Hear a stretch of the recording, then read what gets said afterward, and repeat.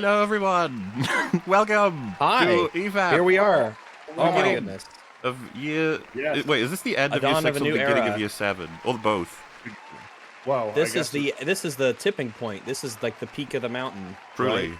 We Is the enter- mountaintop the top of the rise or the beginning of the decline? Because but I mean, that's probably worth figuring out. Does it begin? Is it halfway point, or is the end of the episode the beginning? or is it the when we 7th cross year? into Sunday? Is that when it turns into the next? I'm okay with That's the end of probably- this episode being the beginning of the next season Technically, we've already of our recorded the incredibly well-written beginning. TV show. I think technically we've recorded a shit ton of year 7 already.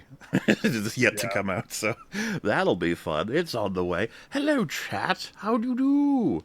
Can you believe Yeah, it? hi everybody. Can you believe Nope. it's been 6 years since three guys Since the chilling last out in Jedi. the cold decided, fuck it, we'll stream. Yeah, we'll do a stream. We'll do a stream about that Why weird not? video. That sounds Yeah, kind of fun. why not? And then we made some friends along the way, covered some retarded videos. Oh, it's such memories. Am I right or am I right? There are a lot of memories.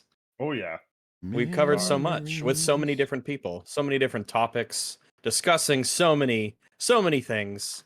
I feel like it wasn't that long since the last anniversary. What's going on? It felt like a few weeks ago. What the fuck? What happened? Was there a little time machine that didn't exactly skip time, but just made it go a little bit faster, and I didn't notice? Something There's suspicious like is a little happening. fella, just a little Something guy, is afoot. like a little, I don't know, like a little a possum who just like slowly nudges up the speed on the little speed dial that's like, yeah, this makes it go like at 1.5 speed, and he's not even gonna notice. And I didn't, because that's too quick. It's not already been a year, but it has, and I have to accept Consider it that. unacceptable. But hey, it means that we get to these special episodes where all kinds of crazy things will happen. Nobody knows what's gonna happen next, that sort of stuff.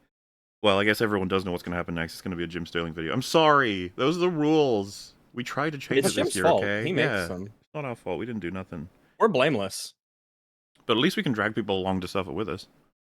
That's right. There's no reason to go it alone. No one should watch a Jim Sterling video by themselves. Misery loves company, as they say. A classic killing floor quote, you might say. Misery loves company. Yes, that's where it comes from. That's the original. It comes from Killing Floor. Killing Floor 3's been announced. Yeah, for like 10 years. Oh. No, they just did it like this year. That's like a whole 10 years ago. Look how They fast had this there was came like a little about. teaser trailer. Oh my goodness, I'm getting so old. Mm-hmm. I don't feel old though. I remember when the I just forget Killing things Floor sometimes. 2 teasers came out and Toll Biscuit was covering them.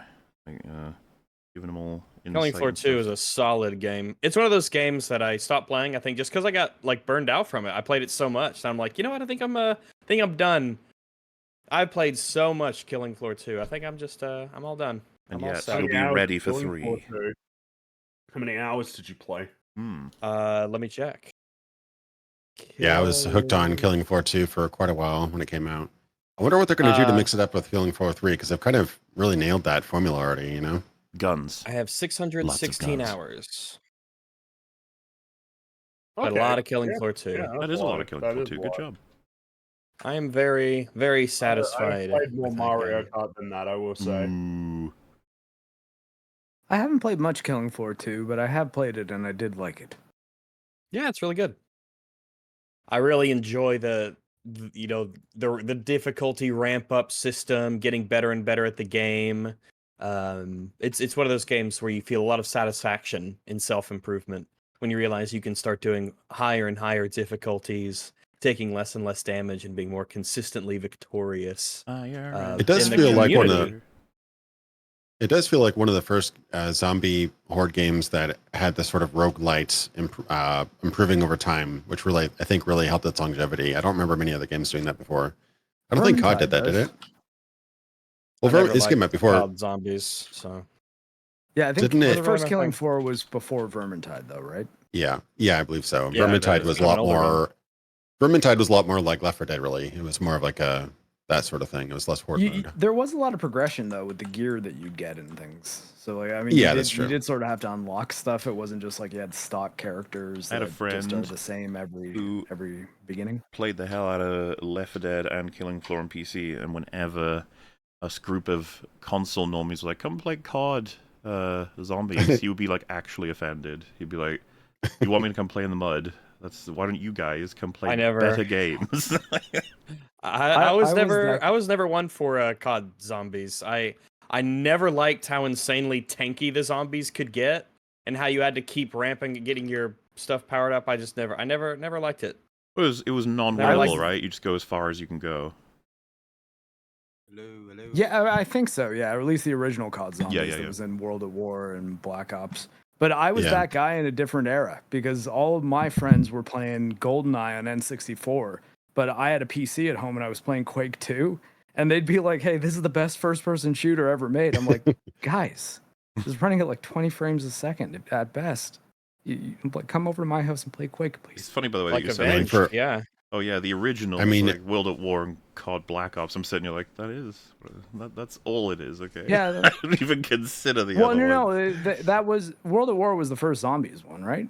No, I'm saying that like crazy? I'm so elderly at this point that those are what it was. That's the whole scope to me. I barely remember anything beyond those two because I didn't play much of Black Ops 2 zombies, Black Ops 3 zombies, Black Ops 4 zombies, Black Ops 5 zombies, like Black Ops 6 zombies. More than it got crazy. I'm pretty sure that now they share the same continuity as well. Like they've changed it to where the Modern Warfare games and the Black Ops games take place in the same universe, even though they can't. But it's probably better for live service. Did anyone play Perfect Dark? Oh yeah, The original. Yeah. I've actually only played Perfect Dark Zero because I never had an N64, but I did have a 360. Well, I'll correct myself. I've watched Perfect Dark through a slideshow because that's how the game ran at the time. I think that's the first game to introduce AI bots for any first-person shooter. It might be the first on a console. Interesting. Yeah. Shortly after that, you got like Unreal Championship and stuff like that for I think PS2, Xbox era. But yeah, Perfect Dark was pretty much state of the art with multiplayer and bots for console at least. And the bots Unreal you can adjust them to have. Was PS2, Xbox, wasn't it? I kind of remember it being a 360 PS3 era game, but it was older. Do you remember the Unreal Tournament game I played was 3 on the Xbox 360. Championship was the console one though. Unreal Tournament, there was a bunch of them on PC, and I think there's versions of Unreal Tournament on PS2 and Dreamcast, but Unreal Championship was the one that was mostly designed for Xbox Live. But it was basically Unreal Tournament. It was Unreal Tournament at home. Let's be honest. It was definitely like a toned down version. Yeah, it was slower and it had much more aim assist, and like it was in the era of Halo. Yeah, that's actually one of the. Yeah, it was like that's actually the most objective thing you can say about console gaming was that they actually had to slow down Unreal Tournament to be playable on console because otherwise you just die and not be able to aim quick enough.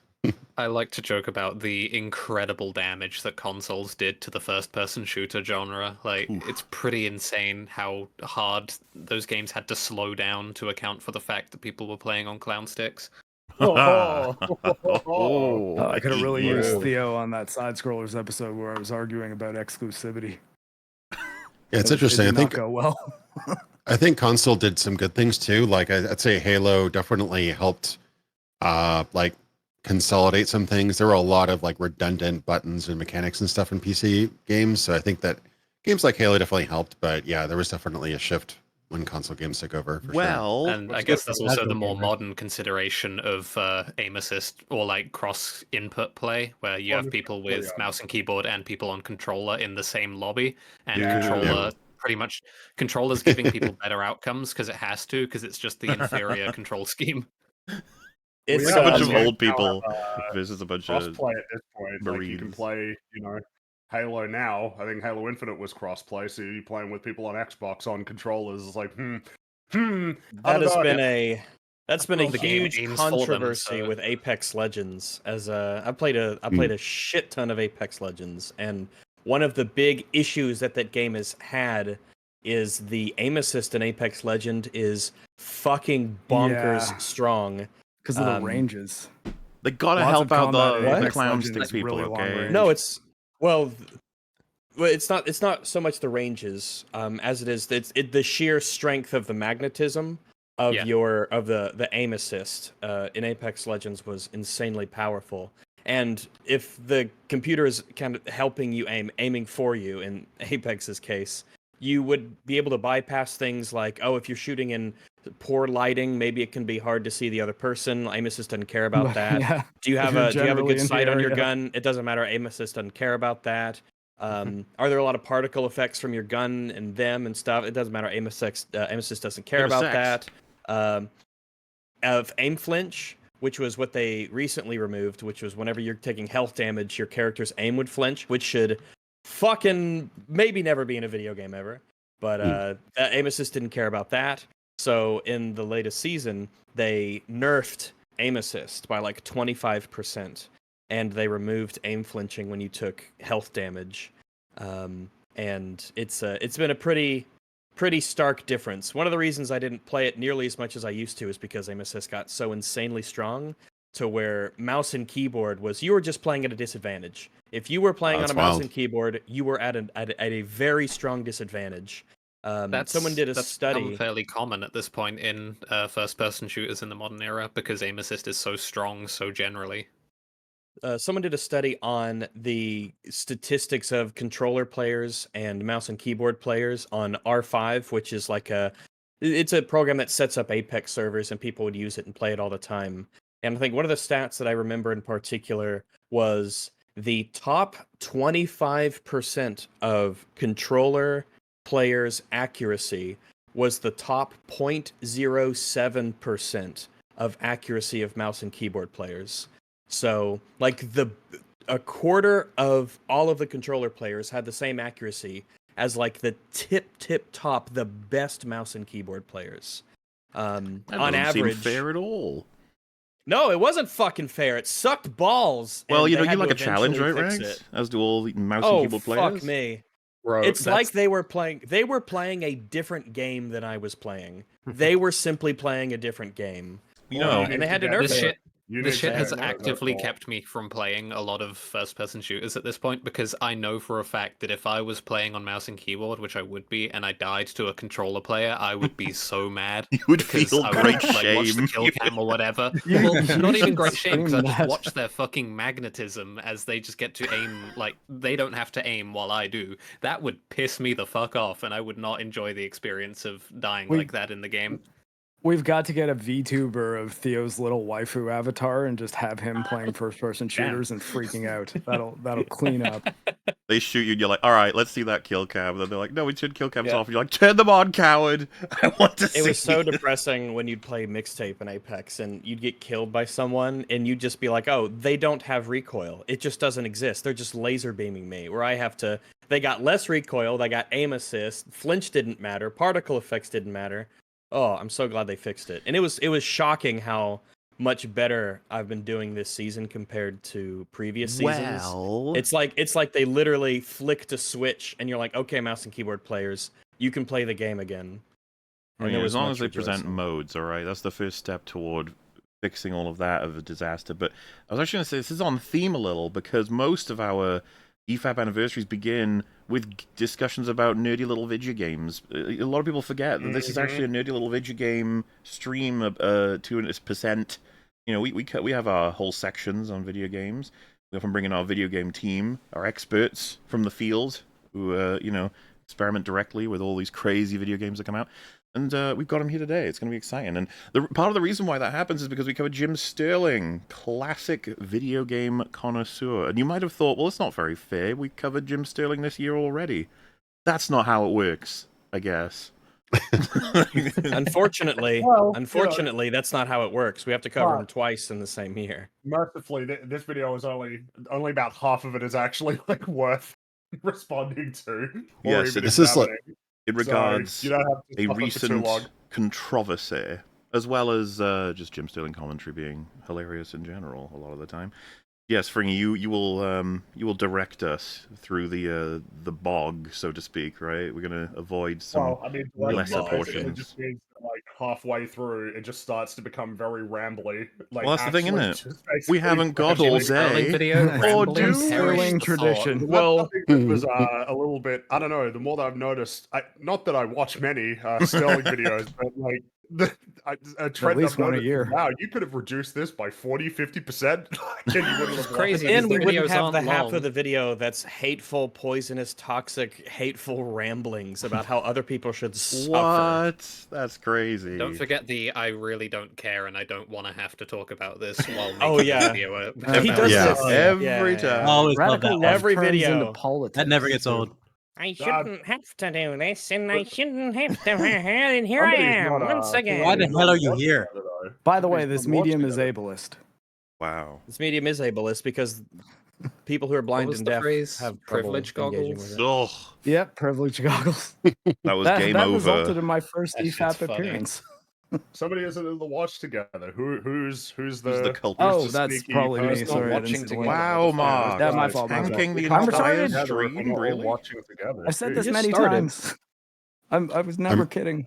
This new layout just trips me out every time. Like, It feels like The this has layout- become a tradition. The layout's pretty good. At least it is on my Get end. used to it. As long as Except it when doesn't- you make it to half your screen, then it doesn't know what to do. But Oh, thank goodness. The new layout doesn't mean I have to do anything on my end.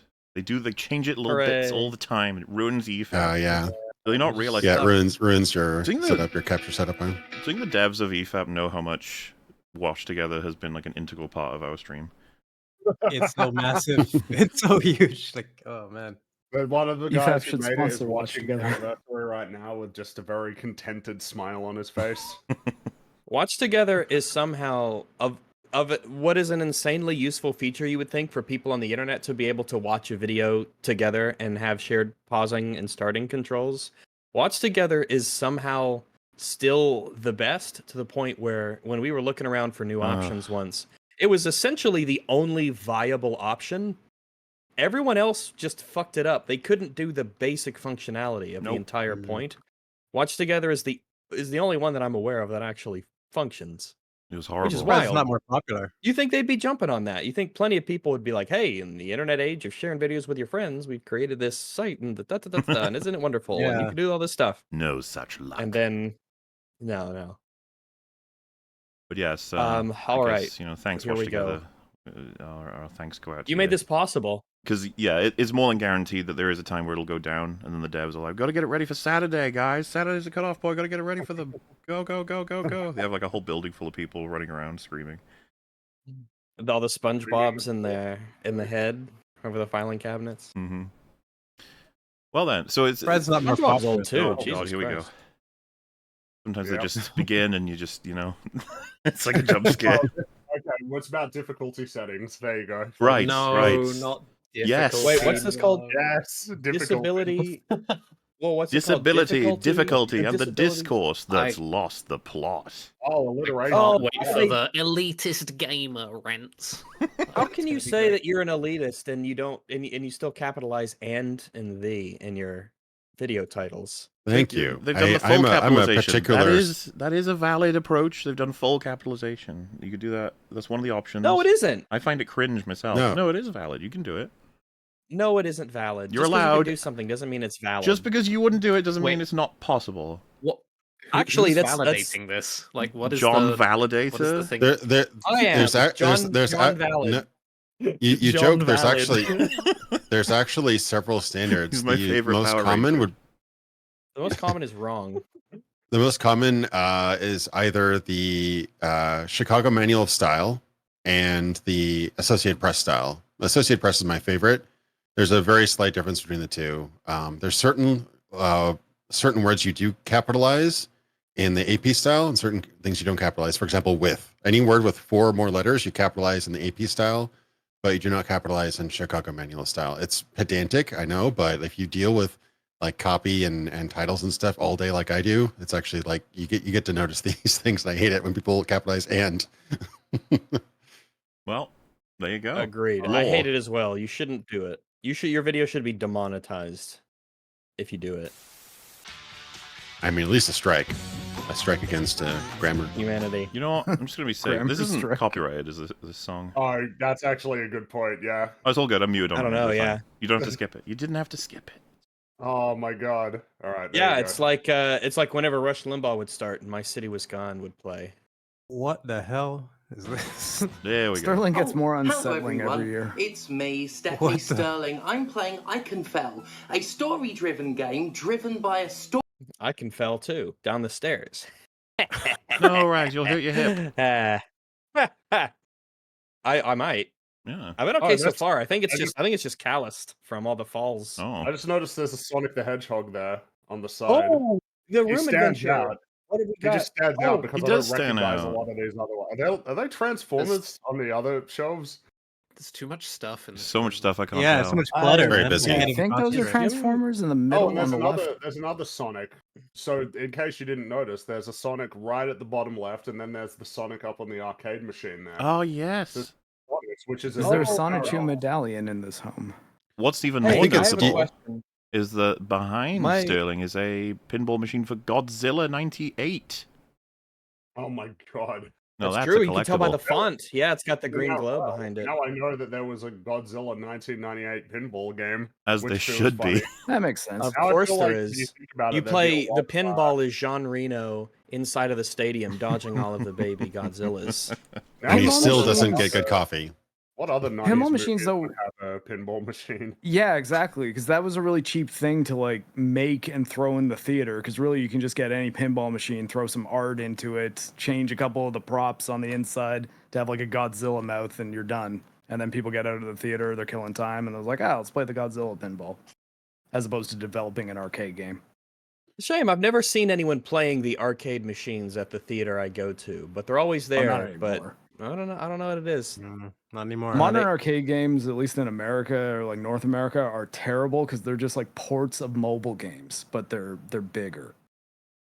There's a couple new ones, but there hasn't been a lot of new arcade games for quite a long time. Like the last truly really big, like brand new arcade game that I remember playing was probably like Terminator Salvation, and then they did like a Mario Kart version, like a weird Mario Kart one. Oh, But yeah, you're right. that This Mario like Kart A one's Mario Kart probably version one of the Terminator Salvation game? No, Holy shit, there- that sounds there's a Mario it was amazing. it was a weird crossover for sure. There I is a think Mario Dance Kart Dance arcade, though. Revolution's That's the last one I probably remember one being of the popular. better like coin-op arcade games. Probably is Mario Kart Arcade, and that you do see that around. Well, the It's old a lot of ones fun. used to be super tight. The Time Crises, the House of the Oh, yeah. Dead games, which I've played through all of House of the Dead 2. Me and my uncle beat all of House of the Dead 2 as fond memory.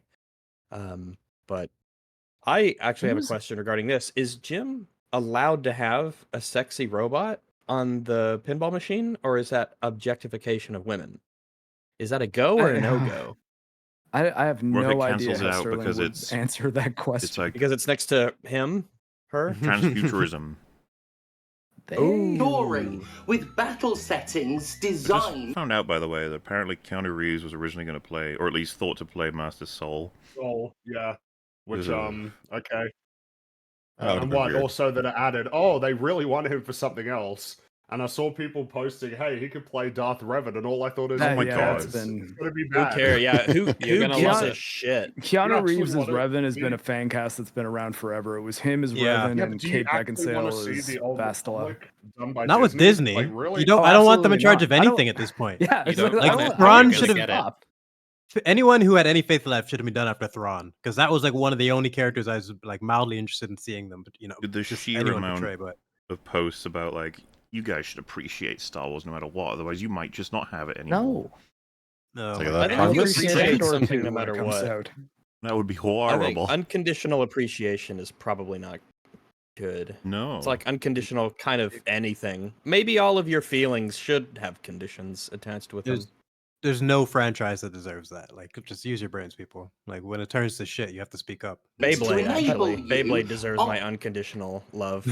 I reference Beyblade in my new video. You'll see how. Wow. Neat. You spin Optionally, right? to just enjoy the story.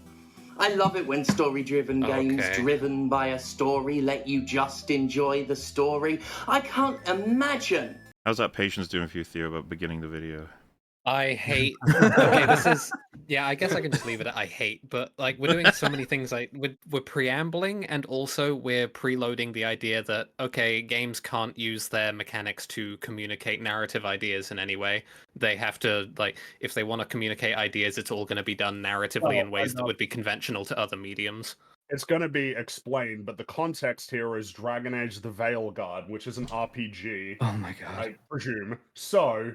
You know, like I don't know. Is it? It's a role-playing story. Actually, it's an RPS. Ooh. Oh, it's a brand new genre. Well, I guess the looks point like Fortnite now. That is it. If you say, "Whoa, something is a story-driven game," such that the gameplay doesn't even matter, or that it's like something that you can view as optional in a sense, it's like, well, it shouldn't be a video game. I've been playing the original Doom games over the last week, and they have a story. They are story-driven games. You do cut to like text that give you the context, and the titles of each level give you some context as to where you are in this journey. And at least in the original Doom, they always cut to a map screen, but there's not any cutscenes or dialogue in this entire game. There was a video. That's actually an interesting. In the potential backlog for us covering stuff on EFAP. I believe it was 24 minutes, something like that. And the title was the part where I was interested in, and it took the preamble 15 minutes to get to that. And I was like, this is too much. This would actually snap minds. I can't do it. I can't force everyone through this. I was like, this can't happen. Why do they feel so entitled to waste everyone's time? Yeah, it's great. I think it comes more so from the assumption of the opposite. They're worried that like it'll all go to shit if they rush it. It's like I better make sure I lay out every possible misunderstanding or every possible other interpretation. And you need to know about the history of video games before I can talk about video games. Yeah, it's insecurity, man. Like it's a more thorough, well-researched thing if it's longer. You know, it's like, see, it's longer, so it's not really just something I could say in like 1 minute. Because that would sound like kind of just an opinion that's a bit hard to like, you know, apply to everybody as something that they should maintain. I had never heard what that was called until Raycivic posted about that. I don't know if you've watched his channel. He's a pretty cool YouTuber. He called it threat modeling, which is basically you know that there's going to be certain just automatic responses, counters, whatever to a particular argument, and so you try to acknowledge and counter those before you make your argument. And that can work in some cases, and you kind of have to do it when there's a really heated topic. But when you have like 75% of your video is threat modeling, that just kind of that's not really useful anymore. You're just basically trying to cover or just fill your video full of nothing because you don't have much to say. There's a graceful way to do it. If it's 15 minutes, then you probably have to rethink your entire script. You know, it shouldn't take you that long. Grace incarnate. How dare you? Yeah, I'm looking. This looks. I don't know what I'm looking at here, but yeah, 15 minutes is a bit much. Anybody being upset about that? Because it makes sense. Why would anybody? So, because the actual context doesn't get explained in full. So, Dragon Age: The Veilguard has it's like a difficulty setting where you can customize to a significant degree your difficulty, including that you can like auto aim onto enemies, and then the big one is you can have it so that you can't die. That's like one of the settings that's available in the game. So why would anybody ever get upset about that? Are there any theories, ideas, like why anybody would ever have a problem with that as like an option that's available in the game? It's so sad looking at what I wonder why this isn't an interactive medium. But if it's optional, who cares? They're taking the game out of video game. Yeah, how could this have happened? How did this happen? I remember a really old DOS game. I want to say like 91 or something like that. I got a demo of it, and they had a mode like that where if it's basically like a Mario, like I think you're like a wizard in a castle or something like that. I forget the name of it, but if you fell into a lava pit, you just bounce out. And you know what they called that mode? They called it kid mode. So you could give it to little Timmy who wouldn't shut up because that way he didn't die and get frustrated. He'd just play on and play on. And that was what it was called. It was called kid mode because there was no fail state. I actually remember a really good video about this was actually Total Biscuit. He did around, remember, I think it was Dear Esther, which kind of brought up the whole idea about like what is a game. Like Dear Esther was a well-crafted experience, but it was really more of an interactive installation than a game because there was no fail state, and that was his argument. It was basically let's really a game has to have a walk forward, and it would activate. What was it like? Little audio files where you read stuff on the walls. I think that was it. That was about pretty much, yeah. the whole Gone scope Home of the game. was another really big one. Gone And Home, I it think, had- is a step up from Dear I didn't Gone play Home- Dear Esther, so I couldn't tell Yeah, you. Gone Home was kind of that line. There was a period there where that was kind of like the thing. Indie games were getting all this praise because, oh my god, I felt things and there was story and Oh my god, I but felt things. but yeah, I remember Gone Home got a lot of praise. But yeah, and I agree. I think for a game to exist, there has to be a goal and a fail state. If there is no fail state to prevent you from reaching your goal, there isn't really any sort of challenge. Exactly. So, And just putting that in the game. Well, there is no like the exact play purpose. really. right. I mean, There is- especially if it's auto aiming and stuff as well. It's like, okay, so if what's It's all by why degrees, you At isn't what it? watch point? But it's Yeah, getting just torn watch away. the videos on YouTube with Well, the yeah, story. you are the Save one yourself with- $60.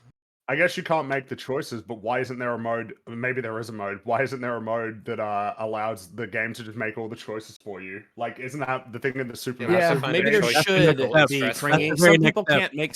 Yeah, some people can't make choices. They I have feel that would be undiagnosed advocated for, chronic yeah. stress. Well, it All feels right. like it's something that's worth mentioning is that those new, the Supermassive games, those new ones actually do have modes where it just like it Yeah. actually just plays like a movie. Well, you know where what? Just, yeah, When I we was determine some outcomes and just plays you a movie. when I was mentally challenged, otherwise known as being a kid, I would like to beat higher difficulties, but if I couldn't, I'd be like, all right, let's at least get that easy one out of the way. And then it's like, all right, now it's a normal, sweet.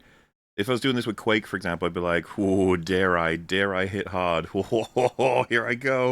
And if you finally beat hard, you're like, oh, is it time? Shall I enter nightmare mode?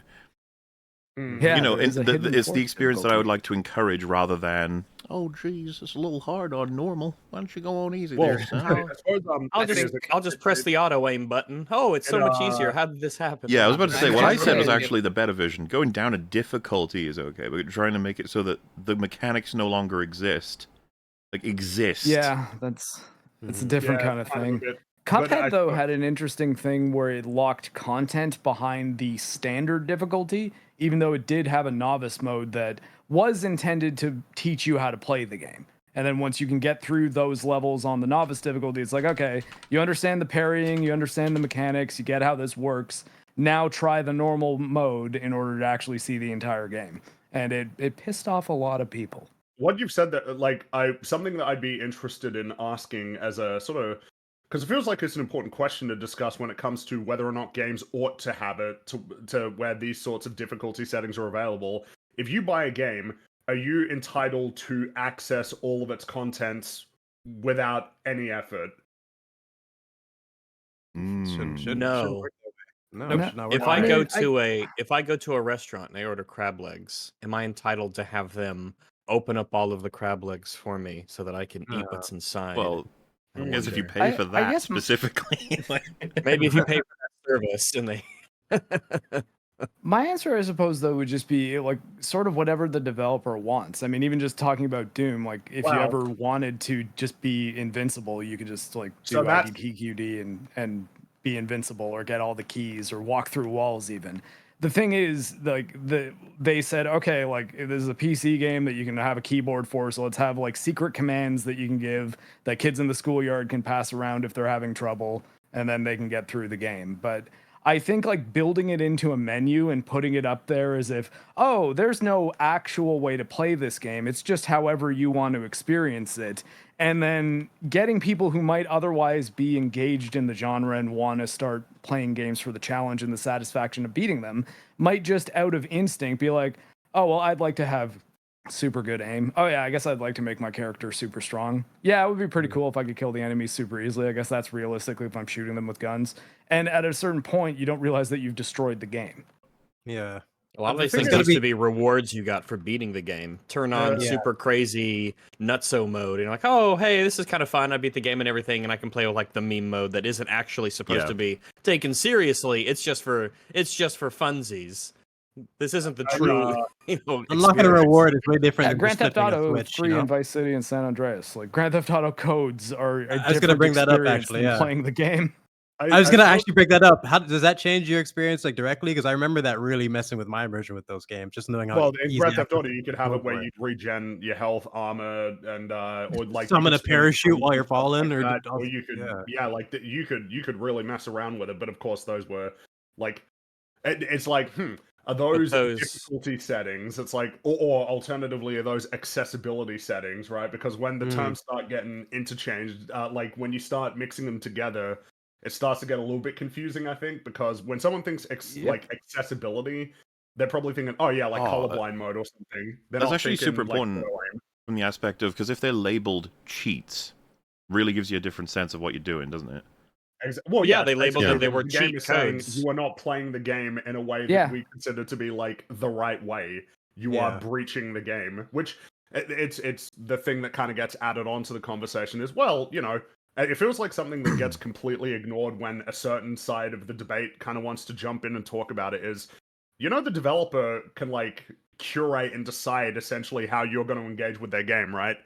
Like they have that power. Absolutely. If they don't want to have a difficulty setting at all, right? Like obviously the easy example is Dark Souls, even though you could say that maybe there's like fluid difficulty and that there are certain things that you can and can't do that will make your, you know, playthrough easier or harder. There are ways to significantly mitigate challenge. Well, it's just there's no easy, medium, hard difficulty that's at the beginning, but like, are they obligated to put that in there? Do they have to make it to where you can make it so that the combat is effortless? What if it's an important part of their artistic vision? Well, yeah, obviously my view is no. It's the experience that they're going for. Like the idea of just sending you in there, you get a little tutorial, and then you have to actually figure things out on your own. I think that's missing in a lot of video games nowadays. Everybody wants to fucking hold your hand. That's the thing that really fucks me off about a lot of this difficulty discourse is there's this wide-reaching perspective that a lot of people have in the video game sphere that you can make adjustments to the interactive portion of a video game without changing what happens in the narrative side, or like changing how it is framed or how it might be perceived. Like these parts interact with each other. The game is a whole experience. It is not distinctly a narrative and a game. The game and the narrative are part of the same thing. Yeah, I think at the fundamental level, it's people who view video games as art, or the question, are video games art, as only a question of, do they tell stories? Do they have pretty graphics that are drawn nicely? Do they have good performances?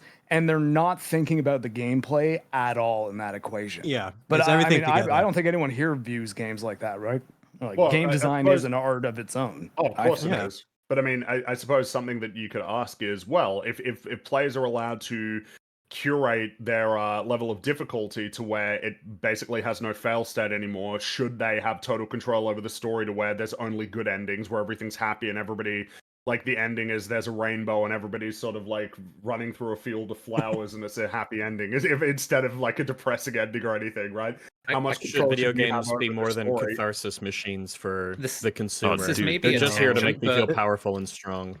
This is a bit of a tangent off of that, but I think there's something very interesting in that with regards to the way people perceive bad endings in video games. Like, usually a negative ending that results in, like, poor consequences for characters in games with choices will come about when the player makes poor choices or fails to do something, right? So those endings are often, like, delegitimized in that sort of way because they are resultant from player mechanical failures or decision failures, as opposed to just arising as a possible result from all of the choices that you've made.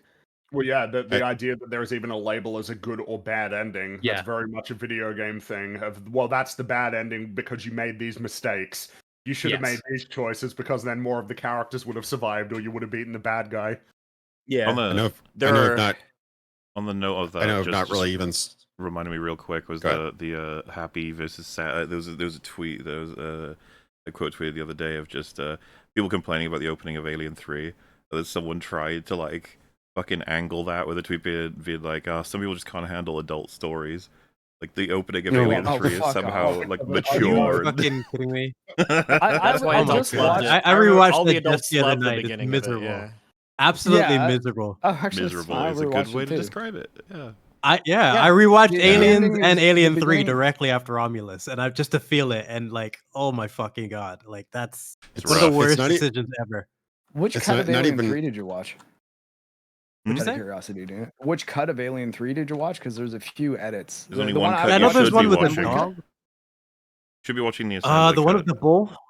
Assembly cut, yeah, that's the one that I watched, and I still hate the premise in the beginning because it ruins my favorite movie ever, or at least the ending of it.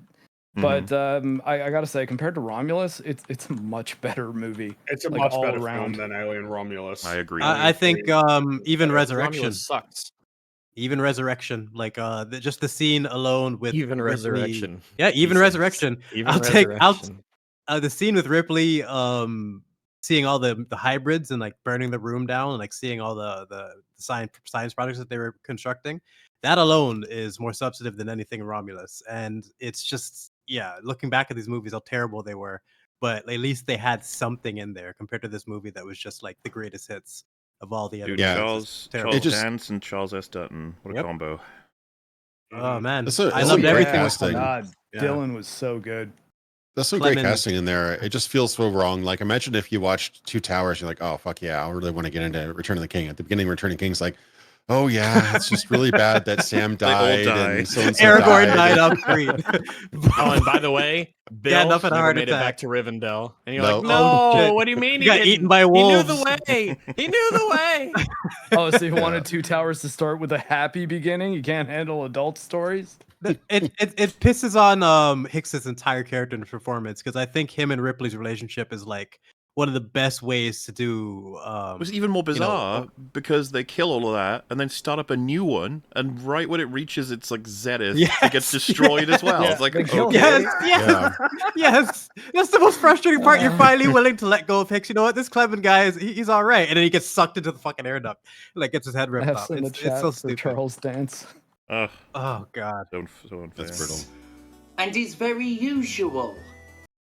For a second there, I thought you were talking about Bryan Cranston in Dead Space. Oh, classic film. That's the one EFAP movies we've covered that didn't require a copyright shield. Wait, that's No one wanted to Usually- claim credit for that movie. No. That's the It's- thing. It's easily the fourth best Dead Space ever, I'd say. Absolutely. Is No- it connected no to the video games? No. No, but it's Oh, funny okay. to think that it is. No.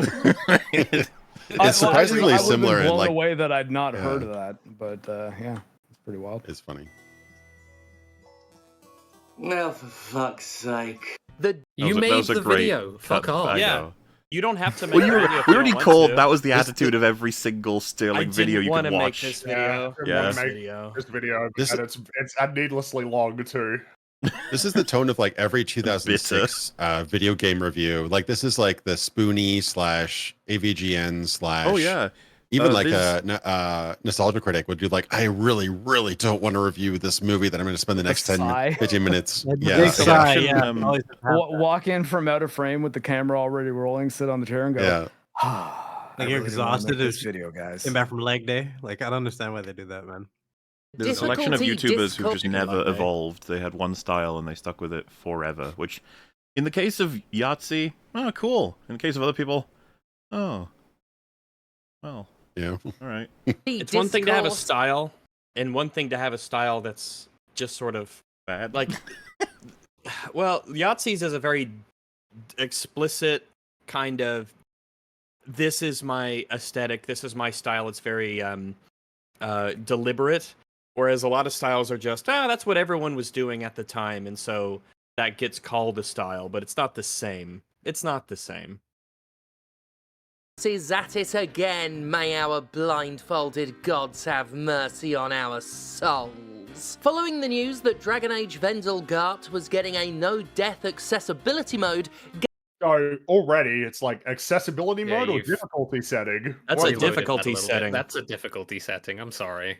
Well, as No There are no more death, difficulty like, come on. settings. It's all accessibility now.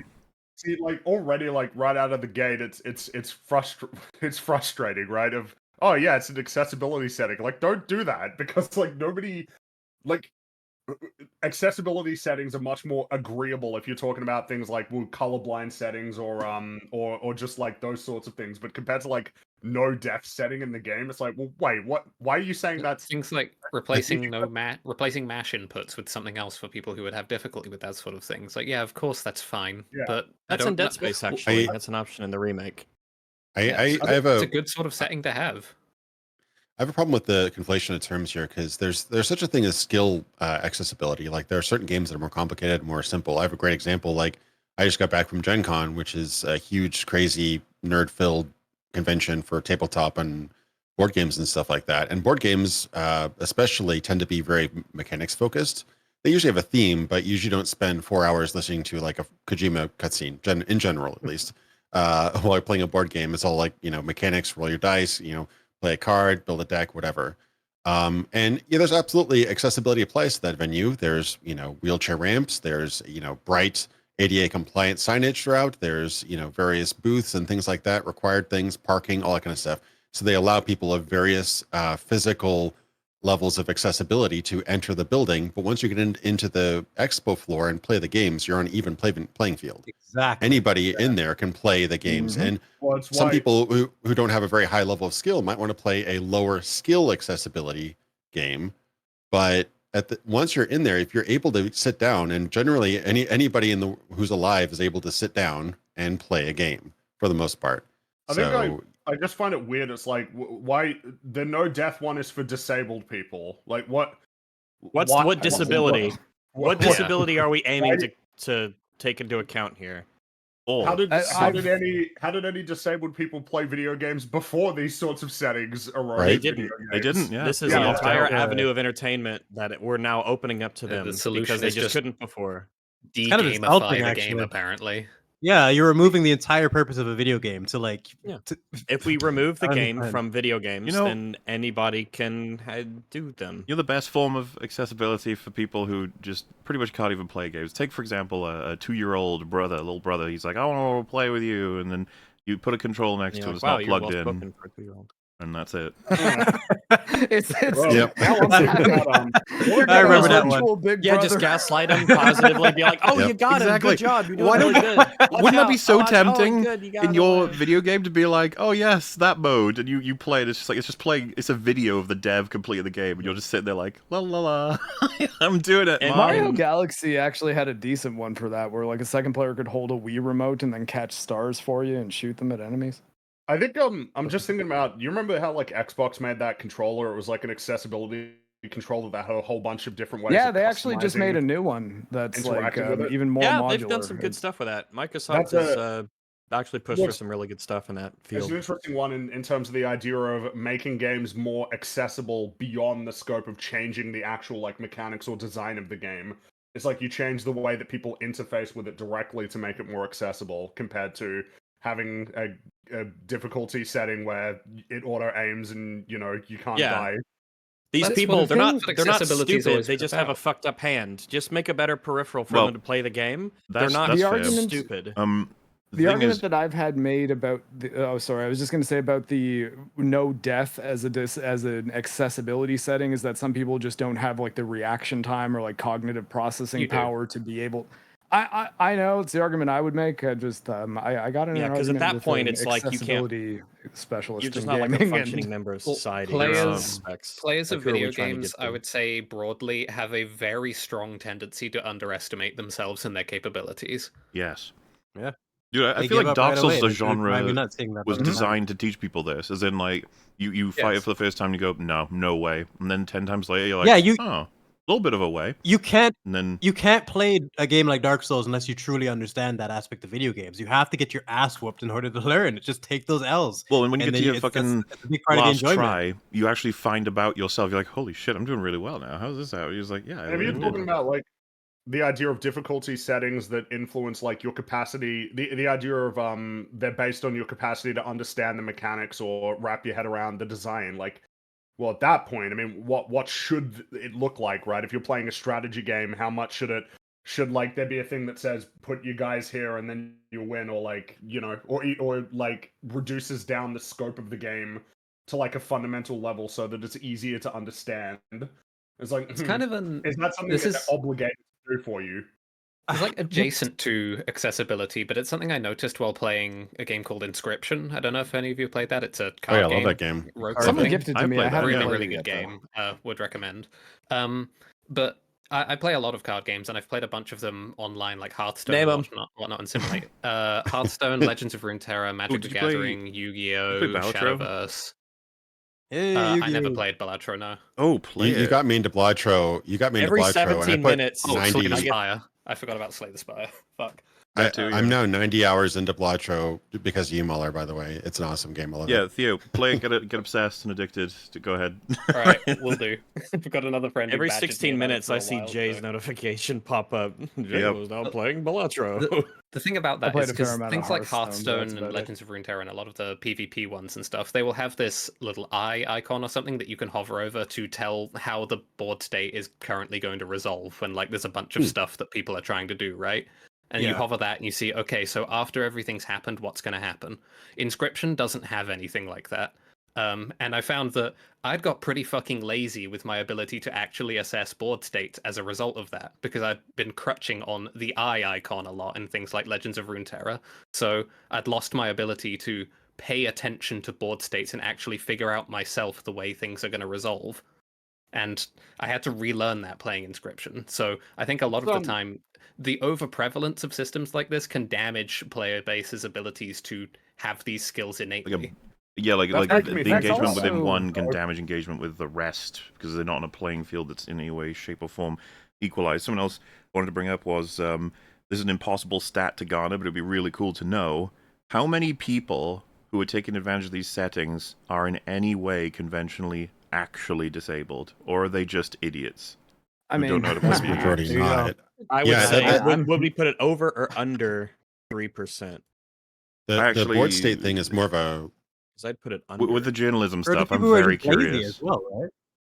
I make these arguments actually in some of my older videos. Things like that, where you can see the board state, they're cool. Those are like they call it quality of life features, where they're not necessary, but they just make things a little bit just more intuitive, right? But things like that can really change the course of your game and how people approach games. Like one of the biggest ones, having markers everywhere pointing exactly where you need to go at all times. And that's probably like, the biggest one. Mm-hmm. Yeah, you don't need those to play the game, but because they're so prevalent throughout the game, it almost takes away any sort of necessity to choose to where you want to go and or determine where you need to go through the environment. Kind of like that is something that exists on a very massive sliding scale. You can have games that say you need to go to Auric Basin or wherever you're trying to get to, but it doesn't say anything else other than that. Go to this zone, go to this location. It doesn't tell you how to get there. Signs. And then some will say go to this place, and then it shows you the path, and it might be this waypoint, poo poo poo here, and there's a glowing little fairy trail like Fable, and you can't ever possibly get lost and something like that. It's like, okay. And then you have one example would be actually because I played through Dead Space again recently, and I had the same problem the second playthrough as I did the first playthrough, where I want to make sure and I want to go back and get all of the rooms once I get my security card clearance up, and I've got to navigate through the map and find out how do I get to this one room. I got this one room here, and it's a little gray box. I need to get to this one room, and I'm cycling through all of the medical deck levels to find the way and trying to link up the stairs and everything, and that's just fucking frustrating, especially in a game that already has like a waypoint system built into it. Yeah, I think there's some good solutions to it. Like I'm actually one of the two players who played Avatar: Frontiers of Pandora, and they actually had a setting in there where you can determine at the beginning. I think you can change it any time. Where do you want just that big arrow telling you go this way, dummy, or do you want to give it a little bit of a puzzle aspect? And I chose the puzzle aspect because I didn't want to just be told where to go at all times. And what they did instead is say, okay, here are your kind of open world objectives. Go to this place. It's at the top of the waterfall. They don't tell you where the waterfall is. They don't tell you where on the map it is. You have to kind of just geographically look around. Where is a cliff? Is there water coming from it? Oh, it must be up there. So I thought that was at least like an improvement in some way because I actually had to think a little bit. I think fast travel is similar in the way that it's approached in games as well. Yeah. Because sometimes, a lot of times, I just want to go to the place and do the thing. You know, I don't want to trek across the whole map to this one thing and trek all the way back. Mm-hmm. If it's a time saver, that's one thing. If the whole point of the game is the things that happen along the way and the just do not fucking, if you're a game, do not waste my time. I will hate you if you waste my time. All right. Sometimes I just want to do the thing. I want to go and do the mission, do the quest, complete the challenges, do the stuff. I don't want to spend half of my life going there when relatively very little happens along the way. I think a lot of it, though, and I'm actually happy that Indigo brought up Avatar having the option there, just mostly because it's a Ubisoft game. Because when Elden Ring came out, there was that whole kind of thing about the UI difference between a standard Ubisoft open world and Elden Ring, just kind of saying, hey, here's relatively what you got to do, just go and find it, but you can sort of go anywhere as well. And I think the way the argument that was on the other side of, yeah, that's bad, you should always have maps and markers and everything, falls apart is they say something like, well, just turn off all the map markers and everything in Witcher 3. And I think that a lot of the reason why that is difficult for people to do is because they're all there and on by default. So they seem like they are part of the game as intended, whereas say what you will about Elden Ring's open world design. I know Theo has some thoughts on it for sure, but at least they're clear about the fact that it's like, no, there's no way you can turn on a waypoint. We're not going to tell you who you have to talk to for these quests. You just have to explore this world and talk to people, and that's the deal. That's the game. And I think that the tricky thing about making too many things optional is, what is that intention then? Like, it's really hard to convince, it's really hard to convince a player to give up advantages. It's really hard to do that. I did that when I played Thief 2014. I turned off all that magic crap, all like the seeing through walls and all the other features. And I like that you could turn all that stuff off because I wanted a kind of true stealth game. And it wasn't that, but it definitely made the game better in my book. But you're going to get probably single-digit percentage numbers of players doing that. Good old-fashioned example, that would be trying to convince people to turn off fighter chambers in BioShock. Like, if you do that, the stakes feel much more, I don't know, weighty, I guess, because, man, if you're fighting someone and then you die... That's just going back to last checkpoint or save, right? Well, you don't lose anything if it's a fighter chamber.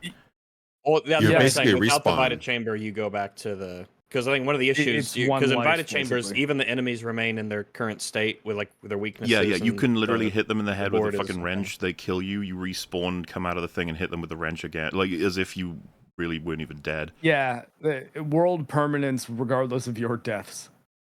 But man, I think was the achievement brass balls for playing on the hardest difficulty without Vita chambers. And I like that. No, I think it makes the game more intense. Should be default state for most games. That's another thing that's making me think. Wasn't something with The Last of Us 2 that it didn't give you trophies for difficulty? Like you that's most modern Sony games. God of War as well. You can get the platinum on the easiest. Of course, everybody understands what we're talking about, right? Like on PlayStation or on Xbox, there would usually be like an achievement or a trophy that you get for normal difficulty, hard difficulty, like expert difficulty. But now even that's starting to get diminished as a thing, and it feels like it's kind of downstream from this of like, no extra rewards for beating things on harder difficulties, because there was a game recently that happened. It was Flintlock, I think it's called. It's like kind of an old timey game where you're like Black Lady in the Bayou, I think. But anyways, I remember seeing people complaining on Twitter that there was not achievements at all, like no achievements, not even like shoot the 5 guys in the head in a row or anything like that on the story difficulty. And they were really pissed off. And I jumped into a bit of an argument. And yeah, there are a lot of people who just want achievements to be a thing that you should expect to get if you go around and do the things in a game. No. Reward for skill is just being... Yeah, I was just going to say real quick. Reward for skill is something that's being slowly removed from video games. And that's part of the reason I play games in the first place. That's what drives me nuts. Like, it would seem that part of the reason why that's happening is because of this conversation about the sheer extent to which the game component of the game ought to be reduced, and that is accessibility settings, not difficulty settings, because once it's accessibility, it's like, oh well, that feels like it's a different thing than just you don't feel like playing it on you don't feel like the challenge, you just don't want to do it, so you don't want to engage with the game on what used to be its terms. Now it's like you change it to fit your terms. I feel like this is something worth bringing up at this stage. The vast majority of the games discussed, and pretty much the vast majority of games in general, just about anyone can clear them on their hardest setting.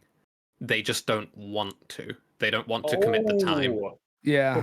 Which is Well, that is fair there's enough. a consumer element how, to that whether too. or not you want to put the amount of time that it would require to beat a given game on its hardest setting, like I don't know, that's up to you to decide. I mean, But yeah, all of us here would have plenty of games we would refuse to play on the hardest because we read the description, we're like, no, that's boring. I don't want to play it. It's going to be One just bullet not kills worth me. the time. That's exactly the thing. A lot of games' harder difficulties suck shit and are bad play experiences. Yeah, they're not well designed. They just like make Yeah. everything completely OP, and it's like that doesn't even sound What if fun. every It's enemy took challenging. 7 minutes to kill? I was like, oh, well, I've Spongy got better bullshit. things to do with my life. That's something that can be tethered to the conversation about like difficulty settings is how much does the existence of difficulty settings and limited amount of development time mean that there will be a specific one that is like the best version, the one that's actually balanced, and then anything that's above that starts to get crazy. I think that that's why I balanced think one should selectable always be difficulty- labeled. I think selectable difficulty conscript settings are sorry, go ahead. almost always just like a bad idea. Not always, but they're very often like because they're a black box in terms of the player's understanding of them. Whenever What I about see when you can unlock them? Well, whenever I see that's a different That's thing. a design. That's a design choice too, though. When I see selectable difficulties like that initially, like when I'm starting a game for the first time, I have no idea what to make of any of them. Because like if I look at hard mode, how real is that hard mode? Is that like a AAA game hard mode? In other words, like normal, or is that an actual hard mode? How do you assess how long if you keep dying and getting delayed? It's like how do you know how long the developers wanted you to be delayed on something compared to how long it's actually delaying you? Like, am I dying to like an appropriate experience? Is this about as hard as it should be for me to be having like not the right amount of fun, but the right experience that the game should be giving me?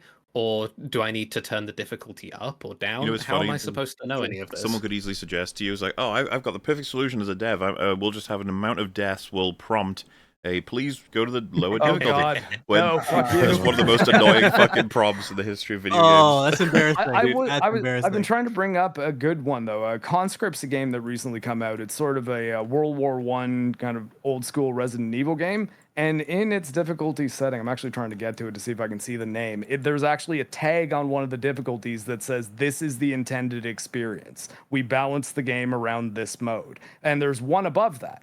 So I want that to be something that almost every video game with selectable difficulty does. Tell us what the intended experience was. You know, I'm thinking about what Mauler said. I'm thinking about the based example to the contrary, where in Infamous, if you're playing it, they're like, you know what, this looks like it's a bit too easy for you. Do you want to bump up the difficulty? That's way better, way better. There's examples of both. I remember some of the Mario games. They would like give you what was that one Mario game where they gave you like a special suit if you died? Suit that you get after 5 guys, so that you you basically. But even that one doesn't save you from falling into bottomless pits. Right, it doesn't make it a completely worthless experience. But I remember one game. Make the pit's bottom fall. I remember. Sorry, go ahead. No, I was just going to give you an example of the opposite. I remember I really want to play it. It's a little bit intimidating, but I heard it got trashed by reviewers. But anybody ever play God Hand?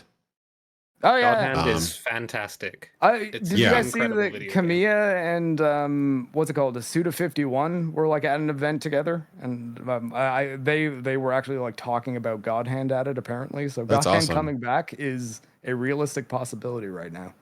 That's awesome. Hideki Kamiya is not at Platinum anymore. I was like, those three could create a game studio that would make the most wild Japanese action games we can possibly imagine. But from what I understand, correct me if I'm wrong, but from what I understand, that game, the better you do, this bar increases. That will actually, I think, increase your damage, but also increase the difficulty of the game as well. So it rewards you for playing better, but it also makes the enemies much harder too. So if you're at a skill level where you can actually excel in the game will in real time increase the difficulty, and while simultaneously making kind of like building up a combo meter where you're doing more damage too. So if you can continue to kick ass, you can do great, but your margin of error slims down drastically. Right? That's not happening like behind the scenes. That's something you're aware of when you're playing it. That's it's a bar on the screen. I was going to say, you'll know challenges like that level because it's called level die. No, it's German. Level D. This is making me level. Yeah. That's that's making me think of another thing actually, which is kind of feels like it has to be part of the conversation. Someone would ask, someone like Sterling would be, should a game, you know, if you have difficulty settings where it starts to tell you that you're more awesome if you're playing on a harder difficulty, which plenty of games do, right? Where they say like, yeah, you are this, you know, character in this world, Triple right? S rank. You are Give a me God of Helldiver. War, you know. Yeah, give me God of Yeah. War. If it's doing that, should it, or is that ableist? And then alternatively, should it make fun of you if you're playing on an easy Yes. setting? Classic Baby. Wolfenstein. Well, I guess that's what I'm saying is like if you're, because the obviously, you know, a lot of the things that we've said like aren't even part of the conversation. We'll just be like, yeah, but it's optional, so shut up. But like if it's actually, if the argument is that difficulty settings are accessibility settings, then presumably games ought not say that you're more awesome if you're playing on a harder difficulty, or that you are worse if you're playing on an easier They're just difficulty, jokes, though. right? Like they should, Like they're just fun. yeah, but they shouldn't do that, right? Like if it's actually accessibility, it'd be like Ableist saying, humor. like, yeah, like it'd be like if it had, I don't know, like, haha, you can't see colors mode if you put it on colorblind settings, right? That doesn't. No. Like, no. You can't see colors mode. I'm just, dude, I'm imagining like a hilariously weirdly targeted version of those for every accessibility function under the sun. Haha, you can't press buttons good, you can't mash. You have no lol. depth perception. when it Yeah, starts man. throwing So- slurs at you, the player's like, "Oh, that's why it wanted me to input my race before the game began." Maybe you should get good, Oh, okay, scrub. it's all coming together. But I mean, were you we're- aiming we're- for the thing a meter to the head of the enemy, or what? Just shit I talking mean, in the middle of the game. I've seen people beat Dark Souls blindfolded or with a banana. Yeah. Where At some point, Banana? like where do we draw? Yeah, like they put little Hard. little connectors to bananas and use those as buttons instead of controller. Like I've Oh, All the seen dance I've seen maps some crazy. or banjo. Yeah, Yeah.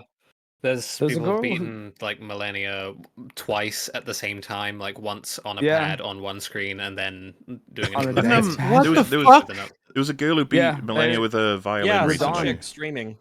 that's Yeah. and And once you you're have to getting do the Violin shit I because haven't Souls seen. games don't have mechanics. you're getting and to there's the no other point way that- to push the challenge. people can do stuff like that, it feels like it should be. Just don't underestimate people. Yeah. People Yeah. surprise you with like how creative they can be in terms of figuring out, you know, how to overcome challenges, and that you'd be surprised at how many people who are disabled are able to play video games and play them really well.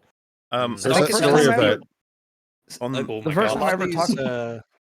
the side It's okay, that go. seems to make videos like this are often the side that wants people to be complacent with themselves and never self-improve and never strive to be better, to never overcome obstacles or challenges, that tells people that the way that they are is totally fine and there's no reason for them to try and do better, to practice, to overcome challenges. It says a lot about people, like instantly. Like you can tell someone who's willing to take those L's and actually learn and like work towards that win versus someone who's like, oh, I'll never be good at this because I didn't win on my first try. Like I don't know frustrating. how much it necessarily says about the individuals. I think it says a lot about their perception of the medium. Like gaming isn't respected in that sense. People broadly aren't willing to give a game that sort of attention and respect in the same way they might for like a highbrow film or whatever.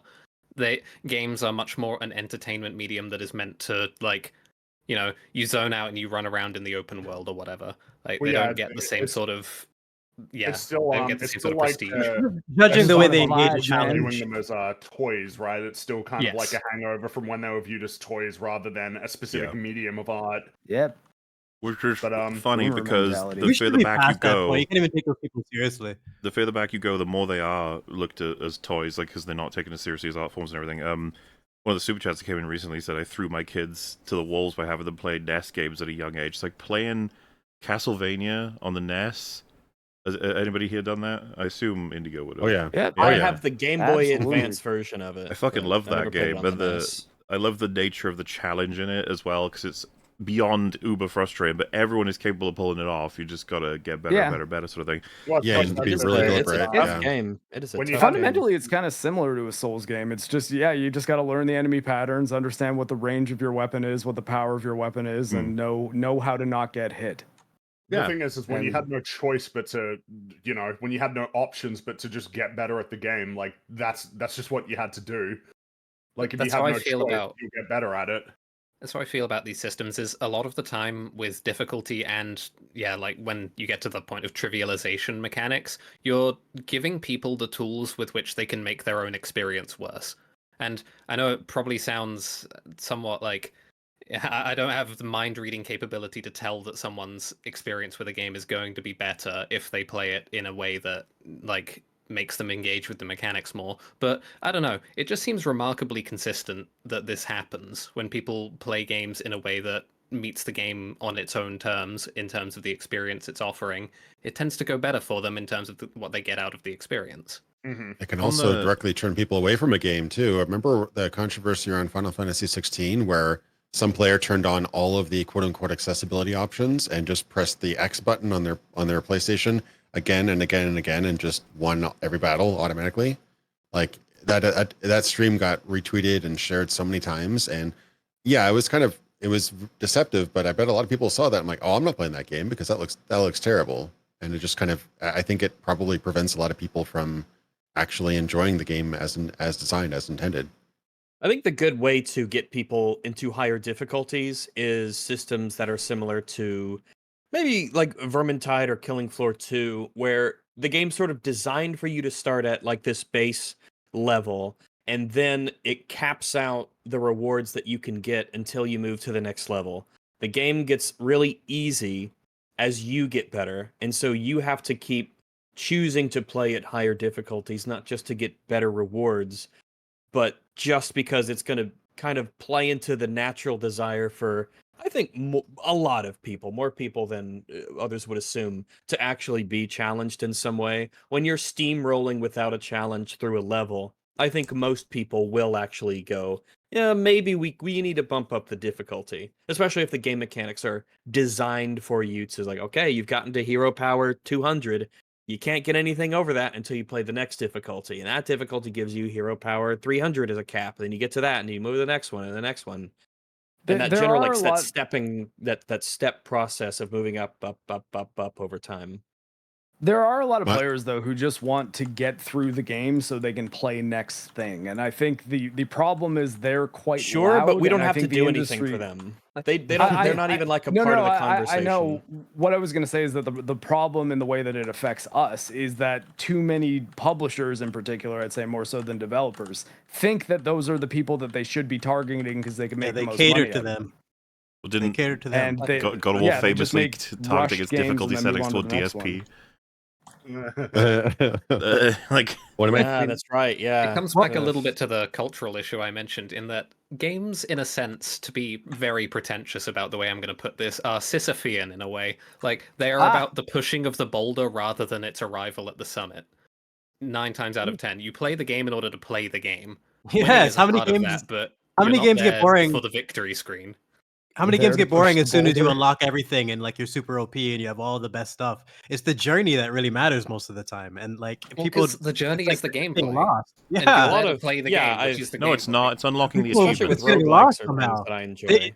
I think you hit the nail on the head with that, where like they really think it's just about getting to the top of the hill. It's just like, oh, I beat it, it's done. The experience is meaningless, and like everything we're talking about here is about like what type of experience are you going to have during the game, and like there's so many different things that can affect a game. Something as simple as FOV sliders can change a game dramatically. Oh my God, yeah. And the idea of having no death or it's just depending on the game, there's always things you have to be able to work around, whether it's something that's inherently broken in the game that we know that we need to avoid this one aspect so we can have a fun like fighting game, or just I don't know. I just feel like reward for skill needs to be the main focus when it comes to game design. And we need to encourage an attitude of self-improvement for people generally, because even if you have a game that's easy to beat, and that can vary depending on who you are, what game it is, and what difficulty it is. If I play Deep Rock Galactic and I'm playing it has 5 with modifiers on, like we're probably gonna get through it. You know, I'm at that level. We're probably gonna get through it, but I want to get through it without going down, without 0 deaths. When I go through Killing Floor 2, I want to make sure that I don't die during the whole thing, even though we'll probably make it through. I want to reach a certain DPS per second, or DPS per second, but a certain DPS in a game. I know we're going to beat the meta in this MMO, but I want to see if I can make sure that, I'm the healer, no one goes down. That's my personal challenge. Or if I'm playing, a damaging class, I want to get to a certain DPS. To get people to engage within themselves internally in this idea of self-improvement, you're going to win almost certainly, but can you win better? Can you win without going down, having this numbers, doing this thing, or doing it quickly? Those are the kind of things that can keep games engaging and entertaining and give you a lot of replay value because you're constantly getting better and you're kind of facing yourself in a way, even if it's a cooperative game or a purely PvE experience. You'll One of my notice favorite- about a lot of action games is that they are designed around multiple playthroughs. Things like Devil May Cry and Sifu, and even like something like Neo 2. They are designed for you to go through it multiple times in order to Sifu in experience all that it particular. has to offer. Oh yeah, I was if you gonna ask start you- Sifu on master difficulty, you're going to have a bad time. Oh yeah, you'll be fucked. Mhm. It's I was going to so ask you, easy. Theo, what do you think would be some of the best examples for difficulty design, just so we have something, a point of reference? Looking forward to it. Huh? Frankly, what did you say, Rex? I didn't even hear what he Going said. for two. I got Going him. for two. He's saying Shrek Okay. 2, the video I game. speak doggo. Shrek Shrek 2 2, video yeah. game. Some good examples off the top of my head would be Hades, Slay the Spire, Hades Devil May nuts! Cry 5, I and got him. If only I were making a video. and Sifu actually. Yeah. Sifu suffers a Yeah. little bit because, like I said, if you start Sifu on its hard difficulty, thinking it's like another hard difficulty, you are going to get killed by the first boss for 20 hours. You And know, you're on your gonna note have a about, very bad yeah. time.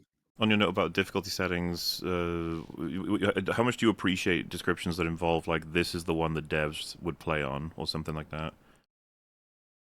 That help? Devs are shit. I like sometimes. that a doesn't help lot. anything. Oh, well, I Depends Not on the game. necessarily what they play on. The one they Definitely designed depends on the it, game.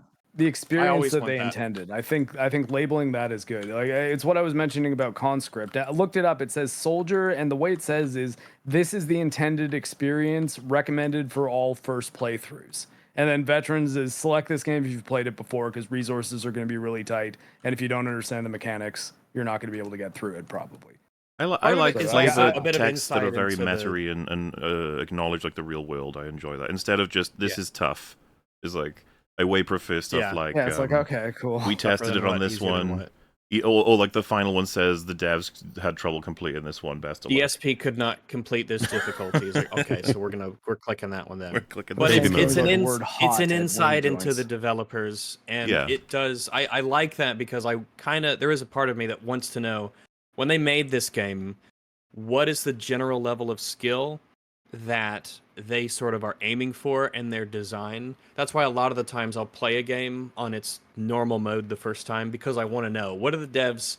What are they trying to create here? What are they trying to build? What do they expect of me?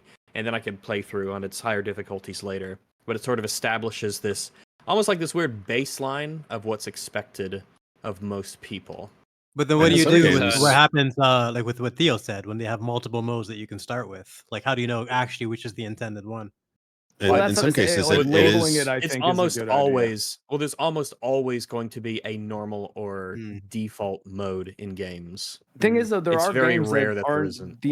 the intended experience for a lot of games, though, isn't the normal. Like Halo, very famously, Bungie said that Heroic, heroic yeah. is That's the well, intended experience. heroic is and- canonical difficulty.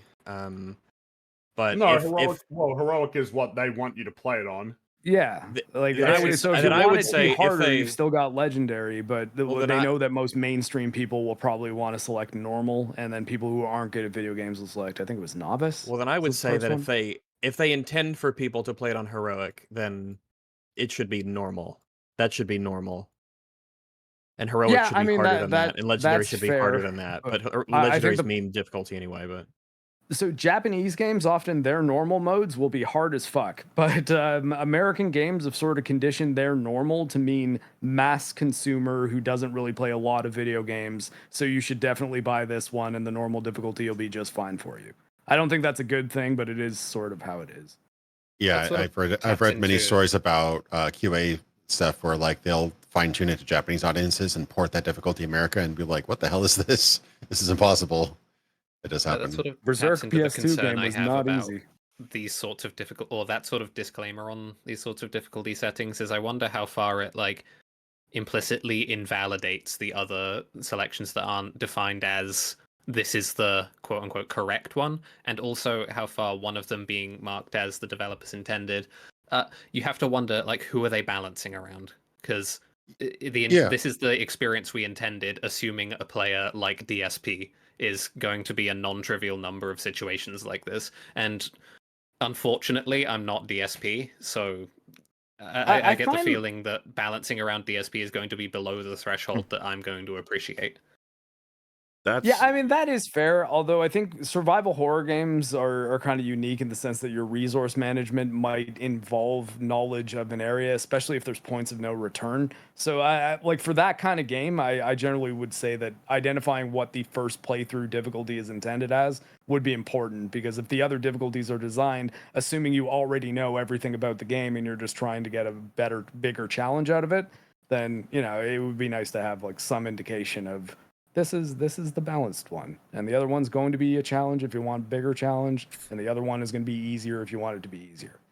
Yeah, with survival horror, that actually brings up a good point. You can actually soft lock yourself through mistakes that you made much earlier in the game, so that's actually pretty tough to balance for everybody. Game, right?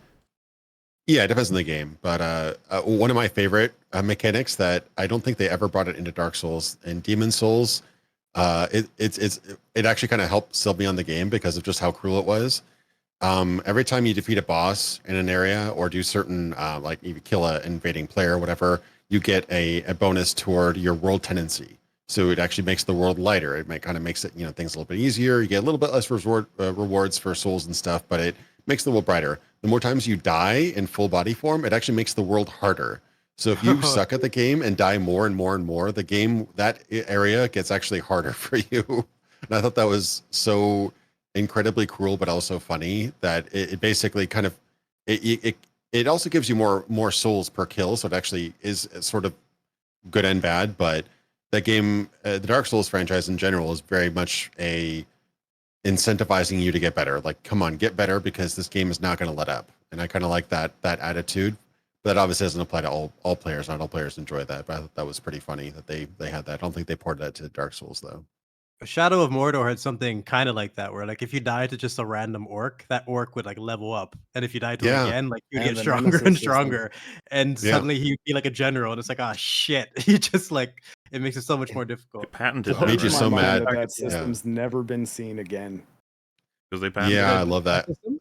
The Nemesis system. I don't know if they trademarked it, but I love that. I could have sworn that was the controversy. I thought it was so unique. That could be its own topic. That was a big deal. And then they haven't made a video game in 7 years.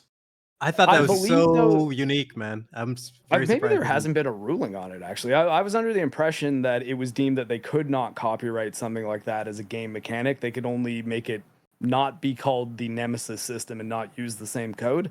But that might have just been the defense's argument, right? Like, I'm actually not sure. There have been a couple systems in video games that have been patented, and that's, I think, incredibly damaging to game dev, because every game is borrowed from every other game in some regard. Yeah, like, there's almost been no unique games. Wait, so you're saying they patented it, but they didn't make any more movies? I'm sorry, didn't make any more James games? Moore in chat at least said that they did successfully patent. I remember that being the big deal. Yeah. And they haven't made they haven't released a game since Shadow of War, which was like 7 years ago. So it's just stuck. The entire game. Well, there's also just this notion that like what you've done is cheap and mean, like, to everyone else. Another example I think was Bloober Team, where they like patented this particular technology of running two worlds at once. So, you know, you're in a place, and then you know your character has some kind of like mental phlegm, and then it's like, and you're in a different version, an evil version or something. They had like technology for that they patented, and every time this happens, it's always like, why you being cunts? Like, everybody has different versions of this across history. You're definitely not the first, but now that you've done this, I'm pretty pissed. It makes it harder for other people to make their own shit, because now you're going to be there like a vulture, being like, we should be paid for this. It's like, no. Well, you got to think if that was even just a move to get them the job doing the game they're doing now, which is a remake of Silent Hill 2. Yeah, that's cynical Silent Hill is a universe that assumption. Yeah. So. Yeah, you have to give it to us because we own the tech that does this. I never knew that people would actually go to level to patent a game mechanic, but I remember the first time I heard about it was Eternal Darkness for the GameCube. The sanity system. Yeah, because I haven't seen anything like that either. Yeah, the sanity system, I think, was patented not by Silicon Knights, the developer, but by Nintendo, the publisher, which I thought was interesting. But that was hilarious. If you ever played that game, it would be like you'd go into a room. Like the whole idea is like it's a kind of Lovecraftian sanity, you know, other worlds, other dimensional creatures taking over the minds of people. Oh, book floating going across. insane! Using a lot of The crazy Hideo Kojima like tricks, but in a horror game. It was Yeah, the first yeah. video game to ever scare me. Like just a book floating across the room would fuck with your head. Yeah, there'd be times where if you let your sanity, like if you let your sanity meter go too low, you'd start hearing voices and like screams in the background, and then weird things would start happening. Sometimes you'd open up your inventory and it'd be empty, and you'd be like, "What the hell?" Sometimes you'd like you'd enter a room and you'd be surrounded by enemies wailing on you, and it said, "Please insert controller port 1." Things like that. It's like Kojima stuff. Yeah, very, very. And then they Kojima-esque. remade Metal Gear Solid on GameCube too. It was the same studio. That's Silicon funny. Knights. Yeah, yeah, they're That's actually wild a studio. really interesting topic. I like different concepts that have been patented and just locked away. Because the Nemesis system, I'm just surprised I haven't seen that, but it makes sense if they haven't made a game in years about and it. hogging the system. Yeah, Warner Brothers made a Mad Max game that, at least as far as style goes, was pretty similar to Shadow of Mordor, and like I think Mad Max would be a universe that would benefit from a Nemesis type system. Yeah, for sure. Like you cut a guy's arm off, and then he comes back with like a Furiosa thing on it or something. Armless. Yeah, I love Mad Max 2015. Well, yeah, that's a great game. 2013, 2015, 2015. I think I said 50. 15. It came out the same. Ooh, Speaking of fake gamer Kojima, detective. Fake game. it came out the same day as Metal Gear Solid 5. That's actually the that's reason. kind I of didn't play it. funny timing. Yeah, Yeah, that actually became a idea. controversy recently because George Miller said, "Oh, I'd really love a Mad Max game made by Hideo Kojima," and that really stung because the devs who made Mad Max 2015, they had built a bunch of DLC and some expansions. They were working on other stuff. I'm sure they would have been happy to make a sequel, and it got completely drowned out by MGS5 made by Kojima. And like, man, that sucks, dude.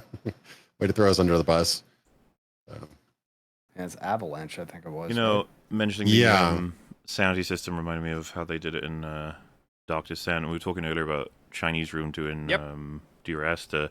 When the news came that they would be making an Amnesia sequel, Chinese Room, because Frictional were too busy. I remember that being such like news. And the Machine for Pigs comes out, and it's like, oh no, it was the fears realized. It was a mechanically thinner version of Dark Descent. Oh dear, and things just aren't as good as Dark Descent. Oh no. And it's so funny to look back on because it's like, don't worry, Frictional are returning to make an Amnesia sequel. And then they made like one of the most sinful fucking things.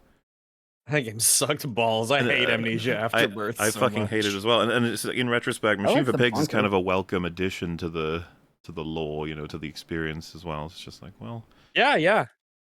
Sometimes you never know. They were Chinese Room were tossed the very, very production hell infused development of Vampire the Masquerade Bloodlines 2, which I love the original. I was trying to remember what they were working on now. Yeah, also, and that game, oh my god. It should be said, because I shouldn't just treat history as though it's fucking stopped. The Bunker was good, and that was also Frictional. So, there you go. Yeah, I like that. I gotta get into that. I've heard the Bunker is good. Halloween's coming up. I started it. So. Gotta play it at Halloween, Rags. Do it. Yeah, I think I shall. It's on Game Pass. Game Pass. Everything's on Game Pass. Shout out to Game Pass. That saved Game Pass saved me $40 on Scorn. And for that I am so grateful. I fucking hate Scorn. I didn't even complete it. The fucking game bugged out. Reset me. I remember watching. I mean, don't worry, you missed. You missed nothing. I just went to Metal's stream and watched the rest. I was like, "Fuck this." Fuck it.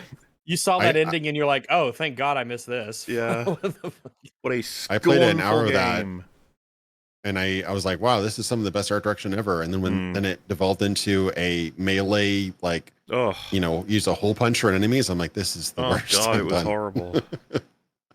Well, they front load one of the best puzzles at the beginning, and it was pretty They decent knew. puzzle. The They wall part knew. where you have to, And then the it's like, Scoopy drill yeah. bullshit with the little creature. The scoop and saw, the scoop and saw, yeah. I fucking hate the scoop and saw. We have It's lots of so trauma related to unintuitive. this. Chat, you'd understand if Scorn you watched the sucks. episode, you'd know. The Anyway, Dragon Age Vendelgart was getting a no-death this guy. accessibility Jim mode. Sterling, that's Gamers right. began angrily declaring that they wouldn't be buying and playing.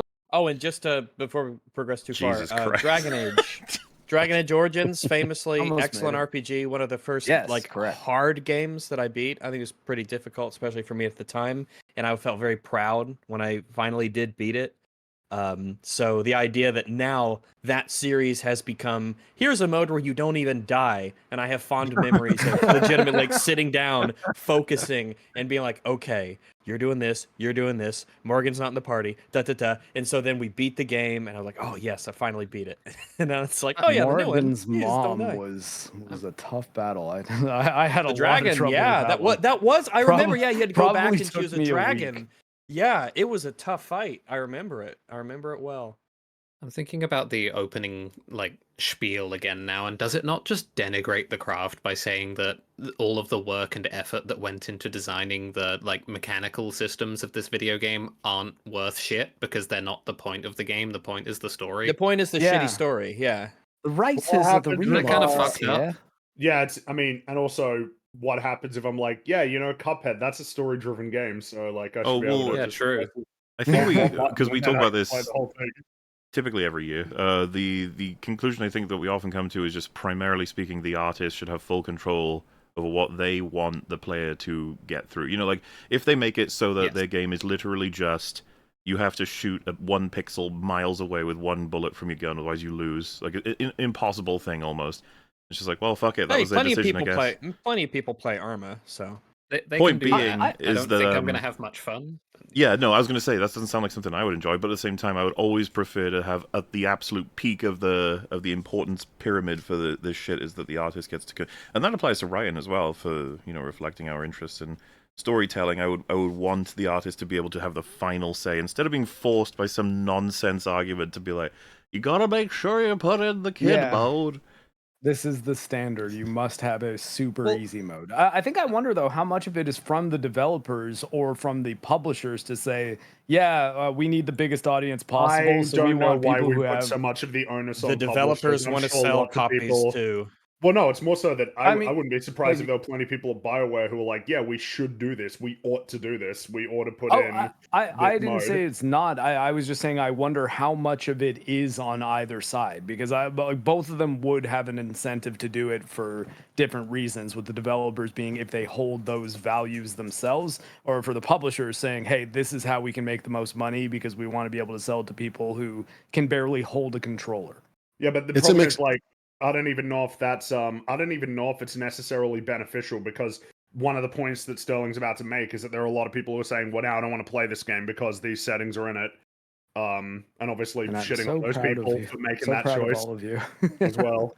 To drop there's been a historical battle between devs and publishers, but I do find it unfair to blame everything on the publisher. There are definitely I want to be things clear. that happen. I was not doing that. I was just saying I wonder how much of either party is more responsible for this trend. Yeah, it's tough. Like I remember one famous story that I recently researched was Fallout, which was like a turn-based, very kind of tabletop inspired game, turn-based especially, single-player turn-based game. 3 months away from release, their planned release, marketing from the publisher side said like, hey, you know what game's really good? Diablo. Can you make your game real time and add multiplayer?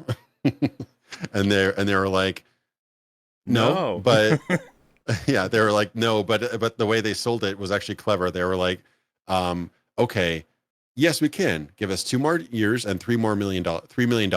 And they never heard back from them. Not to drop a grenade in. It's not clever, that's just lying, right? Especially with how far we've not come in the video, but one of the what was said in chat is, I'm not sure I 100% agree with that. Sometimes the artist is an idiot and should be told to stop. Thoughts? Absolutely. Well, that's their, I mean, sure, yes. In terms of creating a product and deciding to sell it, it's ultimately on them. If they feel like it's their artistic vision and it's a really bad business decision, then they should still be allowed to make that thing, especially because there are many bad business decisions that we look back now as being, incredible. The Wizard of Oz didn't do well when it came out. Blade Runner is kind of a famous example. There's plenty of movies and things that didn't sell well at the time. But I think people should be allowed to do that sort of thing. But so, I mean, That seems like it's the variables are dependent on what responsibilities get involved. For example, the guy in his basement editing on his little computer his own indie game, should he be forced to do anything in particular other than what he's interested in? I don't think so. Absolutely not. I don't think well, so either. But if it's part of the conversation, but if right, it's someone else's money, then practicality starts to become part of the equation as well. Yeah, well, there's loads of things. That's why I said hey, variables, because the mention of Ridley Scott, like, should that guy who in that basement makes an amazing fucking game that everyone loves, then make a follow-up? Should he have now responsibilities toward what the audience are expecting, or should he once again blast through doing whatever he wants? I think it's a big factor is how many people are you responsible for? Are you going to tank your entire company, or are you going to lose your investors $200 million if you decide to just do whatever you want and add like aliens to a Lord of the Rings movie or something like that? Great example, I would think, is that I think this happens with almost after every really big success. My favorite example is probably the Wachowskis. Like when they had to fight for like 4 years to make The Matrix because all they'd made is like an indie film, and it was okay. It didn't really make much money, maybe like $5 million or whatever. And they're like, let's do a gigantic, super crazy, never before seen special effects sci-fi movie for $40+ million.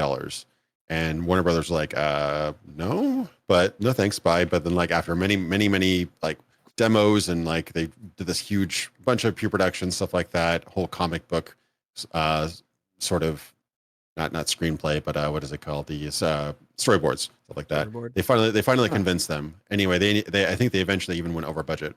But was Bound the only thing they made before Matrix? They wrote the screenplay for Assassins, but it got butchered. That was with Stallone. That got butchered. They kind of disowned that. Yeah, they disowned that because that got completely changed. But Bound was the only movie they'd made before, which was like a very kind of art house, small scale movie. Its big marketing point was, hey, we have two pretty girls kissing. Ooh. Pretty much, yeah. And then Matrix marketing of the movie, posters, trailers, and all. So Bound made about $5 million. Matrix made about 400. So it was obviously a huge step up. But during the Matrix, they had a lot of oversight. They had Joel Silver, who's like a producer, who's produced all the best action movies of the 80s and 90s, pretty much. Predator, you name it, all that kind of stuff. You got a lot of oversight, a lot of pressure from Warner Brothers, whatever. But after they made 400 mil, they're like, just do whatever you want. And then they made Matrix Reloaded and Matrix Revolutions, which I think that's a definite Matrix what's the last one? Resurrections. That didn't happen though. That never happened. That's a clear example though of like kind of letting off the pressure and just like kind of letting artists be artists and do whatever. So I think that you definitely have to there has to be somebody to say no. And I think the same thing happened with George Lucas with the prequels. Like he had some good ideas, but somebody should have said like, hey, you need to do a second draft, third draft, kind of think these things through. You shouldn't be coming in after pre-production and we've already done sets and characters and designs and stuff like that with your first draft script written on. Oh yeah, there's a push and pull or whatever with loads of responsibilities and things to fulfill, and then the integrity of the story that he is now has gone beyond him in a sense, because that's a very complicated question of should the original author have the power to destroy their own story. It's like, yeah, it's like does George R. Martin owe us finishing the books and the stories? Like, well, it's kind of a different question, but in a way, no. Similar way. I'd be fine if you just passed it off. But I think the answer is as long as you can still acquire the old versions, which is why I think Lucas kind of failed Star Wars in that respect. Like, it's crazy that you have to get a fan edit to see a good quality version of the original cuts of the films. Yeah, but he'd say you're full of shit and that you don't understand the good cut. I know. Look, you're I'm comfortable disagreeing with George Lucas. You're a little bit full of shit. Also, welcome, Goga and Fortier. How you guys doing? Hey, Fortier. Hey, Goga. Yo. Fortier, when was the last time you were on EFAP, you old fuck? When was the last time you liked Star Wars? I think it was like last anniversary or something. Welcome back, buddy. Yeah. We're still here complaining about media. Yeah, fucking get a new thing, huh? Fucking complainers. Yeah, you should go into politics. The one thing that we've managed to maintain is avoiding this Jim Sterling video. That's true. Oh, gee, there's just something else to talk about. Oh, well. Perhaps we will finally get over this little image of Dragon Age the Veilguard. Maybe we'll finally get over it. Sure, it will happen eventually. The link By the time we get to the watch together should be available for you both as well. Oh, yeah, By the time we finish this video, I think they'll rename the Dragon Age again. So I'm just gonna remember the good times where it was Win, myself, and Liliana, and who was the blonde guy? Oh fuck, what's his name? No, not Legolas. He was a human. Alistair. Yeah, that was my preferred party. Oh, yeah. I like Dragon Age Origins a lot. It's the only really good game in the series, I think. The only real good game. Like, it was okay. It was fine, but you know, I guess to be fair, I didn't play Inquisition, but I heard I did think it would be up my alley. Yeah, I have heard it was originally built as an MMO, right? So a lot of the areas are like fucking huge and empty, and I didn't like a lot. Didn't Dragon Age Inquisition win the first Game Awards Game of the Year? I don't know if it was the first one, but it definitely did win. 2014, that was the first one, and I think that's when I think it beat out Shadow of Mordor, which we were talking about earlier. Shadow of Murder. Following the news that Dragon Age Vendelgart was getting a no-death accessibility mode, gamers began angrily declaring that they wouldn't be buying and playing the game anymore. Okay.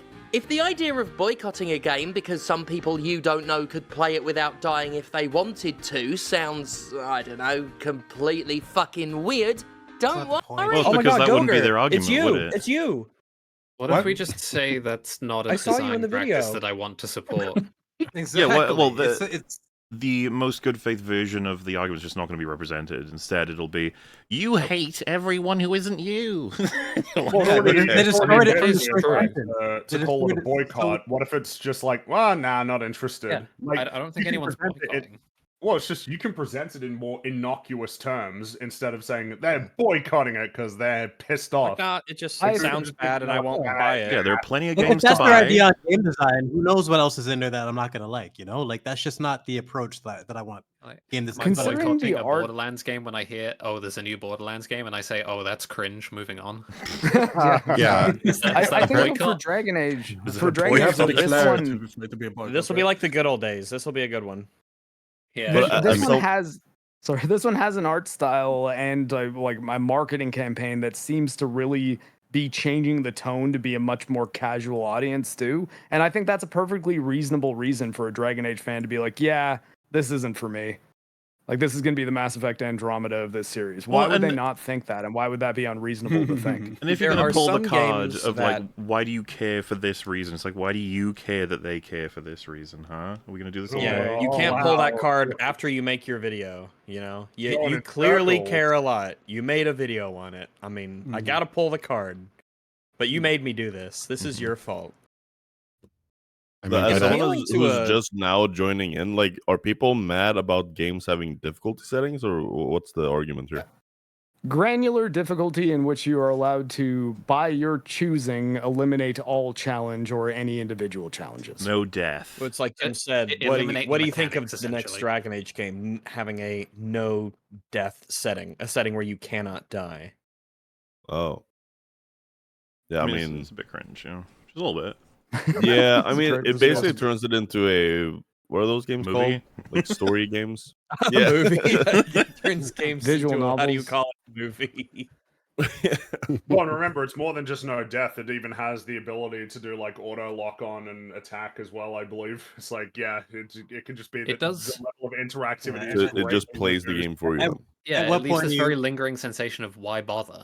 Yeah, what's the point? Why are you even playing games for at that point? Yeah, like, I'll just watch if I really care about the Dragon Guard story or whatever it is, Dragon Age Veilguard story, I'll just save myself the $60, watch it on YouTube, and there we go. $70, right? 70. That's right. It's a new era. I'm an old man on the porch drinking my lemonade. I think games are $60. I didn't mention it, but I should have. In the description, there is a link to the EFAP Year 6 survey. Tweet your tipples and give your votes on what you thought was the best and the worst of everything this year, and then we'll go over it in part 3. Sorry, I should have mentioned that at the beginning, but yes, in the description. Sorry, carry on. You get from why bother all the way through to why did the developers bother? They should have could have made a cutscene film. That's, I mean, it's something that it has to be a part of it, because the idea of like, well, it doesn't affect you. You could go, well, somebody had to make these difficulty settings and they could have done something else. You know, like if you had a game that had 100 difficulty, like if you could just quantify it as, in order to create these difficulty settings, we lost X amount of content. At that point, it does affect what the game could have been, and thus it does affect you. And in a further sense, you could say that like these design trends being like popular or spreading in some sense has a non-trivial effect on the discourse surrounding games and the perception of games as a medium in a way that I might not be a fan of.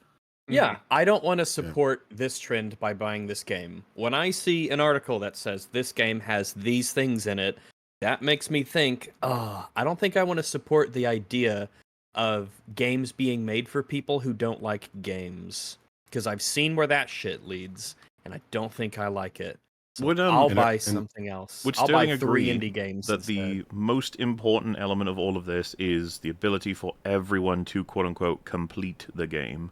And if so, would then every single game coming with a Let's Play install, as in an option where you can watch someone else play it, maybe a dev, that should be like a necessity, because that counts as completing? I wonder if there'll be pushback at that point of being like, well, because obviously where I'm going with that is I wonder how many things I'd have to push and pull and change until Sterling would actually say, that's not really completing the game, though. Well, I guess an interesting one is the idea of it affects somebody's experience. A question would be, well, wait, like, why is it that affecting somebody else's experience should get in the way of accessibility, right? If it's a multiplayer game, maybe there should be a gun that you can get. It's the accessibility gun where it auto locks on and aimbots and snipes headshot everybody. every time. It's like the pulse rifle from Romulus. If you're not good at games, you can play on a controller, and you can feel like you've got some talent. And then no, but I prefer the aimbot one, because it's more so like dealing with a fundamental thing of well, what's the deal? How much should a game be accessible, broadly speaking?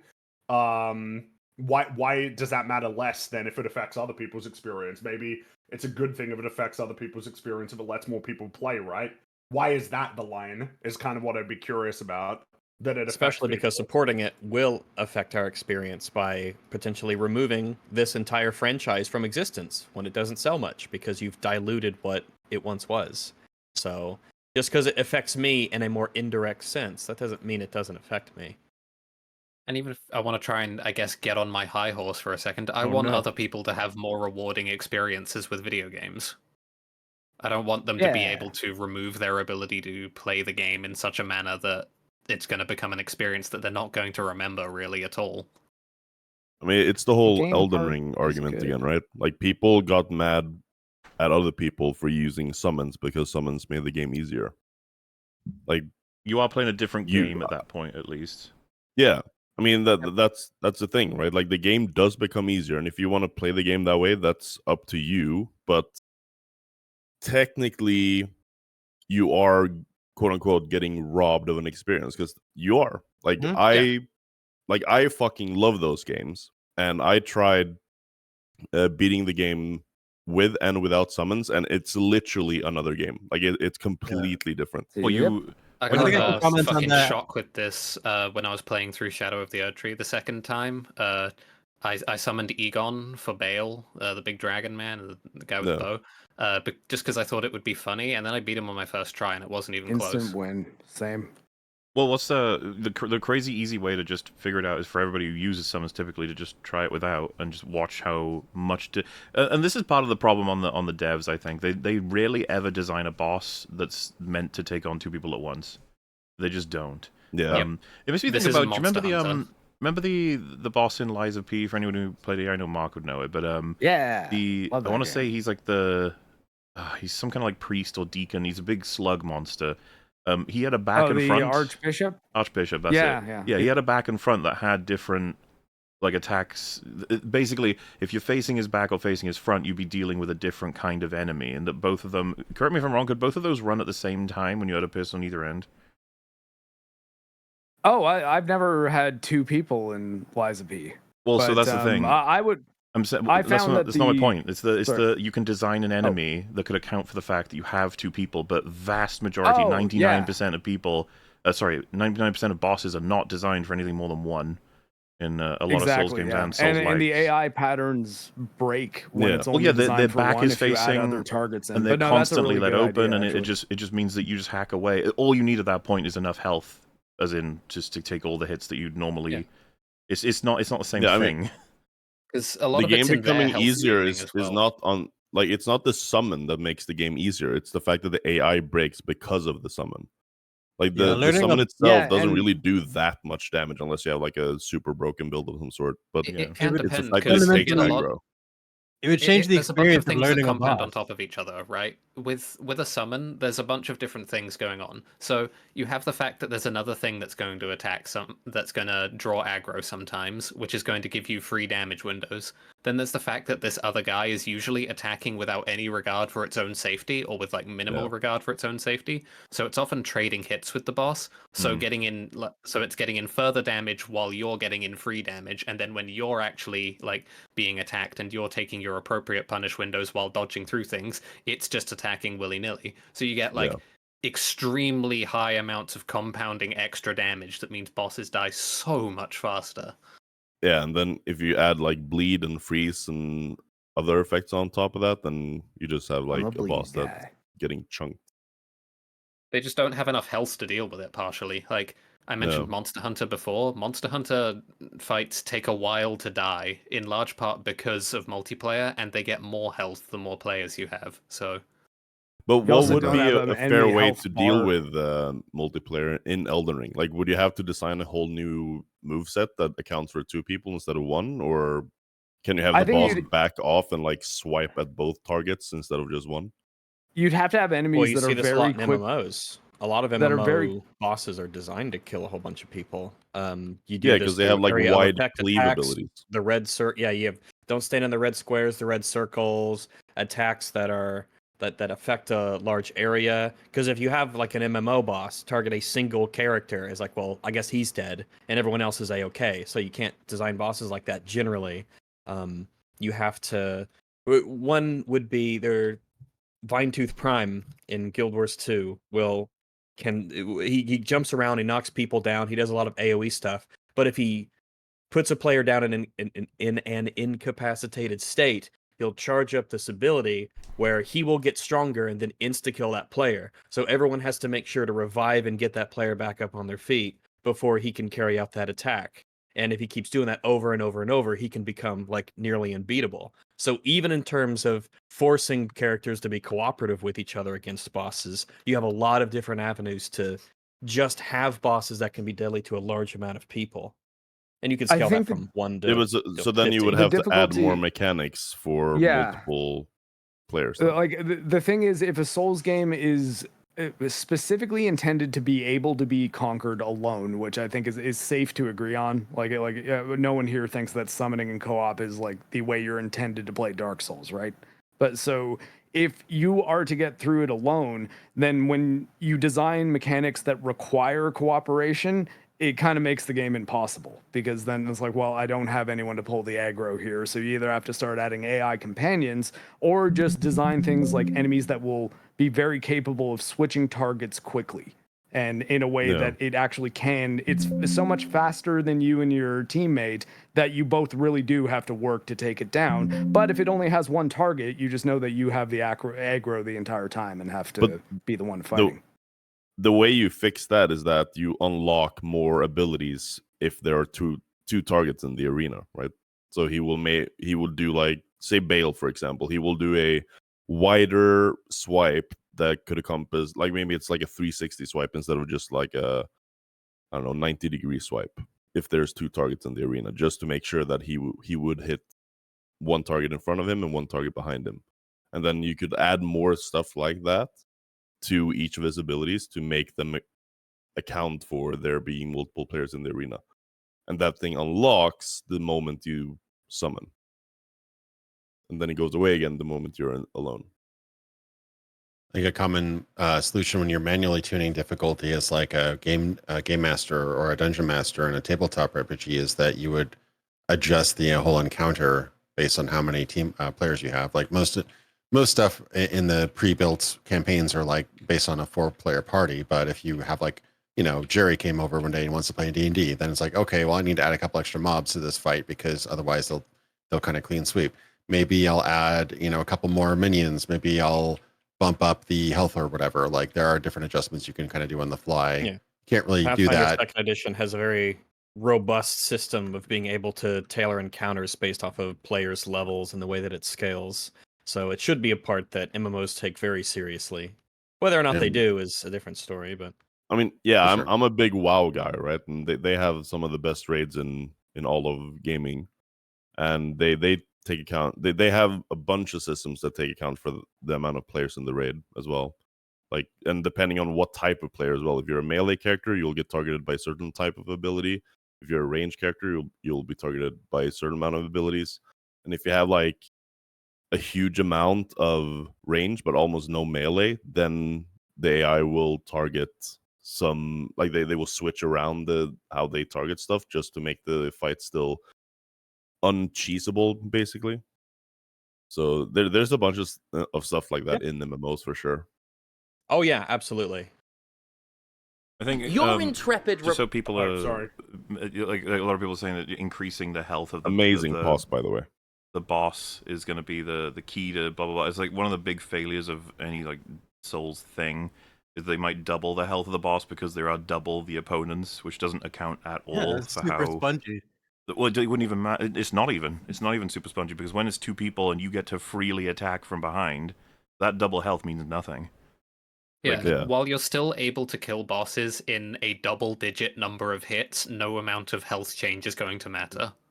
Yeah, like Theo said before, the fact that the summon can like just swing like a fucking maniac, take hits and trade like that while you are attacking from behind, that's not double damage. That's like quadruple damage. It's free damage as well. There's no skill for it. It's just removes. It's almost impossible to scale in like the boss's health to account for that because that's not balancing what's happening here.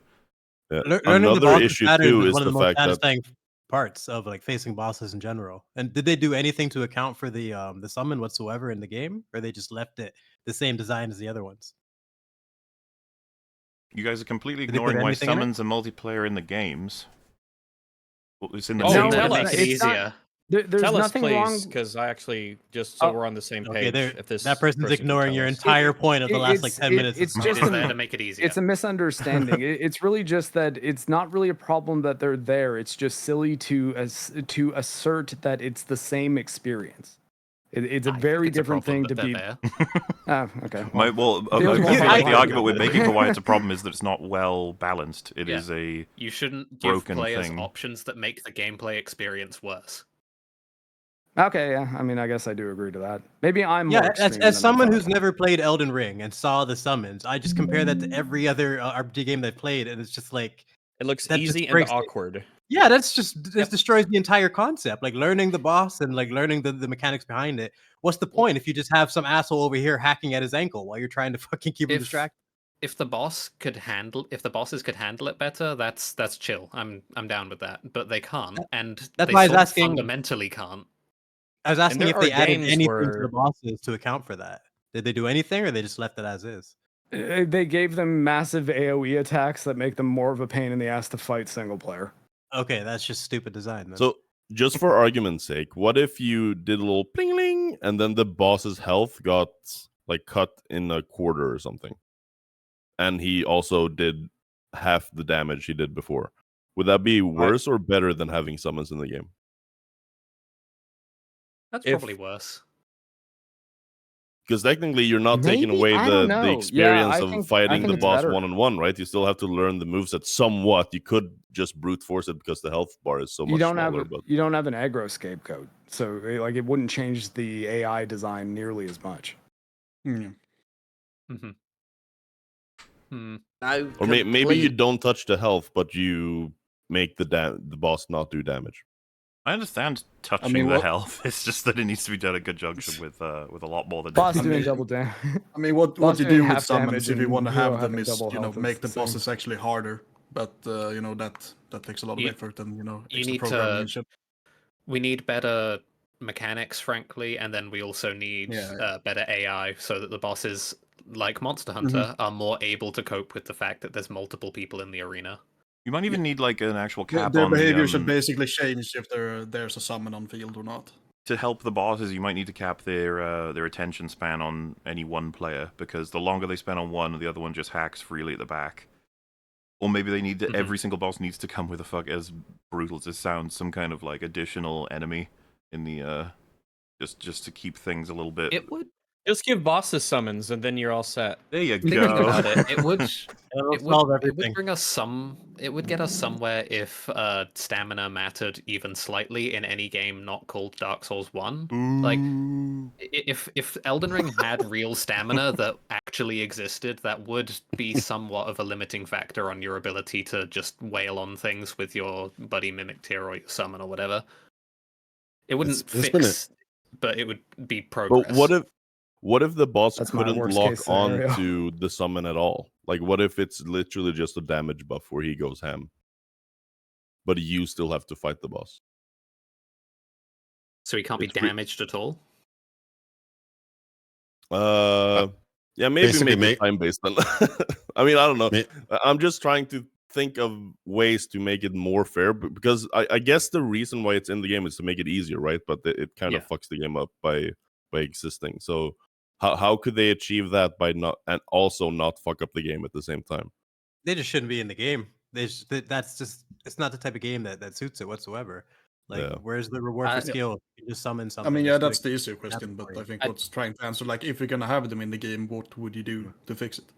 I don't think mind the version where the summon can't be targeted whatsoever a lot less, for sure. Because that's just like, you have your damage guy who's just gnawing at the boss's ankles. It's still somewhat fundamentally violating the game, but the player isn't explicitly taking advantage of that because it's their AI. It's kind of like a strong poison proc, essentially. I've always found it interesting that the people who take advantage of that and just the people who tend to agree hardcore a lot and with like no death modes being silly. It's weird how much they're simultaneously okay with something like a Mimic Tear when certain ones can basically solo the boss and not even lose half their health while you just stare at a wall. that shit needed assistance. That ruined Skyrim as well. As soon as you got summons at a decent level, you just stood there. What ruined Skyrim is a long list. But... It's true, a long list of people. But to be specific for Rags' sake, what ruined the vampire in Skyrim is you just summon and you just jack off in the corner while they kill everything for you. And it's like, what am I playing a game for? And that requires effort, like AI. Right? It requires time, just collecting the fucking strongest shit. But I just would much rather have some reward and like actually do the work myself, play the fucking game. And I feel like AI breaks a lot of games. It's really hard to find a balance. What Skyrim you is could do fun, is but it's shit. you could have a specific class have summons, but they're like really, really weak, or the character is really, really weak. And balance it that way. Before this becomes entirely an Elden Ring podcast, maybe we should swing it back a little bit to the general thing here. Difficulty. Difficulty is bad and it should be removed. Agreed. True. Weird. Don't worry! Your intrepid reporter finally decided to seek answers from the gamers TM themselves. Exactly why... Not me, I'm not a gamer. Or a commentator. An asshole. I don't even remember what he's talking about. Commentator. Yeah, that's from a journalist, but alright. Yeah. I mean, if you call a Destructoid reviewer a journalist, I don't know. I mean, yeah, but I mean that was like a decade ago, wasn't it? So yeah, I don't even know why that would count anymore. Glorified blogger. The blurring of the line between journalism and commentary. Yeah, like I think that we really just have to have a standard. Like I would consider, if you ever watched like CoffeeZilla, he actually does journalism. He actually finds sources, he verifies them, he protects their identity if they want to stay anonymous. You know, he actually exposes interviews. Isn't that crazy? Yeah, right. Like we kind of have to bring that standard back. I think just looking up stuff and talking about it for 10 minutes. We need to bring integrity while also back. having 5 minutes of filler. There's no integrity. I'm a big fan of integrity. Anymore. That left a long time ago. And justice. Is the existence of a very basic accessibility option that's technically been around as long as cheat codes have been a thing. A cheat code's the same as difficulty settings? It's The fact that framing they're was shouldn't the mentioned fact they're before. called cheat codes kind of clue you into the attitude that should be. Well, we went over it earlier. I taken. almost feel like it Correct. solves the entire problem if you label all of these things cheats. As, Yeah. Yeah. And you know what? When you Call it turn a them cheat. on, That's you get the totally little fine. thing that says achievements have been disabled as long as you have cheats in it. No. That's right. If you we play live with in a world creative where- mode on 7 Days to Die, every time you pause, it said, achievements are disabled while creative mode is enabled. It's very simple. Offensive. I also like it when cheat codes actually give something visual, like indicator. Wasn't there? I forget what it Chicken did hat. mechanically, but wasn't like a chicken hat or Phantom Pain, yeah. remember Donut Drake in Uncharted? Oh yeah, you're fat. Well, what they that's told- ableist now. Look what they took from us. Yeah, Yeah, they literally that's actually banned it why. because it's No ableist, joke. yeah. That's why they didn't put it in Uncharted Oh my 4. They're like, yeah, no, God. it's offensive, Yeah. so we're not doing that. Oh no. I don't know if you remember, but Fat Nathan Drake is really funny. Watching him jump around and climb stuff. Oh yeah, it's hilarious. He is very dexterous. I hope they never Sometimes- don't have the option to be fat as fucking Dark Souls. Otherwise, that's how we'll know the West has fallen. Yeah. That's Yeah, actually Messing around sometimes in character select is a big part of games, man. Can't change that.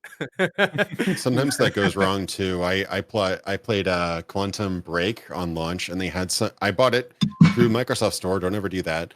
And it bugged out and thought I pirated the copy, and so I played my entire game where I had like a pirate patch on my left eye. It actually didn't look bad, but I felt kind of wronged.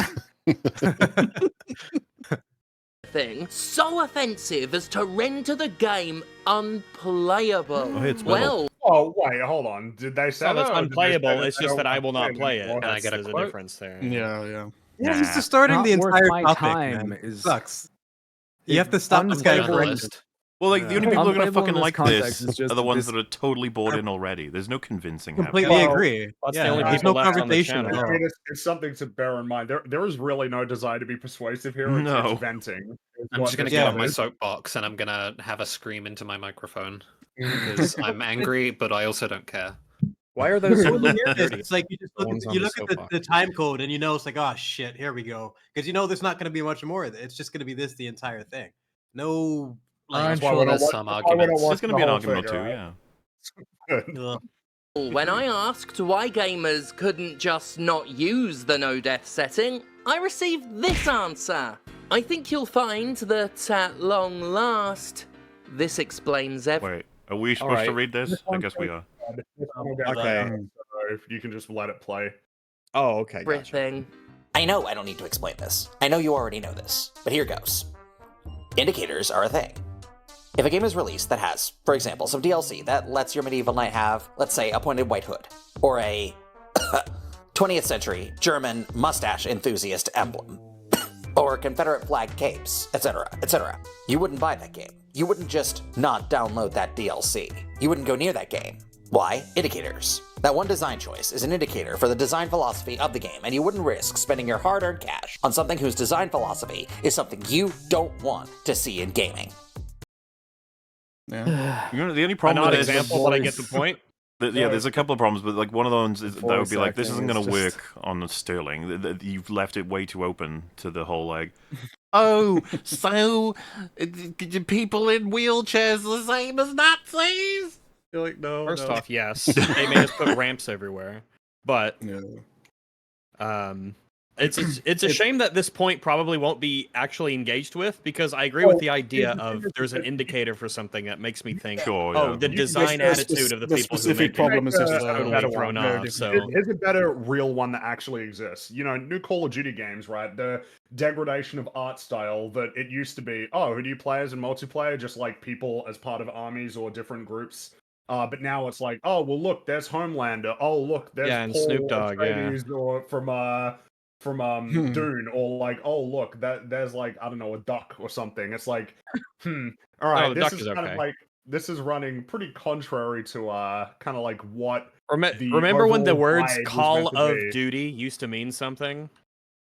And so that's the case where you'd Duty. be like, well, I mean, it remember. doesn't really affect your experience. It's like, I mean, not really, but like, it's kind of mean, it weird does, to see though. people running around dressed as Homelander, you know? For me, it Call of I would absolutely say that does. impacts my experience. Yeah. Takes me well, out of it. it'd be that it Makes me doesn't fucking cringe.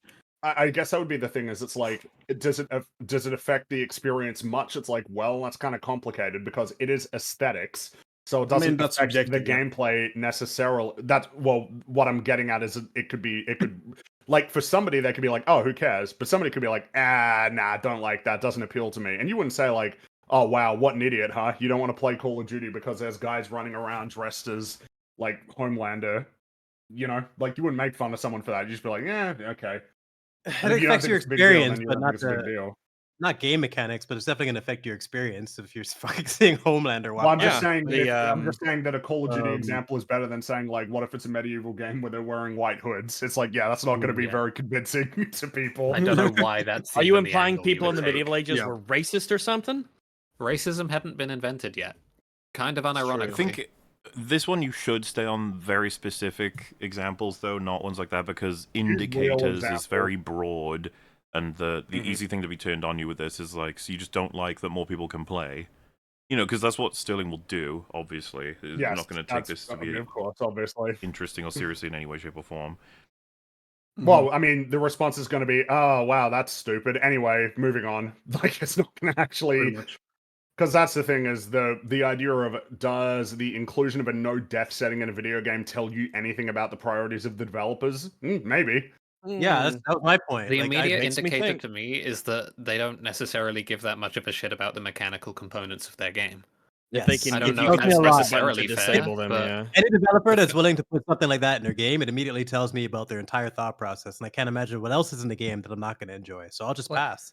I don't necessarily it's a crowded know. market Just for games. I don't know why. I don't know why I ever. would be interested in a game that is not interested in its own mechanics. Yes, exactly. It's a crowded market, and there are plenty of developers who would say in an instant, "No, you can't just. What are you talking? What do you mean turn off deaths? No, we made a game free to play. It has like mechanics and difficulty. Well, like if you have your ears stuff. during that. What the fuck are you talking you about? have like a platform where they say, yeah, you won't fall into the bottomless pit. There are no bottomless pit settings. There's no jumps you can't make or They're just or totally normal fail. pits. You'd be like, okay. In terms of the narrative experience, I can almost guarantee you can find you can pick out a film that will give you a better story. Like it's not going to be difficult because games kind of lose a lot in terms of their narrative ambitions by having to give the player things to do. You know, because they have to send you off on various side quests. They have to have you running around. They have to have parts where the player gets to play the game. And because a lot of developers aren't interested in integrating those to a particular extent, they end up like, yeah, okay, you're doing the gameplay bit now, and now here comes the story bit, and then here's the gameplay bit again. They'd be like, oh, finally, the player's done. We can tell our story. What summarizes real that reason we're to here. me a little bit is if anyone's seen the second D&D episode of Community where it opens their game with, there's a bridge in front of you, seems rickety, like, will you cross it? And then one of the players just goes, what if I don't want to? What if I want to turn around and just go backward forever? What's in the map that direction? And he says it in the way and that person is an asshole. The DM or GM is like, yeah, you could do that. I have stuff for that. And he brings up this huge book and slams him on the table. If you really want to do that. Fucking great. Something I actually thought you were going to bring up was the idea that Abed talking about in the first Dungeons and Dragons episode when they're like, hey, can you just kill Pierce and give Fat Neil the sword back? It's like, well, no, that breaches I can't breach the rules of the game, otherwise it loses its whole meaning. Yeah, the whole meaning's gone. Credit to Far Cry 4, they do let you do that. You can just resolve the conflict immediately. Credit?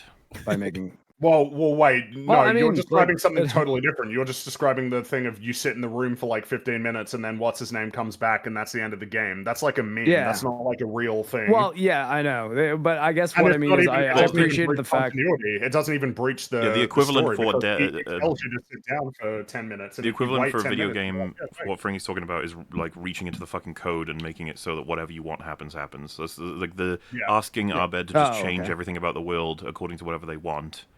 Like he said, that it would, as soon as he does that, everything's over. Spawning an item into the game. Yeah, okay, I guess I was making a different point. Because it's kind of the thing that happens in the story, right? Is that Fat Neil actually beats Pierce through the game, and so because of that, and because Pierce wasn't making it easy for him, it was the best Dungeons and Dragons game that he ever played.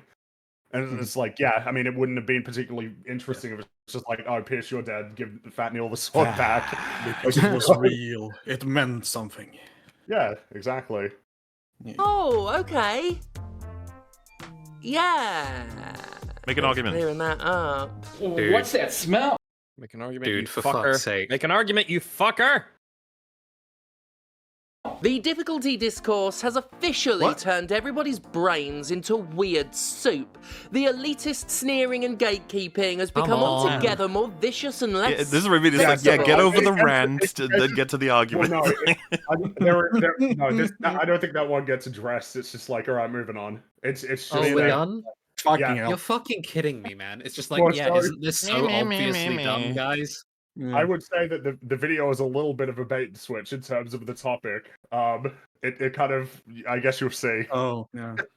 You'll see. It's gone on, and of course it's now just another front in the twisted culture wars. Giving a shit about disabled people is seen as another example of wokeism gone mad. Yep, 'cause another disabled people are zero-sum dumb, and they suck, Disabled- and they have no abilities. Like, we got an Can't do anything. interesting stance, thinks Jim, this? but okay. I don't Like, think give that, an but I guess you example. do. Like, I wish you'd give us just one, like something, like even if it's just one that you're nitpicking, because this is such a like I can't. Who the fuck thinks that? Nobody fucking who plays video games is fucking like gatekeeping. Well, obviously, stuff. anyone who thinks a game should be difficult means that you hate disabled the people. problem is, maybe there's one person who this applies to. Maybe there's even a handful of people who this applies to. But like, it's just you're not actually engaging in the conversation. Like, people always just gesture at this vague smokescreen of the disabled. There's never any specificity to it. What about being disabled in some particular way makes some particular facets of how this game might be played impossible in such a manner that death needs to be prevented? Well, but can you imagine if they named it the disabled mode? Do some fucking journalism. It wouldn't even be wrong by their by their rules. Is there an assumption that you're sitting there playing the video game at some kind of like expo, it's the first release of demo, and you're like, yeah, it's amazing, it's all spectacle stuff, and then next to you rolls up a guy in a wheelchair ready to play, and you just go, oh, how could you play this? How did you get in here? We got rid of the ramps. It's so wrong that you could play this. He's like, oh, okay. Nobody thinks that way. No, Games it's for stupid. people with working legs only. Everyone Anyone who if sees we someone have with to a take disability everybody knows into something. account, how is VR and AR ever gonna make the market? That's not. I mean, they're privilege appealing goggles, to though, yeah. disabled people. Yeah. in which they're losing something somehow. The idea that accessibility is something you need to take a principled stance on the same way you would about literal Nazi iconography really... See, that it just leaves yourself open if you make that comparison. Yeah. You used a clunky example, therefore the argument will never be engaged with. Once again, though, accessibility and difficulty used interchangeably. Because that's what Jim does. Everybody every video. even agree that a no death option is an accessibility option, in the same way that colorblind settings are an accessibility option. I would need very specific appeals like in order subtitles, to file you know? that away as an accessibility option, because it seems so broadly just about the difficulty. Yeah. How could it not be a difficulty option? Speak And volumes about what like a Rex cunt said you before, are. it's just why not just watch a YouTube video at that point? Because it's just walking from cutscene to cutscene and watching, Yeah, shit I that can't comes. imagine you're getting much out of like the Well, actual and play experience of the game. If That's what I was there is asking. none. If you do that, if you watch a Let's Play of a game with 0 ways to fail it and mostly just walking forward, like going for like a DRS type situation and no fail state, watching that video on YouTube, have you played the game? I guess so. No. Pretty much. Because you're doing exactly the same. You understand what the game is, I would say, at the very least. I mean, you know the story of the game. You haven't played the game. And I what is brought a this up. game if not a vehicle for someone's shitty story? Well, I think instead of saying you Games played can the do anything game, else. we would rather say there was never any playing of that game. It was just it's a step up from interactivity is on a scale, and it was pretty low. Yeah, it depends on where you draw the line of like what's the definition of playing a game. If I'm in like watching a screen, moving my left stick forward, and then my character moves, am I playing that game or am I just interacting with a controller? I mean, you're technically playing the game, yeah, but if you watch it on YouTube, you're not playing the game. You got to be careful with this one. Philosophers have been like puzzling over this one. There is actually a philosophy of video games in terms of trying to define what constitutes play. I think so long as you're interacting with it, Fringy's cracking his knuckles. Because like a 1-year-old could walk up to control and go stick, and then the character moves on the screen. Is that play? And then they'd say, "Hey, we're hiring at Kotaku. You look like you know what you're doing." So, I was going to say, Big Idios has been blog posting about all this. Big Idios and who are Hiddle Subtleties? Hiddle Subtleties, Big Idios. Forget our team. Big Idios is the best one. Philosophizers. Big Idios is renowned. He's the father of philosophy. Yes. Words about literal Nazi iconography really speaks volumes about what a cunt you are. And don't censor that one, Zilla. These people are having principled political stances about the mere existence of accessibility options. Difficult. Why not have the interesting conversation instead of the boring one where you just get on your little soapbox and talk about how much better you are than They everyone else? mention Nazis, so we can't talk about it. Yeah. I expect better of someone who's been doing this for this long. Like, come on, man. They need to hear how... I'm bored. How cunty they're being. The fuck is wrong with you? That you think disabled access is something to take a principled stance against? Why is it disabled access that you can't die? I feel like we haven't crossed that bridge. Disabled people can't engage with video games unless there's a how literally far do you have to cannot go lose button before that it's they can condescending? press. Do we have to have like a little creature that comes on the screen and goes, "Oh, hello, how are you? Oh, let's get going then. Take one step forward. Oh. There you go, you did it." I noticed that you're technically disabled, so I've done you the service of making sure that you can't die and in no way can fail in this game. Thank you. I don't know, man. Do you know how many people are disabled and like This was have the done on mental your strength behalf to, by like, someone not you've let it never phase met. them? The people would have the mental strength to not let that shit phase them, and like this is just a slap in the face to people who just want to play a game and not have this big ass handicap. Like, well, yeah, and not even Like, let me specify play the what game. disability. This is what I mean. Like, whoever said it, what type of disability would require like a no death state? Like, it's just insulting. I was perfectly capable of dying in Half-Life Alyx when I played it, despite only having one leg. So yeah, there you go. So the line here was how absurd to take a principled stance on the inclusion of disabled access or whatever. And it's like, well, but isn't that why you're angry? You're taking a principled stance, which is that it is absolutely important and okay and should happen, right? Mm-hmm. Like everyone has a principled stance who gives a shit. Like, anybody would dare disagree, but the problem is, it's like, yeah, but you haven't even framed it accurately. And what people don't like the idea of a no death option in like a game. They just find that like weird. And what happens when a disabled person says this argument? And I don't just mean like I'm talking about someone who's just a head in a jar who can like blow with all straw. That That's still all wants a good gaming experience. Yeah, they're like, fuck you. I don't want to be why given are you this. denying them? Bullshit, Someone yeah. posted it right in our chat. You've got Mr. Oblong here. He can beat Dark Souls. So like, what excuse is there? Just let them do their thing, man. They're not useless morons.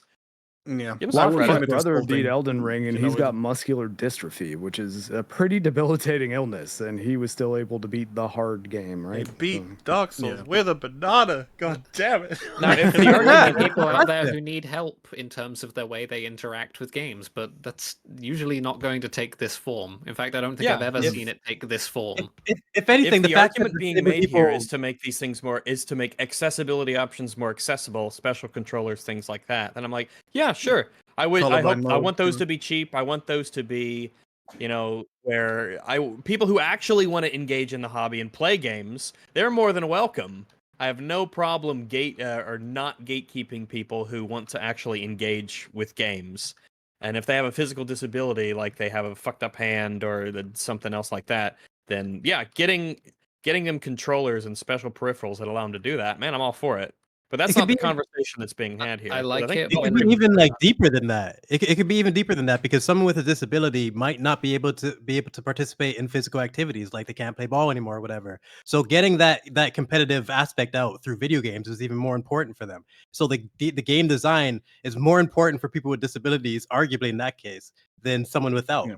So we're denying them that opportunity to really explore mechanics or like get their competitive nature out. It's just a slap in the face. I think that's fucking bullshit, man. Yeah, exactly. I would find it fucking insulting. Like, oh, you little special boy, you need a non-death mode in order to play this game. Oh, aren't you sweet?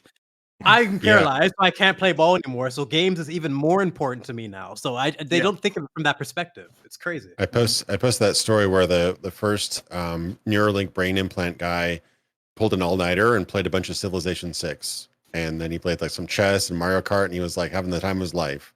He's a quadriplegic, and I'm like, that's awesome. That makes those experiences accessible to him. He didn't want to play a non-death version of whatever. He wanted to play those games. There you disabled fuck.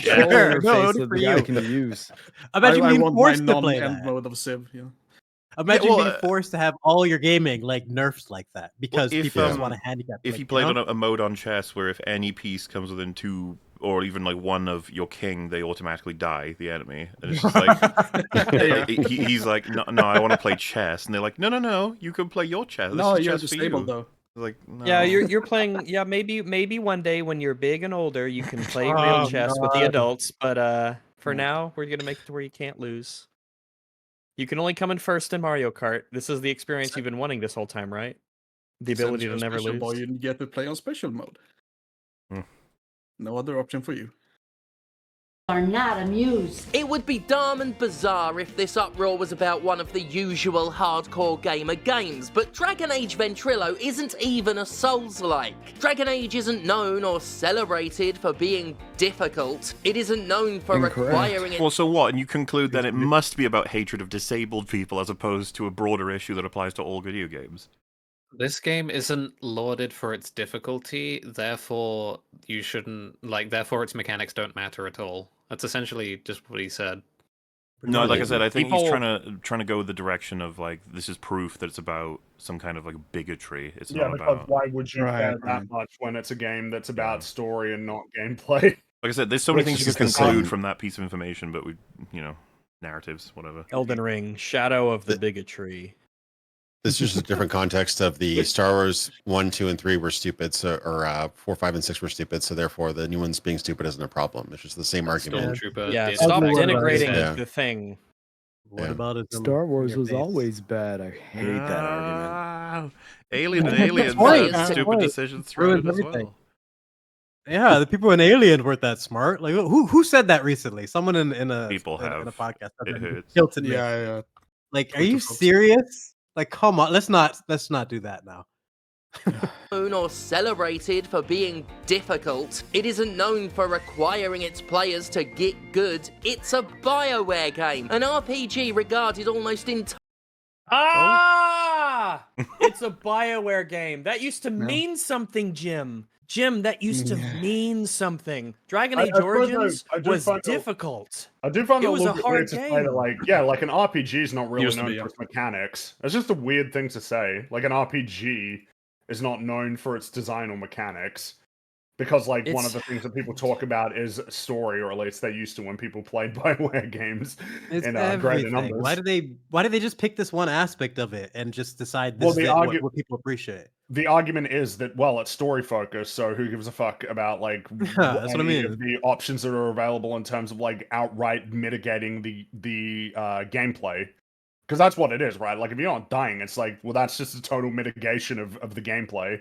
Like, if you can't die, then there's no point in doing anything in terms of learning how to play the game. Doesn't matter. Just moving forward. No engagement required. Which is just weird that you would have a mode where it's here's a mode where you just don't have to engage with, the majority of the game.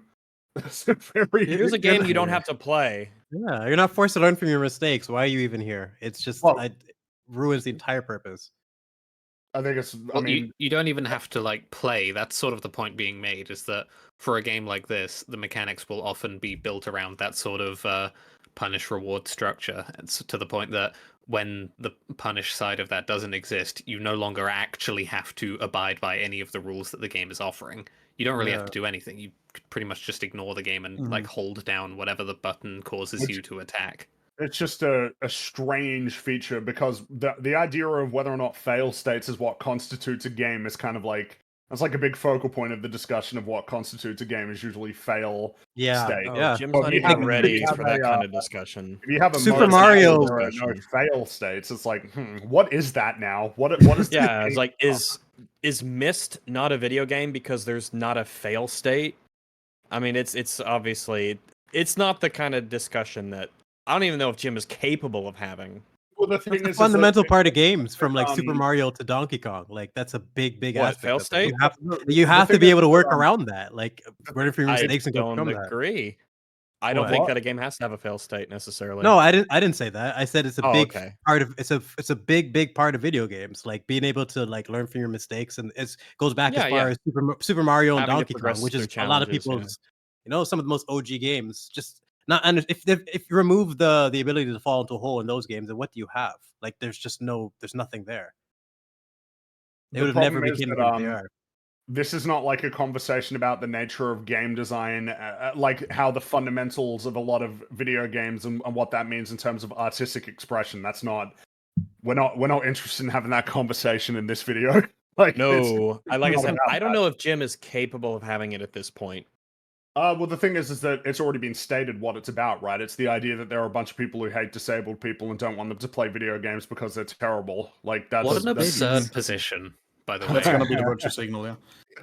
Have you guys ever heard like counting internet weirdos? Have you guys ever heard a single person, like even online, express the perspective, "I hate the disabled"? I've never. Well, I think Jim would just say that they'll never come out and say it. But they'll use subtle, like, dog whistles and whatnot to signal that to other people. But even they know that it's a bad thing to say out loud. This is your dog whistle. Video game accessibility. I'm trying to think if I've ever, like, someone expresses beliefs that make me think, oh, you probably hate a disabled person or hate disabled people generally. I don't think I've even seen that. I don't think I've retarded people count that. These people don't exist. I'm convinced of it. I can give enough credit to the people who dislike me online. Yeah, no, not including Fringy because I'm disabled. Wow, Fringy's a special case. Fringy your stage ramps. This blasphemy. I can't believe it. This is such a fucked up subject that you would think you would. This video should have started with like a bunch of proof. Like you should have. This is something that you need to provide evidence for. If you're gonna delve into it. Be a fucking journalist, maybe. Yeah, man. No. You're gonna lumbo hard, Bo. Video games journalism deserves Jim Sterling. Bro, every year these videos, I'm just references. astounded by how lazy they are. Just rant into a microphone about the gamers and then move on with your life. Well, it's not just that. It's that I am not a gamer. I'm not someone who I don't want to be included in that demographic. I don't want to be included in that group. After all this time, they're a marginalized race. All right, it's like those poor gamers are the most oppressed class in the world. They do need to rise up. Yeah. Entirely for its story rather than its gameplay. I don't know if I've ever seen people shit their diaper. Yeah, see, the dichotomy of story and gameplay as well is already like, that's a bit weird. You can't excise them from each other. Come on, they depend on each other. If I'm playing a game and I'm in control and I'm just walking through like a place that the environment tells me a story, what's happening there? Is that story or is it gameplay or is it both? It's both. What if it's all blank, Fringy? What if story complements gameplay and vice versa? Wouldn't that be neat? No, that sound damn bad. Oh. It's just this weird like dichotomy. It reminds it's why would it be like dichotomized to where there's the story part and then there's the gameplay part, and they don't have any feedback into the other. Those are the same people who think there's only character and action scenes and they're separate when it comes to movies. They don't understand that. Like, it is similar to that. I agree. It's frustrating. They separate these components of art, and it's like they don't understand that it's how it all blends together is how we perceive it. And like that's where the replayability comes from, or the rewatchability. It's all these things. Nobody's playing a game that's shit just for the story. You know what I mean? Difficulty often plays into this as well. Like the game I played towards the start of this year called Rain World. Fantastic video game, one of the best ever made, I think. Rain World fundamentally depends on its difficulty for the experience it's trying to present, because it is placing you as an animal in an unfamiliar ecosystem. essentially. And a lot of its systems are simulatory in that they are built around trying to get you into that headspace and experiential space of how you approach scenarios in the game world. Difficulty is incredibly important to that, and a lot of what's going on in terms of how you play the game is the game expressing its narrative content to you. That's right. If you remove the difficulty component from a lot of games, you use a massive avenue to tell stories and build the world of what you have. That's a particularly specific example. Something that I suppose you could say happens a lot more often in games is, think about like Metal Gear Rising, right? When you're fighting Armstrong and then you win. That victory feels really great if you're playing it on a hard difficulty. You know, you're like right hard on a higher difficulty with him. You're like, yeah, shit, that was hard. So this victory feels really great. And it's that catharsis that comes from overcoming the challenge that, you know, if you're playing on an easier difficulty, you get through the game and you get there, but like kind of it's not the same experience, right? As if it's really hard and then you win. The catharsis of finally winning after all that, and in a sense being aligned with the feeling of the character that you're playing as, right? Like, how is it the gameplay can align your natural experience of the game, like your joy or frustrations or anything like that? How can it match it with what's happening with the character? And are there any ways that if you mitigate the challenge or make it to where it's basically like irrelevant, that it drives a wedge between the player's ability to essentially latch onto the same sort of experience as the character that they're playing as? But like, you can't have this conversation if you treat gameplay and story as two things that exist in a vacuum, independent of each other. Yep, this is the gameplay part. Once that ends, that's out of the picture, and then the story part begins. And once that's done, the gameplay part comes back in. It's just not, doesn't describe like a huge number of video games and the experience that they're offering. Yeah, there's plenty of video games that, especially in the opening or the tutorial, will use whether it's Golden Sun or Sword of Mana.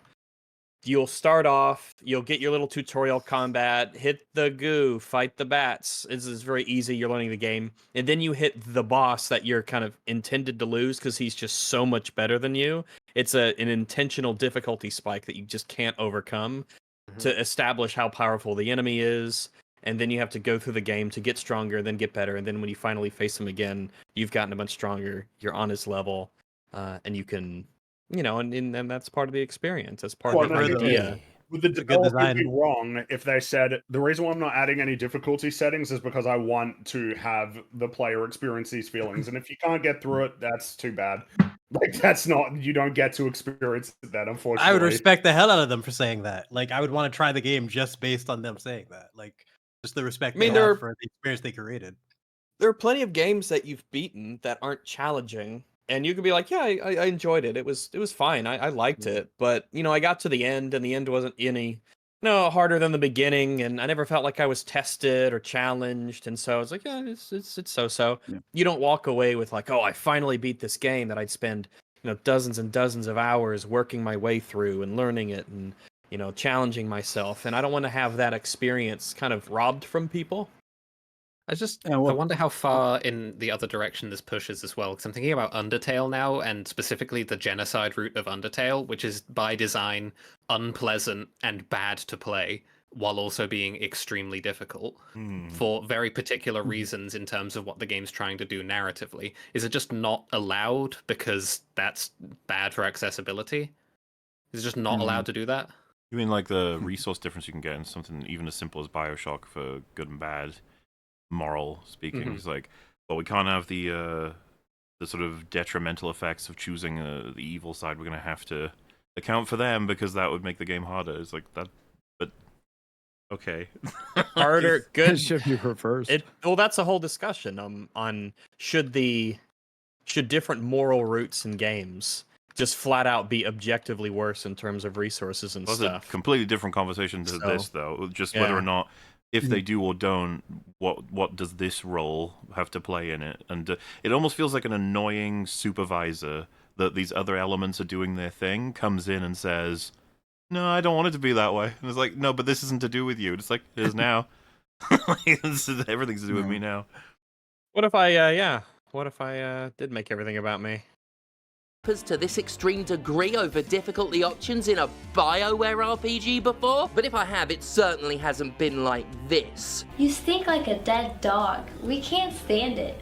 I can't put my honey poo through this. As I say, though, the difficulty discourse has finally turned people's brains. This is still just ranting. There's no argument yet. Yeah, this is the ranting bit. I don't even get how that joke Get on applied with to it. Go off, King. Get it It's out a of your strange system. cheese, and the outrage is pure knee-jerk nonsense at this point. Very much That's like this we video. discussed last week with the gamers TM whining whenever a female I thought that was James Acaster for a second. I was like, what the fuck is he doing in this video? character gets I a can't believe he redesign. can say that when he's been nothing but whine for like 10 minutes or whatever this is. It's just insufferable. It was funny because there was a huge rant. Now it's gonna be like, and remember how I ranted last week about other things? Well, We're yeah, ranting about that now. yeah, this is where the bait and switch starts to come in. It's Yeah, like there is- we're starting to move away from the initial topic. If you come to Jim Sterling for insight, you will starve to death. Well, ironically. that's where we come in, right, guys? We've been talking about it. We've been going over the Hooray! arguments. Woohoo! I The like backlash Fringe. isn't about specific scenarios anymore, and it triggers a nasty little tantrum. Pure, unabashed Come on. reactionism. Yeah, I can tell. It's pretty funny. Is Yeah, this like I've noticed. projection a bit? You know. I think so. There's going to be a lot Yeah. of projection in these videos. Yeah, like how's Sterling not doing the same thing in reverse? Exactly. Right, There's no that's what I nuance mean. here. It's It's just okay when I do raging. it because I'm just. I'm righteous. You've generated the boogeyman in your head, and now anything that comes even close remotely to that boogeyman, you just go, "Oh my god, it's you again," and start ranting about how much you hate the boogeyman. That's got to be It's the classic- reactionary. Twitter thing of like making up a guy in your head to be mad about. Yeah, he's he's mad about people having a knee-jerk reaction when he's having a knee-jerk reaction to the knee-jerk reaction. Well, Now we're knee-jerk having a knee-jerk reaction of implies calmly exercise, so- discussing between a lot of people of all different kinds of gaming things. We're not setting records here because EFAP we've had some insane ones, but you know we're doing pretty well. 5 minutes into 2 hours and 40 minutes. Got Not the word. bad. Incredible. It's incredible. We're almost at the 10% mark for the stream. Hooray. To cry foul over a story-driven game having a story-driven difficulty mode to That's such Story-driven a difficulty story-driven mode. That's story-driven difficulty mode. Oh, that's The a inability triggering to statement, lose. isn't it? Dude, Well, the it language kind is of so Something implies that. slimy. I hate it. Well, think of the Story-driven implication. makes A it difficulty worse. story-driven difficulty mode. Does that imply that the hero can never fail in the story? I'd say it's Does that also, imply that the narrative is such that it will end perfectly I cathartically? think implies I that think Because it's a lot more of so- games do have story it's mode. more and so the it's idea not like that, no fail state. It's just the- easy mode. I guess that's the thing though, is like the idea that, well, yeah, the story driven mode is the one where you can't die. It's like, what are we? Why is the attitude that a fail state in a game cannot feed into the story? Like that you're not losing anything by reducing either the challenge or even totally eliminating a fail state. That has no impact on story. What about games Yeah, where I mean, You think something so simple as the narrative stakes or tension. What's at stake here? Nothing, because I can't Nothing. lose. Yeah, the Ludo Yeah. narrative dissonance sort of thing. That's the word that we love. yeah. So if I cannot fail, if the gameplay is such that I am never challenged and I can never fail and I can never die, well, that's going to have narrative implications. And what about In games fact, that actually, like- contextualize your deaths? Like they're part of the story. I was just Yeah, exactly. about to bring that Hades. up. I that's actually one of the coolest things I've seen a couple games do. Like Hades is an obvious one where it contextualizes the underworld and him just being revived again and again and bringing back to, the start. He actually gets frustrated and people talk about it, and he's obviously kind of immortal too, so it doesn't really affect him the same way. But I also like other games. Like I think anybody play I keep getting it mixed up with a Pixar movie, Outward. That had an interesting death system too, where if you died, you were like mortally wounded, and there would be some sort of story sequence explaining how you actually survived that fight. Where some mysterious stranger fought off the enemies, and then he dragged you away, left you a note and a potion or whatever, or maybe you woke up later or something like that. So it kind of gives you some context, and so you aren't just magically respawning. There's actually a story bit to it, and you might actually have some negatives along with it. So I really like that aspect as well. It can kind of elevate the game a bit. Yeah, it's adding to the story. It is not making it so that you're not engaging with the story. It is simply telling a different story, accustomed to your actions. Why is that bad? Imagine if you applied this to something that's really cool in the Thief games, is that as the games, the maps are like contextualized in the world. They're like actual drawings that people in that world created of the locations that you need to go into, and then sometimes the map is incomplete because an area was inaccessible to whoever sourced the map.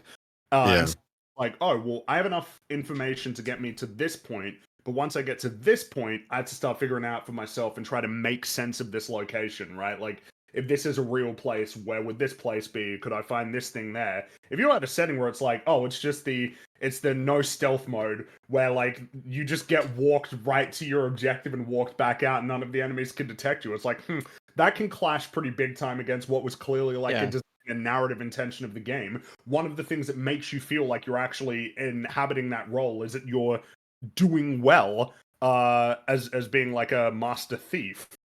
But if you had a mode where it's like, oh well, it will just show you, it'll actually give you a totally detailed map, and it will show you exactly where you need to find the things. I was like, okay, kind of like really can actually harm the story. It's not like Thief isn't story driven itself. No, I would say that difficulty changes result in a genre change.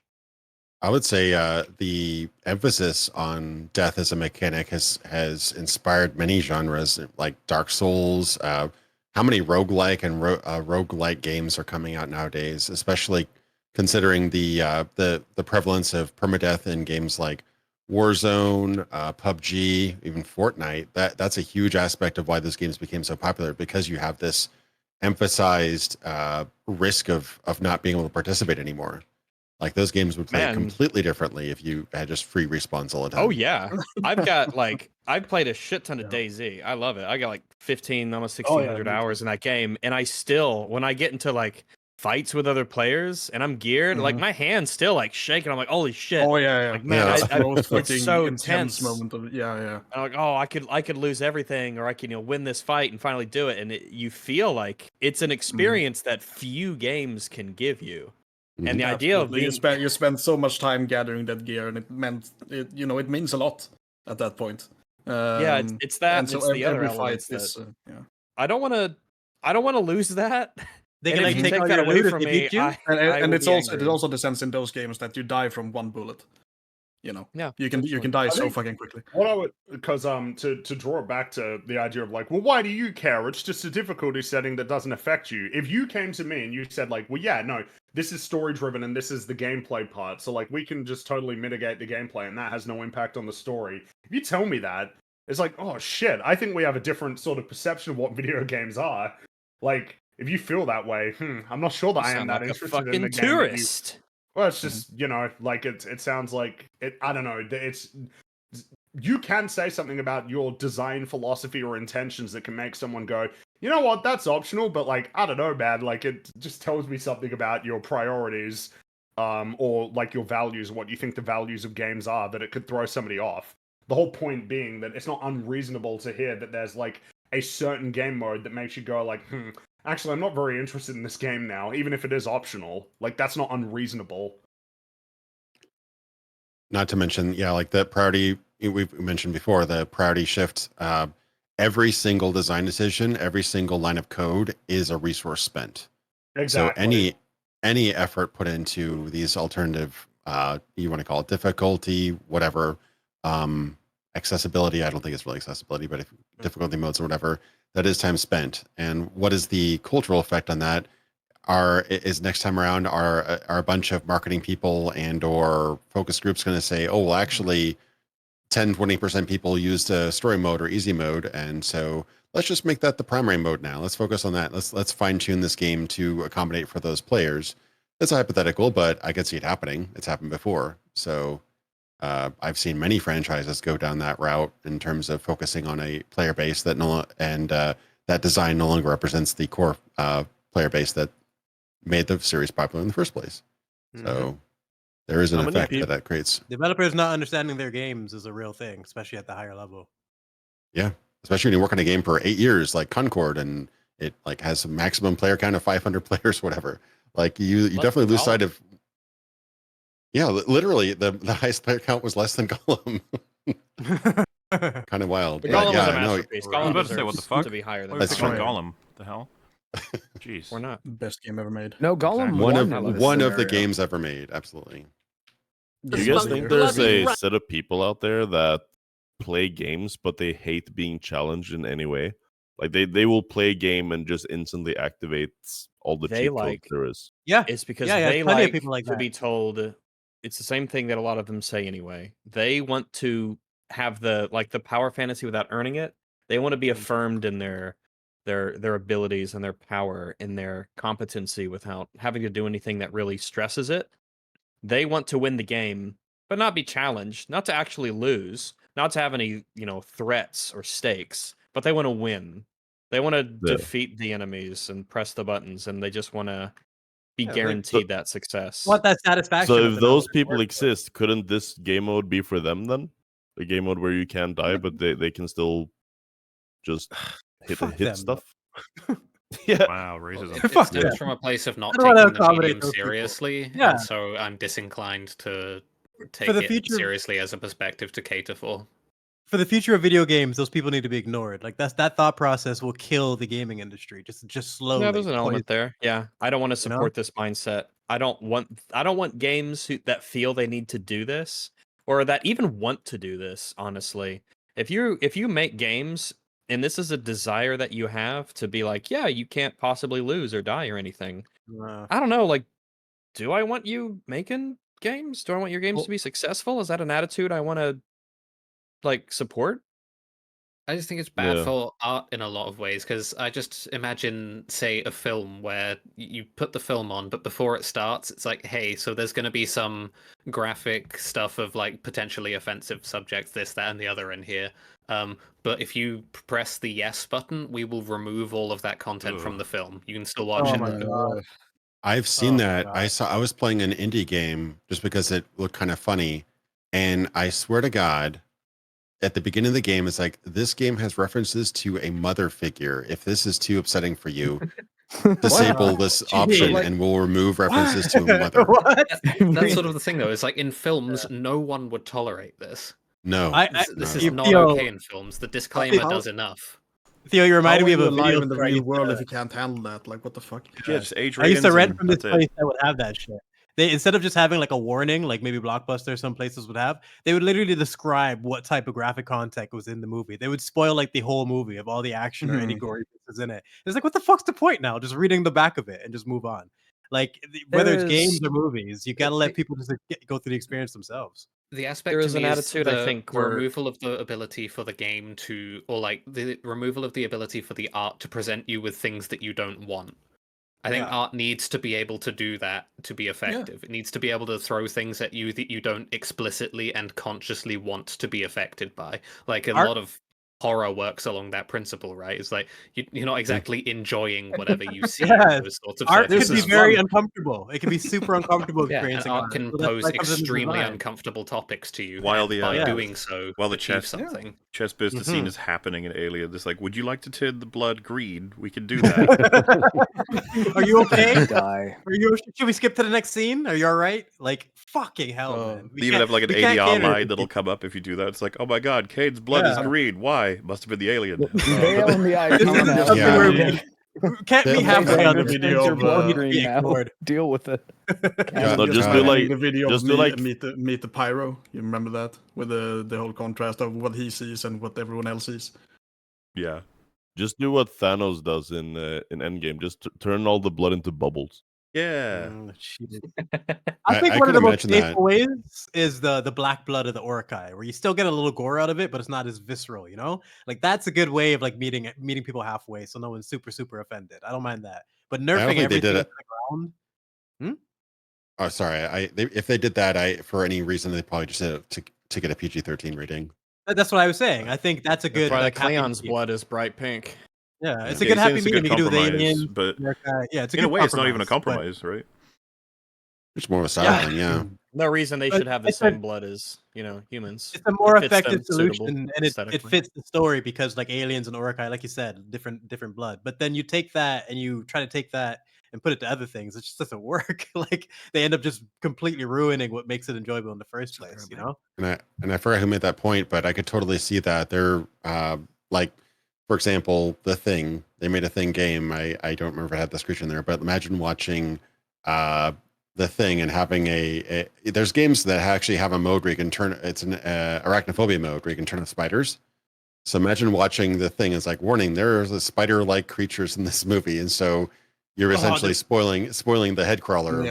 Yeah, and even The Thing shouldn't have that stupid scene at the beginning where they show the ship, just like Predator does. They should delete those scenes completely. Yeah, that was producer interference. If we got to a point where they imagine having that in addition to that. If they had a full-ass list at the beginning of every single thing you'd be offended by, it's like, we're going to need a new accessibility mode for normal people where they could just watch the film. That's what I was, that's what I was describing at the video store. They could literally spoil everything. I couldn't believe it. I refused to go to that place because of that. Like, what's That's the point? sort of that's a fundamental thing with games that makes them interesting, and it's also a big problem for developers, is that players have a lot of control over video games because they're interactive in a way that you don't have with a film. Like, thanks to save states, for example, if I get a narrative outcome that I don't want, I can reload an earlier save and try again. Whereas if, say, the same thing happened in a film, I can't, like, remake the film in some way that I would prefer. I don't have the ability to change what happens in a film or a show in the way that I can change what happens in a game and change my experience of a game. Wish I had that power, man. Save some seasons, bro. And players are often like poorly motivated because we don't know what we want. Like, quite frankly, you know, what you consciously want is often very distinct from what you would most enjoy theoretically. Like, this is pretty much a known quantity. And sometimes games kind of have to be a little bit heavy-handed to kind of like say, hey, this is the experience we want you to experience. Don't do that. Stop it. We want you to have this sort. We want you to be actually kind of uncomfortable right now. We want you to actually be struggling right now. Don't just load that save game, that quick save you did 5 minutes ago before you attack that person. Yeah. You know, I kind of enjoy the idea, and you see some more games nowadays doing it more, where they kind of a little bit force your hand. It's like, no, you just can't. You've kind of made this choice. Kind of deal with it. Role play it out. See where it goes.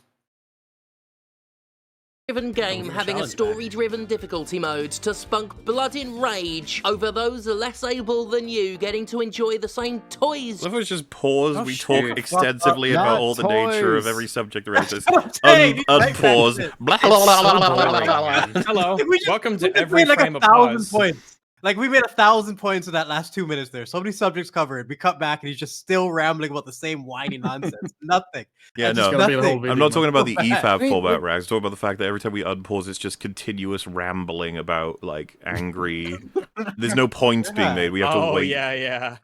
Because, like, we cover plenty of videos that make I'd points. love to engage with this stuff. Yeah. You guys want to just talk about video games instead? That's what we've been doing. It's just been the vehicle to talk about video games.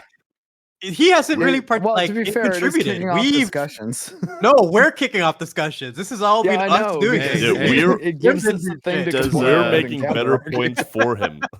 Does this video have an accessibility mode? Oh. Shit, man. Yeah, I'm kind of triggered by the visuals here, to be honest. You do is to basically admit you just want players excluded for the sake of it. Yeah, that's it. That's all it ever was. Oh, come on. At least give us the credit by calling us racist or something. Come on. No, that's no fun. It is to admit not having a reason you are for a it. cunt. It's a rant you save for the end of a video after you've made dozens of points and you've a bunch of references. You can earn a rant like this, but... You can earn these things, you know? Like, my videos generally end with a well-earned rant of some kind. I'm like, now I've set the stage. Oh, wow. Self-described well-earned rant. Wow. No, I feel like earn the rants in my videos.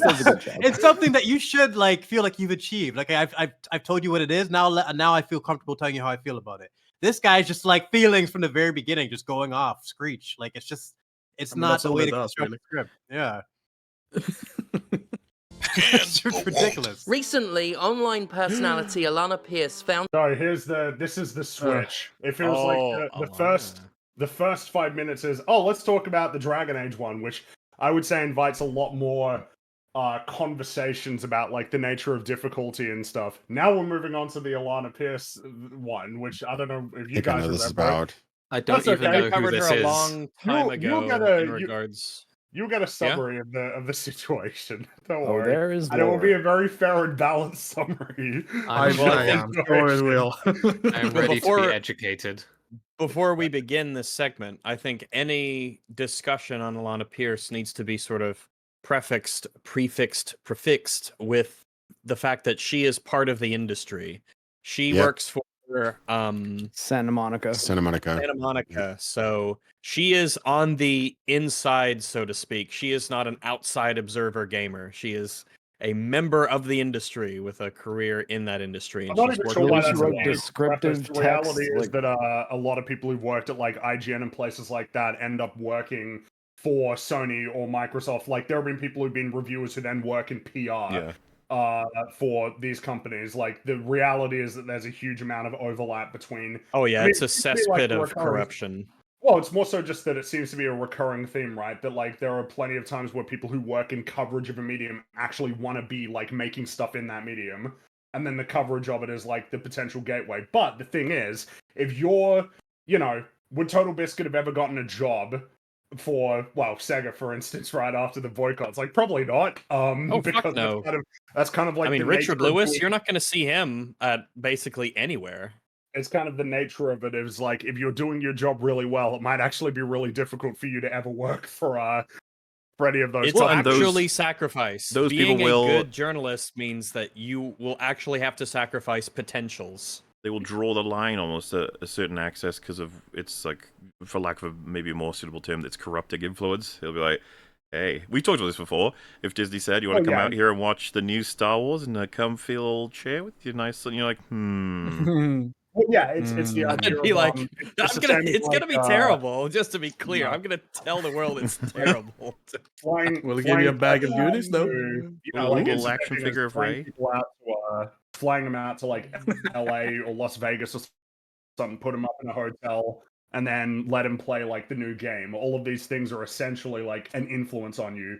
If you got your whole trip paid to go to like some other city to then play a video game, it might influence your opinion on that game because you got treated so nicely by the company. If they introduce you to cast, crew, developers, people like, involved it directly in the game, it makes it much harder to say what you actually think. To criticize it, certainly, Yes. yeah. Hi, I'm the writer of this game.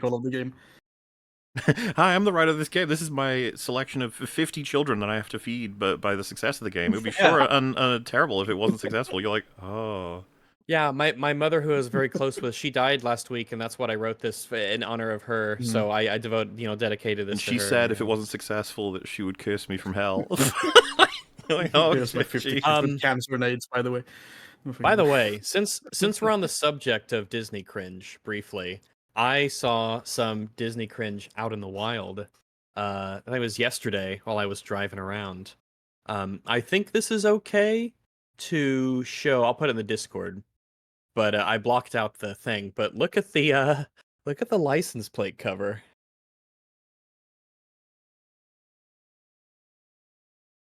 It's taking forever to load for me.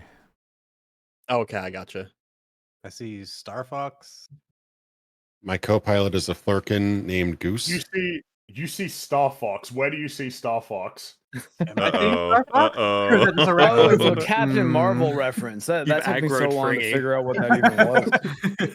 Where do you see Star Fox? There is Star Fox. By the way, I would say that as well. Star Fox is not Fox McCloud's name. That is the team. The team is Star Fox. He's so triggered. I apologize. But Star Fox is Rocket Raccoon is what you say. Just to be clear, there is a Star Fox sticker on the back of that Honda Fit. Is there? Yep. Are you sure that's not Rocket? I'm right the whole time. I was fucking there. So yeah, I'm pretty sure that Okay, you're saying not in the photo. Not in the photo. It is barely in the photo. But it is in the very top right. Is it the top right? Is that actually the tail on the red one? That is a Star Fox sticker. All right. Well, we have to rely on you telling the truth there then. Well, I like that he brings it up as a dubious concept. Right. It is. Marvel it is fan, definitely Nintendo there. fan, Yeah. Potential furry. But Yeah, I just there's thought a it lot was, of anthropomorphic Yeah, I animals love on I that love back, the back Marvel car. sort of celebration here. The There's Captain two Marvel Rocket support. It's Raccoon good ones stuff. on the Took me back. too Yeah. long to gather that. Flurkin But yeah, and the Goop. license plate cover for Captain A Marvel. custom There you plate go. for Captain Marvel. That's how much you like the movie. Cool. Good stuff. Wow. There's someone out there. Really good film. Really good I can't film. believe Photographic that proof of works a on fan. it. Oh, Jonesy I ripoff found the with Captain fan, Marvel. Yeah, Like, it's a reference think to a that- cat and Captain Marvel. This guy's furry evidence is stacking up. Now the real doesn't even question is, necessarily mean they're a fan. They could have that could have been like some friend. could be got it for them, ironic. and I was like, oh fuck. Friend Look at playing Oh the yeah, real- whenever I go visit Auntie Agnes, I have to put the fucking Captain like, Marvel license plate cover on because she'll ask about it. Well, it's like in In-Betweeners when they put the bumper sticker on Simon's car. Do you remember that? Anybody here who watched Yep. the In-Betweeners? Honk if you want to owe. the real question is, why did Rags take a picture of his own back of his car? That's true. I'm in my car. This is technically from the Yeah, perspective a of likely me story, in my yeah. car. You big can fan of see the, you know what Houston do you think Rockets? that bottom silver hump that little silver hump on the bottom? That's the front of my Miata's hood. How do you know that Rags didn't creep into somebody else's car and then take a photo from their Broke dash? into someone's car and took the Because if I'm That is looking into clearly someone the else's texture not Mazda loading Speed in. Miata, Yeah, I'm he's just taking it. trying I'm to- not. You were I'm not so taking offended by the it. license plate, you broke into a car. I broke into someone He else's goes a car. long Took a way to picture of complete another I'm mad at lie. you person's just thinking about car. this. It's worth it, damn it. It's worth it. There's just sirens going off when they're taking the Whatever you say. herself the focus of a witch hunt after Git Gooders decided to be pathetic little anuses about a comment she made that This is very unbiased reporting. Yeah, like Oh, very okay. This, well, no, Journalism. this match, These this match pathetic is game anuses journalism going on a bias. witch hunt. This match is game journalism. Oh, bias. it's this thing. Yes, Oh. it is this thing, Everyone which has heard of not this the same thing. as the Dragon Age thing. It is not the same thing. No. completely No. different. had been deliberately taken out of context and more or less Ooh. lied about on social media. More or Ooh. less? Is it more or More or less? less. Let me Suppose, know. hey, Paula, you want to read that? Elden Ring needs to be easier because I have kids. Oh. Do you think she's? Oh wait, what are you telling me to read? Is that it? Oh or wait, no. I was on the next. The next one. I'm Um, I was at slightly swapped ahead. frames. Sometimes the Making- frames are a little here bit we go. okay. There it Frames is, to yeah. me. All right. Having a kid can be a situational disability where accessibility is concerned. If you need to pause a game because your kid is running around your living room, but you can't, you'll have trouble playing games with no pause menu. Here's a bunch of info about it for anyone who's genuinely interested and not just trying to rage bait, lol. That's so embarrassing, man. So to steal manner for a moment, No. I think the real Don't culprit. do it, Mark. I know I'm gonna Or else because Jim, I think no. Jim's I argument think relies it's- on you not doing well. that. No, but I think it might contextualize some things because I think the major culprit here isn't so much her thinking this as it is the entire industry using that term to describe a kid in the room and Well, not why not seeing both? that as. I mean, she's it is both. She's but, responsible for this statement any way you slice Well, it. I know. Describing I it as a just- I situation think that of disability the- is Your retarded. child. I think it's important to understand their argument though, because what they'll say is do. like, yeah, but those are the industry terms, and That's the Like, everyone I knows think the that argument. Describing a Yeah. child running around as a Oh. disability is not fucking cricket. Her That is not. perspective on motherhood hurts my brain. Like the I would rather idea. not weaken But the what term I'm in saying that is regard. the problem is Yeah. the people who are responsible for all Which of this word? Mother, contra- disability, child, temporary. Disability. Oh, okay. the misunderstanding of what is difficulty and what is accessibility. This is the terminology that the people who are actually making that stuff in the games are using, and I think that is probably the bigger issue. It's that they don't view things in a way that their definition of disabled is what any normal person hears when they hear the word disabled. Well, I think So, I like, think the like I don't even know why that would be, because like to me this strikes me as like if you're in a bubble where people actually say this, like you should probably understand that if you go to just any like regular person out in the world and say situational disability to describe just a child existing in the same Yeah. room as you Yeah, in a that's video fucked game, up. Like that's she just needs to be gonna held be responsible baffling for to this people. statement. I'm That's surprised the like one person with a disability here is defending this crazy bitch. Like, that's Well, no, like, because the only reason We're all I'm saying is disabled. I'm I think disabled. because the problem is higher level than just her is what I mean. I think that like Of the course, issue is of course, the people of course, who but are it's her adding quote. all. I think She's we better, all that's agree the with thing. that, but it's better to isolate this specific quote because talking this is about her clearly quote her. today. Sure, yes. maybe other people, Yeah, like yeah. maybe other people say stuff like situational I- disability, and maybe there's even a context where it would be agreeable, but like applying it to just a pause button in a game because like there's a kid running around, it's just silly. You It's can never silly. know how much she's been influenced by I'm that. This is temporarily basically her disabled, so I statement. need a pause button. Like, why do you phrase it like that? Yeah. Why Yes, not we. just say it would be framing is pretty just cool flawed if I there. had a pause button so Yeah, that I exactly. didn't get Yeah. fucked over when my kid was Because running that's the around. thing, right? Now we have moved away from the Dragon Age one to pause buttons, which is like, oh Yeah. god damn it. Like this is Pause such button a Andy. less this is such a less interesting conversation to me. Pause buttons in video Also in- games. Well, Most- pretty much much of all this- multiplayer Most games games do have them to be, you know. all multiplayer games immediately off the table. You can't pause a multiplayer Well, yeah. game. How much Well, of this is what do you solved? mean? What do you mean? Why are you saying that mothers with temporary disabilities, such as children, should not be able to Temporary enjoy disability. multiplayer games like the rest of us? If Why would you if say you that? ever tried a Well, system so- where you so- pause the game and it's paused for everybody, the griefing that will happen immediately will be like Well, so this is legendary. we I mentioned it earlier, right? But like the idea of well, it doesn't affect you, so you know that's fine. My question would be, well, why shouldn't accessibility have an effect on other people, right? Why is it a moral imperative to ensure that allowing people to access a game doesn't have an impact on other people's ability to play the game? Maybe it should be that accessibility should be put above the fairness of the game for everybody. Why is that the line that's drawn? I'd be very curious to hear what Sterling's answer to that would be, genuinely. I would be really curious why the line gets drawn. Why does it get drawn? It doesn't affect you. Is all Surely of at this? some point it would be acceptable that it affects you, right? In the same Especially way if that, it like, changes the landscape of the no, market I mean, and the whole I guess an hobby. example would be like wheelchair accessibility affects a business, right? You need to spend money to Absolutely. make sure there are places wheelchair accessible, but that's Mhm. still something that's just something that's required or encouraged. Like that, oh well, you know, you do have to be, you know, put out a bit essentially to enable people to have access. But like nobody would say that that's a bad thing, right? That disabled people or you know wheelchair access is available. So at what point should accessibility have an impact on everybody else's experience, and that's a good thing? Would this be solved I mean, if we replace the word disability here with responsibility? And if Temporary she said the cheat same, code. Oh. I think that saying would work having a much better. kid can be a Would be a lot better, situational yeah. responsibility, meaning, of course, that you're always responsible. However, sometimes the kid's just playing on the floor, and it's like, that's totally fine. Or if the kid starts running around bumping into things, you're like, oh, whoa, whoa, whoa.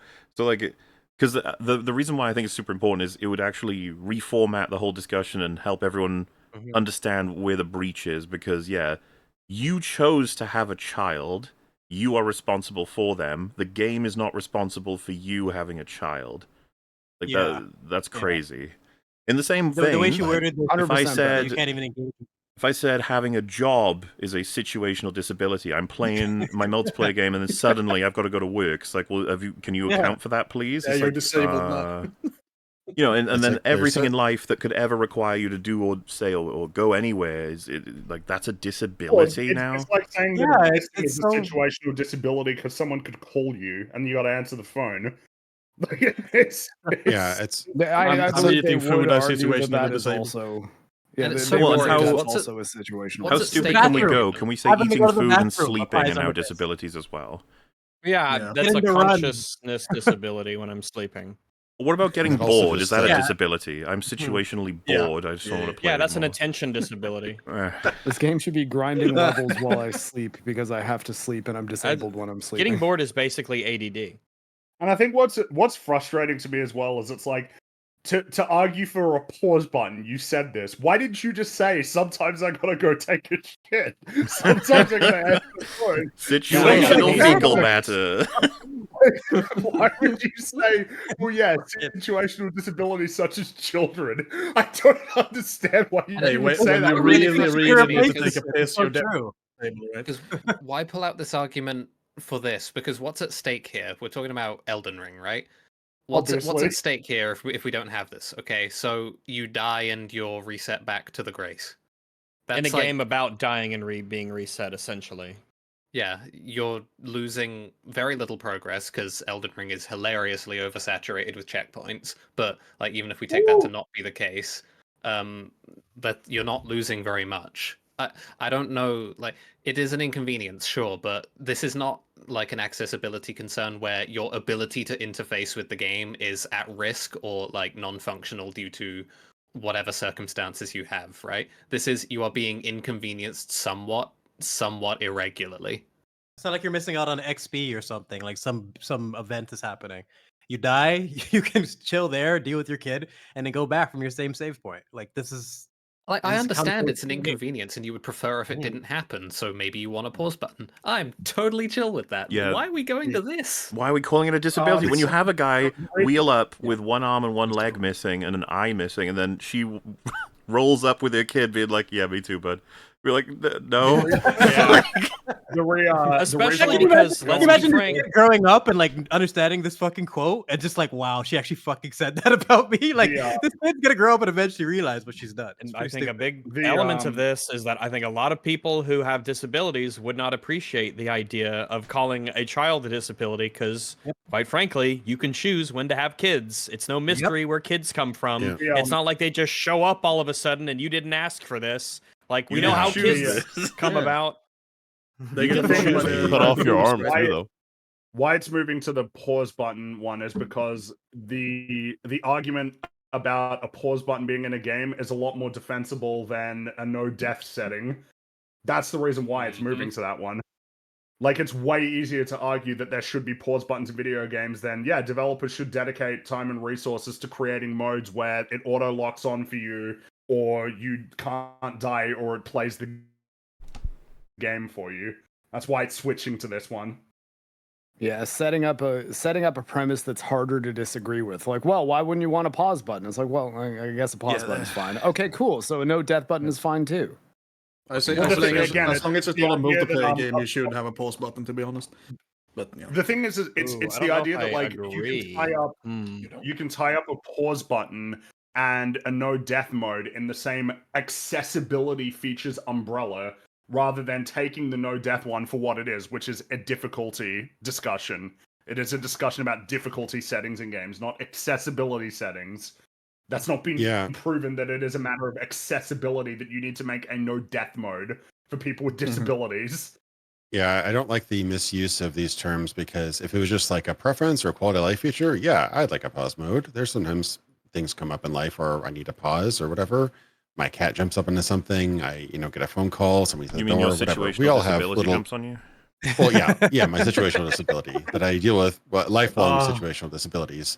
But when you use terms like representation, when you're arguing against historical accuracy of certain peoples in different historical settings, for example, or accessibility, that then gets into legal terms. Then you start to get into like HR, legal requirements, stuff like that, and that gets, frankly, very ugly, because you're taking what is like, I'd like to see this in this game as a feature or a quality of life thing, and then turning it into like a almost like a legal precedent, and saying that like, hey, this is not compliant to our current understanding of ADA and stuff like that. And that gets very ugly, when it should have just been I want a pause function. That's literally would have been the entire conversation. But she describing not only her child as that, which is pretty ugly too, but putting it into like the kind of legal compliance terminology like that. That's where I think a lot of people have the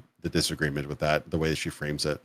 I believe she does not have children, and that also is a part of it that bothered a lot of people. Like, she doesn't have children. Are you serious? Well, wait. You can take that both ways. You can be like, well, why is she even talking on this? Or you could be like, oh, that's kind of her to argue in favor of things that she's not even applied by. I don't think that necessarily adds or takes away from this statement from her. I think it makes it more funny. But it definitely adds humor to it. She doesn't even have a kid and she has a stupid stance. I think you could definitely go the direction if she refers to children as situational disability. Maybe she had one, she wouldn't do that. Maybe you could go that direction. I certainly don't think my mother would consider having kids. That's a disability. No, I don't think it's normal to think that. That's not the labeling anyone uses. That's just not right at all. No.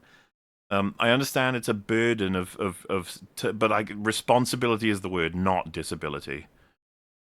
Like, how do her friends that have kids is probably feel a about temporary that? disability, but You know, like, how the friends around her that have kids, how do they feel about this statement? Like, what the fuck? I think everybody in her immediate spheres would be happy to be like, she's on point, she's right.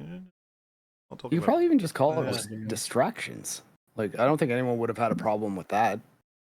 Also, she's Alana Pierce. Everybody in her circles would come out to defend her, even if she said something batshit crazy, probably. Well, they did. Why? Because she's hot. I think she could go crazier than this. Like this is true. You know. Yeah, well, I think she's actually one of the more level-headed of the gaming journalism sphere. There's a lot of people that are far more extreme on this kind of stuff. Sure, but most of them are some type of insane. So I'm so happy I don't know any names in that sphere. Well, I guess I do know one now. But look what you've done. Your life is enriched, Theo. Yeah, also, hi, little platoon, welcome. Hello. We're talking about how games are shit. Yeah, I thought you were talking about disabilities, so I figured I'd jump on. My mum definitely does consider me a disability. It's her birthday at the moment, which is why I'm late. But like the last time we went out for a drink for her birthday, she cackled and told me I was a complete accident, and then she was just completely blown away with how funny she was. It's great. Happy little accident, right? Happy little disability. Well, happy. That depends. Happy little temporary disability. Sometimes happy accident. I am a temporary disability or a permanent disability even. Yeah. Damn. Depends who dies first. Really beautiful. It'll be her. I'll make sure for of a it. pause button. Really, this is a podcast about family. That's what's so powerful about it. Yeah. Elden Ring, Alana used the concept of parenthood to help non-disabled people relate to disability and understand how. What? What? We can't relate to disability unless we have children? What? Oh my god. Just fucking put one arm behind your back. There you go. Now you. That's a better simulation than having children. Close one eye, you moron. Like, what the fuck are you talking about? Like you know the thing where you like hold one leg with your arm and you sort of hop like that. That's already more than having a child represents disability. What? Yeah, it doesn't look good. Jeez. Prohibitive it can be to play an unpausable game. If you believe the Get Gooders, however, what Alana did was demand Elden Ring. The Get Good. There's not even. It's just a whole other prism of discussion. We're not saying Fringy get said. good because you have a kid. Like people say that as a joke. Like, oh, you have a kid? Well, get good. If you're parenting, just accept the death. But also, like, who cares? You die once in Elden Ring. It's fine. Get good. Pausing. That's not get good. I know. It doesn't even apply here. Yeah, like you sit at nothing's happening in the game, and you're like, I'd like to be able to pause. It's like, well, get good. You just sit there like, oh. Yeah. Gogger, stop making fun of Alita Battle Angel, okay? What even movie is this from? That's Twilight, isn't it? Oh God, that's the Twilight baby, is it? Twilight? Is this a Twilight baby? Oh yeah. Oh my goodness. Did someone explain the what child? the baby looks like? Yeah, that's what I'm saying. Can someone explain the child? I remember the memes with that. We need to do an EFAP arc for Twilight. Kristen Stewart has at some point. Oh yes, that would be fun. Be made easier. And the Someone said, "Showtime." dude, I think immediately falls in love with it. It's really fucked up. Because having kids is a disability. I don't know, maybe the gamers TM are right and my reading of her words is wrong. Let's look at what she actually said, while also understanding and acknowledging that it's part of an entire half-hour video. This is the kind of thing you'd offer everyone you cover, right? Just yeah. Or the gamers TM get this. Now let's find out their real context and steelman what's being said. And see what the most reasonable interpretation of her words is. It's mine, it's mine. The most reasonable interpretation is mine, not theirs. Mine. There are long-term disabilities. There are situational disabilities. Okay, we need to look at this chart. We need to look at this chart, okay? One by one, this is hilarious to me. Look, so we got our chart here. Permanent disability in terms of touching is one arm. Okay. A temporary one is an arm injury. A situational one is a woman holding a baby. Oh. No. It's a situational disability. New parent. You All added parents that don't have to part. deal with this. You added that shit. Situational disability. Oh no. You're I'm not actually Distracted really- driver, I'm really bartender? interested. I want to Do test out the down C these. category Oh in my court. God. Like the C Distracted driver category, is disabled? blind, What? cataract, and distracted driver. If you hit someone in your car and you say, I was temporarily disabled. was by not disabled. being Yes, able to- thanks. Oh my God. If you hit somebody, you gotta understand though, the last two are the funniest ones. Hearing, so permanent is Yeah. deaf. Yeah, makes sense. Yep. Temporary ear infection. Okay. Yeah, I think even everybody yeah, would be on that's board fair with enough, that. Situational is a bartender with multiple people talking to him. My so God, man. if I get I mean, so if I get in Situational a disability. Why is mobility not here? Got to say the last one now. It's the funniest. The last one is the accent funniest again. one, yeah. So speak, Just add your permanent cat to is that one. non-verbal, Right. temporary is laryngitis, Mhm. situational is heavy accent. You are disabled. And it even they even look like what does this person look like? I'm it's actually like a not warrior like- from I think another it's time. like with a an shield. amalgamation of a whole bunch of different things from places that essentially aren't Europe or America. I'm pretty sure that's what it is. This I is the believe Yeah. guys. This explanation- is the racist and non-racist agree thing. It's the see you are disabled if you can't speak English or whatever. Like what the fuck? I just, Oh my I don't God. Well, did you understand know what I'm we gain from temporarily framing disabled? things in these terms. You are Temporarily situationally disabled. How is it even situational if you've got a heavy accent? Isn't that like temporary or Okay, even yeah, I was going to permanent? explain that. So You can when still this came out, communicate. How is people that a looked into it. disability? No, here I'll tell you. Because apparently, if a game has voice commands, accents can be difficult to program for, and that is actually what they're talking about. I'm just glad to hear that Dopinder was able to overcome his situational speaking disability in Deadpool 2 to 3. Yeah, hell yeah. And it's unfortunate Metal can't be with us right now because he could talk about his temporary disabledness. Yeah, there you go. I mean, we have two Swedish people in chat. You know, I find it funny that everybody's We're the saying that disabled of I'm the the group. situationally disabled one. Nobody's saying it about Mola or any of you Half the guys people- in Europe. half the people on here, like everyone, but Metal would be the big one because it's like. But also, like, the that's not podcast in even the how second it language. works. As from my perspective, all of you are situationally disabled. Yeah, it's exactly. great. Exactly, man. From my It's just- point of view, the gender are disabled. I do have dogs as well, sometimes. From my point of view. Get this shot. Like, this is what I find fascinating. Is Sterling's like, no, see, if you present it in the proper context, then you'll understand the point that she was making. And it's like, if you show No, we this to a get it. normal person, then it's gonna think that you're nuts. Like, Yeah. Dude, the person who This lost is an what's arm, We're gonna laugh at right? you. Being like, we understand the disability. Someone who maybe had their fucking arm stuck in a blender and it's healing. They're like, I'm not the same as you, but I'm fucking. He's like, yeah. Then the person can relate, holding yeah. a baby, like I'm like you guys, like fuck With two off. arms. Rocking a baby back and forth with both of their fucking perfectly good arms.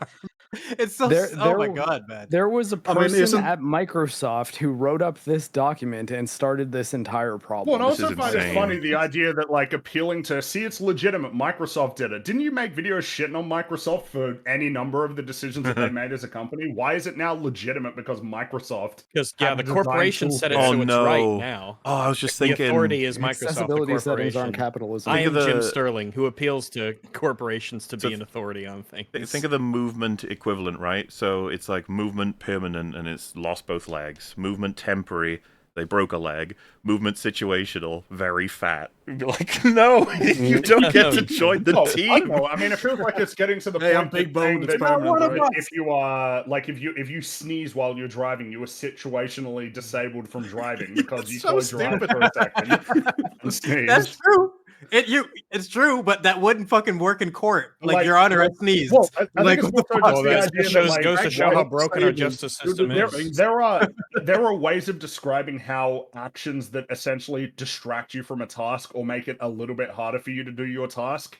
You can describe those in terms, but saying that it's a situational disability, you're just going to lose people. No. Yeah, but that'd be, So- it would be an explanation, not an excuse. Like, separating those things is really important. I'm just talking So- about the idea of just conveying this concept to people of like, yeah, do you understand that sometimes people can be inhibited from doing stuff? It's like, yeah, but don't call it you could be situational distracted or, you know, disability. Don't call it that. Just call it what it is. You're the word distracted, means or you have something a different. responsibility that you need to attend to. I Them also saying want to change point their out minds that off it's their own actions. It's like saying that you're situationally disabled because you need to go take a shit, but you're in the middle of a boss fight. It feels to me like a different way of approaching winning an argument that you weren't winning before, where someone says like, "I want the pause because my fucking kid is running around." It's like, oh, well, either take care of them yourself or hire someone to take care of them.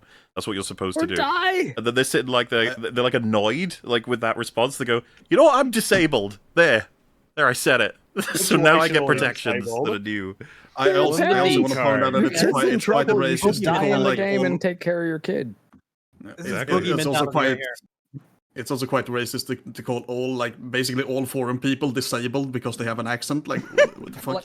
That's sort of what Goger cannot play Tom Clancy's End War. What do you gain from framing things in this sort of context? Why do we need these things to be included under disability in some capacity?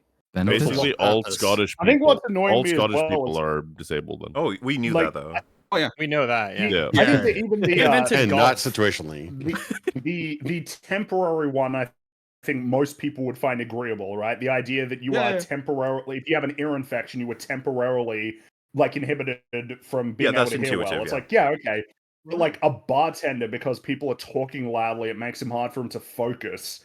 You're not gonna that's that's distracted, not disabled. It's a situational disability. That's also a part of the job. Like all bartenders know that's something they're gonna have to deal with, and like they go into it knowing that. It seems like something that ought to be recognized by Sterling, by her, by anybody talking about it. It's like, you lost so many people right out of the gate on something that's easy, that games should probably have pause buttons. Like, that's easy. That's an easy position to argue for. Also, by this logic, just being in a room that's has loud noises in it, everyone is disabled in that room now because they're distracted. Actually, you can break it in so many ways. It's crazy. I don't get anecdotal evidence might even be more. She didn't think this through. She definitely didn't think this through. You could honestly say, look, I have a lot of friends who are parents, and they are constantly complaining about any game that doesn't have a pause. They just won't buy them and won't play them. That's a way stronger argument than trying to bring up these guidelines that sound insane to normal people. You're so right, Mark. She can phrase it. She could probably phrase it in 12 different ways. That would be way more digestible. But she chose this way. That's just like, what? Like, why would you do this? I'm just gonna completely impossible to engage with your argument now. Next time I park in a disabled parking spot, I'm just going to flash my bartender's license and see if that works. My bartender. I'd be, Excuse if that me, ever happens, I'll be like, okay, cool, let's send it. Excuse me, I have an accent. I have tinnitus. I have an accent. Can I park here? Excuse me, I can park here. I have an accent. Thank you. Yeah, you don't play it up. You're just like, I have an accent. They go, it doesn't sound like it. You go, well. We have the same accent. We have the same accent. They give a good or you can whip out a phone and go, I'm disabled. I'm situationally disabled. Sorry. To be fair, though, getting challenged at a handicap spot is not an uncommon occurrence. It happens to me pretty much every time I'm wearing long pants and there's anyone who doesn't mind confrontation. Well, that's nearby. Because their sight was temporarily disabled by your pants. Well, no, because you can't really tell that I don't have a human leg on my right side if I'm wearing long pants because you can't see. You take it off and I don't shake have it at any them human legs. Like here, it's crazy. The thing is, though, I'm in the military, so often I'm in an army uniform, and they're like, "Oh, this soldier guy's not disabled. What the hell are you doing, man? There's grandmas who park here." And then I the just pull army up my is the pant branch leg, where all and the they're disabled people go. What do they mean? Exactly.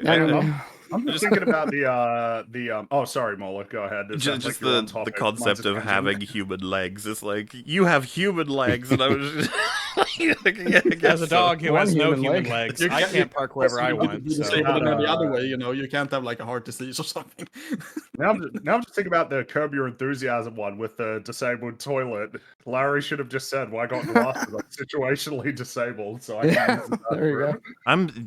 Because Boogie tries it all the time. The like, I'm fat, therefore I get all the benefits of disabled people. That's what I said. So, this is Boogie logic. Yeah, when you run through all of the other ones and they're like, you have to move, you're like, no, fat.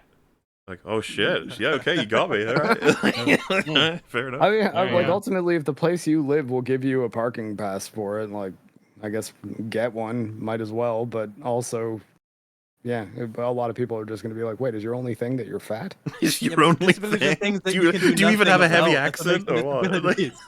Biggie. I call him Big. Boogie can lose Smalls. weight. I know. Biggie 2988. Maybe you need like 3 of the minor ones to get the pass. I have a heavy accent. I'm fat, and I have cataracts. Well, being morally disabled. I can't believe distracted driver. That distracted in any scenario, I'm disabled temporarily. Oh my That's an attention disability. Oh, you're It's distracted. like ADD. It's in the name. Being distracted is basically having ADD. Well, This is great. so stupid. I can get out of anything. Yes, this was very necessary to explain why Elden Ring should probably have a pause button. Could one argue this is actually hurting Alada's video? Because this is not Alada's video, right? No, It's making it way more retarded. I believe. I think this it hurts is. so many things. Wait, Jim added this? No, Yeah. I'm pretty sure she puts this up in No, her it's above, video. no, it's above No, you can her tell. video. Look at the frame. Is it? Yeah. Oh, See, that's look, odd. it's not from the format. Yeah, this Maybe was I just saw it the whole on Twitter. point of I've definitely adding- seen Okay, that I document. agree. You're making her look more stupid. Like this is Slight spoiler, but yeah, like Sterling appeals to this as a Microsoft design thing that like this is legitimate, like because this is Microsoft making it said seem. so.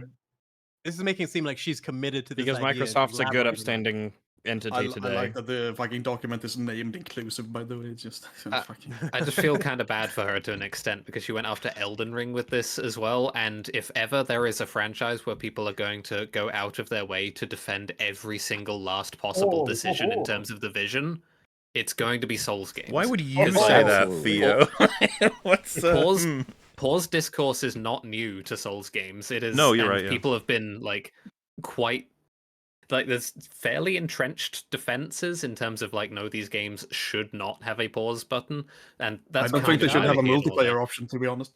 It's part of the can, challenge, man. Damn, this It guy is thinks that possible. friends make you temporarily disabled. The weird thing Yes. with Elden Ring, by the way, Depends is on the it friend. kind of does have a pause button. There's a menu option that does actually pause the game. And Rags, I does think the though friend have a that heavy It's accent? some weird hidden thing. Another Yeah, consideration one of my is co-op partner has a heavy accent. Can I pause If you them so that way I can understand what the fuck he's trying to tell me? If I'm you gonna repeatedly head pause the to, game, though, the it does bed, kind of put guys. it in. It kind of Oh, puts the so game you in can slow be motion. you can be so, consciously disabled. you can use it to exploit, is what I'm saying. Like pausing isn't necessarily harmless to the game because Potentially, yeah. Oh, yeah, I for sure. actually learned this because I had a joystick for my Super Nintendo. I think it was called like a Super Advantage, and it had a slow mode button, and all it did was like an auto fire turbo of pause, and it did like slow the game down to make it easier to see what's happening. Correct me if I'm In wrong. an There old is game a called Myth, pause it's basically... in Elden Ring, right? It's a particular item description or something. Yeah, yeah. Someone's saying there's a way to pause it. Yeah. There is some Diegetic pausing. I like it. Ah, right. There's So some let's menu read the lore option. things. Yeah, yeah. I think it's there's if you some go menu into your options that you menu can and set do. a password for online gameplay, it pauses the game. I think that's what it is. It was either that I or think the so menu long as you can't explanations. interact. I think so long as you can't interact with the game while paused, I think it's mostly fine. Like you could do that in the old Myth games, for instance. You can pause the game and then move all your soldiers around and then unpause, like shit like that. So it's basically cheating at that point. I'm gonna head into the bed and then lie in the bed for like a couple of hours, and then I'm gonna get out of the bed later. All right. You're not gonna sleep. Cool. Enjoy You're your gonna be disabled for a while. Yeah, I was gonna say. Situational. Get double disability. points, heavy Yeah. accent. Yep. Good night, guys. Good night, sir. Thank Right, you. good Good night. night. Well then. Back to the fringe. Temporary disabilities. Disabled It boy counts as a disability where a video game like Elden Ring is concerned if you have a kid. No, it If you doesn't. have a 2-year-old, you're trying to play Elden Ring, you can't pause. That is a situational disability that you have, Nope. where the No, it's game. not. I will only take this seriously if she includes shitting as well. I mean, Don't be I a wouldn't- coward. Include shitting. Put it Say on the document. You you got a cowards. big wet shit to take.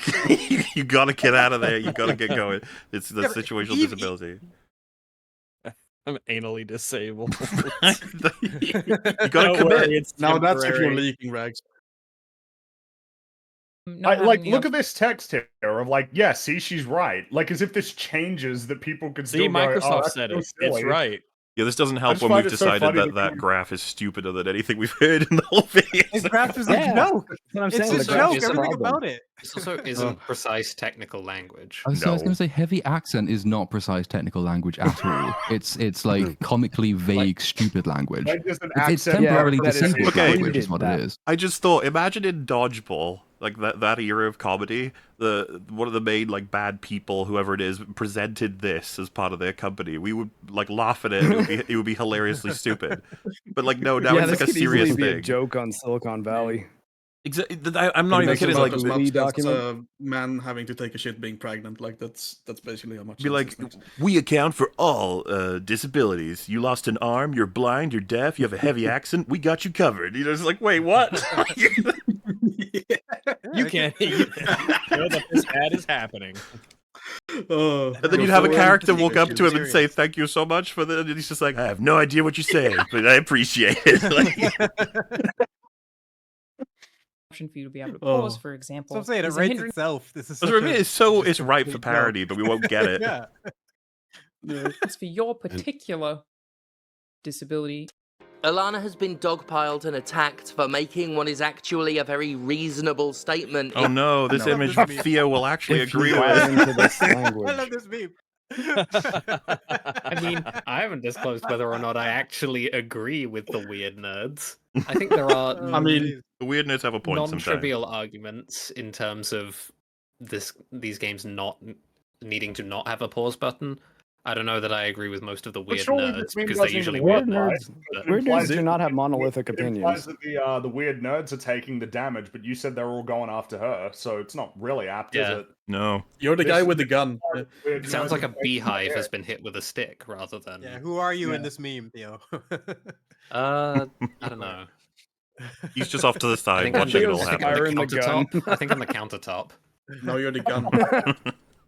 If you are capable of reason. Now, Alana and I are not super close, but in the interests of disclosure, I do consider her a friend. I've known her for a long time.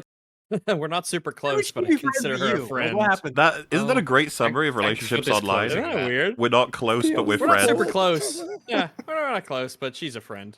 Like, okay then. And I've seen a lot of women-hating chuds disproportionately dogpile on her for having relatively uncontroversial opinions. They don't like her because she's a woman. Blah, blah, blah, blah, blah. Like the fucking fiend she is. And my god, people really threw their dignity out the fucking window to be upset about this not one. Me, not me, Jim Sterling. Yeah, like, are you kidding, Dignity man? incarnate over here. It's just boring. Like, every time you criticize a fucking woman, it becomes sexism. Every time. Yeah, every single God, I wish time. I was a Doesn't actually woman. matter what the argument is. It's just built-in defense. I take And it's Jim crazy Sterling how talking people about just latch dignity onto just that, about too. as seriously as Boogie talking about dignity. Like, what the fuck? Yeah.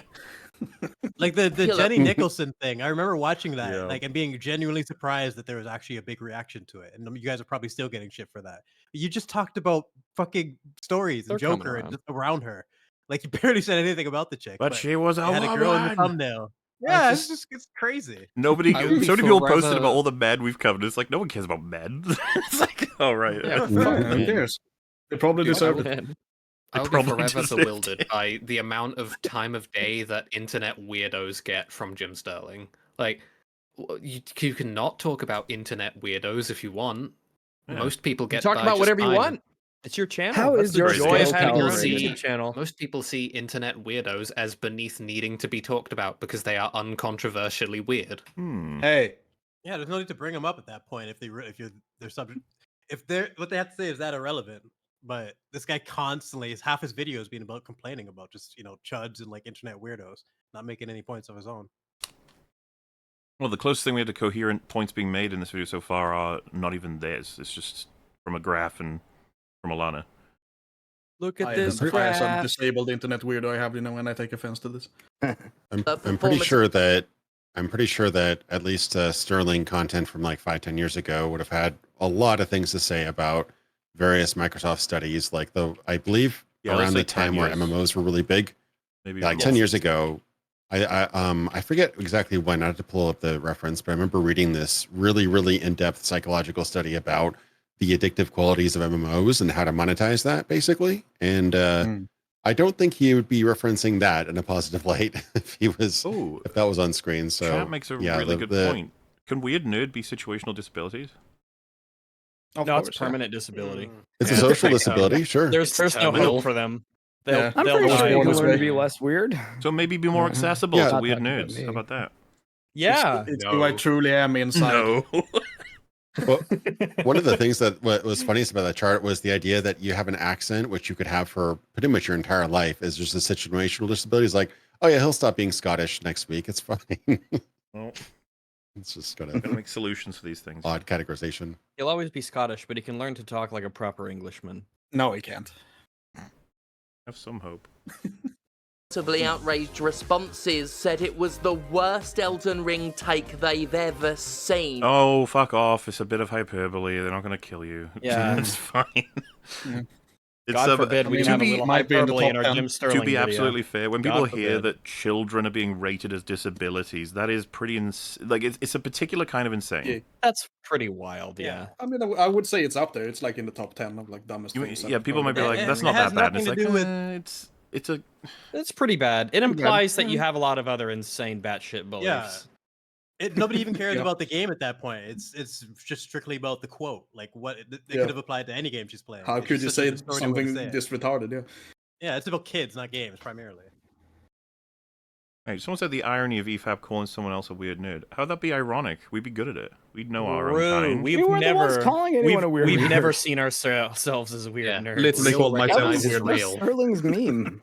Well, we're apex aristocracy. I don't mind being a weird here on nerd, every it's frame fine. of pause. I mean, yeah, I'd have trouble arguing my way out of that label. Also, I chat, you suppose- also all weird nerds, otherwise you wouldn't be here. So, you know, just looking at This is not a podcast for the riff Really, raff. I've never even looked at it that way. Just like a lot of us obsessed with storytelling and game design and balance, and like it's been a part of our lives forever. So it's something we really like delving into. And if that makes you weird, then I've never really engaged with that. Like, am I a nerd? Am I this, and that? I like too many nerdy things that I assume I qualify. But I'm just absolutely a dismissing nerd, people, Yeah, I just qualify. dismissing people because dismissing people because they're nerdy or because it's like no, they have interest and they're not afraid to show it. Like, there's nothing wrong with that. I just think it's a weak argument. That was itself a far worse Elden Ring take. If thinking it'd be nice to be able to pause Elden Ring is one of the worst opinions about. Okay, that's not what people Well, are that's saying not, is weird. that's not what was said, though. It was Yeah. said that you should be able to pause because children are situational disabilities. Yeah, nice try. Constantly distorting it. Nice I don't Distorting the understand his topic image is so choices either. frustrating. Yep. I It would don't be understand like how the images he's showing relate to what he's saying in any way at all. Well, I think they're supposed to just be for the expressions, I guess. But I don't exactly. What was this from? Anyone recognize it? I do, but It's I don't not. remember. It's not Brazil or something, is it? Or no, probably not. Cat will know. Yeah. Oh, it might be Yeah, Brazil. chat knows everything. We have one Brazil. Razzle. It could be. I just recognize the face. Basically, I don't know. I've actually not Probably seen seen it in Brazil. another image somewhere. Yeah, a couple Brazils. It I probably do- is. But I do feel like the image It's is like he's the sliding Tim in, Burton naturally version of talking Grand about that. Budapest Hotel. yeah, if someone said video games are very challenging, and I think that something should be done about that in terms of how we approach balancing. And my idea Make is them more challenging. that we have a direct conversation with the lead developer. Everyone should have that access if they've bought the game. And then someone says, that's a fucking insane take, and go, it's insane to want to discuss difficulty in games? Okay. You're like, no. That's not at all. It's such a lame pivot, which, to be honest with you, I know it sounds insane, but I feel like Jim Sterling should be beyond that at this. Like I say, at this point, Jim Sterling's That's been what I doing was- this for that a was long what I time. was kind of wondering is is it dishonest or is it just stupid? I'm not sure. It's malicious. I mean, listen to this. I mean, we've covered Jim before many times at this point. Jim is a hateful asshole. yeah. Oh yeah, absolutely. Remember the Shady Sounds Very one? super partisan, completely brain rotted, a very hateful person. And in all honesty, I think most games nowadays are way too easy. I think many of them could do with a bit of more challenge to them. Ableist over here. Yeah, and that's a point I was about to bring up too. Is I think that a good portion of why we got a lot of outrage culture on all sides of arguments is that people are now hyper aware that if they don't make a big stink about these kind of changes, that their games are going to be gone. That what they enjoy isn't going to be around anymore. And Yes, so people are if you kind do of not, that. Do not let so these if people you- stick their foot in the goddamn door. So the constant belittling, oh, you don't really mean that, or you don't really think that, or you're just weird, or weird nerds. That sort of thing is now only fueling the fire. People like, okay, we better sign up for this, or we're not going to have the next From Software game. It's going to be something completely different. Has anyone here played the Rogue Trader, by the way? The No. 40k game. No. Been meaning to. I heard it's really good. Yeah. It's not really. It's completely fucking broken. It's the CRPG one. Yeah. Yeah. I mean, it's fun. and all, but basically you can make super overpowered characters to the point where you will beat every single combat without the enemy having taken one turn. So maybe that's by design. I don't know. I mean, it could be, but it's fucking boring. Like you beat all the fights without any single enemy having taken one turn. Like it just gets fucking monotonous and repetitive and boring. Well, maybe it sounds like there should be a higher difficulty level. Yes. I mean, I haven't played it on the highest difficulty, but I have heard people say it's basically the same on that. Fake gamer. Hey, I played it on like hard mode. I think there's like 5 or 6 difficulty settings, something like that. But yeah, it's basically like super fucking easy. It's still like, you know, enjoyable and all that. The story's kind of meh, but yeah. Yeah, a friend of mine I follow on Twitter, we worked on a couple things together. He did the UI on that game, so I've been wanting to play it. But there's just so many games out there nowadays. There's a lot of games. CRPG is a commitment too. Yeah. Also, someone said you can't do that anymore. I played it like a few days ago, and that's the same case still. They did fix a little bit of it. Like it's not as broken as it used to be, but it's still fucking broken. Elden Ring you've ever heard? I might be able to interest you in this fabulous new thing called the internet. Because clearly you've never fucking been on it before. I kinda don't want to debate the actual core of the argument here. I don't think you can, but because you know what it is. I don't know, feels pointless almost. The difficulty discourse is so poisoned by bad faith arguments and now bizarre political conflations that honestly most of it's yeah, Jim's really upset that politics getting dragged into all this. Jim really doesn't enjoy that. What's the point of showing up to an argument and then being like, this is all poisonous, toxic sludge. I shall not participate in this. As I loudly declare my intentions to not participate in this. Like the fuck is you see an argument in a Discord channel and they just make clear that they are there and are not willing to engage. It's so fucking weird, dude. Nobody cares. It's 8 minutes if I didn't want to make this video. Like that's pretty much what it's been. That's my favorite If you have a perspective, genre. say it. Sigh. I didn't want to make this video. In this video, that classic. It's beautiful. This freeze frame's freaking me out, man. Thanks for letting me know that you think all of this sucks. I really care, and it's important to me that I know that you think everything sucks, but you're not going to disclose a perspective, though. Beneath me. Bear in mind, I'm one of the original veterans of the difficulty discourse wars. You know, because of that time I said I wouldn't mind if Dark Souls had an easy mode, and then for 10 fucking years get over it. Screamed. That's all. Remember, that's all that Jim said. Jim only said it would be nice if there was an easy mode for Dark Souls. That's all Jim said. Nothing else was said at all. That was it. That was the only thing. That's how I imagine you look right now, Theo. That monkey's face, just so outraged. Well, it's also shit. It's also man. I'm not like. It's also a self-report that Sterling's just not thought about this since then. It's just like, well, yeah, I had a take on it. People were mean to me, so everyone who disagrees with me on this is mean. This is Jim's life. They think about it every single day, all the time, forever and always. Angry gamers. At me claiming that I was demanding From Software go casual. I learned a long time ago that trying to be reasonable with these people is a waste of time. Is that the video then? These people are not trying so hard to be reasonable. So then what? It's like, so what next? What are you gonna do? Make this video again because it makes you money. It makes it the same video all the fucking time. Like you have a brand and it makes you money, sure. Go off. No matter what words you use, because they've already decided which ones they're gonna stuff in your mouth for you. Oh wow. It's just irony. Wow. Irony, please. Arrest this man. It's so funny. Damn. Say our names 3 times and we shall appear. Objection.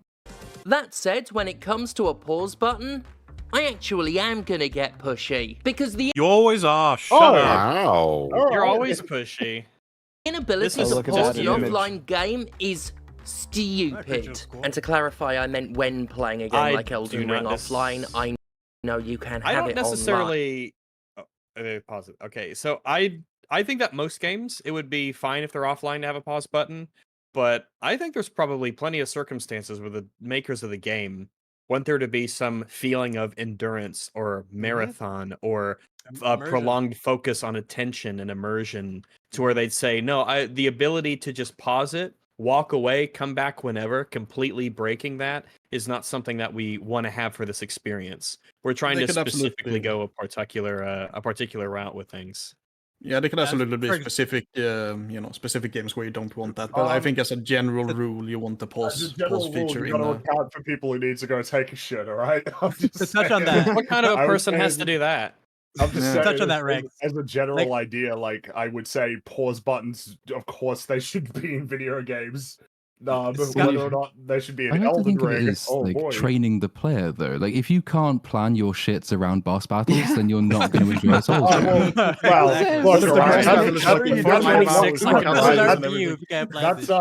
but no one of the fog doors until you've disabilities pooped. that you need to worry about. Because of the other ones are like a phone or answering the door, or just like any number of things that could abruptly come up where you're like, oh shit, all right. And they'll be like, well, what if it's an anime game with a 5-hour cutscene that you can't pause? I was gonna add to what Rag said, where like in terms of ruining the design, Skyrim, for example, you can pause in the middle of a fight and just level up like a whole bunch of abilities and a bunch of health. And next thing you know, in the very next blow, you can like one-shot the person. So the thing is really like, it's not. I'm just gonna drink 50 potions in the middle of this battle. There's not really a discussion, right? If you have to do something, you have to do something. You just lose your progress. But it'd be like, it'd be nice if I didn't lose my progress though, just because of some unexpected thing to deal with. Yeah. Do Rags' point, I guess because I think it applies to films as well, right? Like if all the tension build up the particular horror films have, if you pause, went away for an hour, came back, and then continued, which you can do.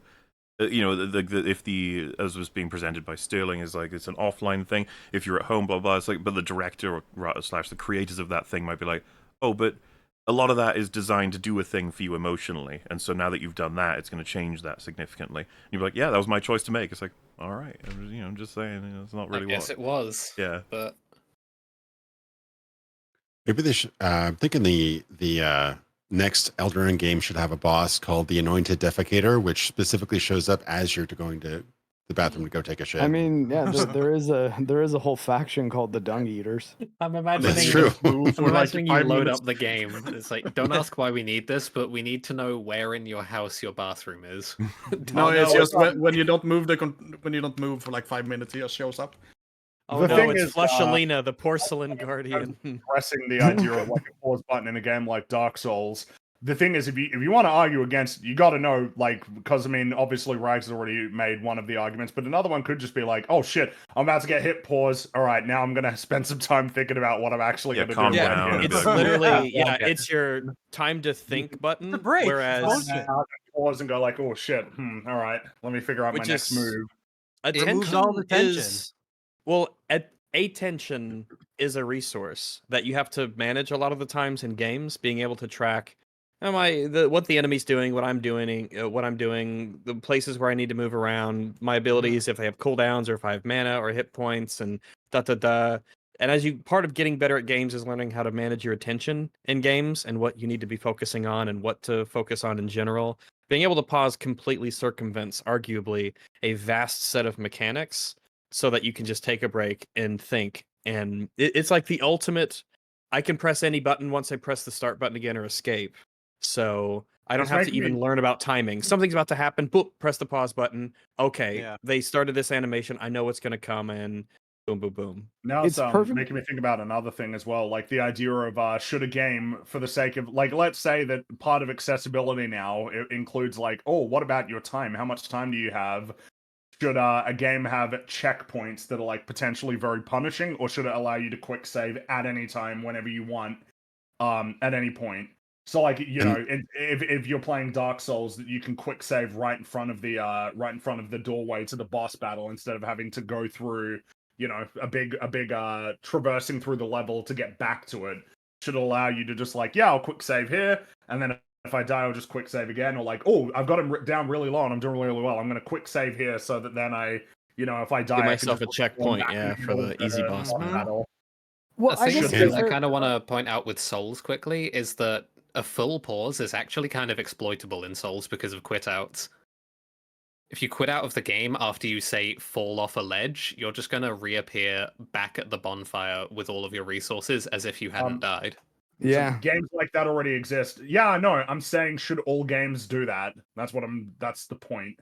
Should every game, for the sake of, like, if you argued that it was an accessibility feature that you let people save whenever they want it because of time consciousness or something, then should that be something that every single game would have to do, where you can quick save wherever you want? Or is it worth recognizing that sometimes stuff that essentially exists beyond the scope of the game world can have an impact on your interaction with what's happening in the game world? That's like the whole point of the pause button conversation, because the pause is not happening in the game. Like that's meta, essentially, right? Like your character cannot pause compared to your character sits down and whips out their inventory and starts sifting through it.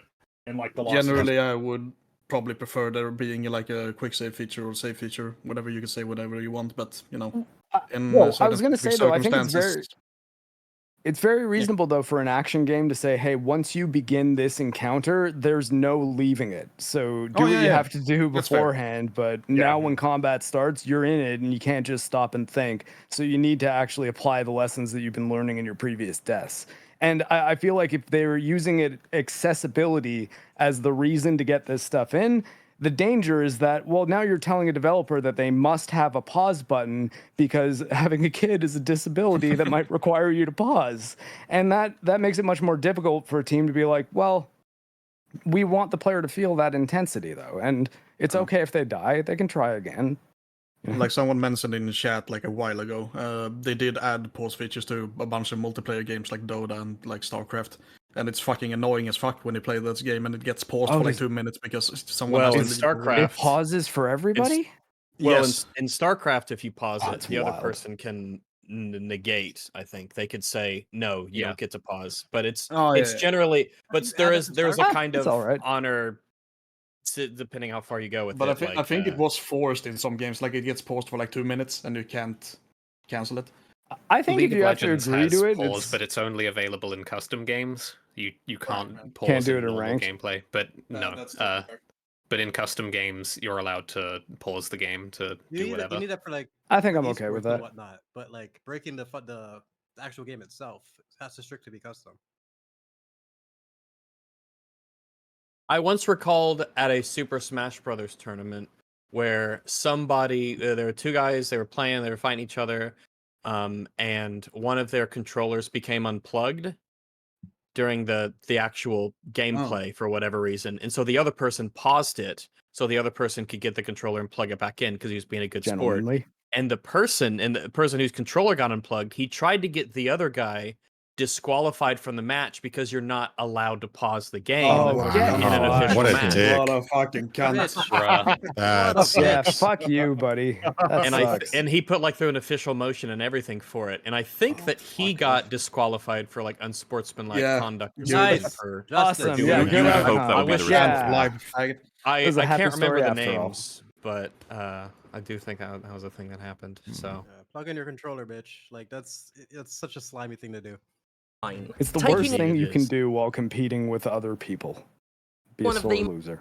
Most fundamentally basic, foundational functions out of a game. What's so foundational about pause? I was about to say foundational. No, very common. Again, probably should be in most games, but foundational. I don't know about that.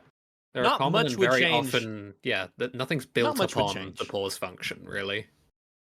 Well, it's the suggesting pause that function for the most part is the doorway to the options menu, or for me to quit the game and go do something else. Foundational is not the right word, but some like incredibly commonplace. Commonplace, yeah. And I think though the difference in that language is describing it as foundational implies that there should not be a game that is made without this. Like it's ridiculous that you're breaking this convention because it's nothing but annoying to people. When I think the developer is well within the rights to be like, yeah, but we want you to be afraid in these fights. He's not exploring different points though, so he's never going to touch on that. The thing is, I think it's very thin margins either way in terms of whether or not like the convenience of a pause button wins out over whatever feelings the game is trying to stoke by not having one. Like, we're quibbling over like hair's breadth margins in terms of what the experience wins or loses. Than to do it is honestly bloody clown shows. I love Elden Ring. It's truly one of the greatest games ever made. An achievement of open world design and a land. You know what this is, right? I like Elden Ring.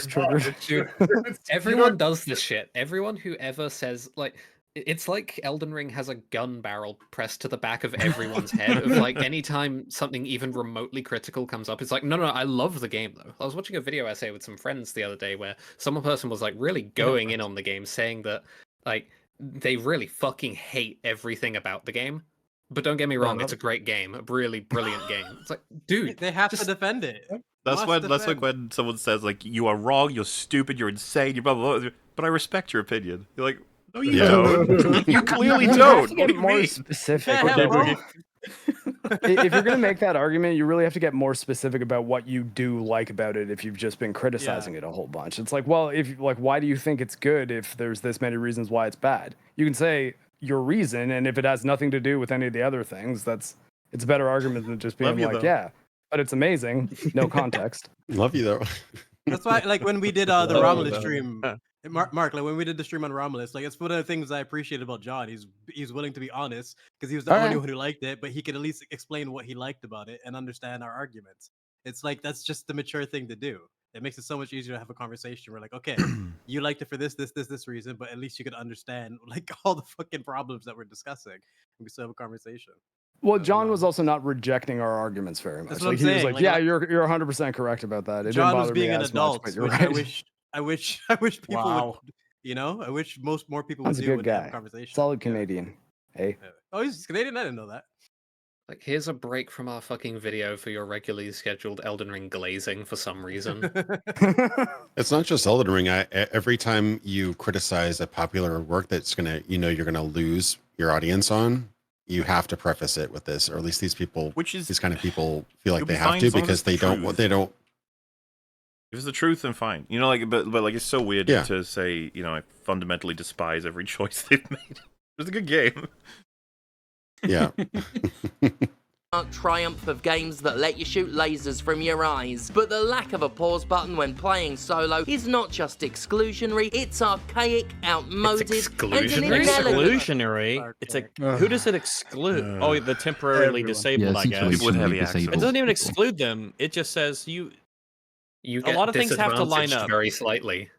Yes, like that's probably the amount of times in a game where needing to pause and not being able to, that's such a tiny sliver of your actual game time that it would have to be one of those moments on top of my temporary disability threw up on the carpet, like I gotta go deal with that.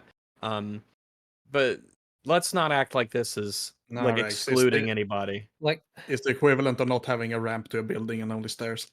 Just wait until these people learn about quit outs, because to accomplish anything you'd want from a pause, you can just quit out of Elden Ring or any Souls game, and you will just be put back to the bonfire in the state you quit the game out at. It's honestly a really bad exploit that probably shouldn't be in the games. I mean, it's the same as save scumming, right? It's basically the same thing. It's kind of save scumming, yeah. And if the games had a full-on pause, it'd be even worse. You'd recognize, this attack is going to kill me, or whatever. Or this is a bad run. I'm just going to pause the game, quit out, come back. Hilariously funny, by the way. While we're doing this, people need to pee, go feed their pets, or possibly go to the toilet. Do go outside, because there's like be disabled for a while. So many disabilities happening while we're watching this video. Damn. Yeah. There's also sort of a communal camaraderie, I guess.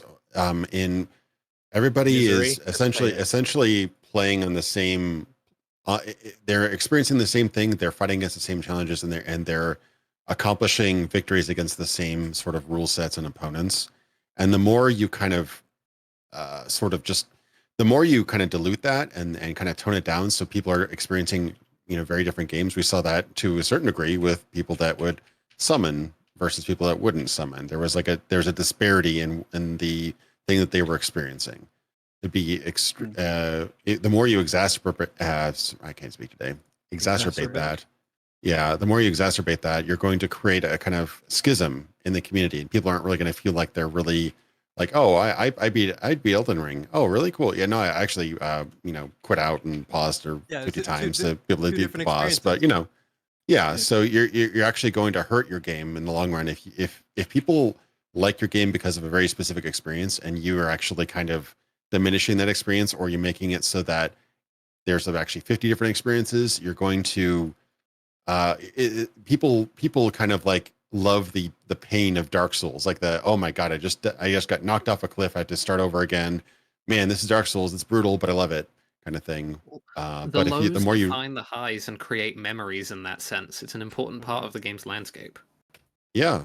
The counter is that, I mean, that you do establish those things anyway, like with clearly delineated difficulty levels, for example. It like the fan base quite naturally orients itself toward taking the piss out of people who play on story mode, for example. Like no one seriously plays a game on story mode because that is just for games journalists.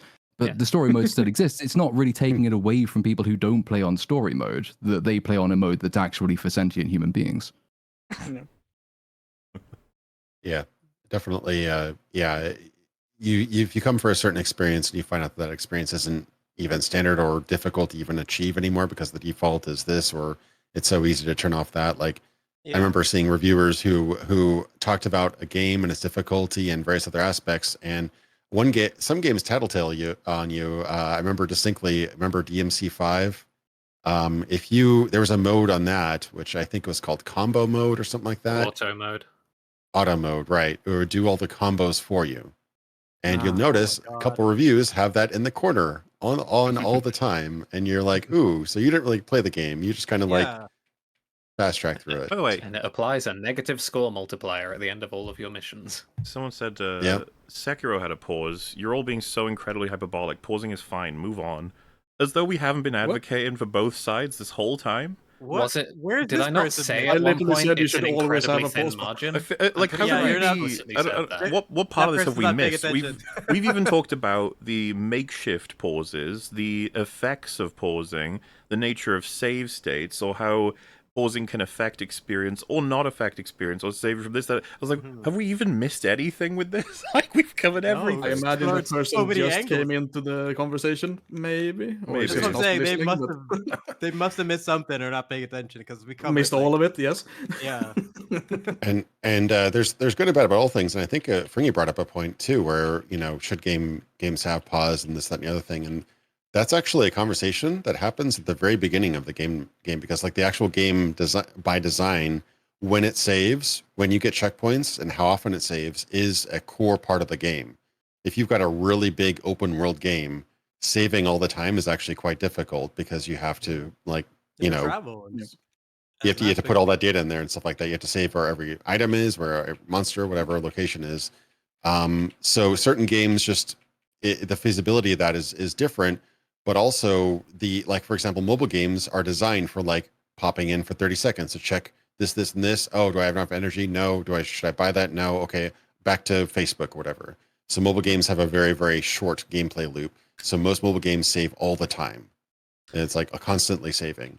Whereas some games you might want to only be able to save every, 5-10 minutes or whatever. So that's actually a fundamental part of the game, like design and logic. And if you start changing that, you're going to probably start rethinking other fundamental things, like, okay, how can we, if I need to save all the time, should we break all these used to be very large regions in the world into small regions, so it's less save data, the less of a delay for the user. Nobody likes to have that little spinning icon in the corner while the game is paused or saving or loading. So things like that. That's a little bit better since we've gotten SSDs, but sure, those are actually like pretty fundamental things. So. Kingdom Come Deliverance had a very unique system of saving. You had these savior snaps, which you basically had to buy or make, and there was a limited amount of them that you could get, so you could only save a limited amount of times in the game. Funnily enough, that actually made me quit the game. I love the game, but I had a game breaking bug, which crashed at a very specific point, and I could not save it before that point, so I had to replay a section again and again and again, and it crashed, and I couldn't save. So that's a good example. Was buggy as fuck when it came out. I haven't played for a while. Like a game breaking where a character wouldn't like load into a specific area, so I couldn't continue the main quest. Yeah. So I had a game-breaking one in Ori and the Will of the Wisp where I beat a boss, did not get the upgrade item that is needed for traversing to the next area, and then it saved, and I could not get back to that area without that ability.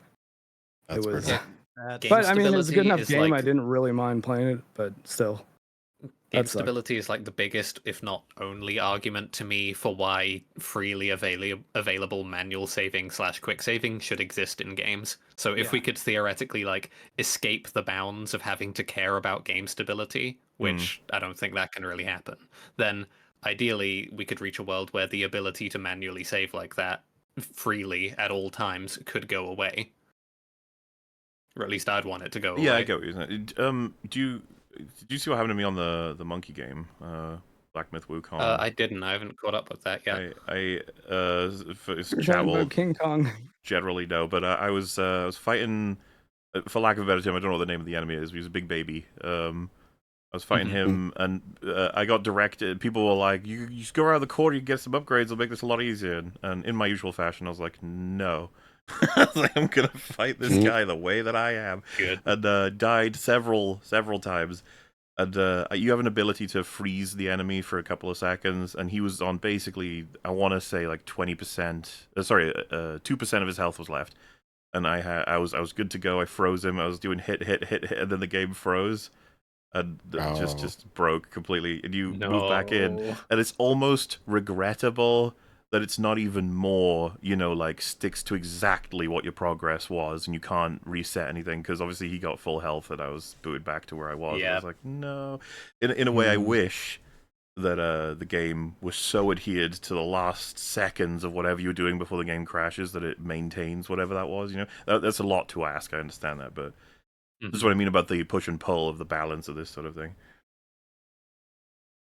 Yeah, there's no perfect solution. Like I would imagine certain games, like any sort of roguelike or roguelite game, that you could just like manually save.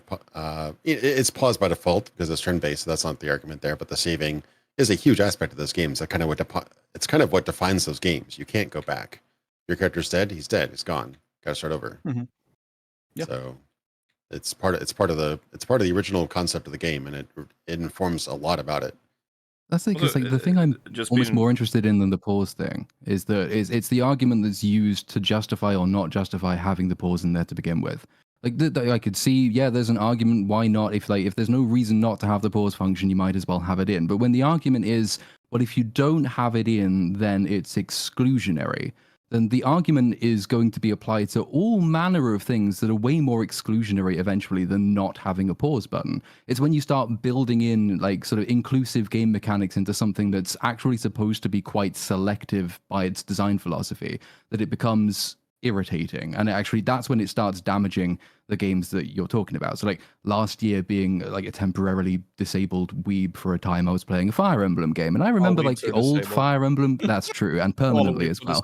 I remember the old Fire Emblem games, they were really fun. You had permadeath, and so like your decisions mattered, your strategy mattered, and all the rest of it. At some point in the gap between like when I wasn't playing the games, they decided, let's add like a time turner from Harry Potter into the game, so you can actually reverse all of your turns if you've made a mistake. And I was sitting there playing it thinking, well, this is shit. Like there's no tension involved anymore, because if I cock up, I can just uncock myself. And like, it's the same on every single difficulty level as well. Like you might get a fewer turns of the time turner, but it's still there. And that's definitely been done because someone at some point said, hey, maybe the game's so difficult that it's exclusionary. Isn't it nice to be inclusive to all kinds of players possible? And the answer, of course, is no, because your game should be selective about the audience that it wants. That's what defines your game versus anybody else's. If you're designing an Elden Ring to appeal to a Candy Crush audience, then Elden Ring is not going to be Elden Ring. It's just... fuck inclusivity in gaming. Why? Well, I wanted to mention hang on, I got to clarify, because some people took that to mean that I was being mean to the monkey game, when I've only expressed how much I enjoyed it, and that what happened there can happen on any game. And someone said, to be fair, the issues in your stream were all because you weren't prepped to run it. I got the graphical updates from my little GeForce update system. It was when I was playing the game that someone said the new ones had come out, or at least an update that was more recent that I hadn't gotten yet. And not having the right graphical drivers does not demand that it freeze at the worst possible time. It was actually, my point was that it was unfortunate for everybody in terms of people watching, me playing, and the people who developed it. It's not like they wanted, of all times, for a crash to happen right before I beat a boss, which technically might not even be the worst time. I could have beaten him, it crashed, and then not counted. Probably funny for chat. That's How true. are we gonna victim blame Mauler for fucking stability issues? Like, what the fuck is this? Yeah. Yeah, well, tell you what, it didn't happen on my machine. That's true. Yeah. It does work fine on my machine. Yeah, and so... then they were like, "This how screwed up your shaders were." The shaders weren't screwed up for a long time. That was like the latter 20 minutes of the stream. It ran perfectly fine for 2 hours. Yeah. So you can't use that argument. I watched part of that stream. It was fairly stable for all the parts. I had a hell of a time playing it. It froze twice in total, which is not great, obviously. I even remember talking to Rags about it. I was like, "That's not a good, like 2.5 hours, 2 freezes is not good." But hopefully it'll stabilize over the days it's come out. Which I totally entertained for a lot of PC games. If you remember, it was actually Jim Sterling that gave a what was it, Hellblade a 1 because of a game-breaking 1 out of 10. Yeah. Yep. Oh man. Damn. I have a lot of a weird freak game-breaking bug, so we gave it a 1. And as a Hellblade Senua's Sacrifice enjoyer, I did not appreciate that. No, well, that's the thing. You got to have a bit of, dare I say the word, nuance when it comes to things like this. I give room to a lot of PC big releases that they can have problems in the first few days that get ironed out. In fact, it's actually applicable to argumentation, right? You'd be like, it's not the problems themselves; it's how the devs respond to it. Their efforts to fix it, their communication to their audience, how they treat their customers, that sort of thing. Like I said, I've got nothing but good things to say about Monkey Game. So everyone getting upset that I said what happened. Like, don't worry about it. It's okay. Monkey Game good from what I've played. Monkey Game go. Ooh, I want to play more Monkey Game, but I can't because we do an anniversary. Holdover from its online features. The fact so temporarily many disabled by our Souls-likes have anniversary. normalized unpausable gameplay as an integral part of the genre is honestly disappointing, because to me it displays a lack of good ideas. It certainly says you're just following a blueprint without fucking thinking for yourself. Any developer who would disable such basic functionality as pausing because they think it increases the difficulty somehow is being, well, fucking bad at game design. Because oh god, okay. Wait, what? I think I might need to hear that again. How far? Can we roll back? So upsetting. Not too long. I want to hear it one fewer times. I'll go 10 seconds. Yeah, I've scooted it over. Yeah. Developer who would disable such basic functionality as pausing because they think it increases the difficulty somehow is being, well, fucking bad at game design. Because oh, geez. Okay, so he's saying that if a developer doesn't want pausing because they think that it has implications on the difficulty, that is bad game design. Well, it's thus the tangled web of this. We keep going between difficulty and accessibility, and the difference between just like locking people out because it's too difficult versus excluding people because they have some disability. It just keeps going back and forth. It's very confusing. But you can blurrily merge them together in your video so that you can win arguments all the time. Is random guy online even cashing out the you shouldn't be able to pause argument in terms of difficulty, though? Because I'm pretty sure he's not. Probably. I don't think this has ever come up in a discussion about difficulty. Maybe there's one person on Twitter or something. The arguments I've seen are experiential rather than specifically difficulty. Yes. Well, yeah, because it feels like one of the ones that I imagine that Sterling would be like, oh, that's ridiculous. But it's one I've always found interesting is the idea that if you create a game like Dark Souls or something along those lines that has a fixed difficulty that's kind of known for its difficulty, if you create different options that people can use for difficulty settings, it has an impact on the meta. Because like if you talk to somebody who's played the same game as you and that's got one difficulty setting, right out of the gate, you know that if you've both beaten the game, you've, in a sense, overcome the same broad obstacle. Yeah. You have a somewhat shared experience because of the difficulty. If pausing never existed, and we all had to advocate for its existence, I'm sure we could. And then I would wonder how many of those arguments would be able to be used. Not saying they all could, I'm just saying this is an interesting thought experiment. How many of those arguments could be used for a wind feature? And you're like, what is that? It's like, well, it's like pause, but when you press it, it rewinds the game 5 seconds. Yeah, the Dr. Manhattan power. You can just not being able to rewind the game just for the sake of making your game more difficult is lazy game design. Well, and if someone, I could advocate for it. It'd be like there are bugs and glitches maybe that it actually accounts for, but it also just if you fall off the map in a way the devs didn't intend, or if you encounter something you weren't supposed to, but they do it in games a lot. And funnily enough, when we're playing Chained together, they have a feature for in case you get locked up somewhere that you can respawn in a safe environment because apparently they had so many instances of that. Instead of solving it in the map, they were just like, I just make a fucking button for it, which is like, yeah, I could see how that could work. But obviously, my point is that then people will be like, "Whoa, whoa, funky and functional is that's functional. That's so exploitable." And you'd be like, "Well, yeah, like, you could definitely use it for other things, like we were on Chain together." No, you're absolutely right. We just got stuck a lot in the air. Yeah. Because that's such a crude, unimaginative, cheaply contrived way of doing it. I mean, as a dev, you could... Yeah, it's a good thing no one's talking about that, but all right. Jim, thanks. Could spend time crafting enemies with strategic AI and challenging attack patterns. You could design an intricate map with well-hidden traps. You could come up... What does any of this have to do with pausing? I'm not sure. Game? That's what I mean. It would apply to the It's wine the idea thing. But... that it's basically you have to accept the premise. People have argued that no pausing makes the game harder, and that's good. So now I'm going to explain other things that you could do to make the game more difficult that don't include pausing, which is people like have said kindergarten increases level the difficulty discussion of the game. Yeah. No pausing makes the game more difficult, but that's just like a natural result of the thing, not a specific design element of the thing necessarily. And he's not exploring like the benefits of not having a pause button either. Like games The problem like is League of Legends, that it's extra intense knowing that you can't pause for like 40 minutes or something. Yeah, well, like Theo said, it could be exploited. It seems like Elden Ring's the best that, example of that, right? Because it's the game that you are not supposed to be able to rage quit and keep everything that you had before you did that. Like pausing and being able to quit makes Elden Ring a completely different game and a much easier game. And part of the challenge is, oh shit, I died and I have to go and regain all that massive amount of experience I had since I last used the rest point. So that's a significant chunk of the game and the difficulty and the tension, which you are going to eliminate if you allow people to quit without doing that, surely. There's one source of people that nobody has asked for their opinion on why there's no pause yet. That'd be the developers. What's their reason for it? Why didn't they put in a standard pause? People. Yes, that was obviously how isn't that reconciled? Why is that never brought up? It's a decision that's been made. Why do you think they did it? Try to be creative here and think of a reason outside of they hate disabled people. Like, come on, you've got to be able to do it.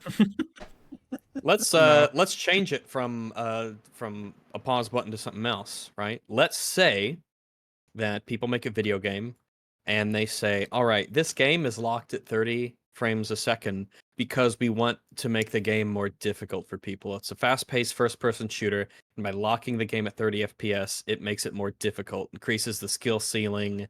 You have to become more familiar with a new way of playing the game. Your muscle memory isn't going to be what it was, and it gives our game a certain feel to it. Now, that'd be a game that I don't think I would ever play, and that would be different than a developer saying, our game is 30 FPS and it's locked to that because we're trying to go for a certain graphical fidelity that consoles can only run at this, certain, within these certain parameters. Therefore, that's why it's locked at 30 FPS. So either way, you get 30 frames a second, but the reason for those in terms of the game's design is completely different. And as annoying as it would be either way, one of those is like, well, I get it that you want the game to look nicer. That's a reason, I guess. And the other is just like a frustrating thing that I would never ever engage with ever, and I hate and makes me angry. So even the reasons for having something changes it. It reminds me, another tangent, obviously, but Obsidian, who I love most of their games, they made an incredibly stupid statement where they were saying how their next game, what is it, Avowed, is a single-player RPG, so therefore they don't need to be higher than 30 FPS. I'm like, I almost lost my shit. Yeah. They're not the first ones who've done that. I remember Uncharted 4, they said, well, yeah, multiplayer will be 60 FPS because it matters there. But like 30 FPS, it's 30 FPS because very single common. player. Yeah, well, it's weird. It's weird, but it is. Yeah, I suppose that is a bit of a tangent. But yeah, like 60 FPS, 4K. I remember 60 FPS, 1080p was a big selling point of last console generation. the upgrades to the last console generation, the PS4 Pro and the what was it, Xbox One X, I think it was, whatever it was called. That had a selling point of like, yeah, we can push 4K. So the next generation after that, we're like, 30 FPS is fine. It's just like, okay, yeah. What are you guys doing? Like, oh yeah, we could do 4K 60 in like the pro versions of these games, and like maybe Call of Duty games did that, and that's pretty much it. Like, I mean, there were other 60 FPS games, obviously, but not a lot of games that were going for the fidelity a lot of that SNES Xbox and a lot of the old classic games would do 60 FPS too. Every single one of them, because it was based on interlace scan, and it was 30 hertz, but 2 hertz per frame. So it would result in all of those like 2D NES games being 60 FPS. They look fucking great. Someone super chat saying, I always roll my eyes when EFAP starts ragging on rooms of people they cover. Their arguments are especially sterling shit enough. Leave their action figure collections alone. Did any of us make fun We didn't of rag on it? No, we just pointed it out. Literally, we just said, "Oh, look at Sonic! Look at this." We mentioned the Sonic. Like, how am I not going to mention a Godzilla '98 pinball machine? That's so noticeable. Yeah. We talked about Jean Reno. Did you make fun of it, or did you just comment on it? Yeah, well, not only do we just commented on it. That means that viewer took it as an insult that we commented on its existence, which is strange.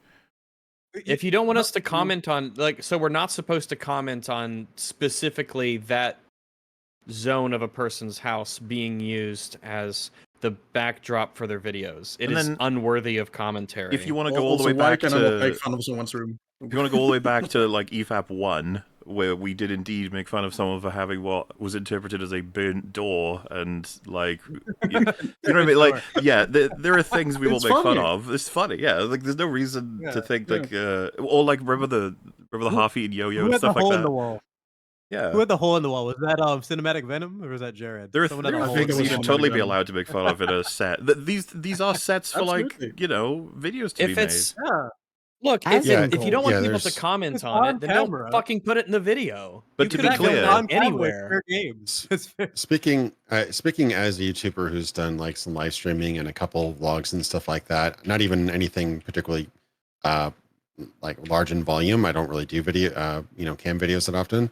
Every single thing in frame is deliberate. Every single thing you show, you kind of hope so. You've seen, you'd think depends on how much you care.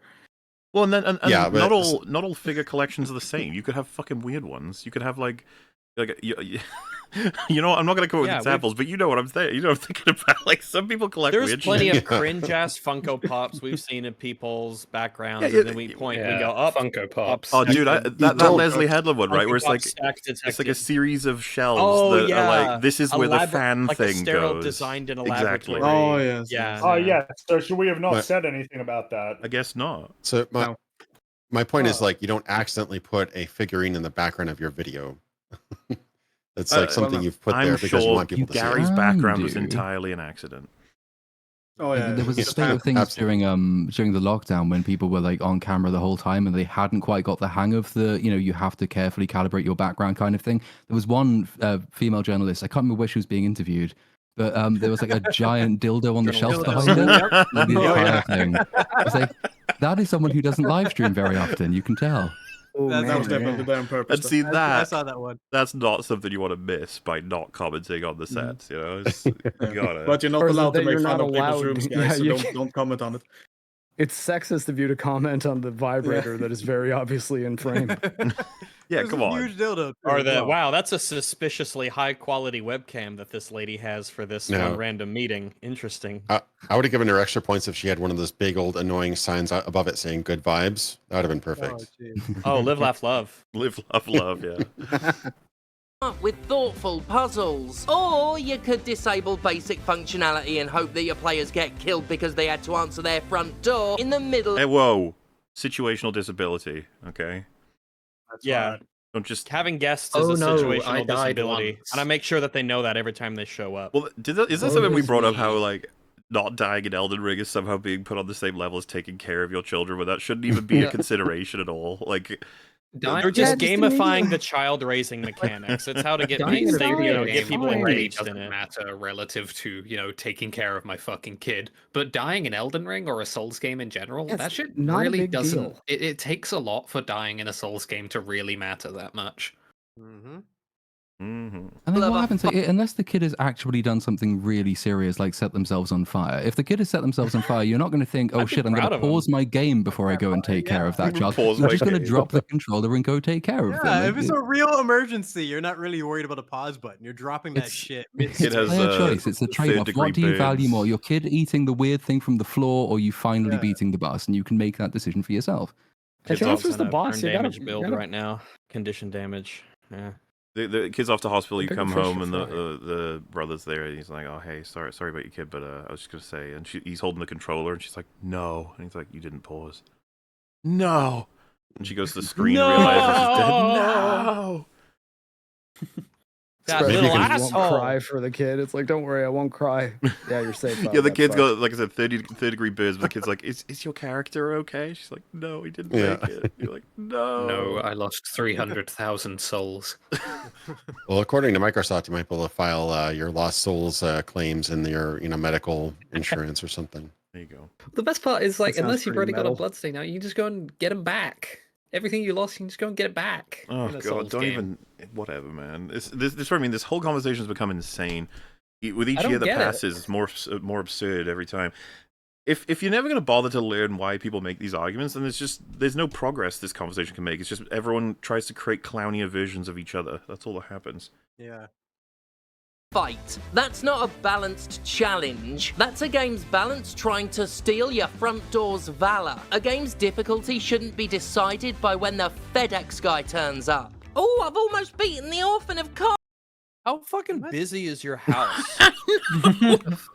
Who the fuck is you just have people banging on the door so much that this is like it's weird when someone like interrupts me in that way because it just doesn't happen often. Not here. I don't know. Games if this is such a problem in your life, like even if it is a rare occurrence and you're fighting the orphan of cause, you finally have them down to like 10% health and you get a FedEx package. You're an adult. You can make the decision to either die and get the FedEx package or pick it up the next day at FedEx.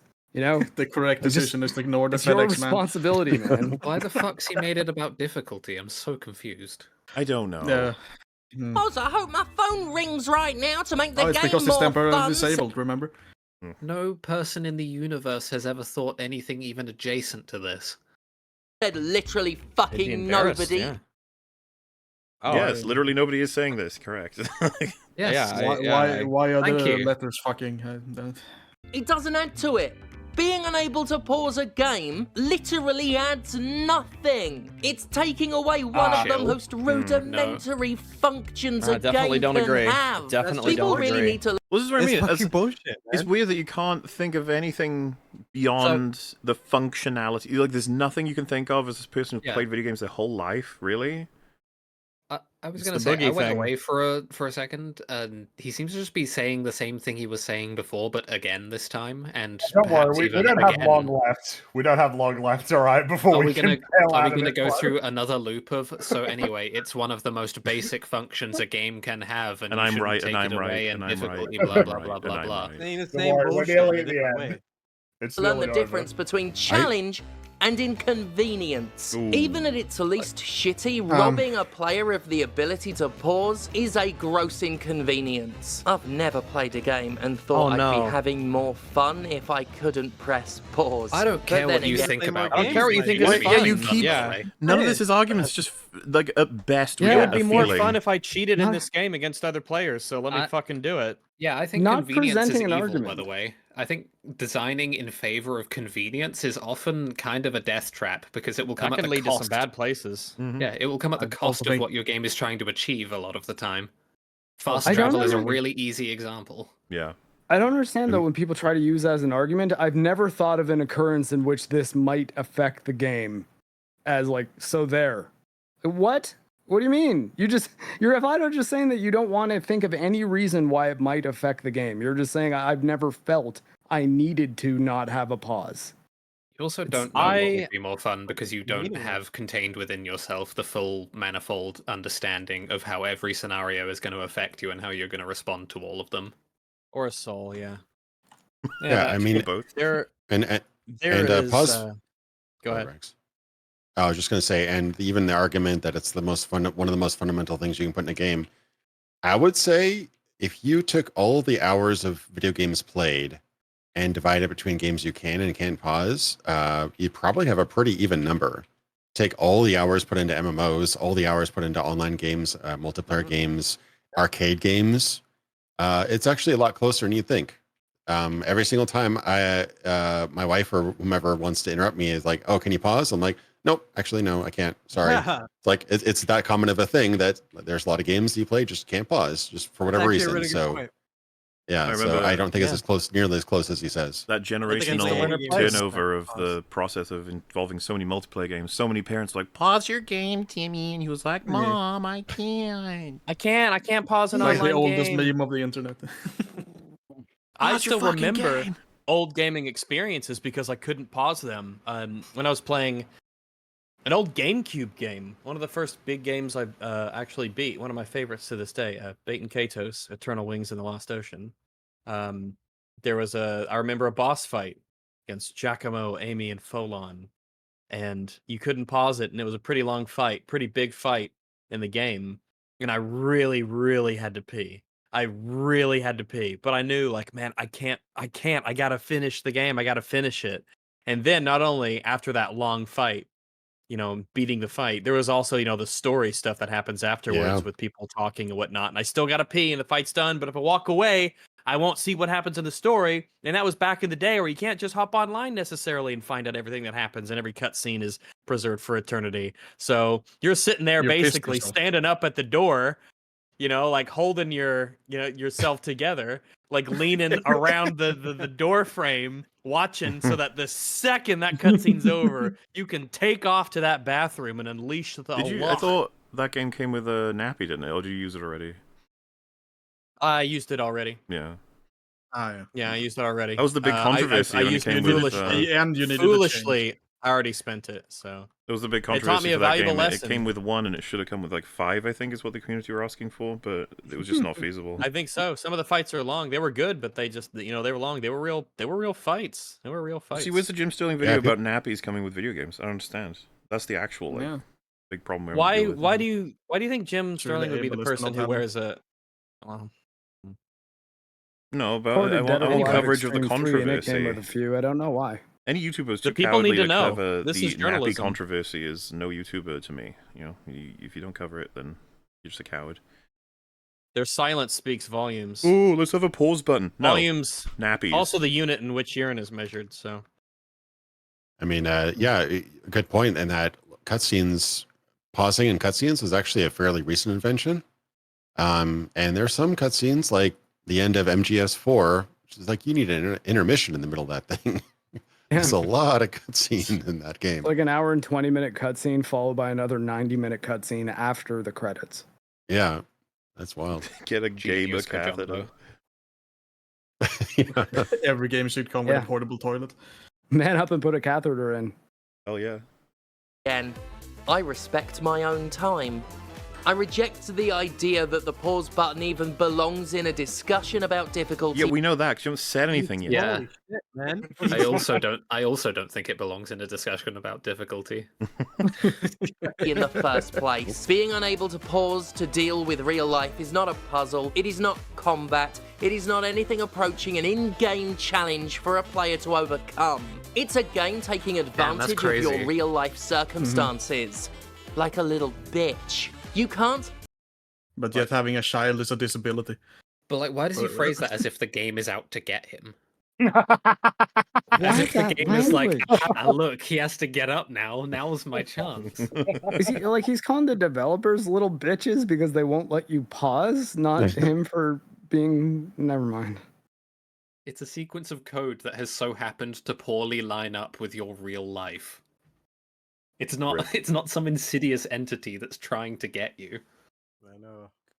I mean, there's a certain level of exclusivity in anything that has a challenge. Could you imagine at the Olympics, if you're going for like I don't know what they are, like 100-meter, 500-meter dash, and halfway through it's like, oh shit, you know what? My kid, I gotta go pick up my kid from preschool, or there's somebody at the door. I just got my ring notification, and there's somebody at the door needs to sign my package or whatever. Sorry guys, can we take 10? No, you have to join the Special Olympics because now you're disabled. Yeah, there, buddy. Situational Olympics. Situational.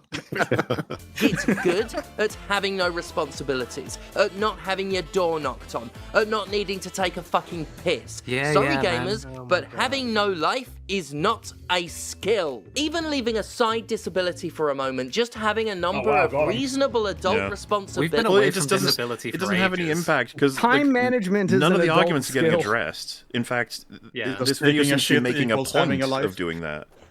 It's like, haha, I'm not going to address it at all. You're like, okay, but all right, well, there's just nothing compelling here then. Abilities, children included, makes an unpausable game not difficult, but patently fucking unfair. It's downright cheap. Fake difficulty. Is it unfair that a game can damage you due to circumstances outside of the game? Game's fault. Is that an unfairness of the game's design? I just don't understand how you can make this argument, man. This is incredible. I don't know. I find the concept of fairness quite interesting in that I tend to think it's not a particularly useful way of talking about games, but this one in particular, I don't know how you can say damn, that's so unfair of the game that someone knocked on my door. Or, Is it unfair there was an for the- emergency I had to see to. What about a turn timer in chess? Like, is that too stressful? Do those need to be taken out of competitive chess? Well, that's like part of the game still, right? In the sense that like it's part of the rules you've agreed to play by. But I don't know, if someone knocks on my door while I'm playing Elden Ring and I have to go and answer it and I die for that, I don't think that's really the game's fault. I don't know that the game did anything wrong. Well, it's kind of like I said about the movie experience one. If you're watching fucking Aliens and James Cameron is keeping an eye on you because he's curious about your experience, and then someone knocks on the door to deliver something, you pause the film, but he's like, yeah, you can do that, I guess. Then you sit down and you're like, yes, my Doritos. He's like... My cinematic masterpiece of Avatar 2, 3 hours of fighting whales. Right at the part he wanted to show you. At least it was something important, probably, and then it's like, yes, my Mountain Dew.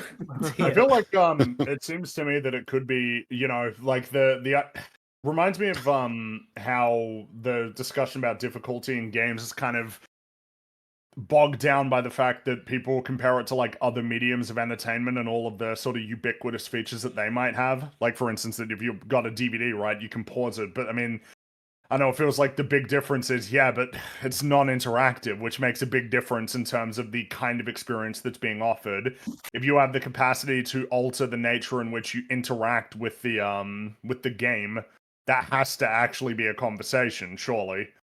Like, Absolutely. It's the same reason why difficulty settings in general is a conversation. Kind of the reason why pausing is a conversation, like, even in the case of something like Elden Ring. It's something that, wait, what's this? What's this meme? It's funny. Switching to disabled mode. Thank you. I don't know why, but I love the use of like exotic fonts to represent accents. Black letter is German. Yeah, it's pretty good. For metal. You can't pause real life. The least you should be able to do is pause your fucking games. And denigrating the medium subconsciously there. By the way, this is about the point where it's the next like 10 minutes is actually a surprising amount of just like waffling and repeating the same things over and over and over again. My favorite. Oh, it's like the last time. As well as it's like, what do you mean the next 10 minutes? Look, all right, as well as going off the rails a bit onto like totally different topics and like completely unrelated. It's is like, that it for the whole video, or is there anything else? It really does sort of just end up being like waffling, because the thing is that anything new that gets brought up is not like addressing this, because the thing that gets brought up is, oh, well, sometimes people have like disabilities that will, they can't time that. And it's like, well, I mean, that's tethered to the same thing as if someone's knocking at the door, right? the argument would be, I guess, it's more serious, but like at the same time, if somebody has something that prevents them from playing the game, then they stop playing the game and taking care of themselves is more important than whether or not they die or not in the game. As well as then delving into just politics stuff. It's like, as far as I'm concerned, I feel like the initial part of talking about Dragon Age and then pivoting onto this feels like you're not really, like, we didn't really have a conversation about the nature of difficulty settings and the idea of whether or not you should be allowed to, like, reduce the level of interactivity or fail states to the point that nothing happens. So then to pivot on to pausing because it seems like an easier one to defend is annoying. Yeah. It feels like it's a switch of topics midway through to move on to something that feels like it's easier to defend. Yes. Yeah. Absolutely. Well, I guess yeah, is that it for... like, and plus, we've been on this for like I could do with some other videos. Yeah, fuck this shit. It's been 5 hours, yeah. I mean, and the reality is that, like, what's happened here is that very little of this has served as a springboard for essentially, like, the real conversation about difficulty, which is what we had here with all of these lads. That's like that was mostly us, like, you know, spotting those topics. Jim didn't really do much to contribute other than no. The problem is yeah, we just had our own conversation. This video is like particularly venomous. It's a lot of it's clearly like Sterling is big mad on this one. This is a big tantrum. Jim Sterling is characteristically very, very hateful. The very thing is, vile. You know, the argument was made at the beginning, right? Of like, oh, well, the conversation about difficulty is a culture war thing. Whether or not that's true, Sterling does not do a very good job of steering away from that. Instead, Sterling like dives headfirst. He steers right into it. Yeah, pretty much like, yeah, you know what? It is like a conversation about, you know, it is like a fight, and I will be hard on this side. Which is really annoying as well, because it means you can't even really have the conversation if you've got it tied up in, like, some broader political war. Well, how many videos we cover that always happens? Nobody ever wants to like address the topic for the topic. It's always like, and you know what else? You know what really grinds my gears? Some rando on Twitter and like, this Randy made a point that basically nobody agrees with. Let's spend like 10 minutes on that instead of trying to actually... Guy. You know, it's just a standard thing, right? Of like, you should probably try to envision the best argument that somebody would offer in opposition so that you can, you know, develop it, not even necessarily to change your mind, but just so that you even know, like, okay, well then, if that's the best argument, then I need to understand what my counter arguments would be instead of just this. The goal just seems to be character assassinating his opposition. Like, well, yeah, but part of it as well stupid and weird and care about. Yeah, stupid, weird. They're angry. They hate disabled people, which is just like it feels like we've already deviated significantly from reality at this point. Or me. Many of them probably are disabled by his logic. Jim's helping me to that point. I'm every time I watch a Jim Sterling video, I hate the disabled a little bit more. Yeah, so they're pushing me there. Well, like if you're not even on the side that difficulty settings are accessibility settings, which itself is a conversation, it's like you're already lost at the start. You're starting at step 3. I can't remember who said it. I think Maul might have said it, but there is no goal to convince people with this one. This is essentially this video is only for people who already agree because it's not That's making the channel at this arguments point. Yeah, but I mean, what's the point of that? I was going to mention, I get makes money, I guess. I have this vague morbid curiosity now to go to click through a bunch of Jimquisition videos just to see if it's all this. Because I swear every time I'm here, it's all the ones we've covered, basically. Every time I've seen a Sterling video, which is not often, but every time it's been like every that. Year. It feels like 40% of this could have been gotten rid of. He's just really angry about something that he apparently doesn't want to talk about, and then talks about, and then adds nothing to the discussion. Talks about it for longer than necessary. And then just slings terrible insults and wishes of pain and just like awful things on other people. This is like almost like a Jim is vile. It's like a carbon copy of last year. Last year, I think this might have been one of our first videos we covered for the anniversary. It's always and yeah, and then I remember we watched like 3 minutes and then skipped like 15. I remember that. There was seriously a lot of just superfluous of just going over the same thing over and over, and then just ranting for a while about how the people who disagree are like evil and they're terrible. It's incredible. Tiresome. We did that with the Fallout video of Jim as well, right? Didn't we? Oh, the Shady Sands one. Yeah. Have you seen the skip recent the last thing of it was the Tim creator Kaine, of right? Fallout, Tim Kaine, right, getting asked about like, Yeah. or in some way being prompted to talk about Fallout and saying, well, Fallout wasn't really meant to be. It's not really about capitalism. It's about how like war is sort of an inevitable thing as a consequence of human nature, and then that getting I think wasn't it like that it got removed from the Fallout subreddit or something? I don't know. They're I'm so sure it was, yeah. infantile there. A couple of my things got posted in the Fallout subreddit, and I think it's actually mostly children. Like some of the stuff that they post there, it seems like the stuff that like children would post, and I'm like, isn't this a mature rated game?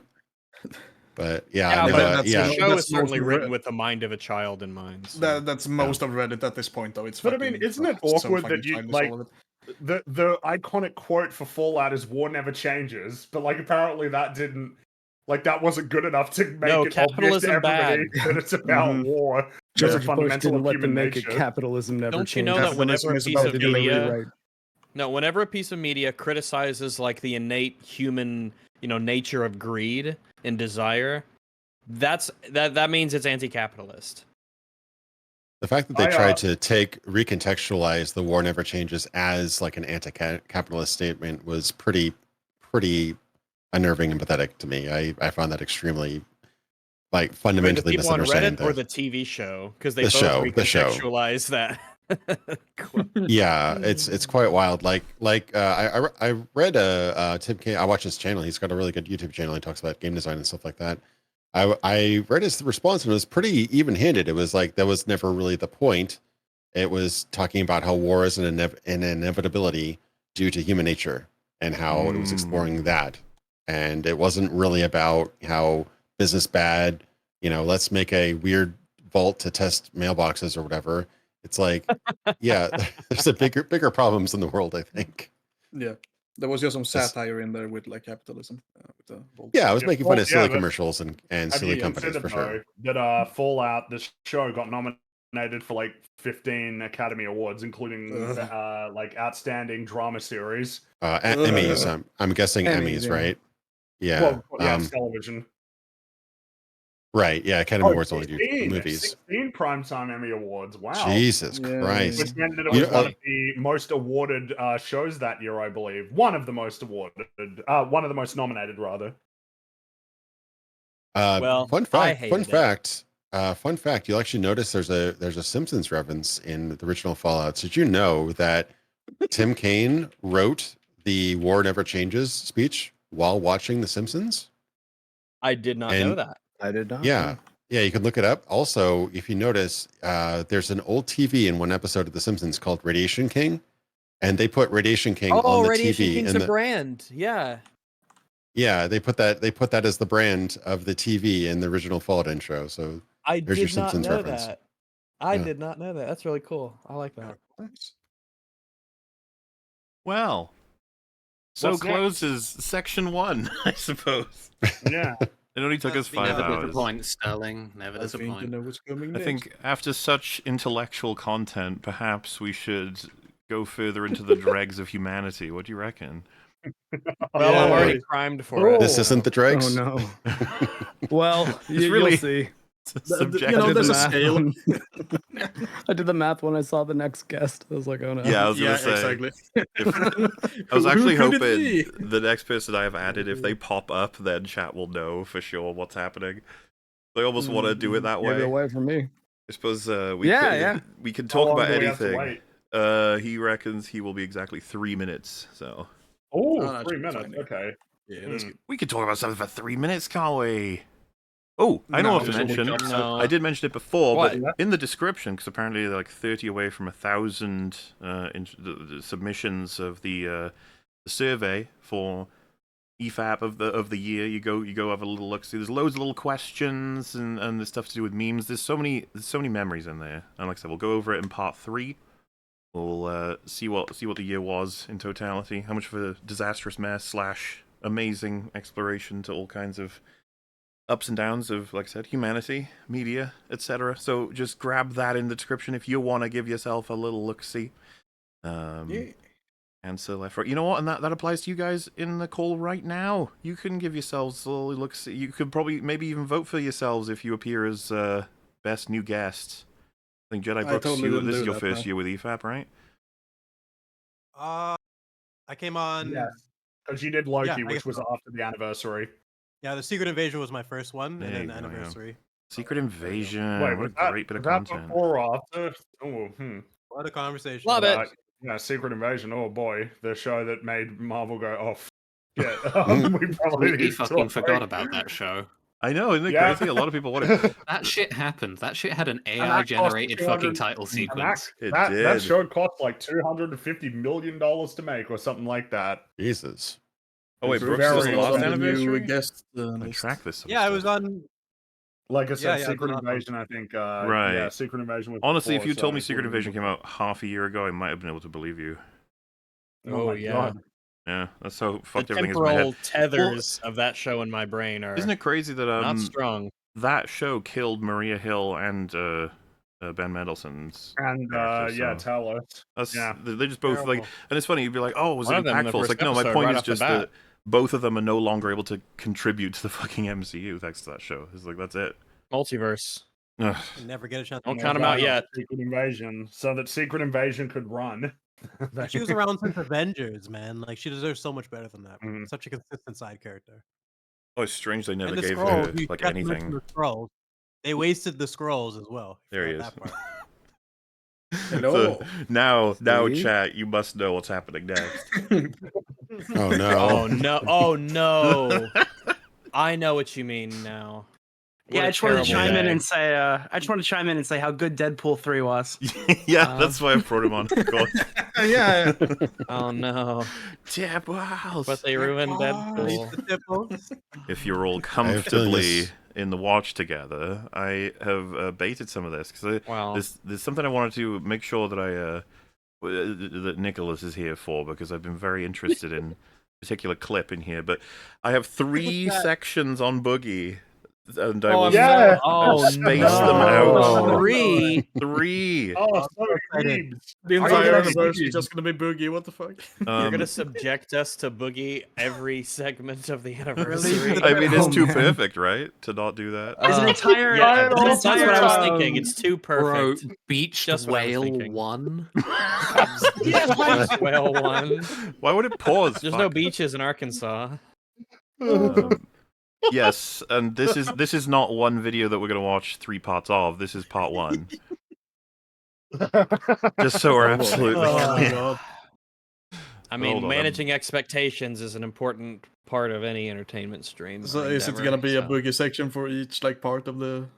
I mean, it's too perfect not to, isn't it? The beginning. Oh, wait, does that mean I have to come back like every 8 hours after yes, the stream? Yes, that is what that means. That is absolutely what that means. You have no choice. No, obviously, if you can't make it, that's all right. But I will say, this is the one that I wanted you to see out of the 3. So, because I baited before. I kind of like that process. Yeah, I'll set an alarm. I'll come back at like 4 in the morning. Absolutely, I'll let you know. Like 3 hours in between. We'll be running on fumes, and Nicholas will pop in. Oh boy, man! I just took a nap, and I'm all rested. Oh boy, I had so many little wonderful dreamy dreams. I dreamed about Boogie and all this cringe on the side of the road, and side of the road, ready to like go. A special Boogie themed alarm, I think. Well, like, this has been the famous Boogie year. phrase would work? Yeah, your alarm needs to be set to "You liar, you liar." Liar. I never did. You guys, I never did. You guys introduced. You guys pretty much introduced me to Boogie, so I'm excited. Same. Yeah, well, I had never heard of him little before the animated EFAP Boogie. boxing thing, and like it's been such a journey for the last few months of knowing nothing about this person to knowing way too much about this person. Exactly. That's the crazy transition. Just say the I really preview. want the Boogie novelty clock now, like that animates every time. I don't even recognize that thumbnail. So No, I know this if is it's going to be a right. bunch of new lore because Oh boy. we left off. Let me throw it on the pile. Officially on Why is it just, EFAP. like- We left off on him getting Why is the he- liar tattoo. That's the story ended for Yep. EFAP in terms of chat. Oh, It's just Lord. so chat, just so you can see Final. what they can see right now. That's what you're. That's the video. So it's like that's what we're Are you headed spoiling into. it? No, I mean Why is it technically, not like but a also boxer? it's What's going funny on on its there? own. So There's been streams to follow up that covers the consequences, so to speak, of everything that happened, and there's some highlights, you could say, out of the fucking 15 hours of things that happened. I've crushed it all down into 1 hour, and we're gonna watch 20 minutes apiece over the course of this anniversary. So here goes, I suppose. Yes, my mother twitted my fucking temples. Think of this as a previously on.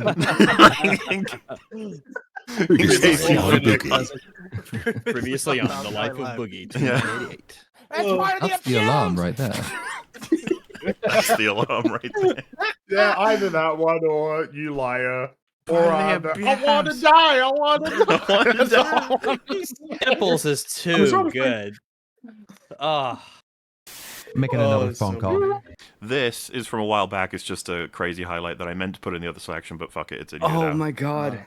This mother found the 100-degree weather. You want somebody with 185 over 120 blood pressure, mother and 100 degree. Yeah, anyone who's familiar with blood pressure numbers, that's terrible. Yeah, hospital. Yeah, more than enough to go to hospital. You don't get it. Yeah, it's not okay. Yeah.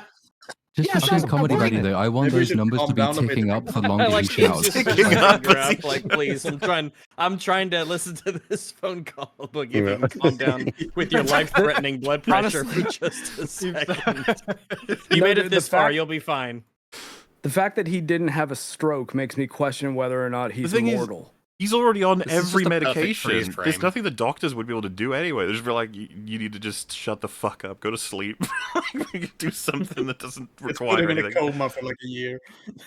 Plan. Sounds like a great plan. Did every 195 over 120? Yes, I should be in the emergency room right now. Yes, I was about to say, you probably should go to the emergency room.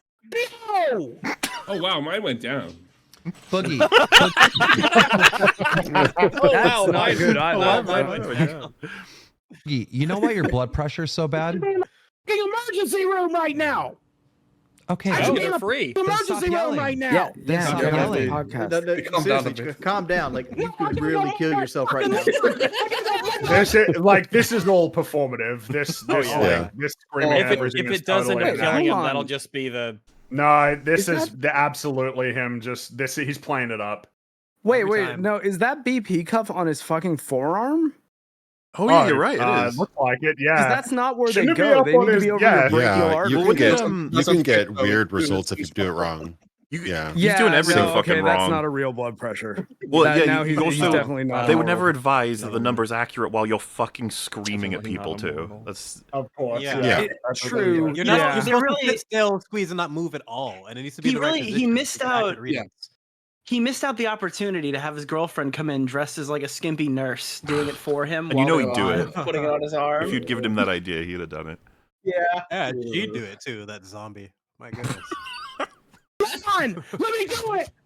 Fucking blood pressure. The lightest touch to his microphone made it fucking fall over. Like, oh, damn, better grab that so everybody can hear what I'm saying. I should be in the emergency room. Look, I'm being.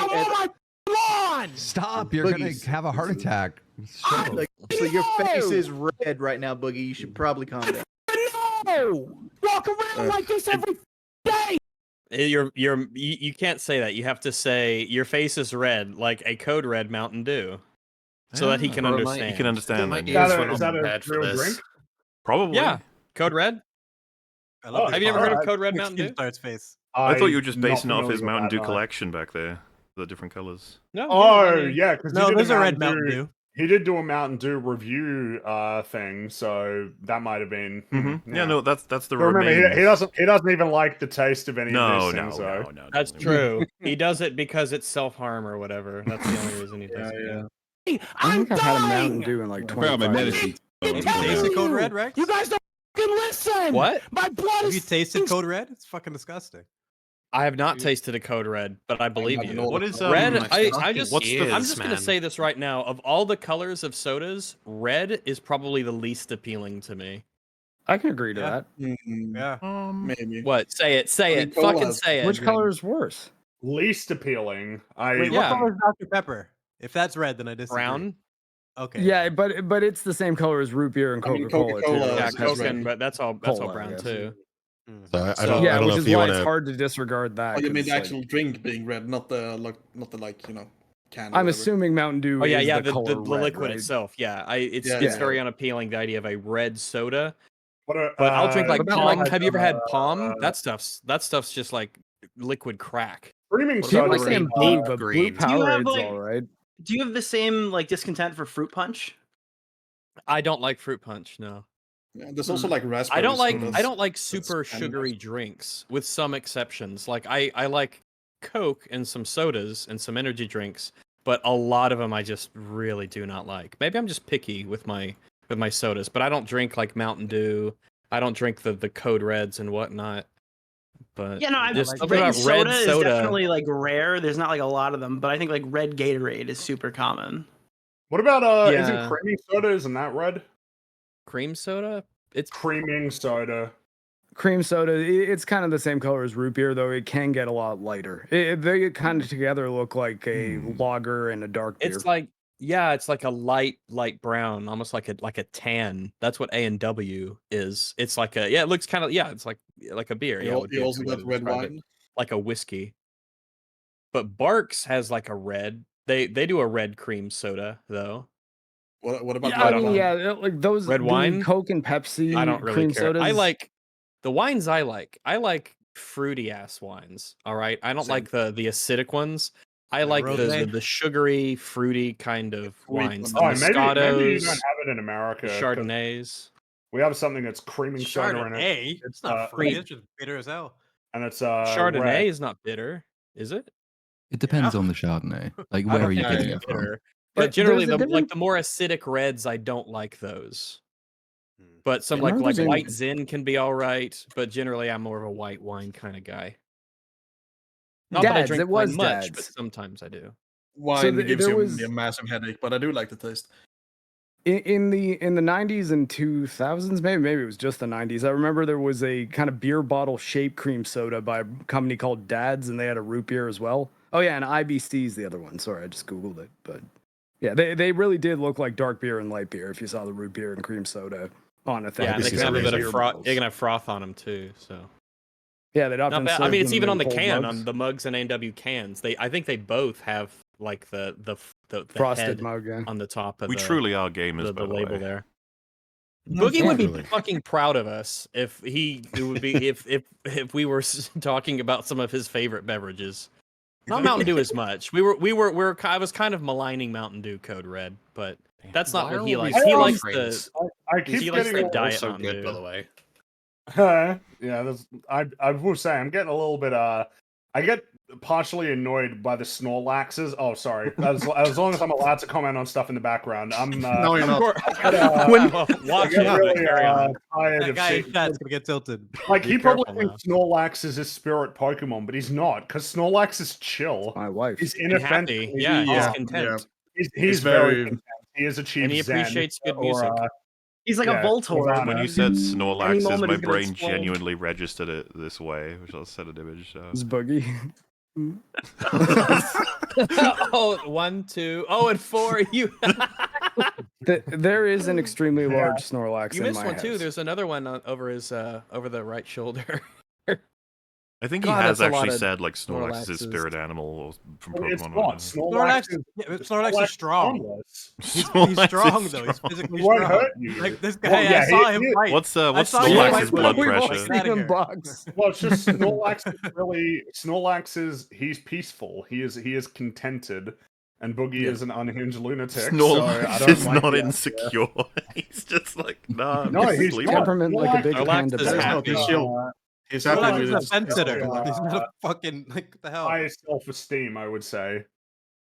Syrup! I have polycythemia! Yeah, see, Snorlax wouldn't be doing that. No, Wait, I did, what? that line is funny Snorlax though. is way more chill. Yeah, wait, remember what's he this. doing with that? This is all before the reveals of the cancer and stuff. Fucking listen! My blood is f***ing syrup! I have polycythemia! I'm dying over here!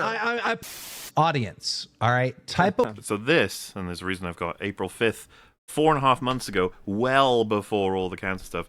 I'm curious, Nick, if you've seen this clip before. one in the chat if you think it's a good idea that Boogie puts his pride and all his anger aside and all his worries about the internet's reaction and just does a fucking GoFundMe like a normal person would. No. They will Why eat not? me alive. Look at what fucking Charlie did last time. Look at what fucking Mudahar did last time. I'm not going through that again. Go fuck yourselves. I will not go through that again. I will not go through that The again. yelling all the time is getting really old. Yeah, dude, my ears This actually is- can't handle no. this. This I think is I've got fascinating. a- Can we apply a compressor on Watch This is Together? actually very fascinating. So this was before it all blew up. Just wait. And similar to the documentary, he just doesn't want to. He doesn't want to get money here. He didn't want to name it there. I think he knew this was coming. Let us continue. I am not doing that again. Okay, stop yelling, dude. These motherfuckers want me in the ground. There isn't. Maybe not Mudahar. Maybe not Mudahar. Do you understand there isn't a problem that you can throw at me that I don't have a solution, a potential solution? Yes, it's a bad solution. Here's another solution. I could rob Fort Knox and steal all the gold and sell it to But you're not leprechauns. going to Yeah, ever. You can come up with this. Wait, okay, that's a stupid idea. You don't have to sell gold to leprechauns. Leprechauns have gold. Yeah, Trying they're the to ones sell that are usually gold with to the gold. leprechauns. And that's Yeah. not It's a like selling. thing It's you like can selling do. sand That's to the the problem with the sheep. It's statement. like, They captured a leprechaun because he You have wanted to to get get the gold. anything. But he Yeah, couldn't you're not sell gonna it for the leprechaun's ability to teleport. Yeah, and they have the rainbows and they have their own stashes. The leprechauns are set on gold, Boogie. This is a stupid plan. Exactly. He didn't think about this at all. He didn't think this through He at didn't. all.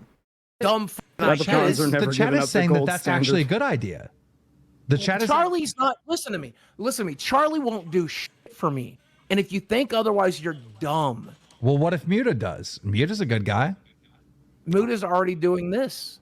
Doing what? I'm grateful that Muta's helping with this show, helping with this podcast. He had me on his podcast last week. He's doing more than I could ever ask of him. God bless Muta for doing what he's done. Dude, I'd love to collect all of the things he said about Mudahar over the course. I know. I'm just rolling them all What through my head happened? right now. Like, what the hell? It's Wasn't hard that to the track same down. conversation? He must have a notepad that has this all written on it. He doesn't have a notepad. That's He why he's doesn't so have a bad notepad. at it. Yeah, He exactly. should have a notepad.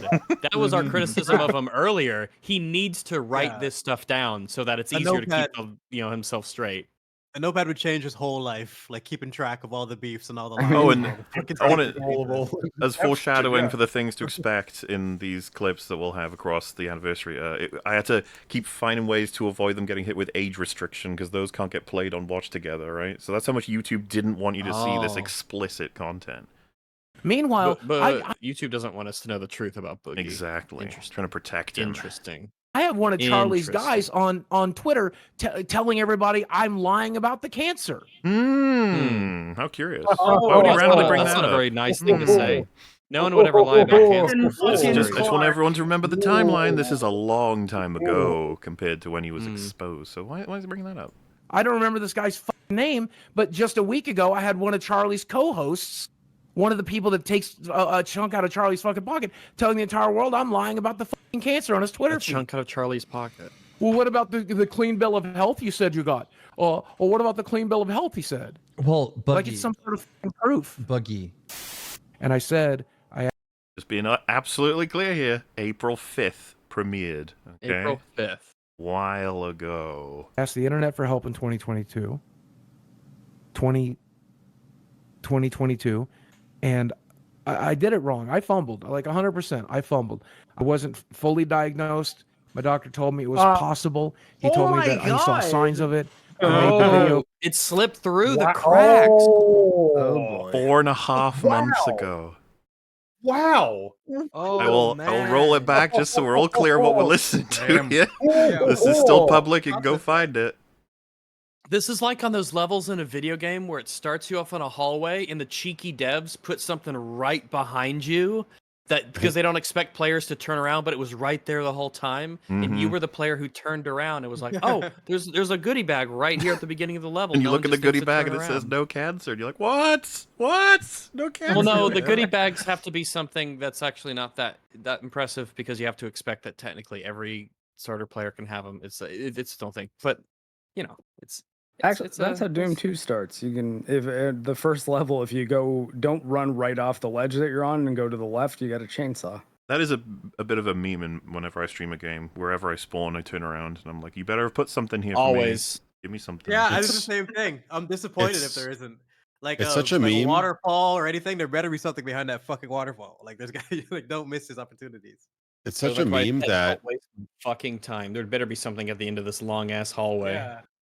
That's part of That's the reason I what- have a beef with Skyrim. They didn't do anything with the water. Like there's nothing down there to explore of any kind. It's so lame. it actually made me like in the waterfall or just on the water in general. Yeah. That actually is such a meme and such a common thing. Like you can actually reverse yourself immediately in limbo and get something special before you go to the right. That I actually found it really insulting that the secret that nobody had cracked for like 7, whatever, however many years in what was that movie? Ready Player One? Ready Player One. Yeah. The way to Yeah, solve it yeah, is yeah, to go yeah. backwards. That was dumb as And like shit. you think nobody would have tried that. No That respect was for so gamers. annoying. How they would have solved It's that Kids day. didn't play their Hour Doom 2 one. growing up. People who don't know anything about games writing about games. Interesting. Yep. Fucking minute Funny one, enough- that would have been figured out. Funny enough, they actually rewrote that. I actually read the original book, and the book, shocker, but it was actually written a little better. They had the secret was that in some random hills on this entire planet-sized zone in the non-combat tutorial area.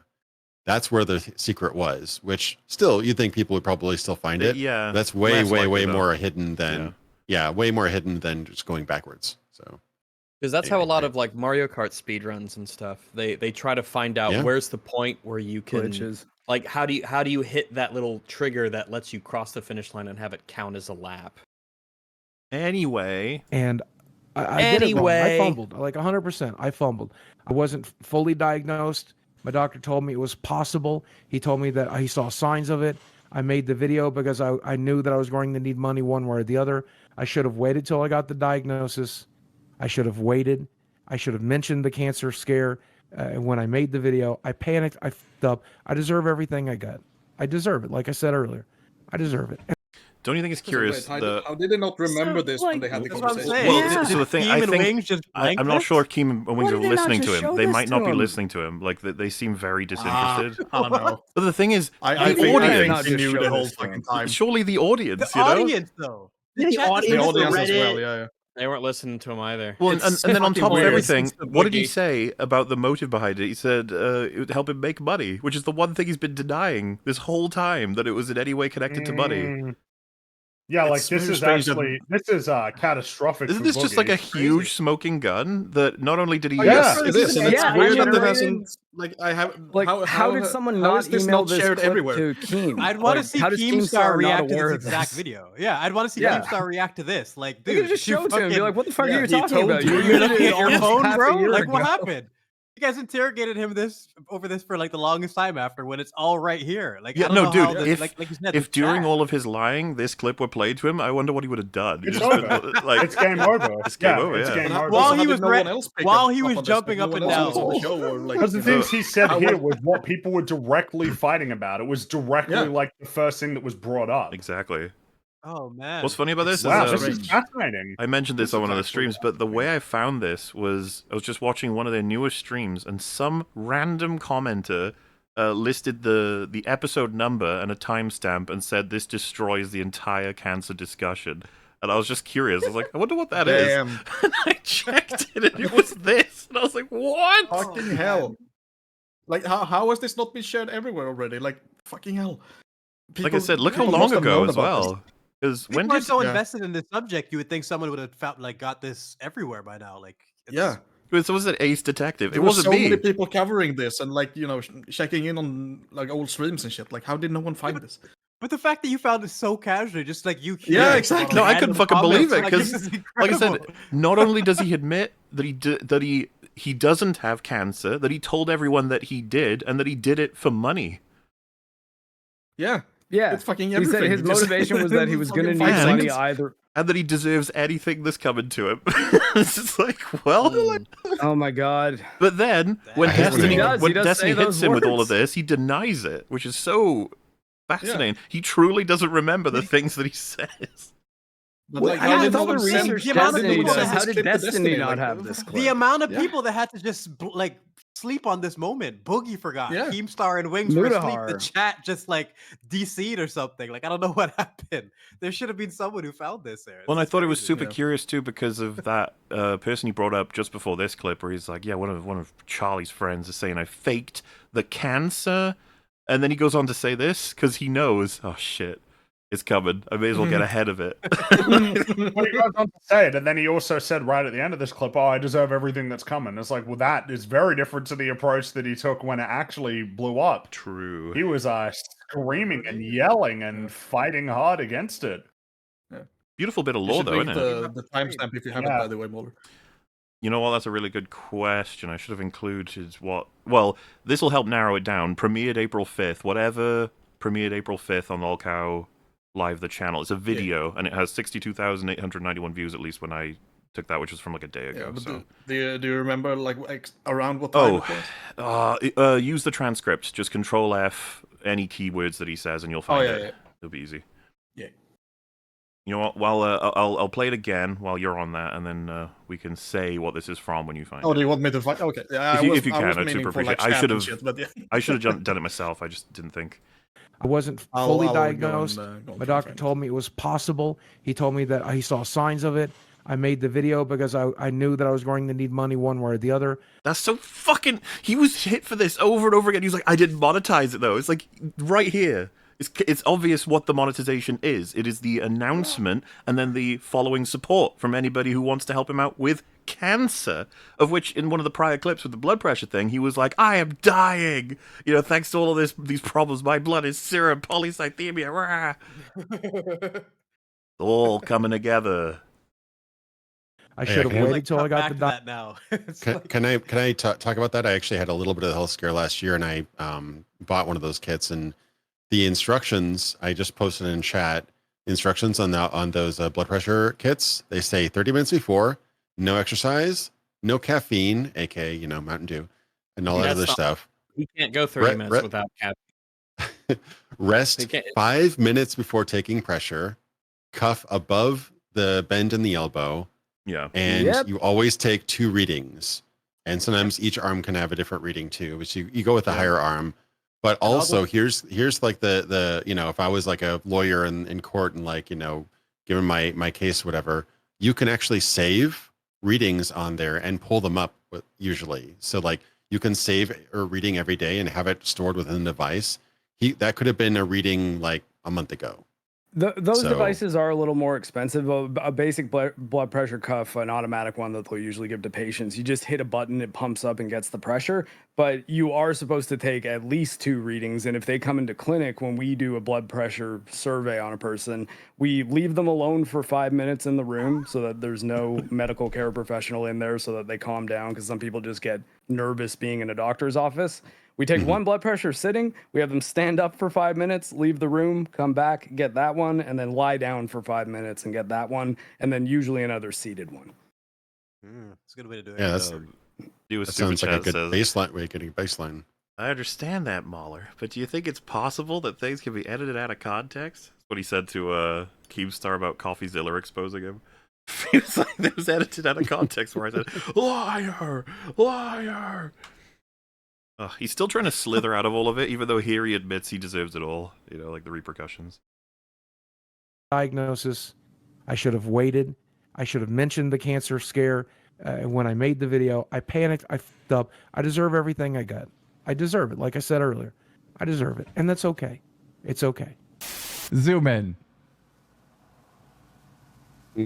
Why does it look so much lighter? Because it's this is because there's a couple sections here. That this one's going to be the selection of clips from across the next few streams that are all about this tattoo, and just watch what happens to it. Because it's infected. My beard's growing through it. Did you get a fake tattoo? No, you saw the needle going in and out of my face. Chris the Narc says, I see you have a path with Boogie faking the tattoo. Baby, it's right there. Here, I'll leave you with this. I'll leave you with that. It's a little Lots bit of lighter. people are saying they're... Does that look fake to you, son? That Is looks like you're having it disgusting, lasered off. infected shit show? What word is that? No, he. I think I know what even happened. is that? He's actively been trying to fuck that up. Oh yeah, that's because the running top tier theory. I'm genuinely pissed. He's just not maintaining it at all, hoping that the it's too theory faded is to be that he visible. is rubbing alcohol on it, which apparently messes up tattoos. Oh yeah. Well, that Even and putting the chlorine scabs does, on it, trust and me. obviously letting the beard grow over it, just all that Yep. shit. There's a lot of ways to deteriorate tattoos. You need to actually respect the healing process. If it Right, was he needs to gonna on his be forehead. anywhere, it was supposed to be on his forehead. Yeah, because even if he exactly. tries to tamper with it at that point, you can't grow a beard over it. Any type of like, even lasering it after, just having that there, he needed that for life. Like they really should have committed to that and understood, because you can only do it once. Like this whole thing is a missed opportunity now, and there's no like, if anything, he's just using this.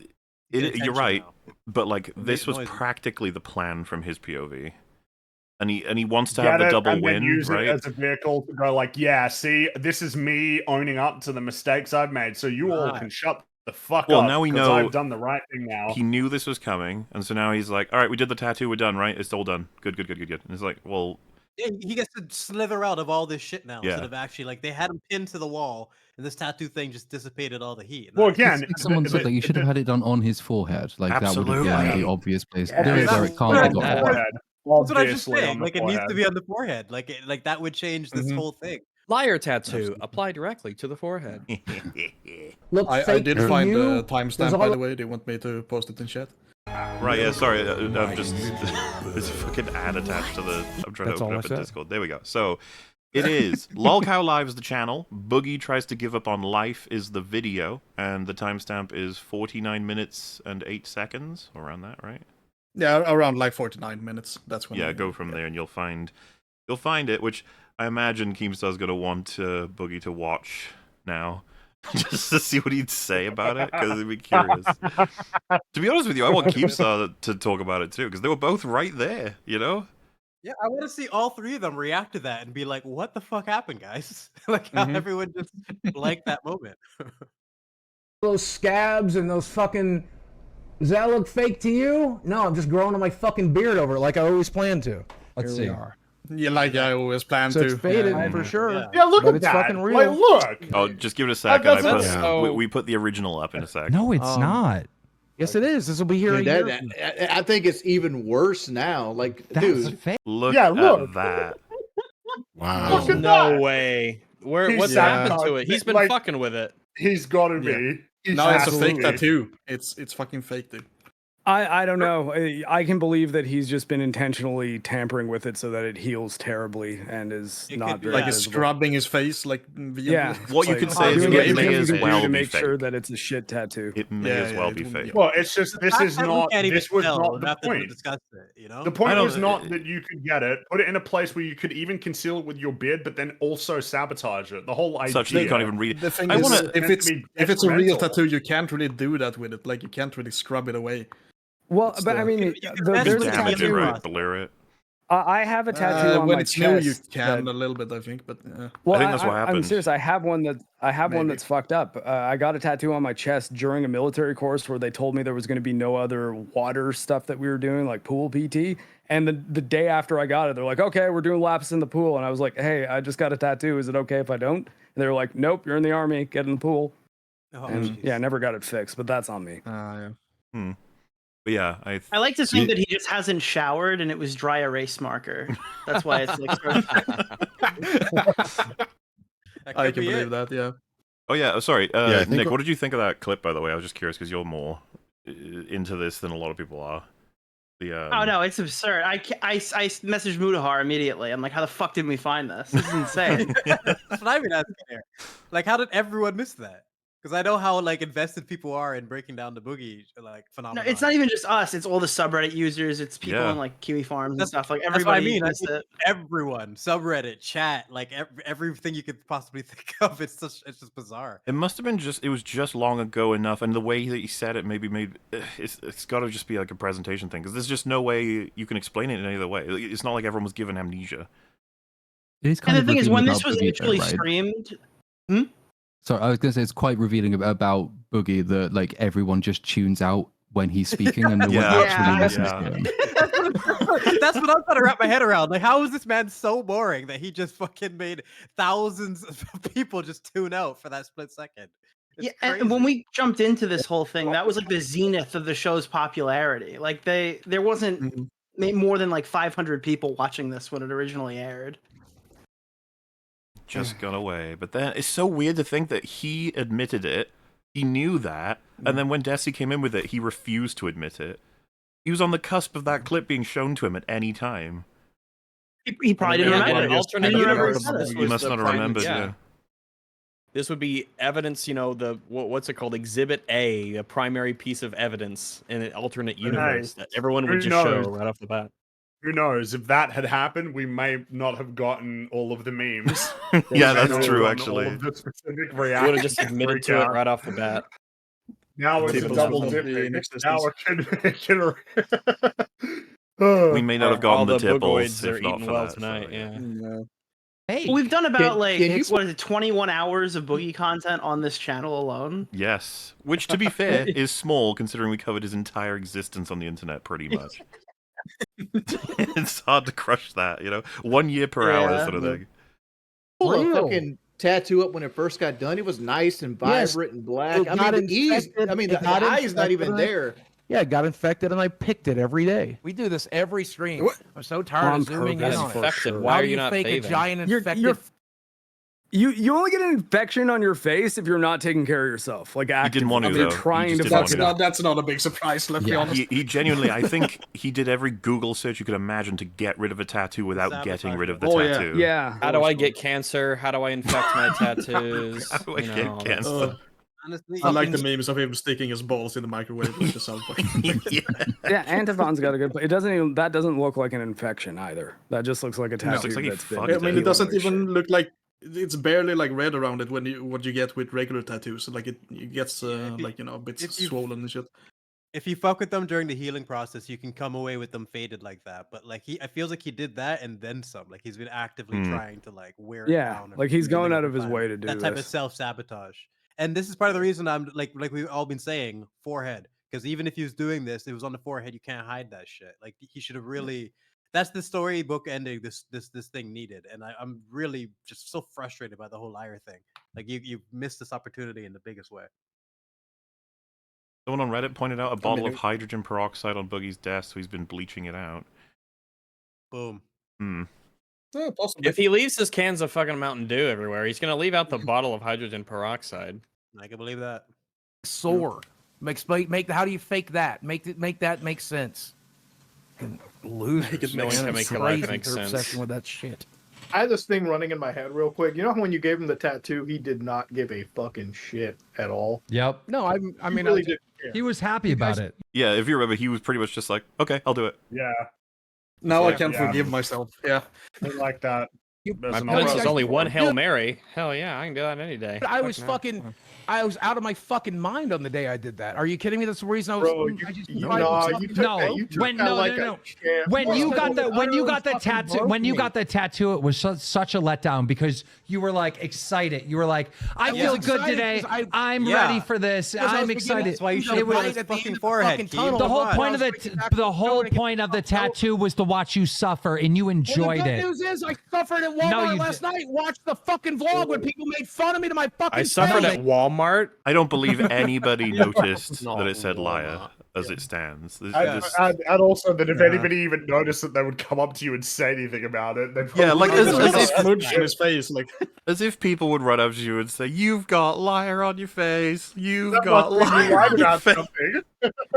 He doesn't even strike me as the kind of guy who would go to a Walmart. Like, can he actually get there? Oh, he was physically, or would he challenged just to. have all his groceries delivered As part of that's actually that'll be section 2 when he goes. What to percentage of people who even saw it, like for the people who even saw it, how many of them would even think it's real? You know, a lot of people can just brush it like, oh, Wild Night. Huh. I just don't know that you couldn't even or read even it. looking at Boogie in the first place. Yeah, even that. There's so many reasons why that's just like nobody cares, Boogie. Every time they bring this up, I just imagine we were having this conversation and it was on his forehead right now. Like when he got the tattoo, didn't he also say like now I can finally forgive myself for what I've done? Like shit like that. He was thrilled. He had a big smile on his face. No, he was speaking out loud. He wanted everyone to forgive him. He's just trying to project that out into the ether. Does anyone remember that interview where he said that he views himself as an Andy Kaufman performance he says artist? it all the time. Is he like? Yeah, is he this says it a all lot. just him going hard trying to make that true? No. No, I don't. No, I don't think so. I think it's like terribly. Like when he's screaming and everything, I think that's performative. But the goal is obviously to get people off his back, not to be like, "Oh, look at me." It's just what will benefit me most in this moment Exactly. is whatever he does. Yeah. I just noticed that Wings has a little Pikachu sitting on a Greek column. Yeah. Don't comment about it. Everyone's got their spirit Pokemon. That's funny. I like that he's. I like that he's on a Greek column. Why is it? Why is it in front of the door though? Like what? That's the door that you don't enter. Funny. That's the guardian.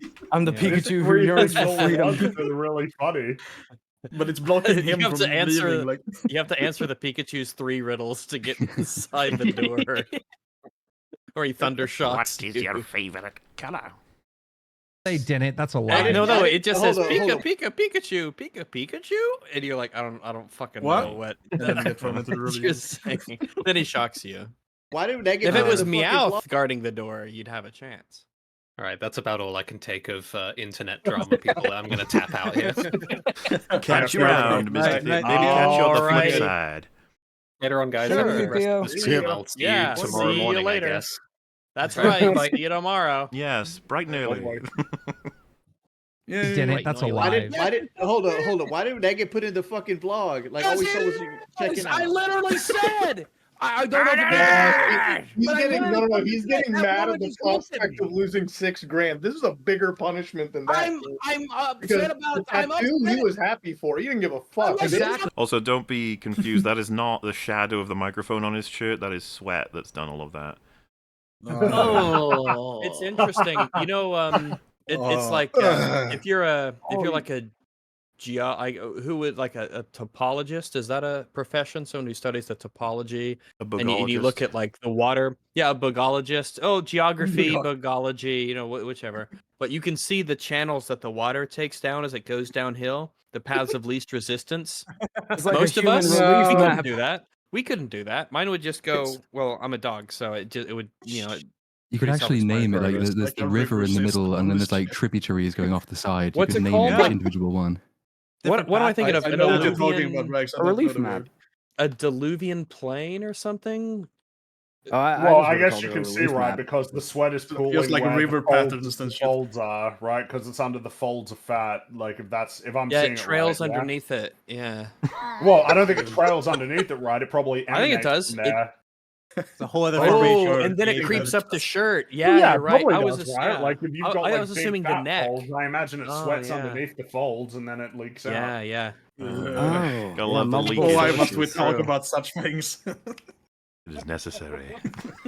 What does I the guess shirt this is why say? guys like- Does the shirt say Wakanda? What does it say? Oh, it says. Is that the logo for know. the militia in Blair Modern Warfare Witch 2? Project? That looks like you remember the militia faction in Modern Warfare 2? They had like a hand that looked like that. I think it says we know. It looks like the blood in like the 3D Realms game. Someone in chat will know. Oh, this is the I know. This is the Brotherhood of Darkness, or what are the Dark Brotherhood from the Elder Scrolls games. Ah, yeah. Oh, there you go. That's it. Look, we we're right on know. that one. That's it. We know. Yeah. You said that like 3 times. It's Why- like why the do you Dark hate me, Brotherhood. Rex? Did you guys hear something? I said it first, Mahler. Sorry, Dark Mahler, Brotherhood you're was my favorite temporarily Oblivion disabled. I can't quest. understand your accent. What are you talking about? You're not understand me. They know you come in the Exactly. murder. You're right. I was trying to make the best of a bad situation. I wasn't fucking happy. Do I look fucking happy about it now, you dipshit? Oh, you're only happy because I walked back. You literally can't even tell he has a tattoo. Look at it. Yeah, so you have what no are you clue. talking about? And I mean, you could just not be happy right now because of the general state of your life. Yeah, Yeah, you're just just never constantly happy. depressed. You're happy. This is your default state. Back in, That reminded tattoo of is the vote so count lame. and said, maybe that money is better kept going to charity. Buggy lies again. He said the tattoo was infected. He purposely is putting rubbing alcohol on it to make it fade. That's why he was that's why he had the rubbing alcohol in his desk last stream. Google rubbing alcohol on a tattoo. Ooh. I wonder how that factors into why. Keemstar looks like if they were gonna make a Rasputin prequel movie, he should play Rasputin. Nah, he doesn't have the eyes. He doesn't have the eyes at all. Live action remake Well, of the no, Don yeah, Bluth movie. because this is the prequel. That's how we learn how he gets the eyes. He's got the big pointy beard. He's like a wizard, like an enchanting wizard, not like enchanting in a charismatic way. I mean, like he does enchantments, like spells and curses. No Russian accent though. He just talks like Asmongold. Apparently, okay. They'll do the Apparently Scarlet Red- Witch thing from the MCU, where he just loses the Rasputin, accent. all of your opinions are just so Like, look at that fucking normal. face. That's just not even drop that close, shit. man. Apparently, No, that Rasputin came after the incident. Rasputin wasn't exactly a looker, but apparently he had a lot of affairs because apparently he had a legendarily large penis. Yeah, he had a massive cock. It's on Yeah. display in Russia, actually. In the fucking, they pickled his dick and put it on display in a fucking museum. A pickle dick. Pickle dick. That's exactly what. Who here on our panel has the largest penis? Do we know? Or Me. does anyone want All to of fess us. up? Okay, fair enough. I think I'm All in of the us. run. Lying about cancer. What does that have to do with lying about cancer? Oh, so you understand what's happening here? They are watching Asmongold make fun of Boogie on Lolcat Live, and just check out how Boogie responds to this. Watching these clips. Come on, Gold. Once again, the dumbest thing he said in reaction to all this was he said that all fat people are narcissists. I think it's what somebody told me he said. But Did you catch All that? fat The people dumbest are thing that all he fat said. people are narcissists. And then he went to the dumbest thing that someone told me he said, I think. He moved. What the hell? Journalism. That's what we call that. quick switch. Saying he done it. But honestly, every time I see a clip of him talking about anything, it's so he's the fence sitter. If anybody's, it's like, oh, nice smear. That's right. Well, so- Just totally, just Let's be discredit him clear here. completely. Be like, let me find the one thing that I can use to just make it so that you shouldn't listen to anything that he has to say. The Anybody Sterling who's strategy. familiar. Boogie famously not a fence sitter. Well, Well, that's it's kind just of the his same point, thing right? He's like, happened he's with the true fence sitter. It's But like anybody going who's on familiar with any social media of any fucking kind knows that Asmongold's been getting in trouble like a lot for his opinions. Yeah, Asmongold got in trouble for that AI, like the what was it with the Power World? The Dude, with that every got him in some game, trouble. every game that Yeah. comes out, Yeah. he got in trouble recently for saying that he thought Black Myth Wukong was better than Stellar Blade. That's all he said. Wait, there's- wasn't there like a whole animal abuse situation, and his take was like "fuck dogs"? Oh well, What? I haven't This heard guy's of that not a one. fence sitter, bro. He's not a fence sitter though. No, he's not. No. Boogie, I of don't course, approve of this anyone is saying particularly fuck this is dogs, very unless funny it's coming me. from Boogie though. Yeah. Boogie is like the Also, go-to and remember- example of being a fence sitter. He earlier, and I'm talking like a month ago, or whatever, said that Asmongold's one of his favorite, if not his favorite creators. Once Asmongold did videos Yeah, on how once they Boogie's say a piece one of shit. negative thing. Yeah. Yeah. Now he's like, Once it's one Asmongold's the worst. But, I hate but him. you know what happens though? If Asmongold actually got into the call, he'd say, "You know, I don't hate you, Asmongold. I have a tremendous amount of respect for Yeah, you." Like he it's he just goes back Yeah. and forth depending on what he thinks he needs to do at the time to look better. Flip flopping. I Yeah, call it. yeah. He's tactically visceral. Ugh. the most mild fucking takes. He's like, yeah, well, I think rain is Yeah. bad sometimes. What- Yep. Tipples That's not a great the clown. Asmongold impression. Man, You already got Oh, sorry. So yeah, this is Wings is saying you should become Tipples the Clown, and check out Boogie's response. the hair. Yeah, I'm You not get gonna. the- you get I'm the- not gonna. I'm not gonna dignify people making fun of my abuse. That's not something I'm going. Oh, get fucked. I'm Tipples. The motherfucker. Well, Oh my Oh god. my god. Yeah. Oh my goodness. I didn't see that coming at all, man. Oh Isn't my that god. perfect? Oh, You got me with that one. He's such So a- good. Fucking great. I will My not God. dignify making fun of my abuse. Hard cut. I'm Tipples the Wow. Clown. I'm Tipples. This Oh guy my is a fucking. God. Oh my god. I don't even know. Is he Oh, a he's- gift to it's- humanity or a curse? I don't know. So No, I you think mean- he speaks as if he's in a role-playing game where you return to full health at the end of every encounter. Like he just goes back to neutral Oh, in the yeah. next encounter. He Yeah. can just do whatever As he long wants as I again. can scrape by. Mhm. then I'm Yeah, still I in just the have to get game. through this, and That's the only it. way you could admit cancer on stream and then fight like or no, admit that you don't have it and then fight that you do for like months and months on end. Like it's like that's the only way that could possibly happen is you're just blanking out this shit. You don't even remember what the fuck you said. I mean, and they have got away with it for way too fucking long, to be honest. Like, Yeah. Because I don't think he can keep up with all those lies in his head. He has to legit blank this shit and just He can't even keep up with the commit truth. To whatever scenario. Sorry, Brooks. It's insane that like it's at the point now where like he's lied about what lies he's told and what truth he is told. He can't keep track of it all. Instead, I think he even admits this in a clip. He said like advice to all liars: don't lie because it takes ages to collate all your lies. It's too much, man. That's why I'm saying a notepad would change his whole life, like just everything. Someone should have sat him down, like, here you go, son. And then all this shit would have been easier because he's committed like the to guy it. from Memento. He might have been dangerous, like at that point. In most cases, lawyers would say, like, yeah, don't write down the bad shit that you're doing. But I think they might make an exception for Boogie just because it's so much worse when he forgets. But like I'm at the moment sort of sitting there thinking, I remember that scene when he goes to speak to the ghost of his dead mother and about how everyone loves her because she created him. Oh god! And they should definitely get him to do that again now as Tipples the Clown, just as like a reprisal. And this is what I became. While he's holding his nipples, he has to hold the nipples. And Can you imagine visiting his mum's grave as Tipples the Clown? Keemstar might make him do that. Also, this is a great meme. Yeah. It's so accurate, man. Bald. He's his own category. Molding. That guy's hilarious. Like your coverage on him was fucking gold, man. Stand. Tipples! I'm the guy who faked cancer. He's even kind of like almost developing the clown hair. You know the like way that it. Yeah. Oh yeah. Naturally, It's an organic occurrence. It needs to be He's green. really trying on that one. He's got a diet green. Everything. I'm the liar. I'm the manipulator. I'm the piece of shit. I get it. Yeah. I get it. Yeah. That's what this show is. Tell me I'm wrong. I have been the most entertaining person on this show. Right now, look at this. I'm dressed up like a clown to entertain you. Specifically to I think the Andy Kaufman. It's working. I really do think the Andy Kaufman strategy is what he's going with. Like he's thinking like, okay, each one of these encounters I'm going to be as retarded as I possibly can, so I can say, oh yeah, I was just doing that to make the show good. Andy I was just doing a bit. It's his motivating excuse right now. I think it's more simple than that. He said he wouldn't do this, and then somebody probably said you have to do it, or you're not on the show, or you'll get paid money, and then he did it. Yeah, you weighed him up, and he decided he can garner more like entertainment value, as in like more points for being an entertainer than he could for sympathy for being the concept of insulting my mental illness.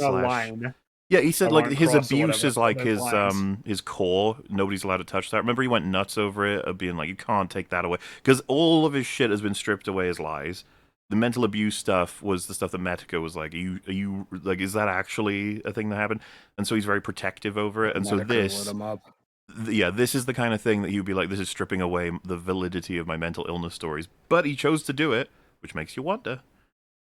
I think that there's like a percentage chance that he's like slipping in and out of a state of self-awareness. Like he's self-aware and he goes, oh fuck, I really fucked this one up. I gotta play it up so I can try to look a little bit better.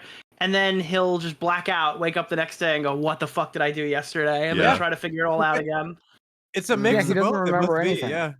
And you should honestly double down on the tattoos. Just go full Memento. Write the titles of each episode on his body. Have it be a tip goal. I'd rather think he's just retarded but pragmatic, so he just does what he thinks like will benefit him the most at the time, but it's just so retarded he does the most stupid shit anyway. Yeah, but he's right, isn't he? Like this stuff, he must be doing the podcast an immense amount of good. Like he's right in what he just said, right? Like the numbers are good for this. His faking of cancer saved it from destruction. Lolco Live. It was not. Well, he made back the money that he had paid to charity for the cancer. Oh, that's show. in here. In fact, I think that's in this section. That's more where I think like Keem probably knew the whole time, but I don't think Boogie was still fucking lying. Oh yeah, Boogie genuinely was trying to save his reputation in that portion. He gave up eventually because the evidence was overwhelming. And fuck, if he had continued to lie to this day, that clip we've just come across, like that would have killed him. Yeah, but I do think Keem probably knew the whole time that he didn't have cancer. To be honest. Well, we know now, right? Don't have any proof of that. But... No, we do, because he said it. He said it 4 months ago. Well, yeah, 4.5 months he could have ago. missed it or Like, forgot it or whatever. But Yeah. I feel like that's something, if he remembered, he would have brought it up. I genuinely think he forgot. He Like, forgot. He must have. Well, but isn't that It's crazy? possible. I do think he actually knew the whole fucking time. Like, But forgot that he told the truth. So decided Somebody to lie. get this man a Polaroid camera and a magic marker. All the interrogation wouldn't really fit with Keem if he knew the entire time. Oh yeah, no, I don't think like, Keem knew. The cynic in me says actually, well, no, it makes more sense that way because everyone stands to benefit from keeping it going. So like, I don't know one way. I can see in a cynical world, like, yeah, they would have known and agreed mutually behind the scenes that this is really doing well for them, so they'll carry it on as long as possible. Like, I can see that being a calculation. I'm not saying that is what happened.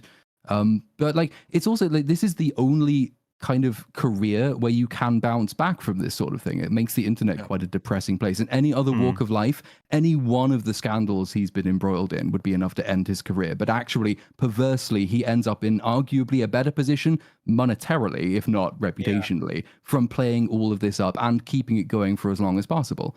And I'm sure that's a calculation in his mind, if it's not in anybody else's. I could see them bringing him in for that reason, but I just feel like Keem would be aware of that evidence being out there, and why would he commit to that, knowing that anybody can just point to that in 2 seconds? My genuine impression is Keem did not remember that. Neither did Wings. And, Yeah, and same the with me. fact That's that we why I feel like- know the vast majority of the audience didn't even remember it is perfectly reasonable that those two didn't. That's what seals it for me, because there's too I mean- many. The way the internet works, it moves too quick. They don't miss anything, and the fact that everyone missed that convinces me that Keem did. Because how did Destiny and Mutahar not have that clip ready to go? Yeah, that's what Like, I said before. how did their audience, Those how guys did their chat do not so much find it research them? for everything. Because they ignore the chats. Man, I don't know. And why wasn't this a big deal in April when it happened? Like at the time, why didn't the audience react Don't know in a that negative because way? all it takes is That one was before post the scam, right? in the right place. Like all it took is that one chatter in a chat. Like you'd think they would have made a Reddit post or something. Maybe they did. And Well, I mean, the did. original Reddit post that about bookies, controversies years ago, that kind of kicked it all off. It's just goes to show one it's post not can just do it. Reddit; it's a bunch of other channels as well that covered this, and like no one pointed this out. Oh, I can tell you, nobody knew about this because I mean, most of the people I speak to, none of them had any clue this clip existed. I saw it for the first time here. Oh, it's a stake to the heart. That clip. That would be in everyone's Breaking videos. news on EFAP. The way you I've found it is told like every single person I know in like the last 20 minutes about this clip. But like it's the clip. It's like KO. Yeah. Like, you got nothing after this. That's why I'm trying to comment on like the way you found it is just adds to this. Yeah, story. that adds to the fucking. I wish I had Adds to screenshotted the lore. user now because I can't remember what stream it was even on. Yeah, he's a part of this story too, man. Like, You're out there, guy who There's a bunch of posted people that. in. You know who you You should are. be in the call right now. We'll get this guy in the Discord. How does There's it a few feel to be the people guy in who that was chat just as well, like, listening on to the the- stream? Yeah, There's a zero few chance people this is in the AI chat boogie. as well on the actual video that points this out. Like it gives timestamps. So that's how I find it. So there's a bunch I've of been people in there doing this pointing it out. job for 17 years. And if you include the porn sites and stuff I read back in the day, I've been doing YouTube. What? I've been doing That is lore we briefly covered. He's got a Yeah. bunch of porn blogs and stuff. Yeah, he was reviewing dildos and shit. The less you know, the better. that was before Mr. Rogers. Okay. internet since 1996, since a lot of you were before you were alive. I broke Xboxes. I set off fireworks in my home. Why is he saying this like it's an achievement? I don't. Because iShowSpeed made a lot of money doing that recently. I destroyed television sets and arcade machines. I was 600 pounds, and I was still more entertaining than Tommy or Jordy put together combined. Well, but because they have dignity, they have integrity. Yeah, fucking shameless freak jumping in the pool for views. Like it's just. I mean, look at this. Look at this. I know display. it's like he's reversing it. While we would say like you sold out completely in every way imaginable to provide some entertainment, he's like reversing it, like, well, yeah, but I'm more entertaining than any of these people. And you're like, Yeah, but I sold out before you were even born. He always skips that important part. The fact that you're a fraud, shameless. Yeah. Like, Oh, and also just he wouldn't be saying any of this stuff if he was still back where he was, like 8, 9, 10 years ago, where everybody thought that he was a good person and he was getting hundreds of thousands of views per video.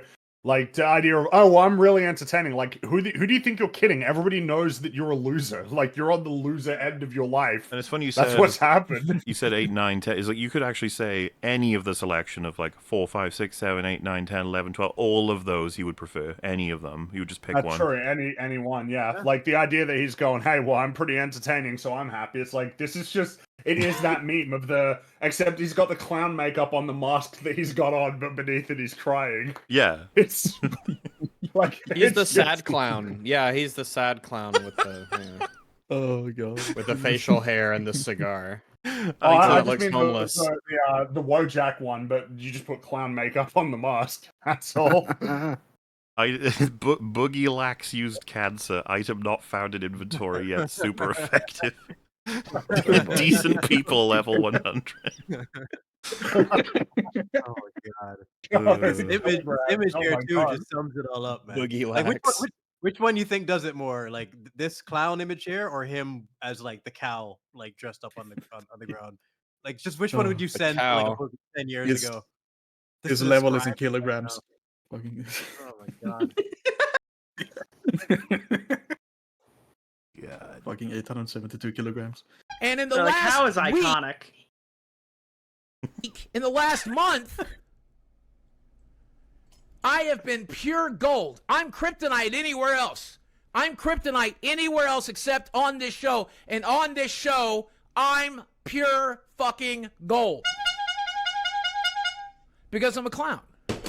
I'm Tipples the fucking clown. I'm not going to dignify people making fun of my abuse. That's not so Jesus.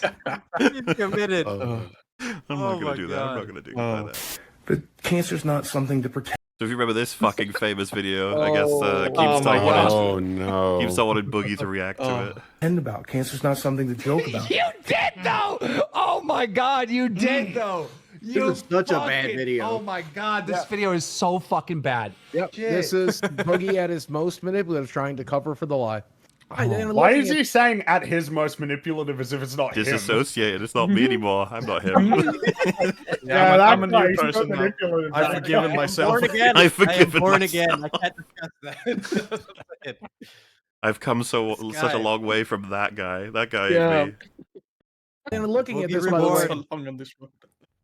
and I don't see how anybody didn't. This is why I think people like Jackson Clark figured it out. Because I'm Who a terrible is that fucking liar. guy? I don't know. Jackson Clark is the guy from the official podcast, the one with Charlie that he mentioned earlier. He name drops him more than anyone else. He's okay. on his fucking mind all the time. Jackson Clark. Well, that was the first guy. Even in the clip from April, he's like, "Yeah, this guy from Charlie's show. Yeah, that's him."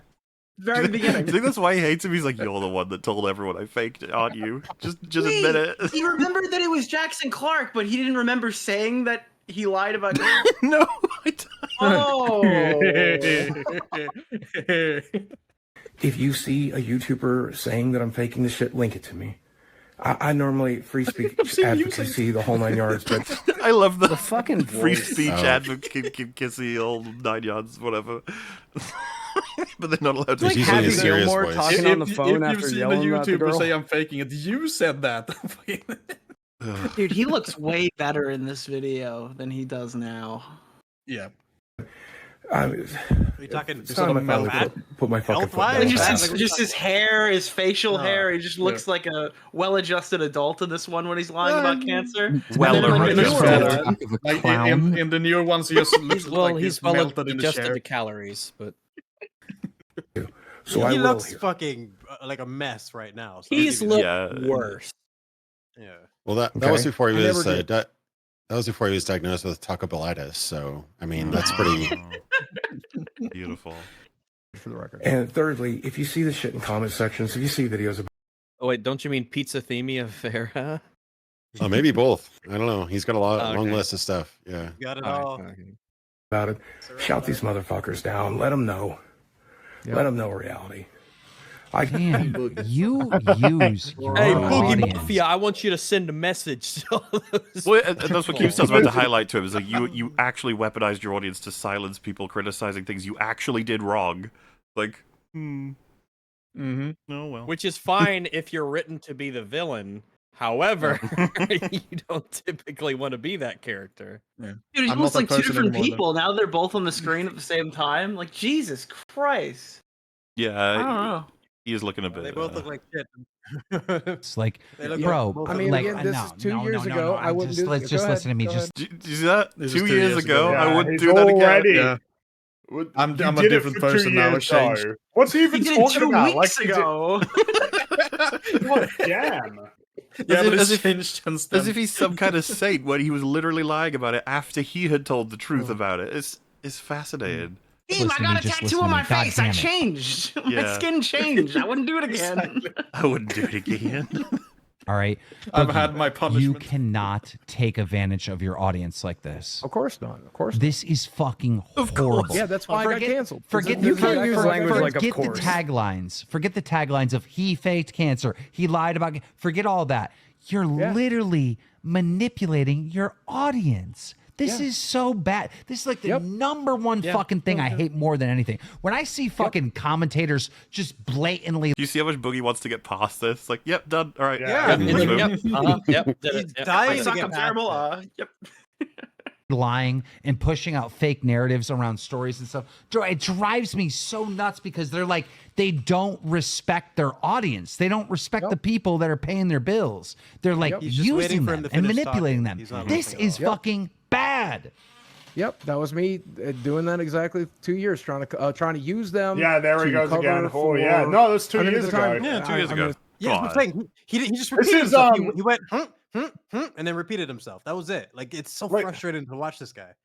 And that he's such a little Piece of weaselly, shit. like slimy, Yeah. Weaselly little like, liar, dude. trying to get out of any. Yeah, Weaselly just trying little to liar, wiggle his dude. way out of it. Wiggle, Welcome. wiggle, wiggle, yeah. Welcome, Speaking Moriarty. of wiggle, this is M, who's Mr. like M. a W but upside down. Hello. We're talking about Boogie. I'm at Nice the right sleep time. now. Yep. Oh, good. If you want to jump You into the did watch miss the massive together, bombshell, though. I get a whole blast of him. Looks Well, yeah, fair. I don't know how familiar M is with any of the Boogie lore. Baja but, Blast, if you will. I watched. Oh, the he whole was in thing one of with the you guys last streams. time. Yeah. shit! Well, did you watch the? Yeah, the, you were on that, weren't you? But yeah, but Yeah, did you yeah, watch? I was on Did it. you watch Yeah. the? I mean, to be fair, that's dwarfed by the second two, because we did his whole Booger last is life in those off the things. charts. He was there for protein and urine. He was. He was. Yay, protein. Yeah, you were great on that one. Yay. Another classic. I would genuinely Were you on like the protein and urine streak? chat. How do you feel? Just like a general thing. I could do a poll, but I'm too lazy. It's a 1 for the protein and urine stream, 2 for the the first half of his life, and then 3 for the second half of his life. Which was your favorite out of those 3? I guess we'll get the answer to that in the survey as well. But The jokes were popping in the protein and urine one. It might have just been the chemistry of that one. That meme has got solid. that was true, but That- 3 has that got to has be staying power, yeah. 3's like Return of the King. All the payoffs are in 3. the big Return of the payoffs. We got all the setup. Yeah, people don't appreciate the setup. Yeah, until you yeah. get 2 Towers all is those not little getting the juicy payoffs. appreciation here. It should though. I think the fact that it was all in There one you sitting compared the with Shire protein to and urine one. protein and urine.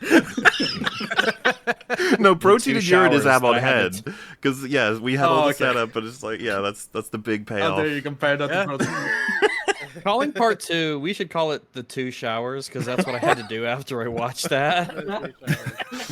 Well, what's funny as well is He's it's like, such wait, a so what's happening traumatic- here when we Turn get it a book 3 fair. boogie sections in the anniversary? It's like it's boogie year, right? EFAP year 6 is the boogie year. Boogie. Year of the in that boogie. year, of like the his boogie. arc has The gone from Chinese like New Year. oxing to protein and urine, and now he's basically like disclaiming responsibility for stochastic terrorism. Like I did not direct my audience to go and like bomb YouTubers who accused me of doing the thing I absolutely definitely Dude, did. The list of his never crimes did. are just too long. It's too hard to keep track. Yeah, it's too much. It's not an excuse, but at the time I was entirely convinced. Like I'm in the right. I'm being righteous here, or whatever. No, you weren't. Convinced. We know you were weren't. lying. You always spend knew too you much were time lying. in that state. That it's fun to Oh. pretend. But no, it's fucking terrible. I get that. Because what he admitted in that 4.5 months ago clip was that he always knew.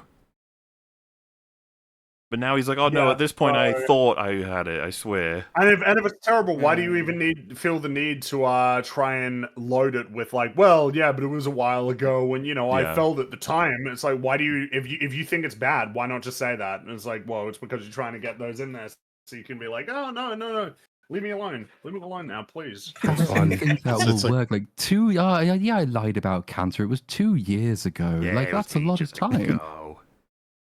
So don't call me. Actually, I have a question. Quick question for Mahler and Nicholas. What do you think is the worst thing that Boogie has done? Like, is it lying about the cancer? And if that is, like, what would be like number 2 or 3? Like, what's Boogie's top 3?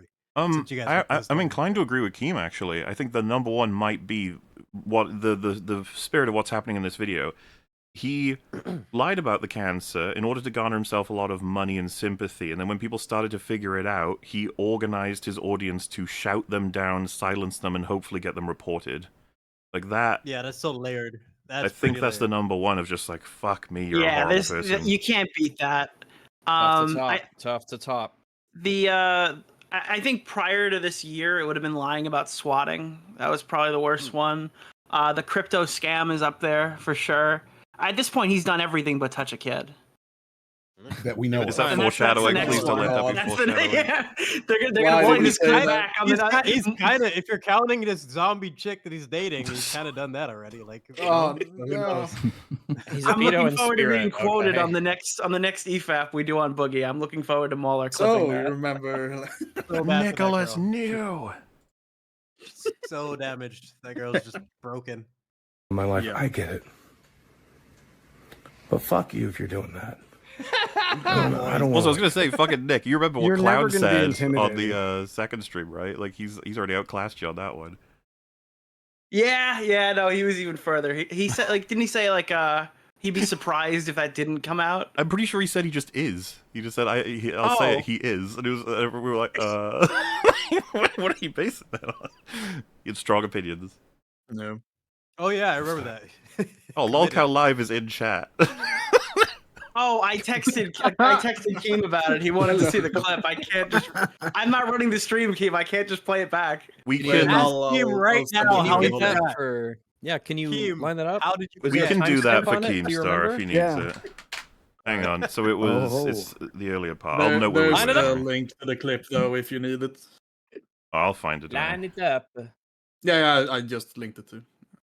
Him in chat. Boogie archivist here. The Boogstorian. All right, here it is. The Boogoid. And I said, I asked. Don't the go in private the video now. Also, yeah, just let it be clean so everyone can hear it as well. Yeah, and I said, I asked the internet for help in 2022, and I did it wrong. I fumbled, like 100%. I fumbled. I wasn't fully diagnosed. My doctor told me it was possible. He told me that he saw signs of it. I made the video because I knew that I was going to need money one way or the other. I should have waited till I got the diagnosis. I should have waited. I should have mentioned the cancer scare when I made the video. I panicked. I fucked up. I deserve everything I got. I deserve it. Like I said earlier, I deserve it. And that's okay. It's okay. There you go. Just to be clear, April 5th, that was premiered. Yep.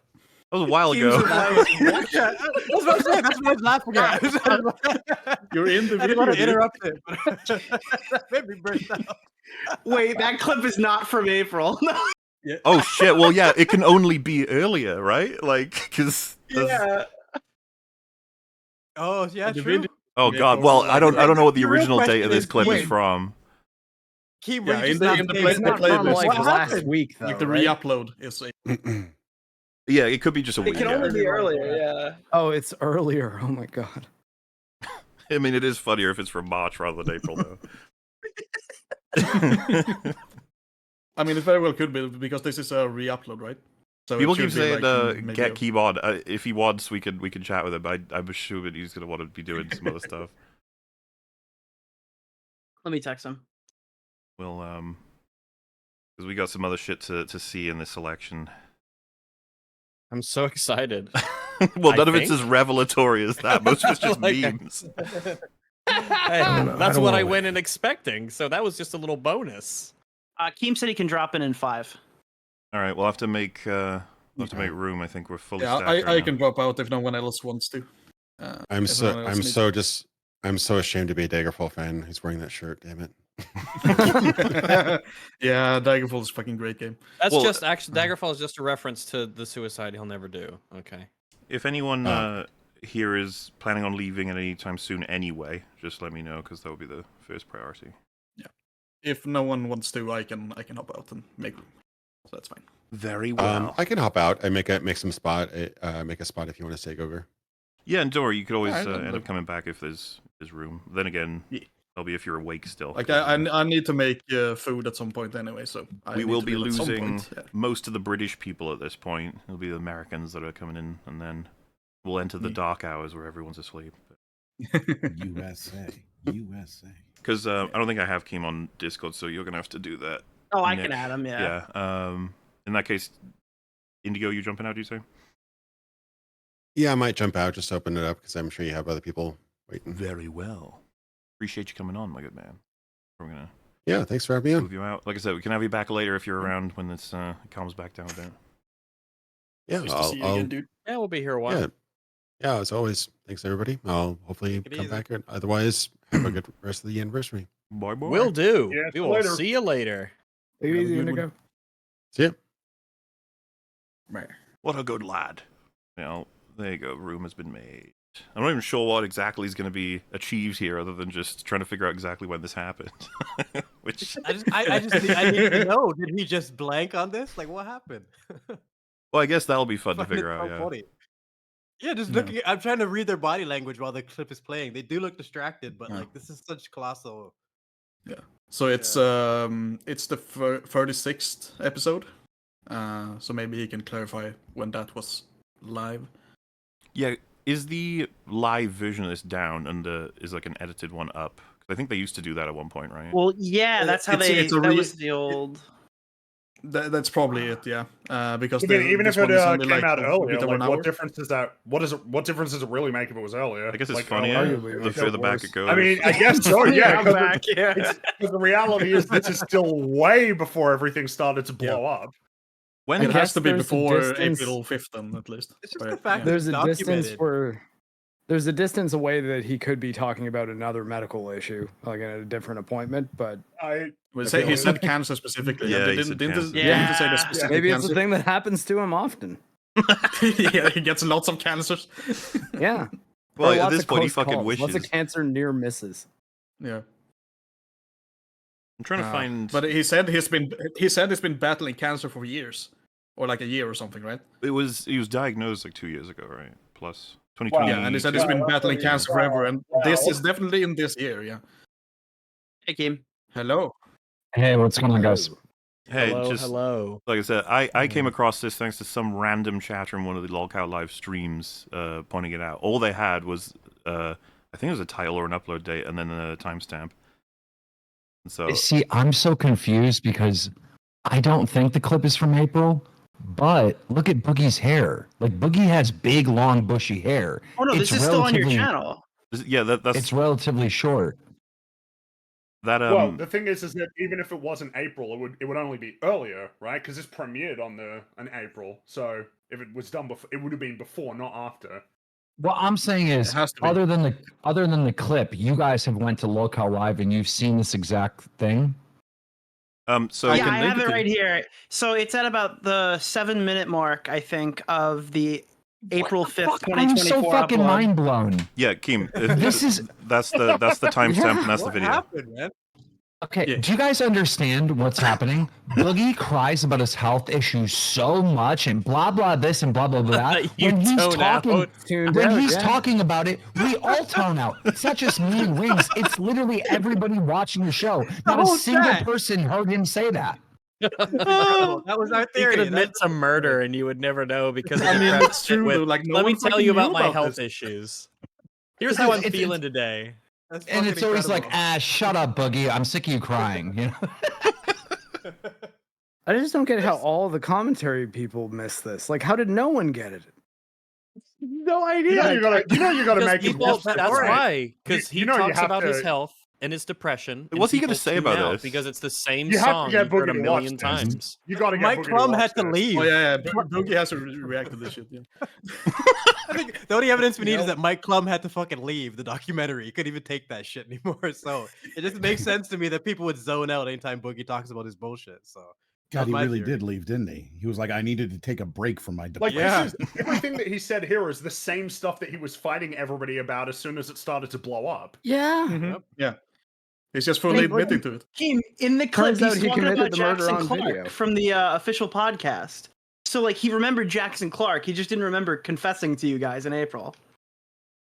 My mind is so fucking blown right now.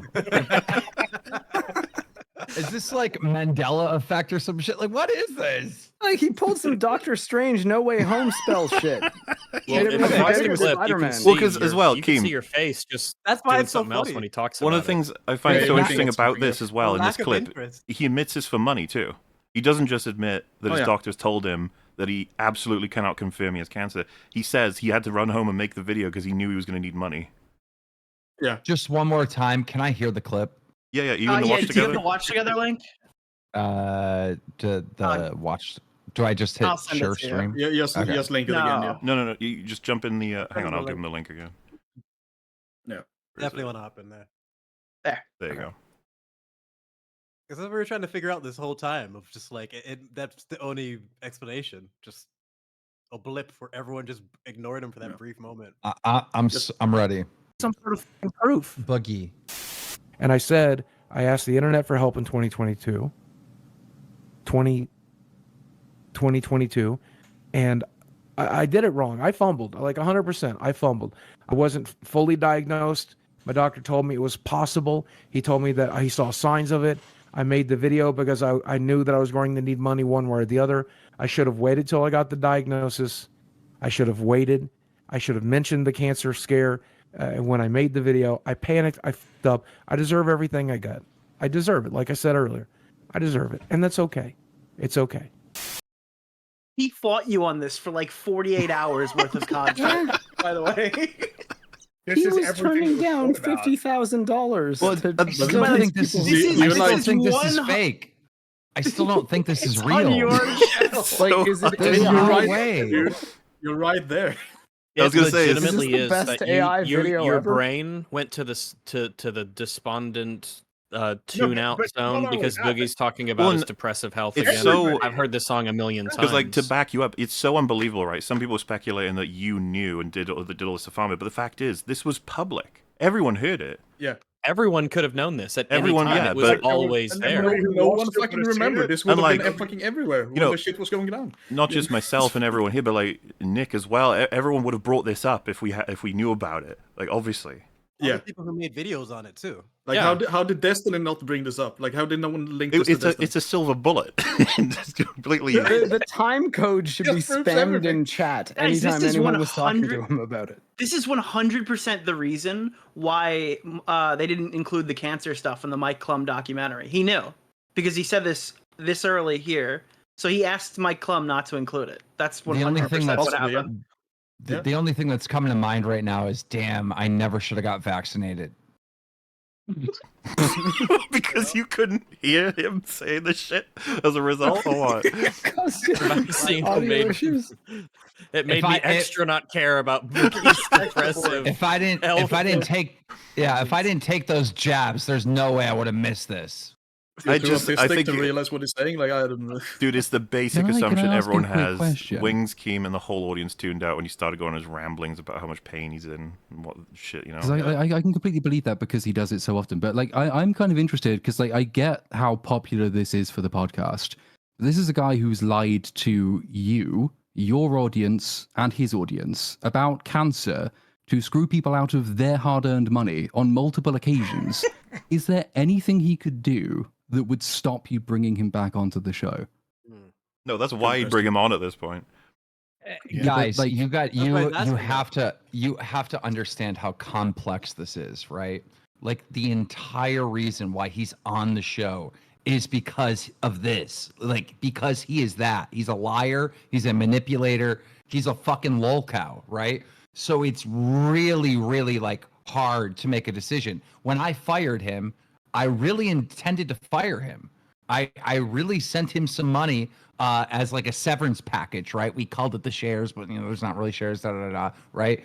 I had no intentions of bringing him back, but it made no sense. Like that was the whole point of why he was on the show. Plus, I got a shit ton. No one talks about this, but I got so much backlash when I fired him. It was like, Keem, that's bullshit. That was the whole purpose. He was supposed to be on the phone. I had creators reaching out to me, other commentators reaching out to me, being like, dude, Boogie shouldn't be kicked off the show. And then, of course, I bring him back on after doing the punishments, and it's the same thing. Creators call me, hey, you really shouldn't have him on there. So it's like, it's such a, there's no win for me. There's no right decision for me. On that, so I understand like the right decision for you point of view, but I guess my question is like now it's firmly established what he's lied about, how he's lied about it, how often he's lied about it, to whom he's lied about it, and that he makes financial gain from lying about it. Also makes, I assume, financial gain from continuing to be a part of the podcast. Is there not an argument that this all being completely established, all you're really doing is stringing along a guy who should have been let adrift by now? Like, what else can he possibly? I get that it's popular. But what else can he possibly do because I'm to so familiar with continue being employed? A lot of how this worked. I assume that the compromise from Keem's point of view was stuff like the tattoo, was stuff like the community service, was to try and build back. Well, so I was going to say, like, Keem, the fucking tattoo, it may as well not have happened at this point. Yeah. Why was there no discussion of it being on his forehead? I feel like that's a massive missed opportunity. Well, there is going to be more punishments because of the tattoo and how that was handled and whatnot. But it's like, it's try to put yourself in my shoes. What do you do, right? Okay, so instead of saying that he needs to lose weight, I would say that he needs to gain weight because it would be bad for him. I think what you should do is you should pay Boogie based off of the amount of space in the frame that he takes up. And then use like, that listen, to seriously determine though, what his share is. If you had gotten him to, and he'd agreed to do the forehead version, and he didn't fuck the tattoo up such that it's just like a blotch on his head, I actually think that would have been some kind of penance, because there's no way he can escape that in standard view, in all the streams he's a part of. And I know, I think someone would be like, that's insane to have someone tattoo liar on their forehead. And it's like, yeah, what he did was fucking insane. Yeah, what he did was insane. Yeah, his punishment should fit the crime, some would say. I have a little bit more empathy for him because I know him and I know what a retard he is. Like, remember when it first started coming out? I'm like, dude, I know what you did. They told you had this thing, you Googled it, seen that it was linked to cancer, and you rushed to the internet and told people you had cancer before you were even diagnosed, right? I know exactly how your brain works. You want to be a victim so bad that you rushed and did this without thinking. So, I don't see him as premeditative, like evil, right? I see him as a retard. That's the thing, you were too charitable to him, because in the video we just watched, he's like, yeah, because I knew I needed money, so that's why I went and I rushed to make the video. He is a fucking so it is inherently more malicious. Hey, I remember it's a 17-minute car ride because of the previous memes. That's how long it took. And that's why Platoon was asking, like, do you have a personal line with this guy of like, what do you think he would have to do to where you would just want to cut all ties with him? Because this is like pretty close. This is gonna sound morally bankrupt, but it just is what it is. Like, this is a retard show.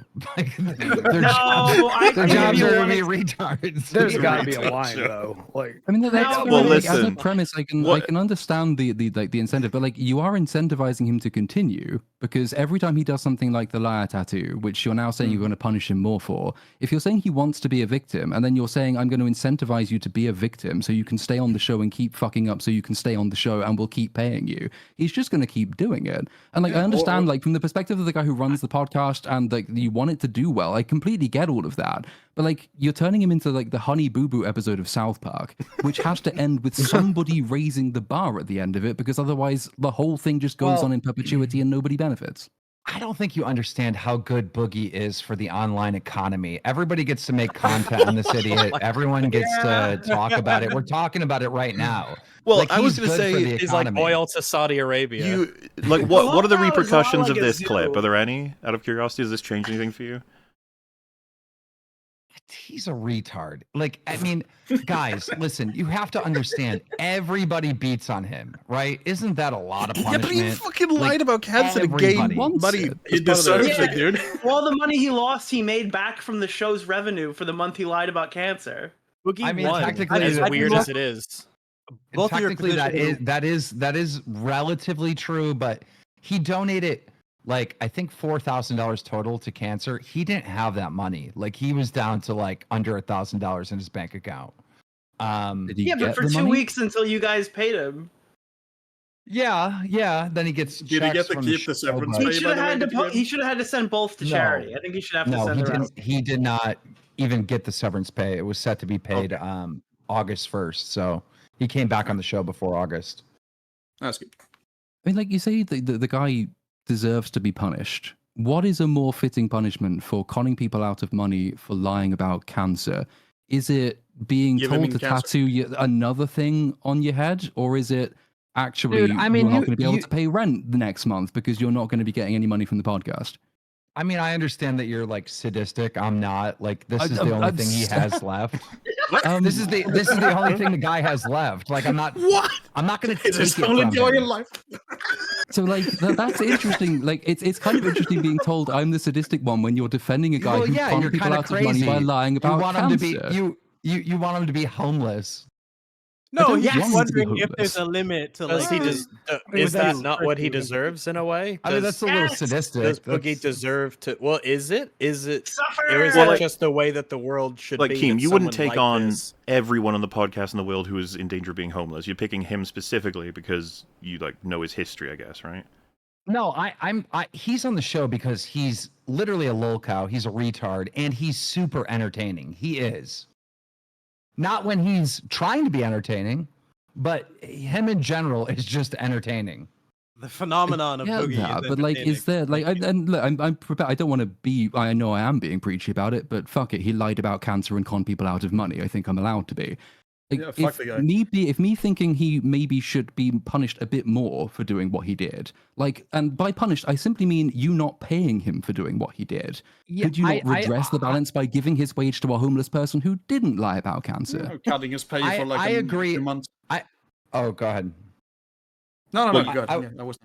I was just gonna say I agree that he probably does deserve more punishment, but I think the ship has sailed with kicking him off the show. I think he's. There's got to be I think creative he's on decisions the you can show. make. Because I actually think the community service idea is actually not bad at all. But I don't think it's sufficient. You know, like so it's a good But start. on the forehead. He did not like that, by the way. Well, Like, of course I he know did. he That's was the like, key, Keem. It's That's helping the other key. people for no material gain. Of having course, him, he hated it. yeah, having him do things like because you pointed it out he was yourself. He raging and enjoyed the Point of a tattoo. punishment, fucking He hell. practically loved getting the tattoo, but the Yeah. community service that made really it got to him. really- He said, made "Now it I can really forgive anticlimactic. myself for what Yeah. I did." Like, It's what the physical. fuck, dude? It combines all of the things that he hates the most: physical exertion, Yeah. actual charity, doing things for other people in the community. Like, as funny as it is, it would actually be more of a punishment if you just had him like work out for an hour or something. Like Well, a fuck that. Do workout the community stream service like where- once per yeah, month for it's 2 a- hours yeah, it's always fucking indefinitely. great. Like genuinely workout speaking. It would also be great content to just like film him doing that stuff and being fucking mad. And all When you that. said like picking up pretty good memes. I picking gotta up say. picking up Yeah. dog shit at the park, or whatever, and he was like, "Ew, I'm not doing that." I was like, "No, yeah, that should be the kind of thing that he does." The community service stuff is a good You know what idea. you should do for members content? Boogie, not Boogie. Actually, yeah, Boogie. He should have to film himself mowing his lawn with no commentary once per week, and it should be uploaded just as archival footage for members only. No audio at all whatsoever. It's just him mowing his lawn for however long it takes, and then posted. I also revisit the whole tattoo thing, like the fact that it's yeah, not I on his stand by the forehead. forehead tattoo is That would still on the change- table. that That would should change definitely be whole on the table. conversation. That would What about change one of so those many weird things. alpha Even- male camps where like they treat you like I'm a afraid boot if I camp kick for a him bit off to the make you show, tough? I'm afraid if I kick him off the show and he becomes homeless, there'll be a lot of small YouTubers that are also homeless because they won't have material to make content. Well, we just gave you a whole bunch of stuff that you don't have to kick him, right? But how is he gonna be homeless when he's got that big ass house to sell? Like he needs. That's the only thing that gives him joy in life. to what Platoon was saying, try and reverse engineer this such that good acts keep getting produced by him staying on the show, like the community service shit. Like that is a good act, undeniably. So, and I still stand by the tattoo on the forehead. There's no reason we can't still get that done at some point. Oh my god, could you imagine like the boys, like a scene where there's a kid with cancer and they're like, yeah, Mr. Beast, and then they send Boogie instead to like greet the kid on his deathbed. I don't want to ruin anything, but I will say this much: Boogie is going to have to sit down with real cancer patients in the future, and he is not going to like that. So yeah, we have a lot of stuff planned. All right, yeah, no, okay. Well, you have to tell the kids that Mr. Beast was supposed to be there, but he couldn't make it, so we sent Boogie instead. He's gonna yell at one of them, isn't he? No, he wouldn't do that. So I'm assuming that's for a podcast episode, right? Is any of the money that is going to be brought in by the podcast from him speaking to cancer kids going to go back to Boogie? Yes, and the logic is it keeps him from losing his house. It will. He gets a percentage of the show and what the show makes, and without that carrot in front of his head, we don't get to really punish him, do we? Or he just walks away with no accountability. I mean, does that not logically entail that he is monetizing his lies about cancer, and then he's monetizing people who actually have cancer in order to keep being paid? I don't know who you are. So are you, Kim, to be honest? Homie, I don't know who you are. I've never met you. But I feel like I'm in Twitter a couple years ago before Elon took over in the midst of cancer culture. Like, it's just insane. Like, there's no negotiations. There's no middle ground. It's just he must be homeless. No, I'm asking you questions to try and understand what your moral premise is for continuing to run the show. I've accepted that it makes money. It's very entertaining. Hell, we've had entertainment value from it by watching these clips. I'm fully complicit in that. I'm simply asking if there is anything. There's serious accountability. It's not like we're not over here running a campaign that Boogie's a great guy. We're actively. It's the thing. It's like the same out. thing that made the show popular to get all the people in because Boogie lied about cancer is the same thing that people have a moral issue with. So for every hundreds of dollars or whatever you guys made off of it, you're gonna have to deal with somebody who says, "Yeah, I mean, he fucking faked cancer. Why are you even giving him money?" And that's kind of just. I mean, to be fair, the guy that quit the show is taking a big chunk of that. So. And he didn't lie about cancer when he did it. Yeah. So, But you did the right thing and you paid him, and I'm proud of you. It's not the right thing. It's the wrong thing, but whatever. Well, all right, it's a tough call. I really wish, before you criticize, you just try to put yourself in my shoes and try to understand that this is the retard show. And it was a shock. It was a surprise, but also it's not. Like, Boogie's a liar. That's why he's on the show. So it's a tough one. Right, but if he touches a kid, will you throw him off? Yeah, that's where I'm trying. That would be the limit. For sure. Exactly. Yeah. How far his next girlfriend is even younger than because for the record, Keem, the worst thing this guy's done. Keem, you can understand. Also thinks he's a pedophile. People's positions that they want to boot off because you did consider seriously booting him off for a while, then you actually did. So like you can understand people having that position, right? Well, you got to understand that he still might have cancer, right? So that's like part of it. Like, this is a very gray situation. If this was if this was a situation where Boogie made a GoFundMe and raised like 20 grand because he has cancer, we'd have to he would be gone. Like, we wouldn't associate with him at all. But it's really gray, and there's so much more context than just he faked cancer. Is it? I mean, yeah, there is, because he got a diagnosis and he Googled it, and then he rushed and told people he had the cancer version, and he doesn't even know if he has that, even though he's being treated for it. But now we have the clip. But then he knew for like a long time that he didn't have it, and then also admitted to not having it. Yeah, 4.5 months ago plus, he admitted that he'd fucked up. He knew he'd fucked up. He'd essentially lied. Yeah, and then he lied for fucking months about he kept the it shit going, and gaslit everyone. He even admits in this clip that he does it in the interest of getting money, knowing that he's not going to stop. He's not going to make sure everyone understands. He didn't make a video admitting this, even though you told him that would have been the move, right? Like when you cover one of his clips where he's saying like, "Oh, everyone should shout down anyone who says I don't have cancer." You said like, "This was your opportunity. Why didn't you take it?" And he's like, "Oh, yeah." Like he has one right here, and he doesn't take it. He doesn't make sure this is known. He just sort of casually admits it, and then moves on. It's like, well, if you continue to say I do have cancer and have sympathy for me, and he'll continue to say, "Hey, I'm fighting every day, man," or "I'm doing this, I'm doing that, I have cancer," when he himself knows that's not true. And I want to be clear, a lot of people are like, well, Keem's not going to get rid of him because he's profiting from the show. I mean, the show's like, my cut's like $4,000 on a good month. Like, you know what I mean? That's nothing compared to what I make in my other companies. Keem, did you sign the money contract? You can't be telling people about that. No, but what I'm saying is I keep seeing like, you know, peasants in the chat and other peasant commentators, right?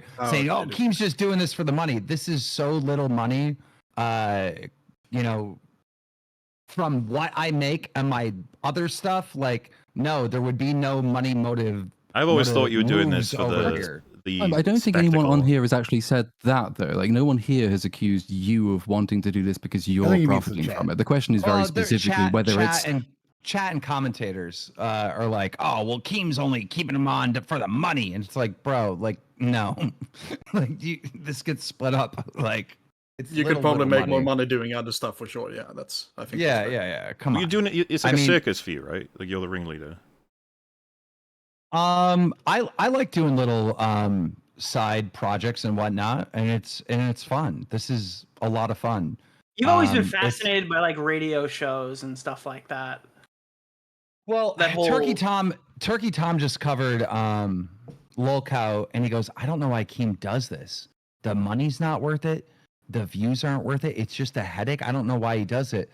And it's for me, it's like so impossible to do a show with fucking Wings and Boogie. They're so irrelevant and dead, and it's over with. And to make it a success is like, I don't know, it's like playing podcasts on hard mode. Like, it is absolute hell. It is not fucking fun. Just today, me and Wings got in a huge fight because Wings went and told another fucking creator that I have a grudge from them and I wouldn't let them collaborate with Wings. I never said any of this. He just said that. He just fucking said that. Made it up out of thin air. So now this other commentator's uploading videos saying, Keem's stopping Wings from hanging out with us and all this shit. Oh, none of this is true. None of this is fucking true. Like, this is podcast mode on hard mode. But so it's if succeeding. There's no money and it's so hard, right? Then why do you keep doing it? Is it just because you're entertained by it? I don't know. What do you do when you've already like done it? You've already played the game and won it. It's like you do little shit like this. You're just fucking around sharp. is what you say. I don't know. Yes. Like, I mean, the whole Happy Punch entertaining. The whole Happy Punch company that I made, that was a little side hustle, right? That was a little side quest. And now that's a huge, like, fucking wildly successful multi-million-dollar company. You know, it's like, I don't know. Not everything is about money. Not everything is, I don't know. It's just fun. I fully agree there's a moral component to it as well. I guess a lot of it is like, can I take these guys that are like, their careers are done and over with and make them have careers again? And so far, I've done it. Well, Wings, people like Wings now. Yeah, I mean, Wings' reputation has increased. Yeah, that's fair to say. I mean, it's just in comparison to Boogie, like, he looks like a fucking saint. Yeah, but like, I make a joke every time we talk about this. The Vegas odd bettors are probably suicidal, seeing that Wings is like more normal than Boogie. Mm-hmm. Nobody could have predicted that. I'm gonna go do a collaboration with DSP, and this is the first time I'm telling anyone about it. And why? Like, what's the actual value to me doing that? there is none. But you know, after all the beef and after him being so impossible to deal with, it's happening. We're communicating. We have a date. It's set up. You know, it's you gotta love the internet, man. This shit is fun. It's just fun. I don't know why I do half the shit I do, to be honest. All right, they have it.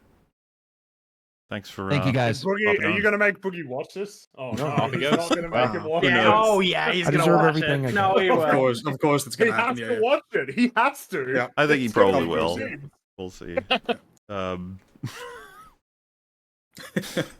So that was eventful. Holy fuck! EFAP anniversary. Suddenly discussing the future of Boogie's career. This is a weird day. I We're didn't about think this would happen when I like woke up. 11, 12 minutes in. Yes, we're like 11:01, something like that. We still got more Boogie memes left, all right? Yes, we do. We got plenty of Boogie memes left, honestly. All right. This is good enough. I want to let you this time. Nope. That's on June 28th. That's on June 28th. Yes! Have you never heard of the colloquialism? Yeah, that money's all gone, it's all spent. I have a specific thing I need to do with it. Have you never heard that colloquialism? You fucking Googled it! No, never. Well, to be Gone is fair, a pretty definitive word. I think there is room for, if you've got, let's say, you're holding money and you need to pay for something, you go, oh, this money's spent, as in it's going somewhere. That's one thing. But remember, with CoffeeZilla, he said it was already with the hospital. He said it like it had paid and for then he was saying that it was a colloquialism that it was going to eventually be spent. it is, like I said, there's a difference between those. Like, because that's what CoffeeZilla said in response to this. He was like, you said it was with the hospital. No, I've never heard of the colloquialism, like, it's spent, it's with them, to mean that it hasn't been spent at all. But that it will be at some point. Yeah. He's acting like there's a pending charge, like it just hasn't shown up on his balance yet. I'm not used to this level of scrutiny. I'm not I can used tell. to this level of Yes. scrutiny. Well, yes. Have you never listen, chat? I'm curious because Jordy agreed. Have you never heard the phrase "that money's already gone, man"? That money's spent. You ain't never heard that phrase before, Jordy. You've heard. You ain't never heard that phrase before. Yeah, this weird slipping between accents. That's just where did that come from? Was he channeling some kind of a movie character there for a second? Well, that's actually one of my favorite Vosh memes, is when he turns into the plantation owner. Yeah. Oh God! Oh It's no! so funny. You just reminded me of that one where he just suddenly breaks out. Do we? Is there an easy way to retrieve that clip right Oh now? damn! It was what's his name? The Brianna Joy Great. Who that was? I think that was it. Yeah. Yeah. But, oh, fuck. Dude, That's gonna be hard to find. There's a lot of results of people reacting to it, but like the raw Just original. more Southern accent. Is he doing it as like an impression, or is he doing it? No, like... it's a Freudian. It's like a Freudian slip. It's like he just casually breaks out into Southern accent while talking to a black woman. It's very weird. It's so fucking funny. Would you say you have it? Oh, it's fucking Destiny watching it, but it's 50 seconds long. I was gonna say, you might be able to find it. Where did they debate? Where was it? Was it on? It was on Local Live, right? Wasn't it? No. No, this is the. No, it probably would have been on the hill. Oh, wait, there is a Destiny tweet. If he hasn't wiped his Twitter, he posted the clip. Let me check. What? Do you remember any words he says during it, Fringy? Wasn't it I'm not saying or something? Like, I'm not saying. Like, he just starts breaking out the accent, like, in response to, I think, I can't remember. I think he said, I'm not saying, though, if you're looking for, like, the transcript. Yeah, I might have. Well, let's find out. Hate the police. I'm not making Or the if claims it's that one of the 90% most of the Republicans replayed hate the things, police. it I'm might be. saying no such thing. Got it. Oh, you got it? Okay. Yep. Well, if his Twitter, we Yeah. can sync it on this, I think, even if it is a Twitter clip, right? Maybe. When you're possessed by the spirit of your great grandfather in the middle of a debate. Alright, I'll just say where we were. I think, if we're lucky, they do play Twitter videos on Watch Together, but let's find out. Maybe not. Well, we can just sync it anyway. I see it pops up for me. Not doing anything for me. How's everyone else? I see an image. It's not doing anything. In a weird Wait, way. hit the tweet one, not the. For me to actually Hit the one Oh on yeah, the okay. tweet itself. What we'll do is everyone might have to sync on their own ends, if that makes sense. Yeah. Yeah. So if you Alright. see the tweet in the top left of your thing, yeah. If you just hit play, is everyone ready to go? Yeah. Yep. I'm going to take that as everybody. Okay, 3, 2, 1, go. For me to actually politically represent my interests. I'm not. That's My point here ain't about criticizing your vote. I've seen so it. only Just two carry on. people were. I've seen it. No, you spoke, so no one could hear it in chat. You spoke over it, so we have to restart. It stopped after like a second on mine. Anyway, that's what it did to mine too. So the whole thing played for me, but I couldn't really hear it. Same, Mark. To make it easy for everyone in the call, you can open it up on Twitter, all right? But like on my end, you're gonna need to let the 14 seconds play so everyone in chat can hear it. And just context, Vosh talks like this all the time, but listen to how he talks suddenly in this fucking clip. That's the meme for this. All right, so I'm gonna play it now after 3, 2, 1, and then if you want to sync, just do it on Twitter if you want. 3, 2, 1, go. for me to actually politically represent my interests. I'm not. That's My point here ain't about criticizing your vote. So that only two people were going to be president, and there were Right, only but- two real paths to FBI. no. But those are two different. But Vosh, Why? Why did he do Well, it? don't you My know? point here That's ain't not how about he- criticizing your vote. What? Why did he do it? I don't understand. Why did he do it? I mean, It's a little. you know. Where does how does it happen? What Yes. what triggers that in I a don't know. person? Yes, my. Whoa. Anyway, back to our regularly scheduled Anyway, programming. back to the highbrow content. Exactly. Money spent. You ain't never heard that phrase before? You ain't never Jordy, heard you that it? phrase? Yeah.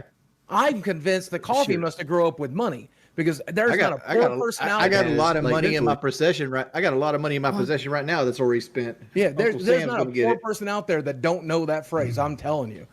That money's and already he's spent. It's doing already it gone. already. It's already, you know. I said Go this. ahead. I say it. Also, I'll say that money in my account is already spent. Awesome. 1 second. Ladies, Better on speaking the of doctor's CoffeeZilla, visits. by the way, check your fucking text, Keem, because I sent you proof that he lied to you about me lying, saying that you don't make money. I literally sent text. He I played showed the him clip. the deposit. He played the clip of you saying it. I Doesn't heard matter. it. He I edited heard it. it. He edited it. I want this show to succeed because I get to be the center of attention and I'm a fucking narcissist. I get to be shamed, which apparently turns me on a little bit. He has a kink shame. Fucking I'm is my sorry. jam. What was that? 100%. 100. He has a kink shame. Like We this just is said like- it. Oh yeah, I believe it. Yeah. Alternatively. I think he said it like in a mocking way, but I think that. Oh You yeah, I get absolutely- you. Yeah. Yeah, No, he's well, presenting because, it as if you it's will- a you will get incorrect No, assumption. no. Actually, You will get actually, the- I have some information that maybe you guys don't, and I don't know Ooh. if this is public about Boogie, but I can prove that he has a kink shame. A friend of mine was picking him up at the airport, Oh no. and he gets into the car. This was after he and put the Mountain Dew in the trash can, right? This was recent-ish, like in the last year and a half. Picked up Boogie at the airport. I think they were at PAX, maybe. They were at some convention. He picks him up at the airport. He had never spoken to Boogie before. He had only talked to him on Discord. And Boogie gets into the car and he says, hey, you know, how's everything been? Blah, blah, blah. How was your trip? And Boogie says to him that, oh, it was really terrible because, you know, I didn't get a lot of sleep since I was with a prostitute the other night. And she she was force feeding me and fucking me a whole turkey dinner. What? Oh no! Wait a minute. This is the fetus stuff, right? Is this the fucking feeder How- story? This How was does the told to end me fucking me connect to from the from turkey? guy. Do I want to know? So you know it is secondhand, obviously, but this was told that is what Boogie said to him as soon as he gets into the car, first time meeting him, that he hired a prostitute to ride him and force feed him turkey. Who says that to a random fucking cab? That's what I I'm said. I happy said, that who I- the fuck says that to a random person the first time you meet them? The bookster. Not me. That too. Listen, You have listen, to Waller. understand though. The thing is, it's you'll see it eventually, I presume. But he did not have fun doing the community service. Clearly, No, yeah, that'll be in here. Yeah, make him. that keep was doing it. real. That was like real frustration and anger, not like the fake screaming and everything like that. That really pissed him off. It's actual work. Point being, it's definitely a very real kink shame. That's what I'm saying. Listen, I feel like the Mar, community I put service will be a a, better way to spend like punishments on him. If not, make it a permanent one. Like I said, once per month he should have to do that, and at least it actually adds to the world. You know, he's doing some work, that sort of thing. Because I totally understand Lil Platoon's point of view. I already knew that Keemstar was never going to fire him, though, so I was trying to figure out if there's any other. No, but at least admit that like he understands his position rather than just like that was. I saw chat got retable the forehead. Chat got really upset with the peasants comment. I don't think that means anything other than he means you're in chat. I don't think he means anything because he said peasants and content creators that was have his been. version of the southern accent. Well, that's a bit disrespectful, but you know. Yeah, well, what I'm trying to say is I don't think he meant you're like lesser people, but he probably shouldn't be using that word that way. He just meant you're in chat. Listen, if you can brush off like $4,000 a month in revenue, then everyone beneath you is a peasant, I'm sure. Yeah, Yeah. I The only don't. question I'm taking that on YouTube. the way it sounded. Like I definitely don't think there's no reason for him to use that word specifically, unless that's what he meant. Like he could, there's a lot of other words he could have used. Oh yeah, well, you could have just fucking said chat. Like I mean, normal Keemstar people. is He could have, incendiary, but he right? didn't. Like, that's what he does. But one of the questions that I wish I'd asked, because I'm curious about it now, is where Boogie got the $4,000 to do a donation for if he didn't have it? Because did that money come from, fans donating to him? Did he, where was that money that he said, oh, he didn't have it in his bank account, but he donated $4,000? I think he said he only had like.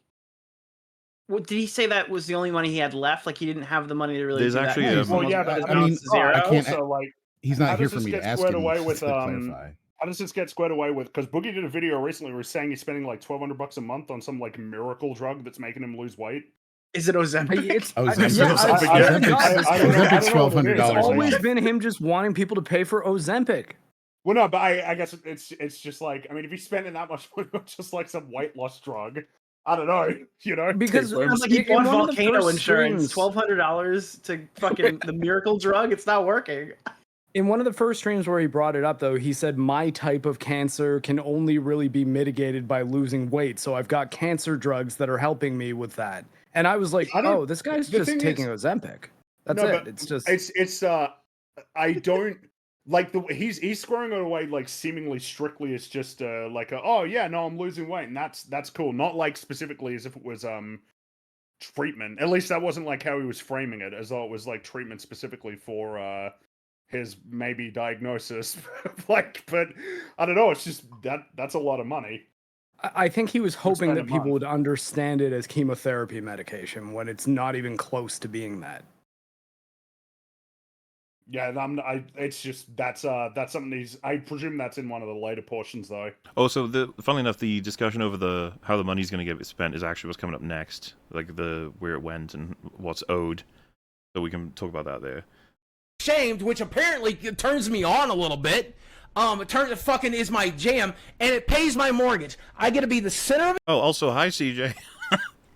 Hello, we're talking. Hey, everybody. How's it going? Yeah, it's. Oh, it's been uneventful. Did I miss anything? So, 6th year of the EFAP media podcast. We talk about films and TV.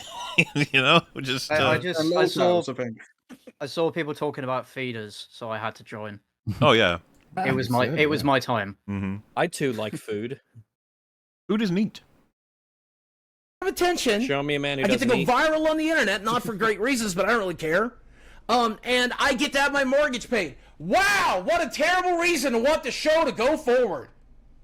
He's the Lolcow podcast anchor being. Oh God! Why do you have to no, you might be right.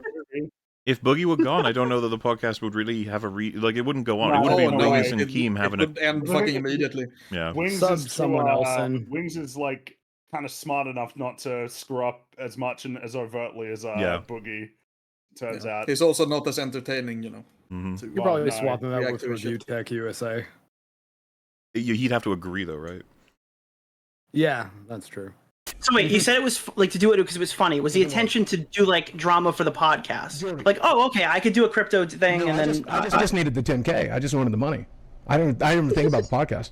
I just wanted the money.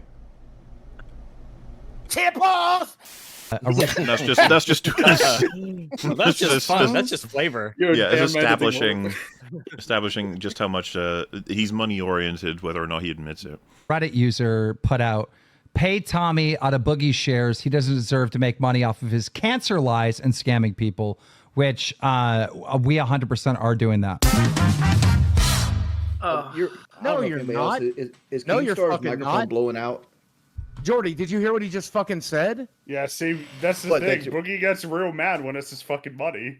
That's when he starts to get really pissed off. Someone's defense of that would be, well, of course he would, because it means like his house, blah, blah, blah. It's like, yeah, but he's the one that's caused all this to happen to himself. You know what I mean? No, Like, not just his house, remember. It says Repercussions. he needs to play Final Fantasy 16 and Tears of the Kingdom and Diablo 4. you know that's the true reason. I had to buy He it. needs that new soundbar, guys. He really And by the way, does. paying Tommy his a smaller cut. apartment. Paying Tommy his cut was the assumed thing that was going to happen. They fired him the month after, so obviously he was supposed to be paid for his shares. Yeah. So Boogie reacting weird here, it's even weirder. We're taking your He was money. never promised that money. Your money. You're fucking joking, right? That's a bit. No, you That's can't. a fucking bit. You can't get paid in the month of August for faking cancer. Are you serious? Yes, I'm fucking serious, dude. You tried to buy me off of the show. You fucking fired me. We tore up that fucking contract. Kim, I donated $4,000 of my money to charity. My bank account's pretty much at fucking zero right now. I don't even have enough to get through this fucking month. What's going to happen to me on August? I don't remember when he donated that money that he said, this is the money I'll be getting later. Yeah, that wasn't the expectation. Yeah. Is there proof that he actually donated that money, by the way?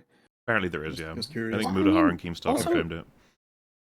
Also, I mean, if he's paying a mortgage, he's not on the verge of homelessness because he can always just list his house for sale, sell it, get an apartment, and be fine until he can figure out some other way to make money, which I know might involve getting a job. I don't actually, dude, I So, don't you believe know. it. I think that if he were truly unable to pay for anything and the money income was only from local life, he would find a way. He's got so many other options. Yeah.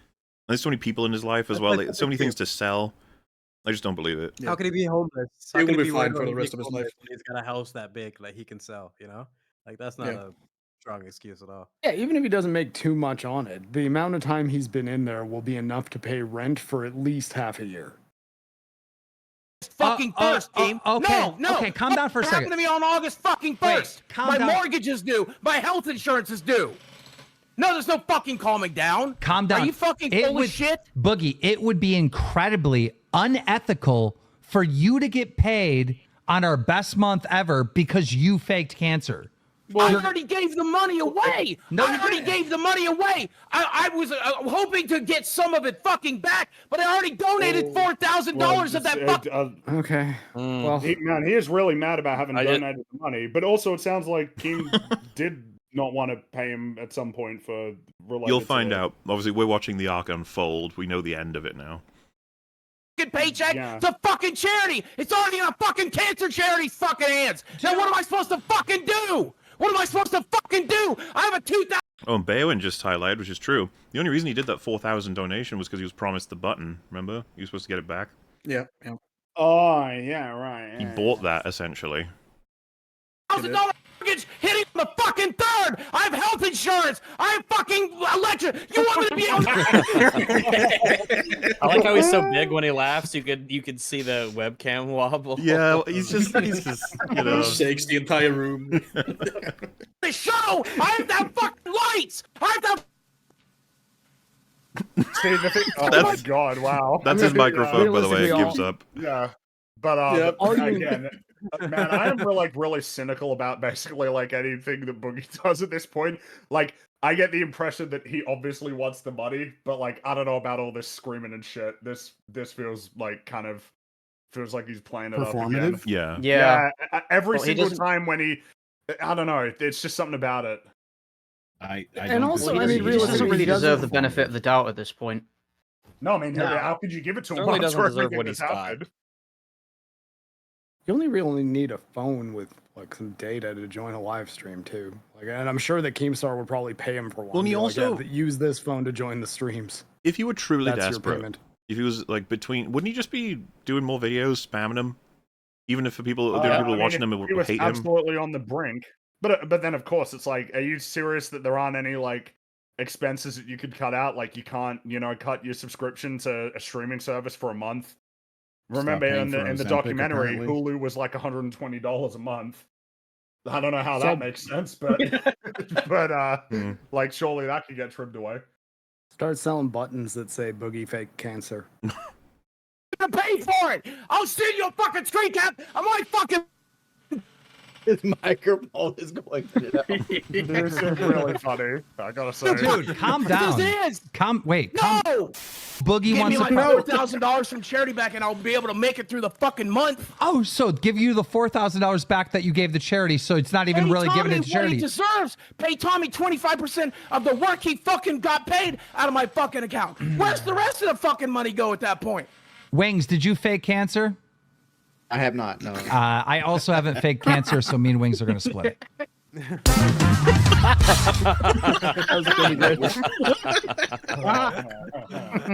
That's pretty good. Expression. Yeah. Just defeated. We're kind of over a barrel. We got to pay Tommy C too, so he might get some of you.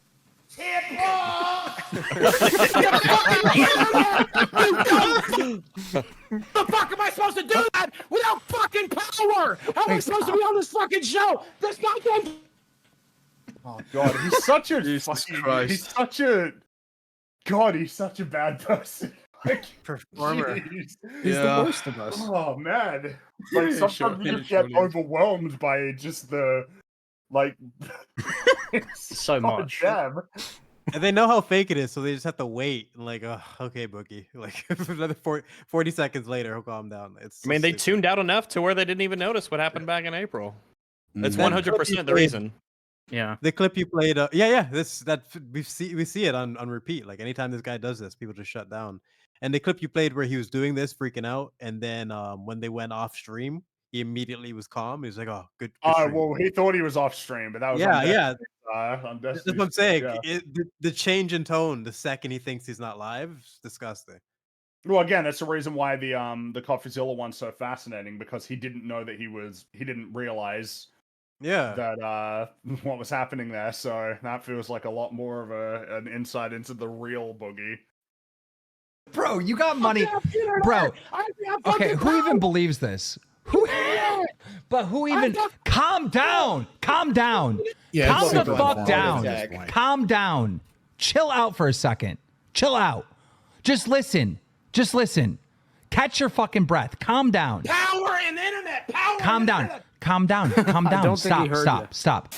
It's every goddamn dime I fucking have, Dan. How the fuck am I gonna? How the fuck am I? Oh my god! Every goddamn dime I fucking have, Dan. Oh my god! 15 HP. Yeah, it's low. It's not 1 HP, but it's one low. HP. Not quite. 15. I'm not gonna pay fucking $2,000 mortgage, $750 fucking health insurance, fucking. Paying $500 a week on his. How much doesn't he still owe? Like well over $100,000 on his house.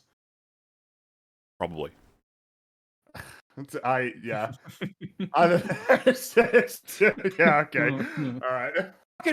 Remember, he didn't pay it off because dead people don't live in houses. Oh yeah. Dead people, to be fair, dead people don't live anywhere. Yeah. No. They live in little boxes under the ground. It's all sweet. That's Little fun. houses. No boogie July. content down there in the grave. In Arkansas, the fucking power bill alone's $500 fucking right now. What? Fucking No, internet. fuck off. That's No, all. no, He's no. paying Okay. $500 a month for his power. No. How many air That conditioners? can't be right. Wait, Okay, what so if that he would- leaves everything as- on all the time? Yeah, I Just think to be that clear, might be as a everything. fellow Arkansan, right, he is telling absolute horse shit.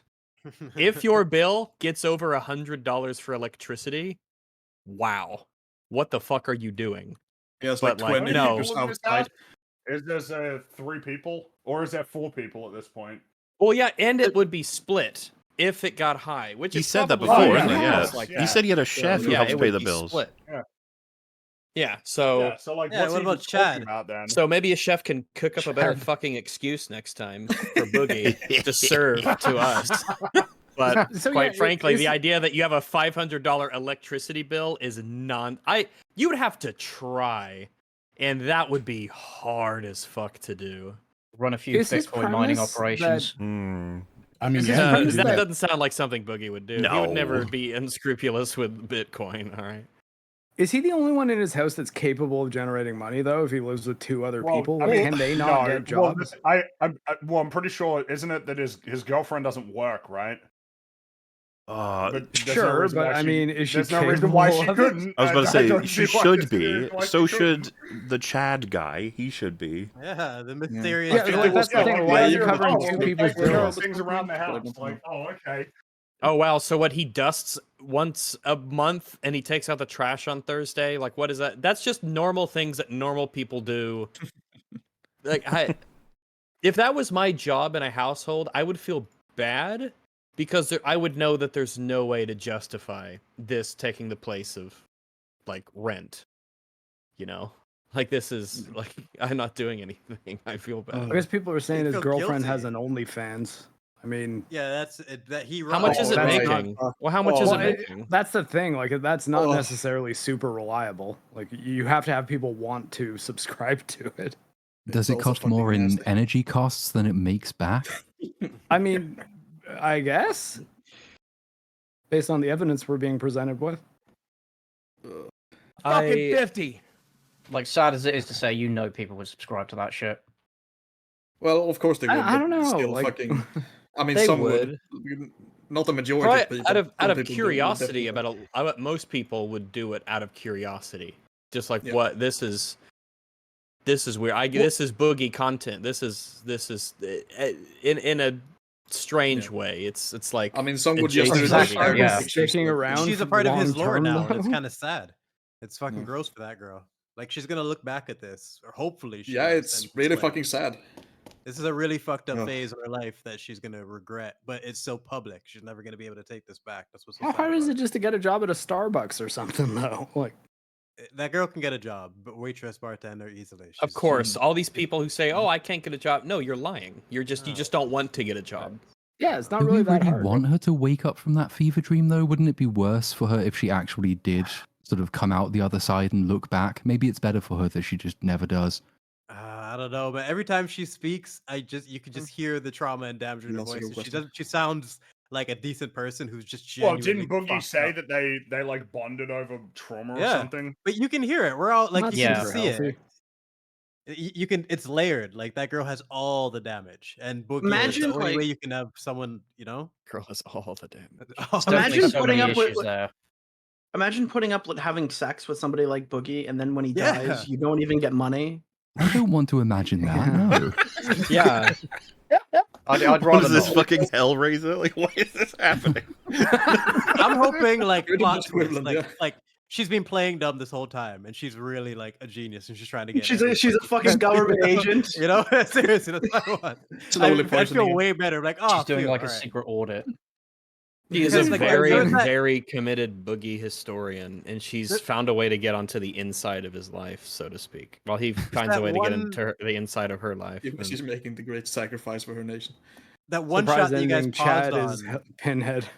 Just a Cenobite from Hellraiser. That's why we've never seen him. It was the one freeze frame that you guys paused on, where like she was on camera, and then he just steps into the frame, and you just see him like looming over her. That's the only Oh, time yeah, where yeah. it's got really like, okay, yeah, I'm kind of like worried for this girl now. Like, I hope this doesn't have like a really tragic ending, because she just needs to get away from this guy. Like, that's There- something about that shot. Ugh. There are some moments where you'll catch him in like lolcat live streams where they'll say like, "Oh, you know, get Desi for blah blah blah," and then he'll go, "Desi, come over here," like that sort of shit where you just Yeah. like, why? You catch him. Yeah, it You makes catch you those wonder. moments, and you just, yeah, you can He's just talking to her How am I like one talks to a dog, like, you know. It's Kinda, yeah. I wonder if her father was a portly, angry man. Maybe. very possibly. That's why. That's why I mean it. Like, all the damage, like from father issues, everything you could possibly think of. Like, I love it's how gotta you be say layered. was in past tense, as if like he must be dead. He must be dead. I mean, no. I guess he did not make it this far. I only phrased it like that, meaning I'm assuming he's not in her life right now. Otherwise, what's he doing, allowing her to continue? Didn't this? specify in the documentary that they were alive. I'm not sure. $3,000, pay for $6,000 for the shit. Why are they saying this though? Okay, why are they saying this on Reddit? Pay Tommy at a Boogie share. He doesn't deserve to make money off of his cancer's lies and scamming people. Why are they saying that? Is that not a good point? It doesn't matter if it's a good point. It matters if you. Are they wrong? Wait, but if they want me on the show, Doesn't I have to matter. have fucking lights on. I have to have fucking power. I have to have fucking internet. You know, if you wanted power and internet, you should have showed your medical records as quickly as you showed your bank account. Bank account doesn't have Wings, the boxing match is over. You don't have to do this anymore. Oh, he's already He's still throwing jabs. Wings.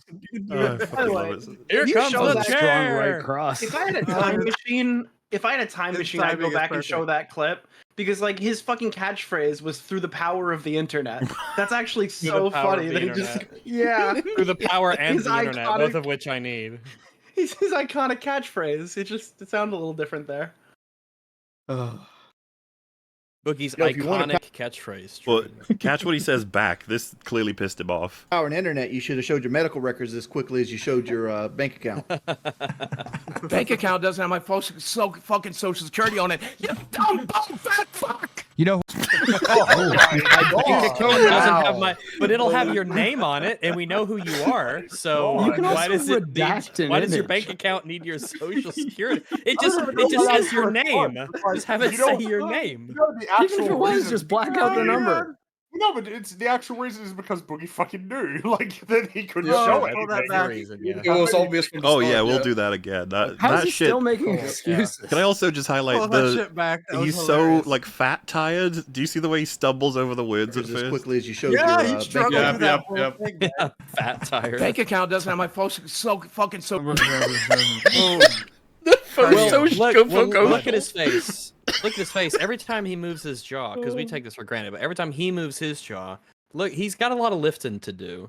That's like he's got to work Just out. sloshing around down there. It's the tis twitted my tipples. It's literally the same thing that's Yeah, it's happening. the Twitted my tipple. You should have showed your medical records He's so as angry he quickly can't get the words out right. And they all come out jumbled. It's always funny. as you showed your bank account.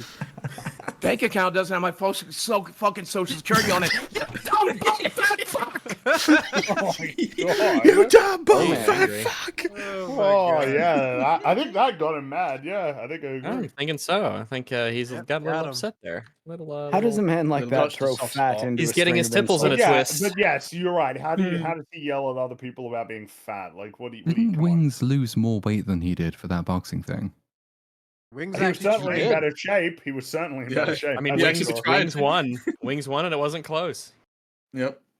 Yeah, no. Yeah, but it's because I'm older, and it's like, nah, come on. Yeah, no. He Wasn't it, trained. He said he lost like 30 pounds or something like that, and he also had a game plan. That's why he came out so confident. I knew he was gonna win the second. I didn't even know who these guys were. Oh. As soon as I saw him singing, you can't be singing before a fight unless you know you've completely prepped like everything you could possibly do. That was pure confidence, and Boogie like was punching pizza boxes. Well, It I was can the- believe it Wings was the has difference actually between been them, right? Like in a fight before. I don't think Boogie has. That Like, too. Like he was Yeah. way more mentally prepared for the fight. Like that's how you can come out rapping like that. Like that's you. Nerves would eat you up before that would even happen, unless you knew he was gonna dominate. I don't know. it's just the difference between like the one guy who's like actually been shown training, and then you cut to Boogie, and it's like, yeah, I attempted to swim. And it's just like, Well, what he not did quite is the he same thing. pocketed the money that they gave him for Pizza training. boxes. But what did he I think don't he was think gonna have he- to I do? don't What did think he he think Wings tried. was gonna do? Did he think Wings was just gonna come and like try to like belly bump with him? No, this guy's gonna He's take your like, head off. what's There's the money worst? for That, him he's, to I'm probably. I I don't know that think he Boogie's took it mentality was, seriously. I'm probably going to Yeah. lose either No, he way, definitely so it didn't take doesn't it matter. seriously. I'm just keeping I the don't money. think that he. But for me, it's just yeah, like he didn't. the reality of He a didn't have the boxing match. You're gonna capacity. get into that and not take. That's not a game. Like that's insane to me. I couldn't believe that when I was watching it. Like, Well, I mean, again, I think his brain 800 works as pounds if in the he. ring. Yeah. His brain works as if he goes to a And the default shorts. state after every event. It's just health and mana, recharge, next encounter. So he doesn't think about consequences ever. Your bank account. Bank account doesn't have my fucking social security on it. You dumb bum fat fuck. You know who else didn't work in July? Boogie.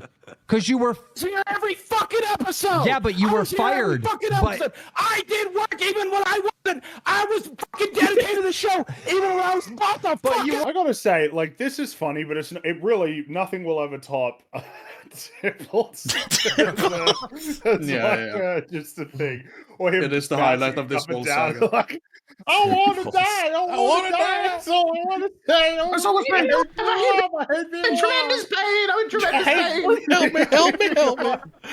But again, how does it reconcile that he hates himself so much about screaming like that, but then he's like, oh shit, man, I need money for like power and internet. Fucking goddamn. He already went to level 100. Like, you can't. There's no going back from that. Like, the Tipples and the help me. There's just that's it. Word an employee. Face tattoo. I got fucking face tattoo. He can't scream about the tattoo. He can't scream. No, he can't. Well, the tattoo is a big L. My beard appears to be massively faded when it should have been right in that forehead. And that should be back on the table. Like Joker. That was the one question I was trying to get in with Keem there. Like, is there going to be any discussion of like getting the tattoo on the forehead? Like, that was a missed opportunity. That he didn't really address it. Who suggested the knuckles, by the way? There was someone who suggested like on the knuckles. So he says Keem's got a bunch of plans. Actually, he's knuckle not telling tattoos people. I are think hard to maintain. Like that one about the visiting cancer patients. That's gonna fucking be incredibly hard for Boogie. I don't know about that one. Well, I think my that you point should is get that more self-destructive shit, I'm like a not fucking sure what- teardrop tattoo. I'm not sure Make what him would do be hard work. for Boogie. Like, this guy is just shameless. community service. I think that was a good Make him idea. do work. Make him mow lawns. I think the liar tattoo is like literally number one because you can't escape that in any way, shape, or form. Imagine going and trying to meet his girl's family. Like, you can't. His life is like, he deserves that. He really does. And then anything else on top of that. Because if he's gonna like deal with helping other people. Yeah, but if Keem is willing to deal with this whole thing with Boogie, like morally, he's willing to live with this. He's comfortable, having someone like this profit off of him. Then you really need to commit to the punishments. That's why I was like trying to like chip it a little bit here and there with what Platoon was saying because this whole thing's kind of gross. But absolutely, the forehead tattoo and then giving back to the community. That's something that I think can Yeah. actually make the difference because it's going to be huge for him personally. And then it's also actually adding good things into the world, which would be nice. exactly, it would make this whole thing a much more easier to digest. in But terms of how he it seems like everything that was being suggested, Keemstar has other plans. So I don't know if we'll just have to see how it goes on in future. I'll give him the benefit of the doubt that he was trying to avoid spoilers at the same time too. But I wish he addressed the question a little bit more because it's funny. He brought that same question up in this thing a few minutes ago when he was talking about someone's tweet or something. Like, is it? Dude, I right just to, can't believe they fired a guy right after this, and it wasn't the guy who lied about cancer. So hold on, the other guy got fired. Yeah. Tommy got fired. Yeah. Do you want to give the brief history on that? 'Cause you're going to know better than I am. Yeah. Yeah, so I mean, I thought he was on his way out for a while. I heard rumors that I didn't hear rumors. I heard from the editor that Keem went on a rant that he wanted to fire him in December. So that's part of the reason why I didn't really want to work around the show anymore. Because I called Keem and asked him, and he told me no. So I was like, oh, okay. I don't know what's going on here. I don't like it. It's a little weird. Did he say why? No, because he kept saying like Tommy interrupts the show a lot, which was a criticism of like his first episode, not like more recent stuff. Then Keem gave him like an opportunity to go on vacation with his family, and then kind of turned that around after he got back by saying like he didn't really want to do the show. That's why he didn't show up for the whole month, even though they said he could go on vacation. So yeah, it was kind of going in that direction. Wait, they fired a guy for going on a vacation they told him he could go on. That and there was a whole dispute over whether people talking about money, I guess, because Wings went and said some stuff about how much Boogie was paid to like leave the show. Apparently he messed up a brand deal. Tommy, at one point, Keem thought that Tommy talked about the shares of the show and how much they were making per month. It turned out that Keem actually was the one who said that on stream. So they were asking him to sign an NDA, and Tommy's like, I'm not signing a fucking NDA about this show. This whole show is about leaking shit that happened in DMs. Yeah. I mean, it seems to me that two Tommy's not like looking back too hard, right? He's like, whatever, he's getting out, so to speak. I mean, we kind of knew this was coming, so he wasn't like super surprised. He just wanted to be paid, and Keem ended up paying him. That was the joke, that he did the right thing and he paid him. He's like, no, I got scammed, because Keem saying he got scammed over it. But yeah, he did the right thing. He paid him. Well, good. Yeah, if he's gotten his money and he's out. To be honest with you, it is a spiral being a part of the Log Cow Live podcast. I'd have to imagine it's just constant. The other thing I wanted to ask him is, what's his ultimate goal with Boogie? Like, how is this thing sustainable? What the fuck are you guys trying to do? The thing is, how is it sustainable? I thought this podcast wouldn't last a month, so I think anything above that is a plus. I don't think this thing is going to last another year. If it does, I'd be surprised. But he wasn't an employee because he got fired, remember? And then he got rehired. Doesn't matter. I still fucking did the work. I still did the fucking work. I still did the fucking work. Okay. He's on the unhinged thing where he just repeats himself over again. Yeah, he just yells it and screams it. Yeah. Hey, I still did the fucking work. He's gonna I never did. He does. Whoa, I'm gonna say he looks like he's legit angry there, though. Look at that face. Oh yeah, the eyes, man. Yeah. He's not that good of an actor, so like usually you can tell. I don't know. I think this is real. Well, yeah, it's really eyes is always a tell. The one where he was screaming "I begged you" was obviously a performance, but yeah, that was. But this I'm one, not so sure I think he's doubting that Keem is lying now. I think in the first 5 seconds of the conversation, he's like, "Oh, of course I'm getting paid." This would have come up in private. Yeah, because he pulls up the Reddit post and he's like, "Yeah, no, I mean they're saying this, Boogie. This makes a lot of sense." I could see him being like, "Wait, what?"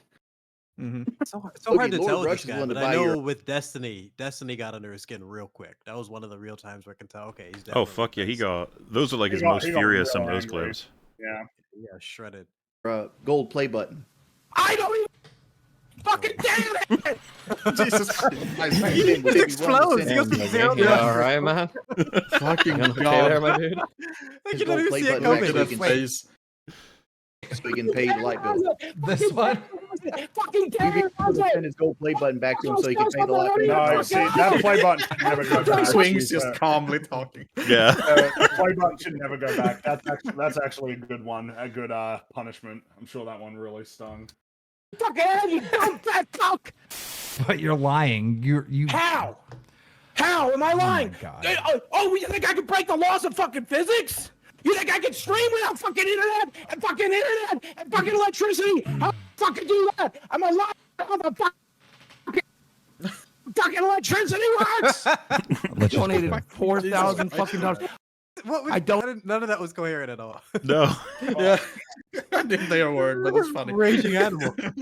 Donated everything you're giving me back. I already gave it away. So I'm being scammed again. How are you being scammed? You paid me for the work I did. What's the scam? You paid me for the work I did. What's the scam? I was here. Tom wasn't. You're gonna pay Tommy money when he wasn't fuking here. Man, this is just embarrassing. And I'm not getting fucking paid. Look at It is. my Imagine being. That fucking freeze is perfect. Oh my god.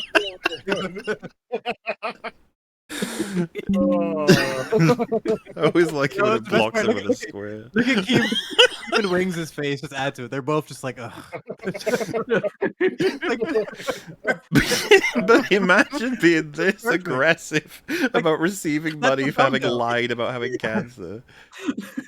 God damn, dude. Just cut out all 3 of them right now and you got your thumbnail. Like, it's perfect. Oh my god. My fucking face. That's a good Look fucking at my meme fucking face. I was fucking here. Fucking own anymore. Yo, how are you gonna get repossessed? How's your house gonna get repossessed in fucking like a month? You're gonna get a paycheck in a month. How do I fucking ever get caught on? You're turning your everything I said to Coffee. You know what's funny? True. Keem would know about that. Do you know Keem's house almost got repossessed? No, I didn't know that. No. Oh, it's a fun. You gotta. It's almost better if you hear him tell the story. But he, you know the game Fortress Craft. You ever hear that? Yes. Yes. So he, that was his thing. He sold that to Microsoft, and they were gonna cut him a check. I think he was getting like a couple million or something for it, right? So he walked into his job and told everyone to go fuck themselves because he's a fucking millionaire now and he can go do that. And he found out he wasn't getting paid for 3 months. So he was like poor for 3 months, and apparently the people were coming to take his shit, like, and throw him out of the house. He's like, "Wait, can you please just drive me to the fucking? I have $3 million in the bank. Please just take me there. I can pay you your money or whatever." Yeah. Damn. Possessed in fucking like a month. You're gonna get a paycheck. Yeah, okay, but how do I fucking ever get caught on? You're turning your everything I said to CoffeeZilla becomes true now. You literally. That is an incredibly underrated line that he just casually says. Everything I said to CoffeeZilla becomes true now. When I was previously lying, I'm tacitly admitting right now. Oh man! How quickly and how Boogie casually. observes time and like all at once. He's like a magician or a sorcerer. He's transcended the planes. Supreme. He's got the time stone. Really are paying me for work I fucking did. Boogie. For somebody that's so keen on his balance, why are you doing instant transfers on PayPal for $12? Yeah, true. I guess for those who don't know, if you transfer from PayPal to your bank account, you can do it for free, but it might take like 1 to 3 days. If you transfer it instantly, it's like a 1%? couple percent, like a percent, couple percent to do it instantly. So you're just throwing money away if you don't need it and it's an absolute emergency for whatever reason. Yep. Is he a drug addict? So he doesn't deserve to make money off his fucking cancer license. Oh, but you do, right? You're gonna cash your fucking check next month. Jordy's fat ass is fine with profiting off of it. I'm doing extra work. I don't know why. How does he keep getting away with calling Wings fat? You can't call someone who's you're a fat fuck and he beats your ass. You can't call him fat. It's over. Yeah, you've lost that right. He's lost over. Someone beats your ass publicly. Well, I mean, he never had the right in the first place. That's what I'm saying, though. But, like, it's just he it's such unfortunately a ate his way out of being able to use that one. like Wings can just teabag this guy anytime he wants. He beat your ass publicly. It's just over. Like, stop. I respect Wings for not like taking every opportunity to just shit on this guy. He just like lets it roll off his back. He was pretty chill, like, all things considered. No, I wouldn't. I just fucking roast this guy every chance I get. Buddy Pikachu's sitting on a Roman column by his door. He's content and happy. Fine. I'd call him Tommy's in the middle fucking of the night fine. and say, "Boogie, Hey, I'm the one. Tommy's fucking fine. I'm the one that held you accountable. I was the one in the fucking tattoo chair. I'm the one who sat here and let Mahar and Manicure talk about my fucking childhood abuse for 3 fucking hours. Talk about me getting my fucking dick pinked for the fucking fun, for the fucking little jerk off amusements for 3 fucking hours. This goddamn fucking show. Those sick, disgusting fucks. Do you want to work? Those sick, disgusting fucks is what he said about Medicare and Mutahar.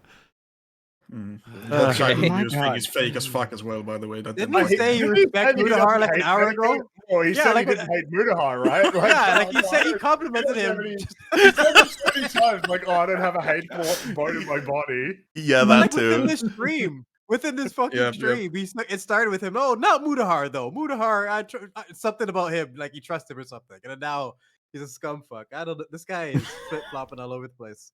Wait, stop.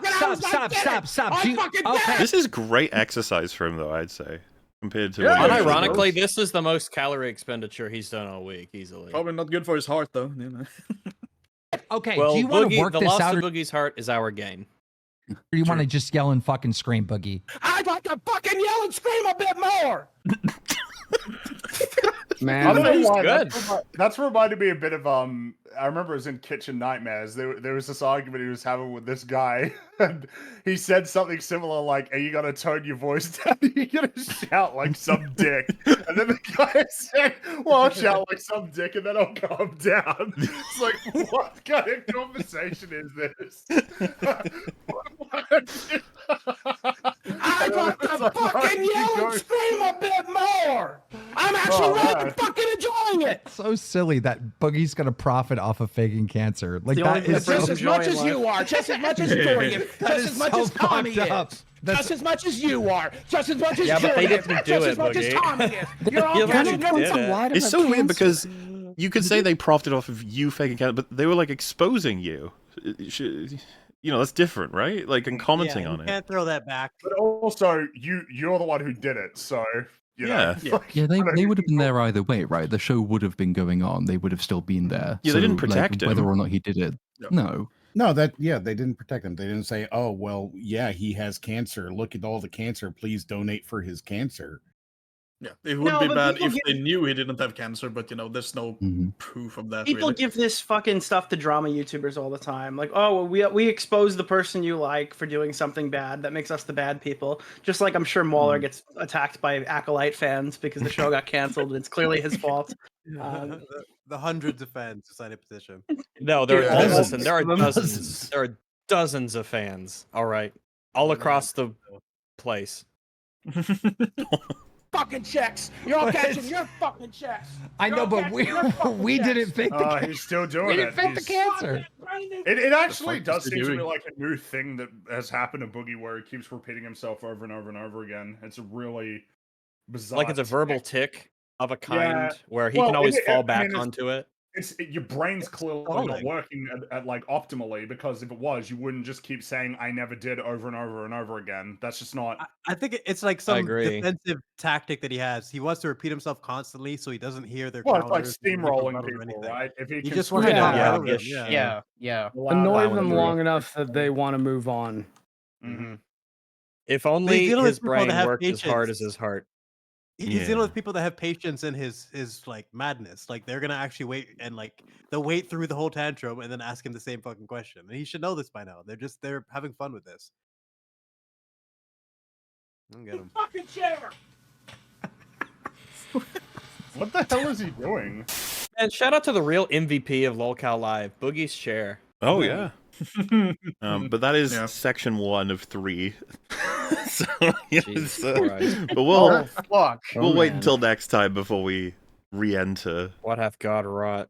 But I will say I need to make some room here. So is anyone here heading off soon anyway? I'll jump off. I need to make some food anyway. If you got room later, I might hop on again for some like Gartic or whatever you Sure. guys wanna do later. Sure. Yeah, man, 100%. Yeah. It's been awesome being here, and congrats on the 300 and all that shit. Well, thank you, and Yeah, thank you you bet. for all Thanks of very the much. help you've given EFAP over the years, and the War Arc, which is a booming success. The War Arc has been excellent. Yeah, I've really been enjoying the War Arc. You've done an incredible job so far. It's been really fun doing that job as well, and I'm still not done with it, but technically, still true. some We just get minor things to do. We get the drip feed for the rest of. Yeah. Well, how many more are there now? There's going to be 3 more. How many right? more are there? 3, something like that. I think 3. Specifically, we Braveheart, have In the Name of the King, Braveheart, Ironclad, Gladiator. Oh yeah, 4. 4. There's 4 left. The Uwe Boll Dungeon Siege Fuck movie? yes. In the name of the Yes. king. It's the next right. one coming up, and it's Amazing. gonna be fucking awesome. I that's my favorite one now, though. The ones I've edited so far. It's Oh my goodness! I'm so ready. it's really fucking funny. Your reactions are fucking awesome to the dumb shit that's happening in the screen. But yeah, I'll see you guys some other time, and yeah, have a good one. Alrighty. You bet. We'll catch you later. Toodle pip. Bye bye. See ya. Bye. I'm good to rotate in and out as needed if more space is needed. Yeah, because we've got, I think, 1, 2, 3 people on the way in. So Oh, you can cycle me out then, because I'm kind of useless for non-boogie related things. that's fair. You said if you want to get up relatively early for you or something. I don't know. The next boogie one will probably be around something like 8 hours from now. That would be my 8 guess. hours from now, I can do that. I can do that. Yeah, sure. We'll go. Maybe we should go with 7 hours. Dude, from oh now. boy, 3 a.m. Yeah. All right. See you then. It's always a good time for boogie. Fuck yeah. Hell yeah. All right, see you guys then. Appreciate Peace. it, dude. Bye bye. See ya. All right. Need me to hop out too? Sure. I'm assuming by the time you might be able to rotate back in, you'll be asleep. I mean, I could just go to sleep now. Well, all right. No problem. Thank you very much for joining us. I very much appreciate it.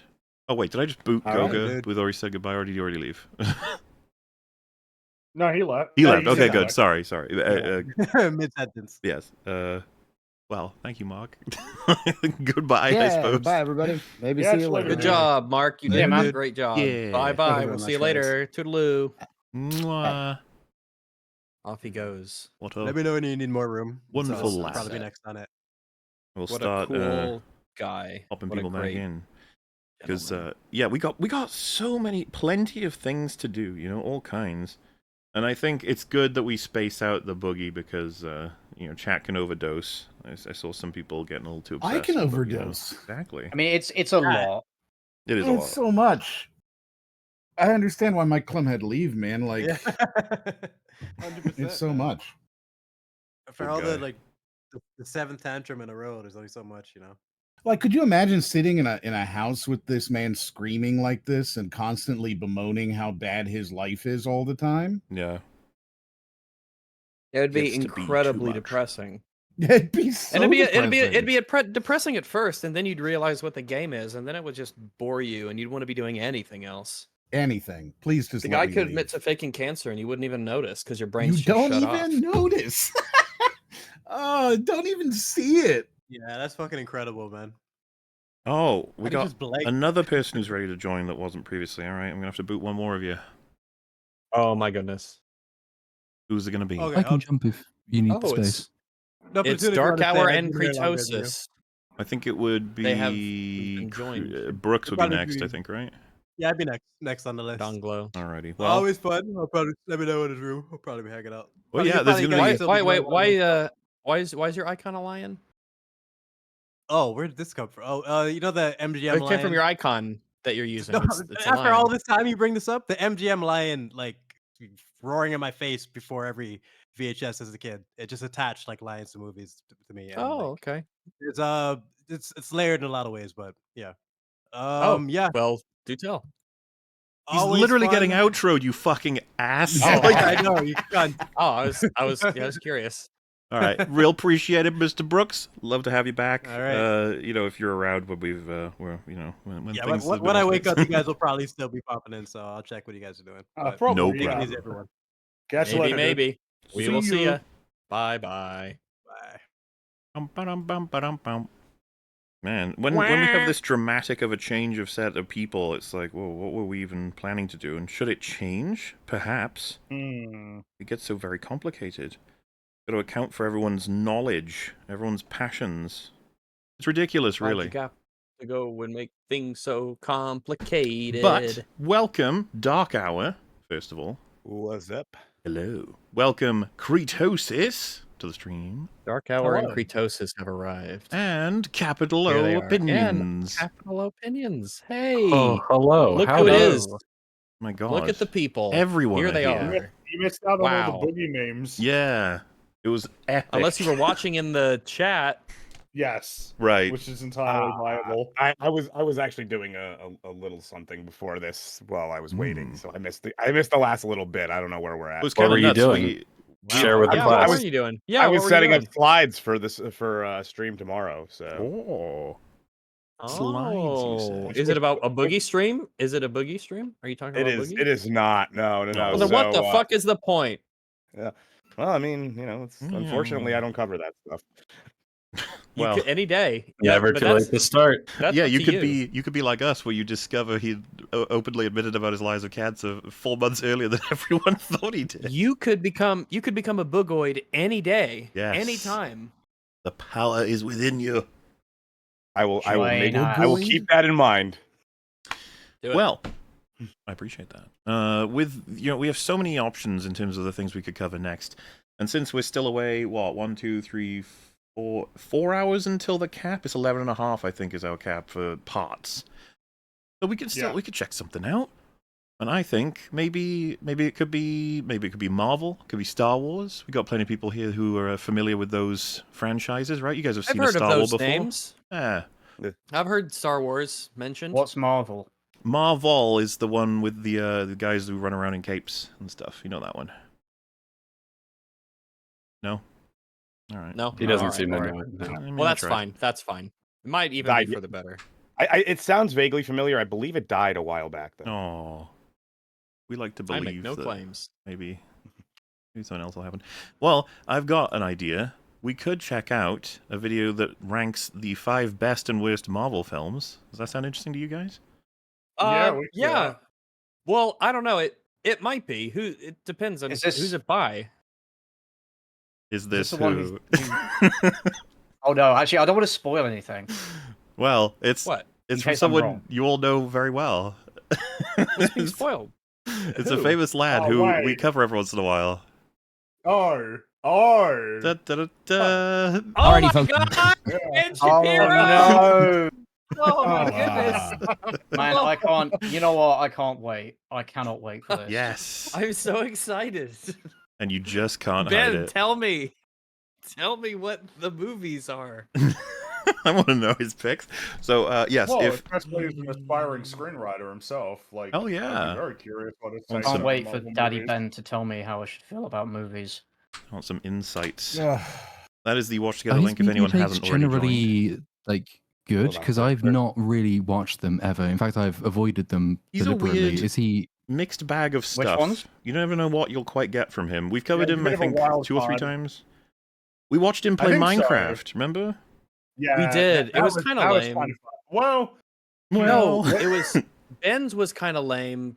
The other What no, was it was it, the Five Nights it at was Freddy's Matt- one that Matt was lame. Walsh, right? Yeah, Matt That he Walsh was did the boring another one. Yeah, his That was the really one. boring. Okay, yeah. Yeah, Ben was all right. He had a bit of a curator walk him through the experience. They yeah, no, should have better. Ben's a bit of a. You don't quite know what to expect. There are a lot of people where it's like, yeah, I know Oh exactly yeah, what you're gonna say. but he with- ranked Star Wars, with didn't him, he? he's a bit And he put Rise of Skywalker like really high because he said it Yeah, which undid TLJ. Ain't that just fascinating? Yeah. Isn't it just interesting? And interesting is valuable in a sense. Interesting Like, is valuable. like, That's if one you word ask for it. me- If you ask me Agreed. what are his favorite Marvel movies, I'd be like, I actually have no idea. I have no idea. Shall what we to guess? Can we guess and then like tally it up? I feel like Because that's I have pretty interesting.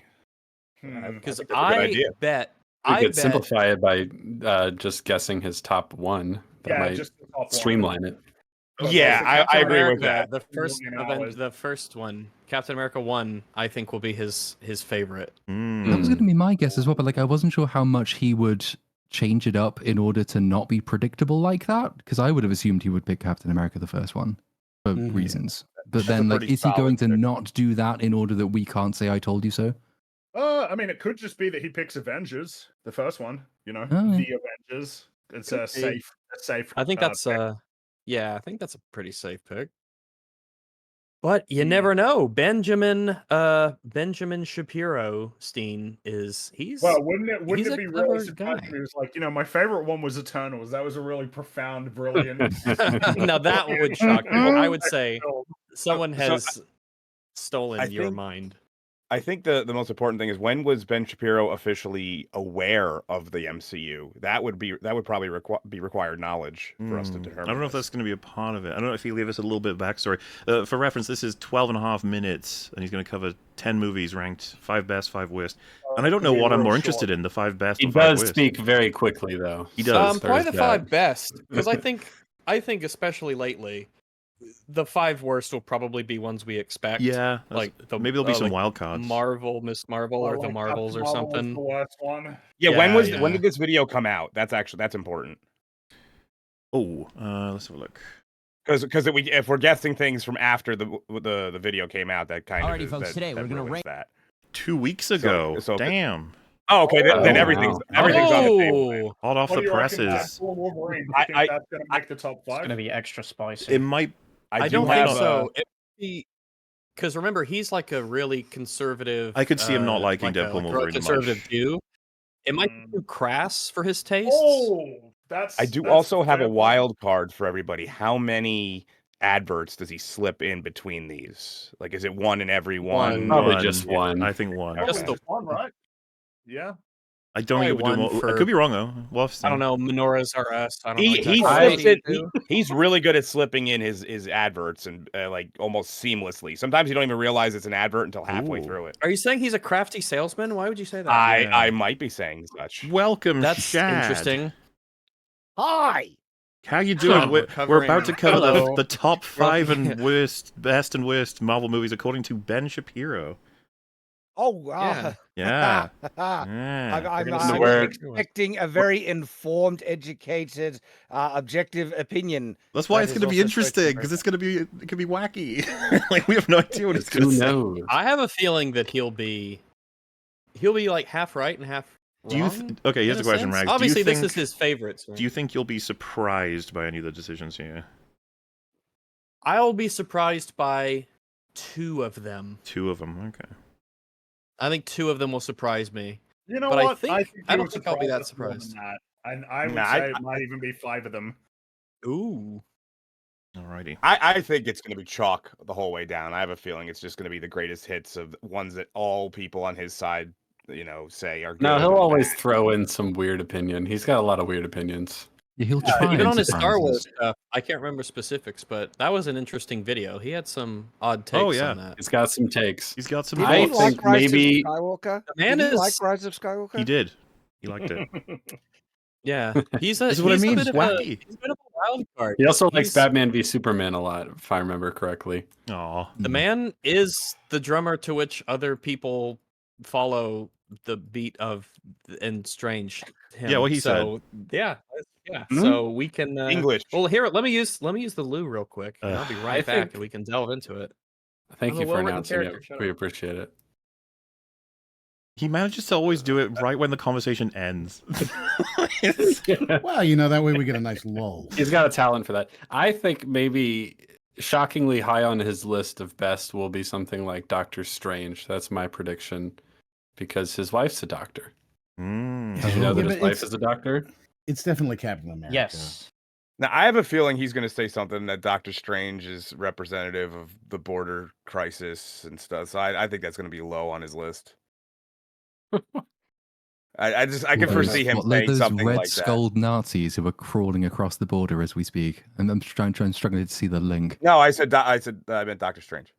Did I say the Oh. wrong one? Wait, so are we waiting for Rags? Because what? Is he gone, disappeared to? Yeah, I'm saying Platoon. I was saying that he's gonna if he does mention Multiverse of Madness, it's gonna be about how it's an analogy or a allusion to the border crisis. I think it would be pleasantly surprising if he names that as a bad movie and gives actual good, legitimate criticisms. Maybe he's stolen some points from Walter's video on it. That would be fun. He would be a watcher of my videos, wouldn't he, Shapiro? Absolutely, he's got to be on there. Well, you are part of the alt-right pipeline, I'm told, so it would explain a lot.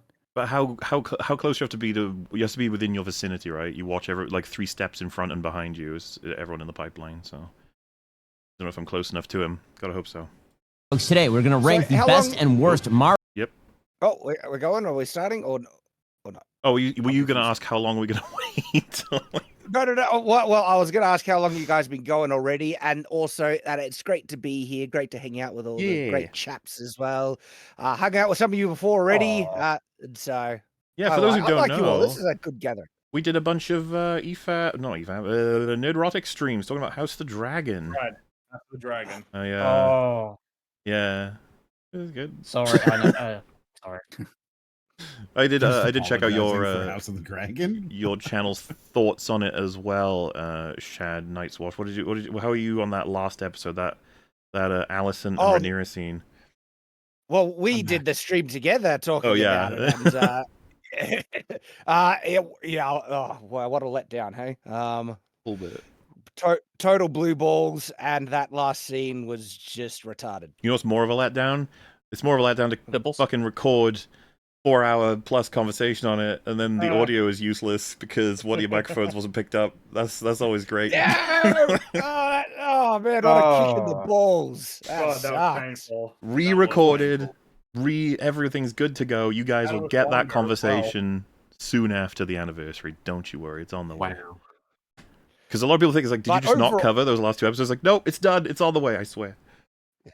But overall, House of the Dragon season 2, I really liked. It's just that last episode is just A bit unfortunate. Also, Rags, you back, yes? I am. Yes, I am. Let us do it. Let us zoom into Ben. Alrighty, folks, today we're going to rank the best and worst Marvel movies of all time. Yes. This video is sponsored by PDS Dev. Number 1. Does that count? Yes, No. count. It's Number gonna be. 1. I thought you were talking about like actual ads, and Actual ad Okay, read, fine. That I'll doesn't let it count. go. I'll let it go. That doesn't count. Okay, folks, as we go through this journey through the Marvel movies, we have one person who knows much about Marvel movies. That, of course, would be Phil, who's wearing Hey, the gear Phil. to show it. Superman's my favorite. hi, Marvel Phil. villain. Oh, man. And we also have Sarah, who doesn't even know what Marvel is or what comics are and is in the video. Because she's for a girl. reason Girl, stinky. no one can really figure out, actually. I'm so happy to be here, everybody. Hey, everyone. The Her Marvel body movies, language says otherwise. I will admit that they are not my cup of tea, which means that my feelings about the Marvel movies tend to be more in the middle. Well, I think that makes me more interested to get his opinion because Kinda. they're not his cup of tea. I want to get that kind of perspective. Let's get Because I thought outside. that was enjoyable, and then the minute I leave the theater, I don't remember a single thing. about the movie. Oh, he's the prime audience. Oh man, I fucking envy you. That's what they're designed I wish I could for. watch Target audience. most of these movies. Finally, we can listen to the target audience. Yeah.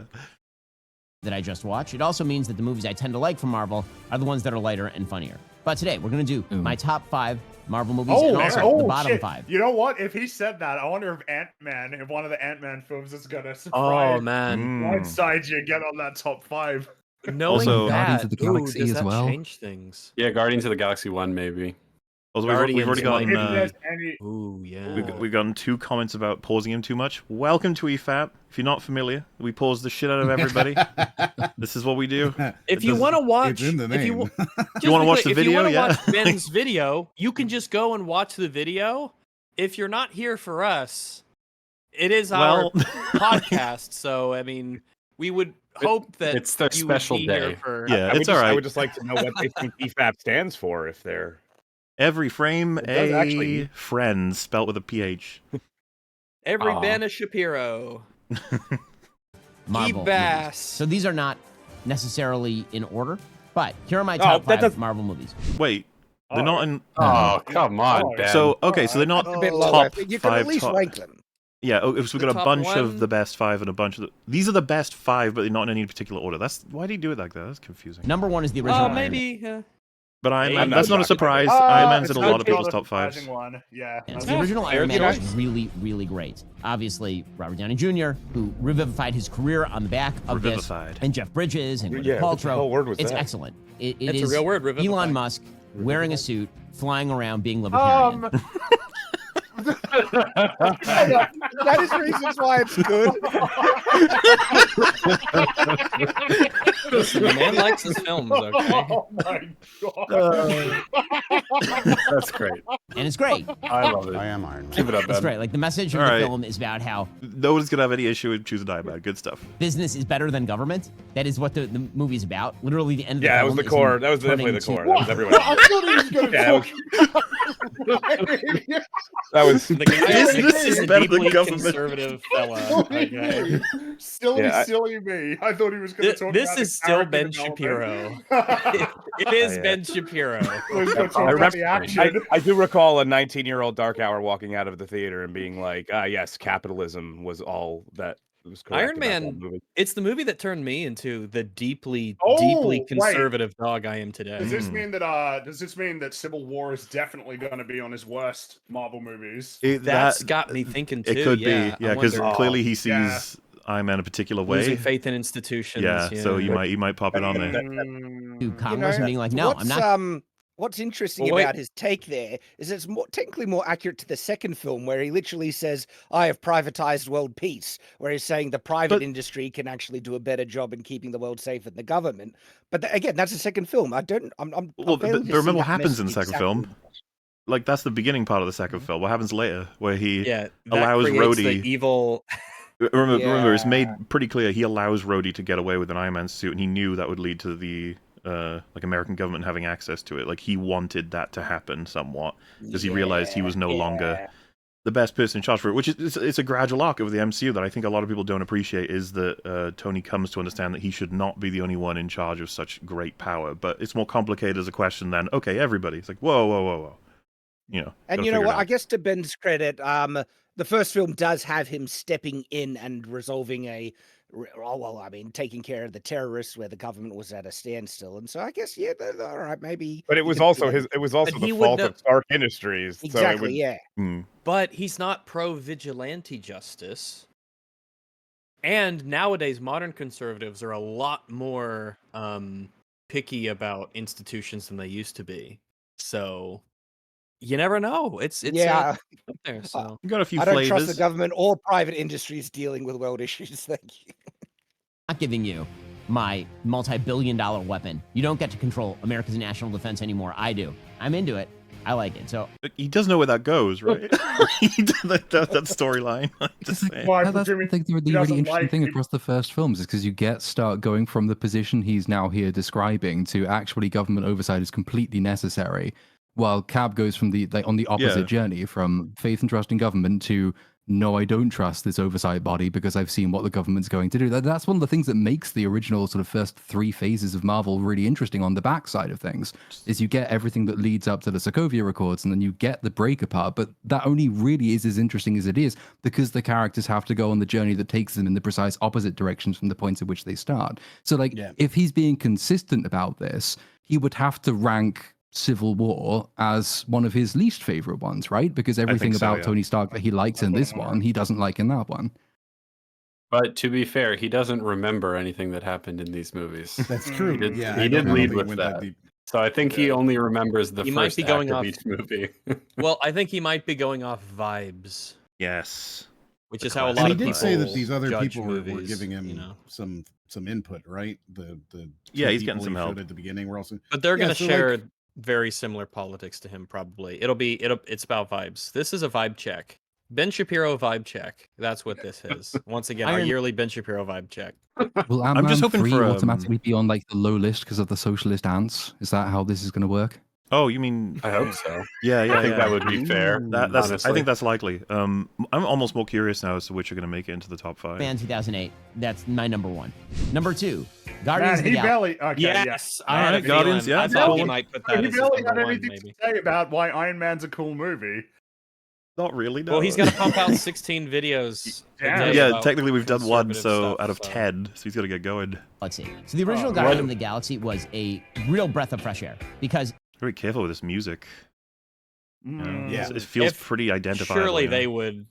I have a feeling that Ben's going to be going with the more normie takes for his popular ones. That is just kind of gravitating towards what. Well, I I believe think this the is genuine. reason I that think they're he's just normie takes- saying this is what he enjoyed Yeah, the most. it's his takes are normie descriptively, right? Yeah, yeah. They're normie takes because we can all kind of agree that they're pretty good.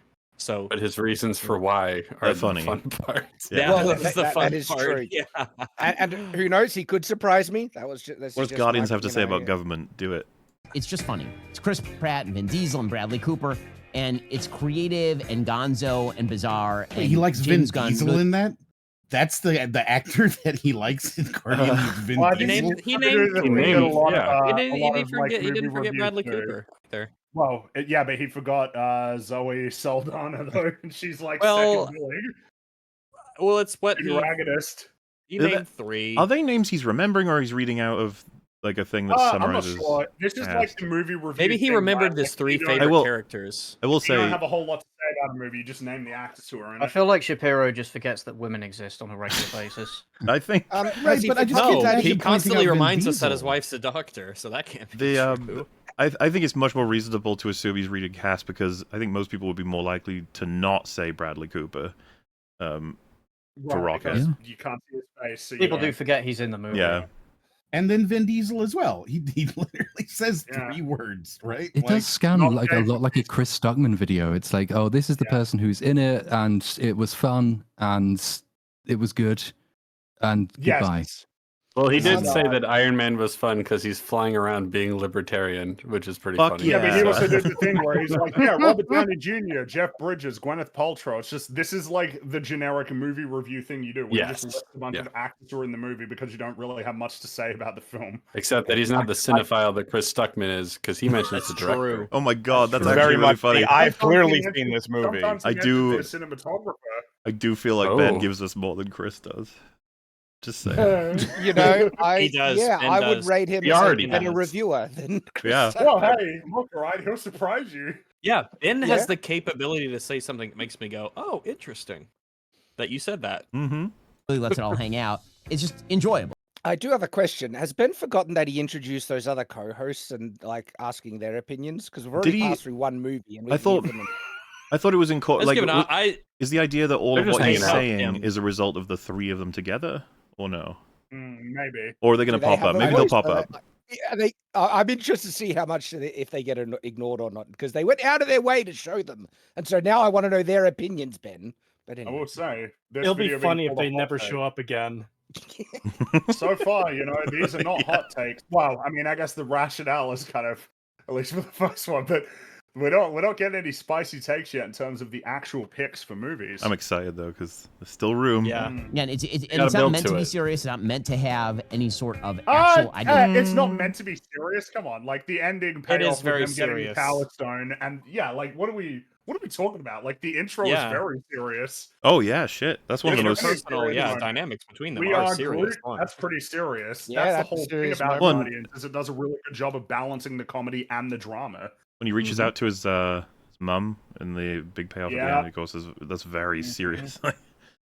Yeah. This is one of the things I really hate with media analysis online is, oh, hey, there's a joke in it. That means the entire thing is silly and not serious at all. I fucking hate that It's so weird much. too, because like I don't think he would agree with himself if he thought about it for a bit longer. He'd probably be like, no, yeah, what I mean is like the funny parts are real funny because you don't have to take them seriously, but it knows when to be serious. That's what the developed opinion would probably be, right? It's like it knows when to balance, when to come in, when to come out. But yeah, weird. Logical core. It's just a bunch of people going around doing fun things, and those people may include a non-talking tree as well as a talking raccoon. Well, he talks. He says, I am Groot. That is the very definition of speaking, is what he just showed. And he does it in loads of different ways. Just because he's speaking Groot language doesn't mean he's not speaking. Yeah, racist. God, what a bigot. I don't know. I might be with Ben on that. About to open up a big debate here. You said that. Wait, Great what soundtrack? Bad villain. Yeah, Lee Pace is now like every villain. There you go. So We got to hear from him. Ronan would be a bad villain when compared against great ones, but in the MCU, Ronan's not that bad, like compared to. He's pretty decent. He's probably middle of the ground now. Like when you scale Yeah, it. he's so. Yeah, so he's all right. Pretty much the base. He's the base level. He's shallow. Yeah, which is better than being incongruent and incoherent, which is what he at most least. main stuff are. But he has a foundation for that, like the Kree culture and not wanting to. You know, he's a renegade to the peaceful Kree. He upholds the old ways, the more martial warrior kind of thing. He wants power, he wants revenge. Pretty straightforward motivations, but that's better than Wanda in Multiverse of Madness, who was actually nonsense. Well, Like, everyone just flat out post nonsense character. Infinity War is just fucked.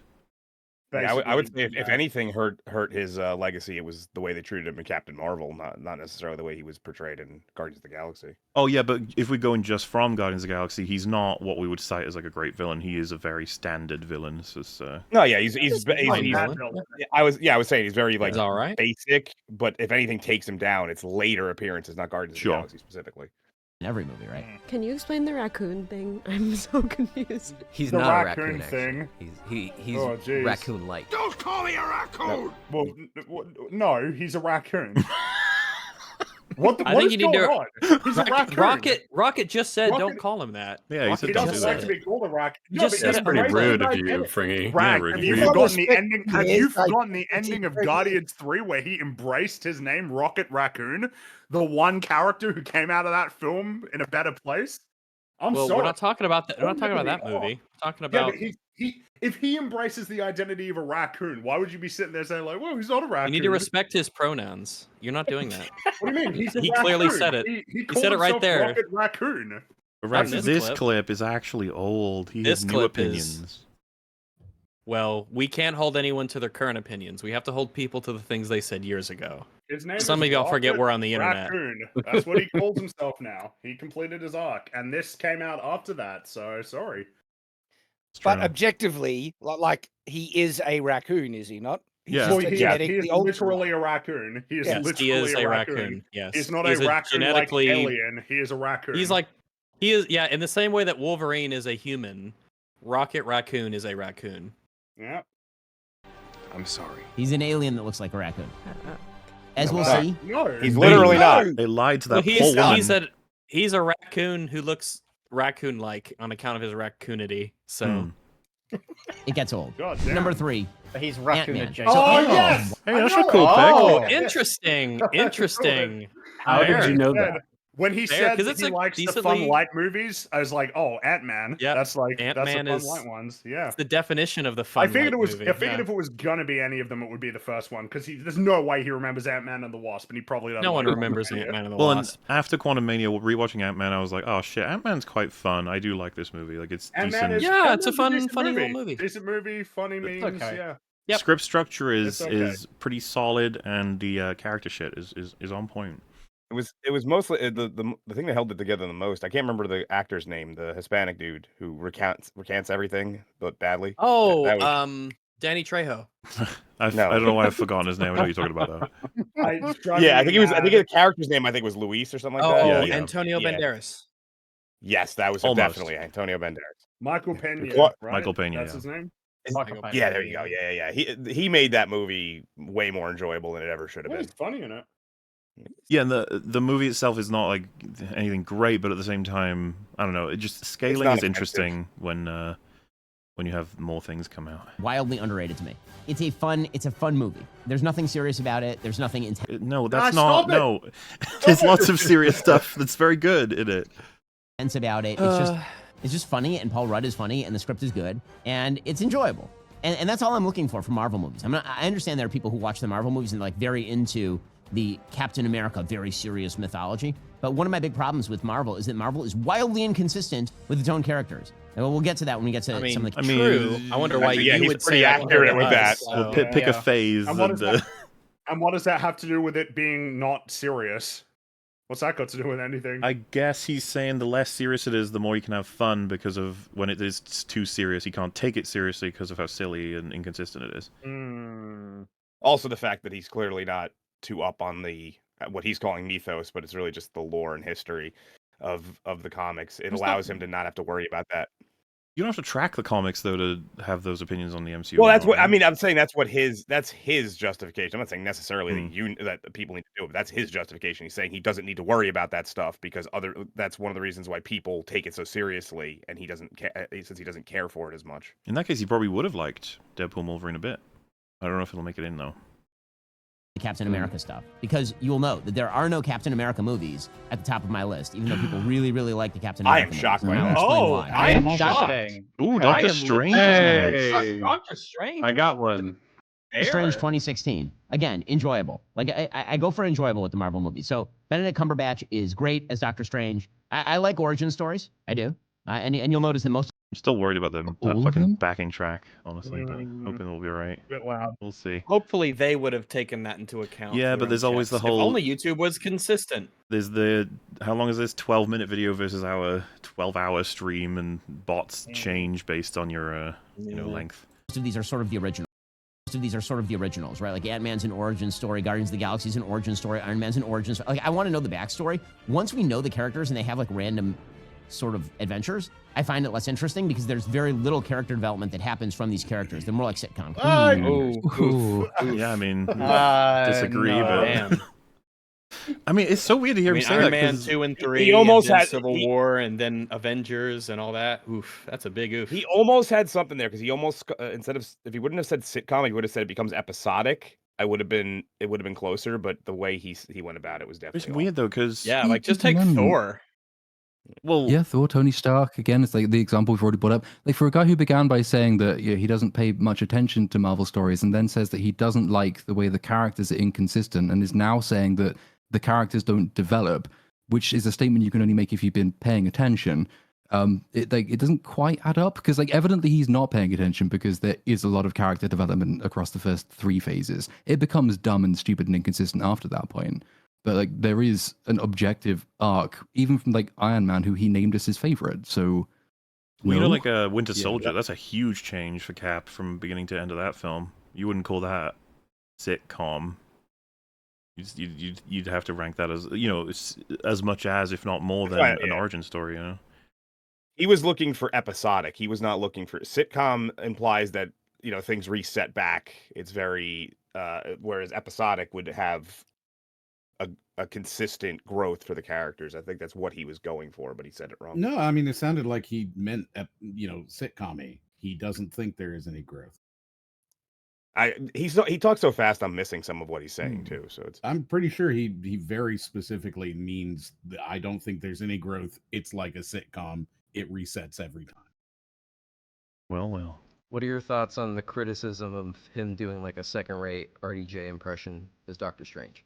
Kind of, maybe, but I don't know. I feel like that's a stretch. Also, if you're imitating somebody who's been incredibly successful as a superhero, then That's gotta be too loud on the music. I swear. It's just so noticeable. I mean, pausing it every once in a while is probably the safe way to go. Also, seems very reductive to say, yeah, Benedict Cumberbatch was just being Robert Downey Jr. as Iron Man when he played Doctor Strange. He was. I've never even considered that. Never even considered that. And if you want to Never take would have that occurred to argument, if you want to take that argument pretty far, you could say that they've tried to turn every character into the quippy Spider-Man-esque, one-liners. So you can go. It is further the than unfair criticism that is levied on Joss Whedon. Well, it might way be to the go, fair Phil. criticism levied on the latter phases of Marvel's content, because there is developed as a criticism that everybody's pretty much molding into the same creature. People blame him for other people trying to do what he did, but very poorly, oftentimes, and samey. And I don't understand why that's terrible or bad. I think it's kind of a weak criticism. Okay, and then again, filling out my enjoyable but not important movies. Thor Ragnarok. A lot of I was about to ask if he was going to put this on the list. That's a bit of a surprise, actually. Which we did. I don't think so. Not based on the way he.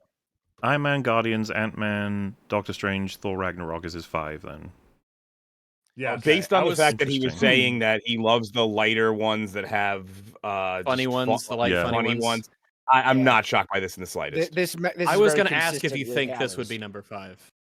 I'm not I don't surprised know. at all. Well, isn't it interesting that he just said not too long ago that he was mainly interested in when they're doing origin stories, and Thor Ragnarok is the end of a trilogy in a sense. Yes, but I think the funniness, I think the funny nature and the humor win out over that for him, because it's a very enjoyable watch. Oh yeah, I mean, I think it's hilarious, but I'm a little bit surprised that he picked this. I figured it would have been Avengers. That just, especially since in a sense you could say that it kind of fits into the origin story. The origin of them as a team, in the kind of loosest way possible. Yeah, yeah, exactly. the origin of the Avengers as a team. Yeah. All right. A lot of people like original Thor. I'm not as big a fan of original Thor. I think it takes itself too seriously. And Thor Ragnarok is just pure silly. Interesting, because a lot of people have the reverse take, right? Yeah, I don't know anybody who likes the first Thor. I know. I mean, I like it's starting to. It seems like now people are starting to kind of wonder, maybe we went a little bit too far with Clown Thor, which I mean we have. But I mean, I wouldn't say it's not like a Ragnarok problem. It's more like an Endgame onward problem. Fat Thor was a bad idea. It was a terrible idea. Yeah, terrible. Do you want to see you're watching playing Fortnite and yelling at people over Xbox Live? No one said yes to that. Because Ragnarok Thor was very funny because, well, actor has a great, sense of comedic time and delivery. But it also Ragnarok had very serious moments in it. I mean, it was kind of like the culmination of his, arc and Odin, and it was a serious movie. It was also very, very funny. I tend to pair it. If we pair it with Infinity War, I would have an analysis like that. Which I do think Infinity War doesn't hit as hard without Ragnarok if you watch them together. But I would say that if you compared the ratio of serious moments in Ragnarok to all of the films before, it's not really close to those ones. I'd say it is very much. It is insane that so seriously most of the time. Infinity War fixed Thor fully. Finally, he was fully realizes why we should have him as one of the main 3. It really feels like without the work in that we wouldn't have felt like they'd actually earned the shot in Endgame with the 3 of them are heading towards Thanos. But for some reason we had that huge deviation with fat Thor that just fucking damaged the shit out of that arc. They just thought it was funny. They thought it was so funny. And you're like, this is just funny. The scene where he's in the arena and suddenly the Hulk appears is really fun. It's one of the most memeable Marvel movies, Thor Ragnarok. That's just, I never thought I'd be hearing this from the reason Ben Shapiro picks Thor Ragnarok is because it's the most memeable. You're like, all right. Ben's been on the internet a while now. He has. Ben is not actually, he's not old, and he's been on the internet quite a while now. I think that, the diffusion of meme and internet culture it will get through to him through proximity eventually. Yes! And then they proceeded to just destroy Thor as a character. What the hell? Like, why? We'll just make Fat Thor. Okay, that's like a one-off joke. You can't do anything with that. But he spends like all of a. I guess there are things you could do, but they didn't. Like yeah, there are things you I'm could with have him. I done, never would have didn't. recommended it. It's just, yeah. Bad move. Bad move. Avengers just being fat. Now, Avengers: Infinity War and Endgame is sort of my extra here. Will admit, do not love it. You didn't cry in the theater? Not even remotely. Wow. I liked the only reason it makes the top. Oh god, this music's gonna kill us. Is he saying? Is he gonna be like honorable mention? Is that what he's trying to say here? Yeah, I think that's what I think so. I guess so. Yeah. All right. You know what? Yeah. 6 even is because of the ambition of it. One of the problems in the Marvel universe, just generally, is that I have to pause. This track particularly is going to get picked up like crazy by the bots. the villains are not that good. The small. Oh, the villains aren't that good. Wait, but he said about Infinity War and Was he Endgame. saying that about Marvel movies in heroes general, and or villains? specifically? Wait, was he saying that about the movies in general? Or Well, we'll be able to guess from content. I don't want to rewind him because we're risking more and more to get the stream fucking shut down, unfortunately. Oh. So in the DC universe, you have Joker, who's like an all-time great villain. You have Lex Luthor, who's an all-time great villain. Just pausing for safety. Yeah, but those are sure. Those are not like the same cinematic universes. Like, but what's going to sure. happen though? Like he doesn't include like Doc Ock or Green Goblin, you know, like particularly high up or in high regard. I'm not sure. And these are where these like he's going with amazing this. villains. And then you go to the Marvel universe, and it's like Thanos, whose logic doesn't even make sense. Well, what about Loki though? He's pretty good. Well, Loki's pretty good. until Thanos is- his own show. Infinity War Thanos is He good. isn't counting Spider-Man villains then? Huh. Okay. So, what do you guys think about his statement of Thanos' logic not making any sense? But Let's dive into that. It's kind You of can argue, the logic. you can argue that for sure. The problem they made was Like, that they I agree. didn't push him. They should have had Doctor Strange push him to the fundamental question everyone wants to ask, which is why not create more resources? And if Thanos said, because I'm not trying to make everyone fat and complacent until they eat up all those resources, the new world needs to, didn't he say something at some point that once they've lived through that experience, they're not going to make that same, that was supposed to be the permanent Come out solution changed aspect? or something. Yeah, it was supposed to be, I only have to do this once, and from generations on, they will know what it means to like value their lives, to value the resource. Like if you can make him crazy and make him say that, but at least that's better than not answering the question as though you're afraid to answer it. Yeah. Because I mean, they could have played up the crazy a little bit more. He Yeah. is the Mad Titan after all, so. Because It is still a massive stretch. Like he's confusing shortage and scarcity. Like there is no scarcity of space and resource in the universe, right? Like he's looking at people who have run into shortages on specific planets and saying, "Oh no, we've completely run out of everything we need. Therefore, cull half the population." But actually, because on he Earth could we're have doing accomplished okay. exactly the same thing just by using the Infinity Stones to spread people out across the universe more efficiently. Yeah. No, this is what I mean. There needed to be more criticism and more answers. They've seen the Doctor Strange Thanos one. That should have been it. They should have covered most of their bases there. But it seems like they avoid it because the writers can't quite justify that motivation. Yeah. I never saw that scarcity in Guardians of the Galaxy. Earth seems to be doing just hunky dory. I never saw it anywhere else. Well, why can't he create infinite resources somewhere, and then everyone keep can doing take from it. it? Well, yeah, the Infinity Stones. I mean, why couldn't they generate food? Which is what I Why mean. don't they Like just these generate a whole bunch things. of Big Macs? Lunch can be whatever I want. There needs to be answers for this stuff, and there wasn't, which definitely gives him weaknesses No as answers. Motivation. No questions. Thanos, who's Do you guys remember when James Cameron said that Thanos had the right idea? Yeah, did he? I don't remember that. Yeah. He said Thanos had the right idea, but the problem is no one wants to volunteer to be the person to leave. Yeah, No, that's but a real after what thing. after watching the Avatar movies, I wonder what he thinks about humanity. It's a weird kind of like, what a strange guy. It's like there was overpopulation on my planet, and that caused war. So what if I just make half of everything disappear? Okay, well, if you have like Just pausing for music. That was half. I mean, fair. I think he's about to ask the big questions I here. think he's about to do Ben's about to. Yeah. the glove that can manifest, why don't you just make extra planets, my dude? But the big problem that I have, again, in these universes is that Just pausing for I like music. how he calls it the glove that can manifest shit. He's right. He's like, well, I mean, yeah, that's the good name of it. The glove that can manifest shit.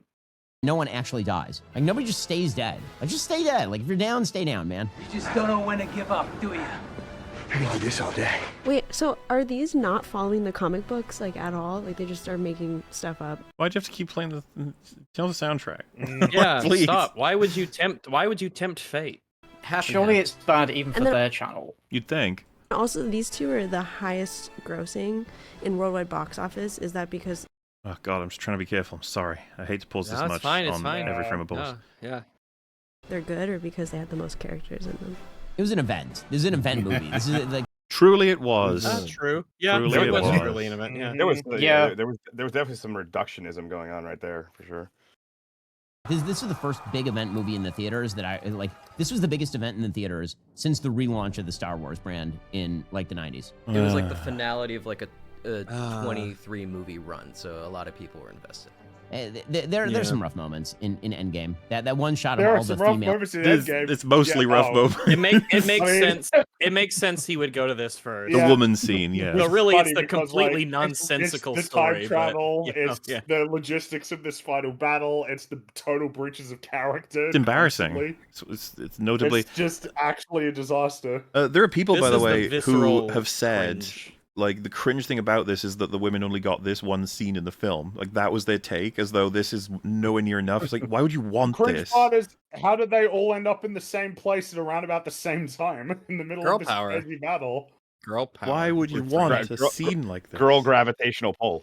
That's true. Women are naturally attracted to each other. Yes. That's why they always Girls go to on the one bathroom side. together. Shad instantly leaves.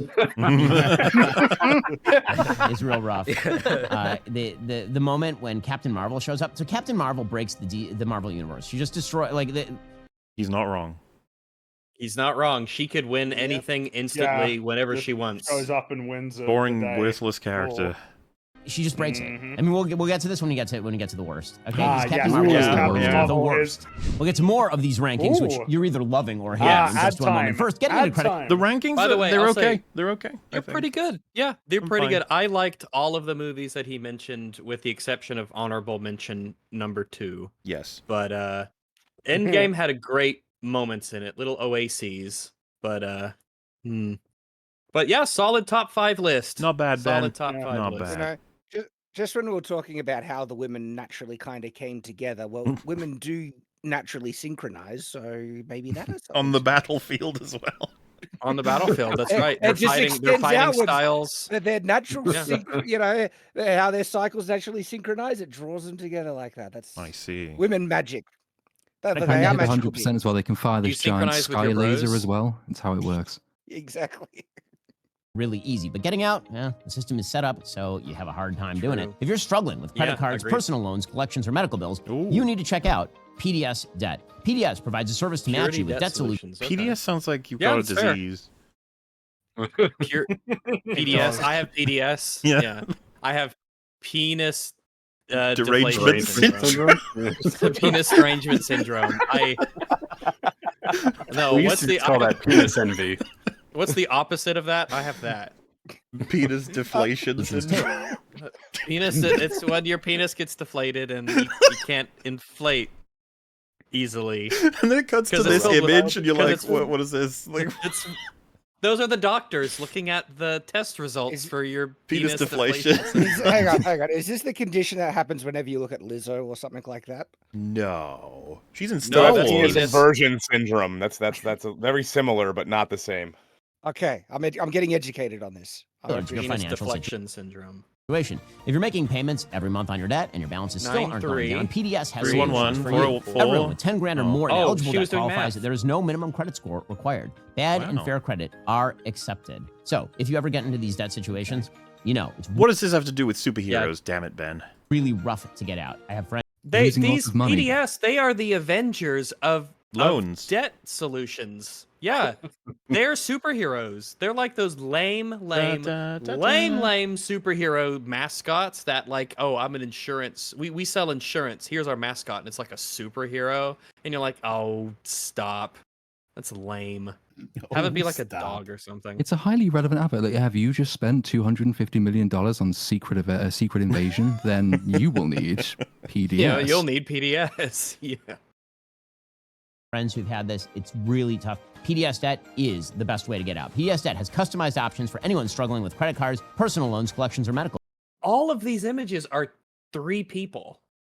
That's got to be some kind of standard, I guess. Or, Now I'm just thinking about that Family Guy Illuminati joke, right, confirmed. where they had all of the stock images with the commentary on like the, like the professors holding the class outside with all of the students on the lawn, like. Like this isn't it's a litmus test. I'm not saying it's the best litmus test, but if you want insight whether, one of these promotions are actually truly endorsed by the person, they will say if they really use it. And I think Ben does it as well. It's like, this is something I actually use, guys, in my real life. Yes. But if it's something big, yep. Yeah, if it's conspicuously absent, Hmm. makes me just wonder, like, Or maybe he's just not in debt, loser. Or maybe he doesn't have penis deflation. He's a financially conservative guy. He's going to try to avoid debt or make sure that he manages his debt. So he's not going to need this. He's Ben Shapiro. So, You're saying his penis is fully inflated. He'll be all right. Ben Shapiro has a fully inflated natural, well, not natural, it's circumcised, but his penis is great. I think I'd rather go back to talking about Boogie, actually. Yeah, let's talk about They strive to understand your specific scenario. They can help provide alternative solutions to becoming debt-free. Save There more you while go. paying off your debt in a fraction of the time. Stop waiting. PDS. Start saving. Get a free debt analysis right now at pdsdebt.com/Shapiro. It only takes 30 seconds. It's pdsdebt.com/Shapiro today. Again, pdsdebt.com/Shapiro. Go check them out. That's gonna get annoying after you say it like a million times, isn't it? Yeah, pdsdebt.com. But they said in their thing, you gotta say it 5 fucking times. If you don't, we'll come. He says it like it's on the radio, and you'll miss it. Yeah. Right now, and I'm driving. I'm driving. Oh, Now- this is what we would call a temporary disability. If I'm driving in my Ooh. car and Ben Shapiro on the radio is telling me about pdsdebt.com/Shapiro, and I'm Oh. trying to focus so I don't kill myself Remember, and or others. we would have and I'm- cycled. I need debt solutions. We would have cycled by then. For example, Shad and many people in chat have no idea what you're referencing. But earlier, it was you're right. discovered that having things such as a heavy accent or people talking around you counts as a situational disability. Situational disability. Listen, if you you Oh, what you kind are of going- accent? heavy. That's all it A says. heavy accent. Like having a British accent, is that a disability? I mean, it is a disability, but Yeah, does fucking it British count as a accent, yeah, like, situational disability? The guy in Alien Romulus, he had a disability. It was very obvious. Wow. The more Cockney, the more disabled, is what I you're mean, saying. ever since that gamer girl came out saying that children were situational disabilities, and I have 5 of them, I was like, holy crap! Yeah, I'm you're one of like the most disabled. I'm hyper, like, absolutely retarded now. That's amazing. Okay. That's pretty cool. Now I can add more to the list because I have an accent. Mm-hmm. On to Arguably one of the worst worst 5. accents. So the worst is Captain Marvel. Hey, Captain- there we go. Yes. Yay, there we go. Pretty easy. Excellent Ben choice. is a well-written character sometimes. Marvel is. I mean, of course, yeah. Marvel is terrible, and you can see it from the I'd Rotten Tomatoes. It would be that so scene funny existed. if he had said Jesus. Captain Marvel, it's terrible, and then moved on. Like this, just everyone knows. No one needs to discuss this. So let me just give you the Rotten hang Tomatoes on. score. Yeah. Like, what truly is the worst one now? Because Marvel just keeps sinking to Multiverse new of lows. Madness. Multiverse of Madness is typically what we would I pick, mean, yeah. are we including the TV shows? Because then, Loki season 1. well, Echo. Echo's nothing. Echo's not close. Echo isn't even does close. very little damage to the things around. It's mostly just to itself. Meanwhile, like Multiverse of Remember the Madness and Loki shows- annihilate the universe. So as Yeah, well as characters that we They care about. they bend time and space to make everything a fucking hellscape Also- for the entirety of the cosmos. Consequentially bad. I would also add Falcon and Winter Soldier, not because it's consequential to the universe, but just There's a bit. because it's so repugnant in so many different ways. I'm with you on that. Secret Invasion might actually be competitive. Invasion. Yeah. That does It a is, lot of yeah. damage to Nick Fury. It's like, huge damage to the world as well. Well, yeah, and the world. In the way that like the TVA and stuff, they break the world and it doesn't make sense. And on some like very base kind of fundamental level, the cosmos is completely fucked. The interpersonal and daily lives of most of the characters in the MCU aren't going to be affected by that in the way that they behave. But Secret Invasion does set up world building issues that fundamentally change the way that any events occurring on Earth. Which, to be have fair, Loki be did Secret stand Invasion It breaks Earth. I was Yes, actually it going to say does- it another one to breaks the Earth consider core. would be Endgame. That's got to be up there as well. Oh, of course, yeah. Endgame is pretty catastrophic in terms of the It's amount of huge damage, damage. it deals, both See, forward this is what and earlier. This is what I mean. It's so funny to think back in the day when Captain Marvel was the worst that we had. That It's was like, worse. Yeah, you that had was. no idea how much worse it could get after that, though, because we have just been. God. That's kind of what we had for Phase 4 and 5 of the MCU was all new ways of defining what a 1 out of 10 looks like, or in the case of Multiverse of Madness, even worse than that. God, Secret Invasion was so awful. But then again, so many of all the ones we just mentioned were. Scores for the ones that I thought were the best, right? Iron Man, 94% Rotten Tomatoes, 91% audience. I don't know why. Guardians I'm not of the sure why Galaxy, we're making We don't want to. 92. It doesn't really matter. 83, 85. It isn't Doctor really a Strange, good measure 89, of anything, 86. unfortunately. It's got to be worth something. It's just not something we care about really. Like it is interesting to compare, I suppose. I mean, It's tells you what all it really tells you is how audiences and critics reacted to something or how they feel about broadly, it. but still, that's all it really gives us. It's still Even very then, sample yeah. sizedly. Like it's still of a, Well, it's the kind of people who use Rotten Tomatoes, which isn't like most people. Most people just Well, go watch movies and they don't rate them. Let's say a I mean, great there's film. a bit of self-selection there. Yeah. If a great film comes out and gets low scores on these, people just say like they were wrong on this one, and then if they get high scores when they were bad films, they go they were wrong on this one. You know what I mean? Like there's no, we don't say anything about the film as a result of this. We can't even broadly say the audience broadly enjoyed it as a result of this number. Not necessarily. It's Well, people who use Rotten Tomatoes broadly enjoyed it. I mean, Oh, no, is go on. mostly useless, except when something like The Acolyte gets one of the lowest scores out of any Marvel show. Anyway, then that's just funny. That's just hilarious. Well, especially if they change the system afterwards. Yeah. Well, I mean, remember, Captain Marvel was the movie that got them to And make wasn't some pretty, sweet wasn't changes, 86 the number that they locked Rise of Skywalker on for Rise of Skywalker is indefinitely, I something think. like that. Yeah. I was Well, going to bring that up because Yeah, and we all, I everyone, don't trust scores because of that. yeah, everyone on Earth knows there's no fucking way the average score from the audience for Rise of Skywalker was 86. There's no way. I just, just double checked. It is still sitting at 86%. I mean, I know it's not a perfect one, but I've said it before. My sample was one of the guys in the theater who kept saying, "Oh, fuck off," when stupid things were happening.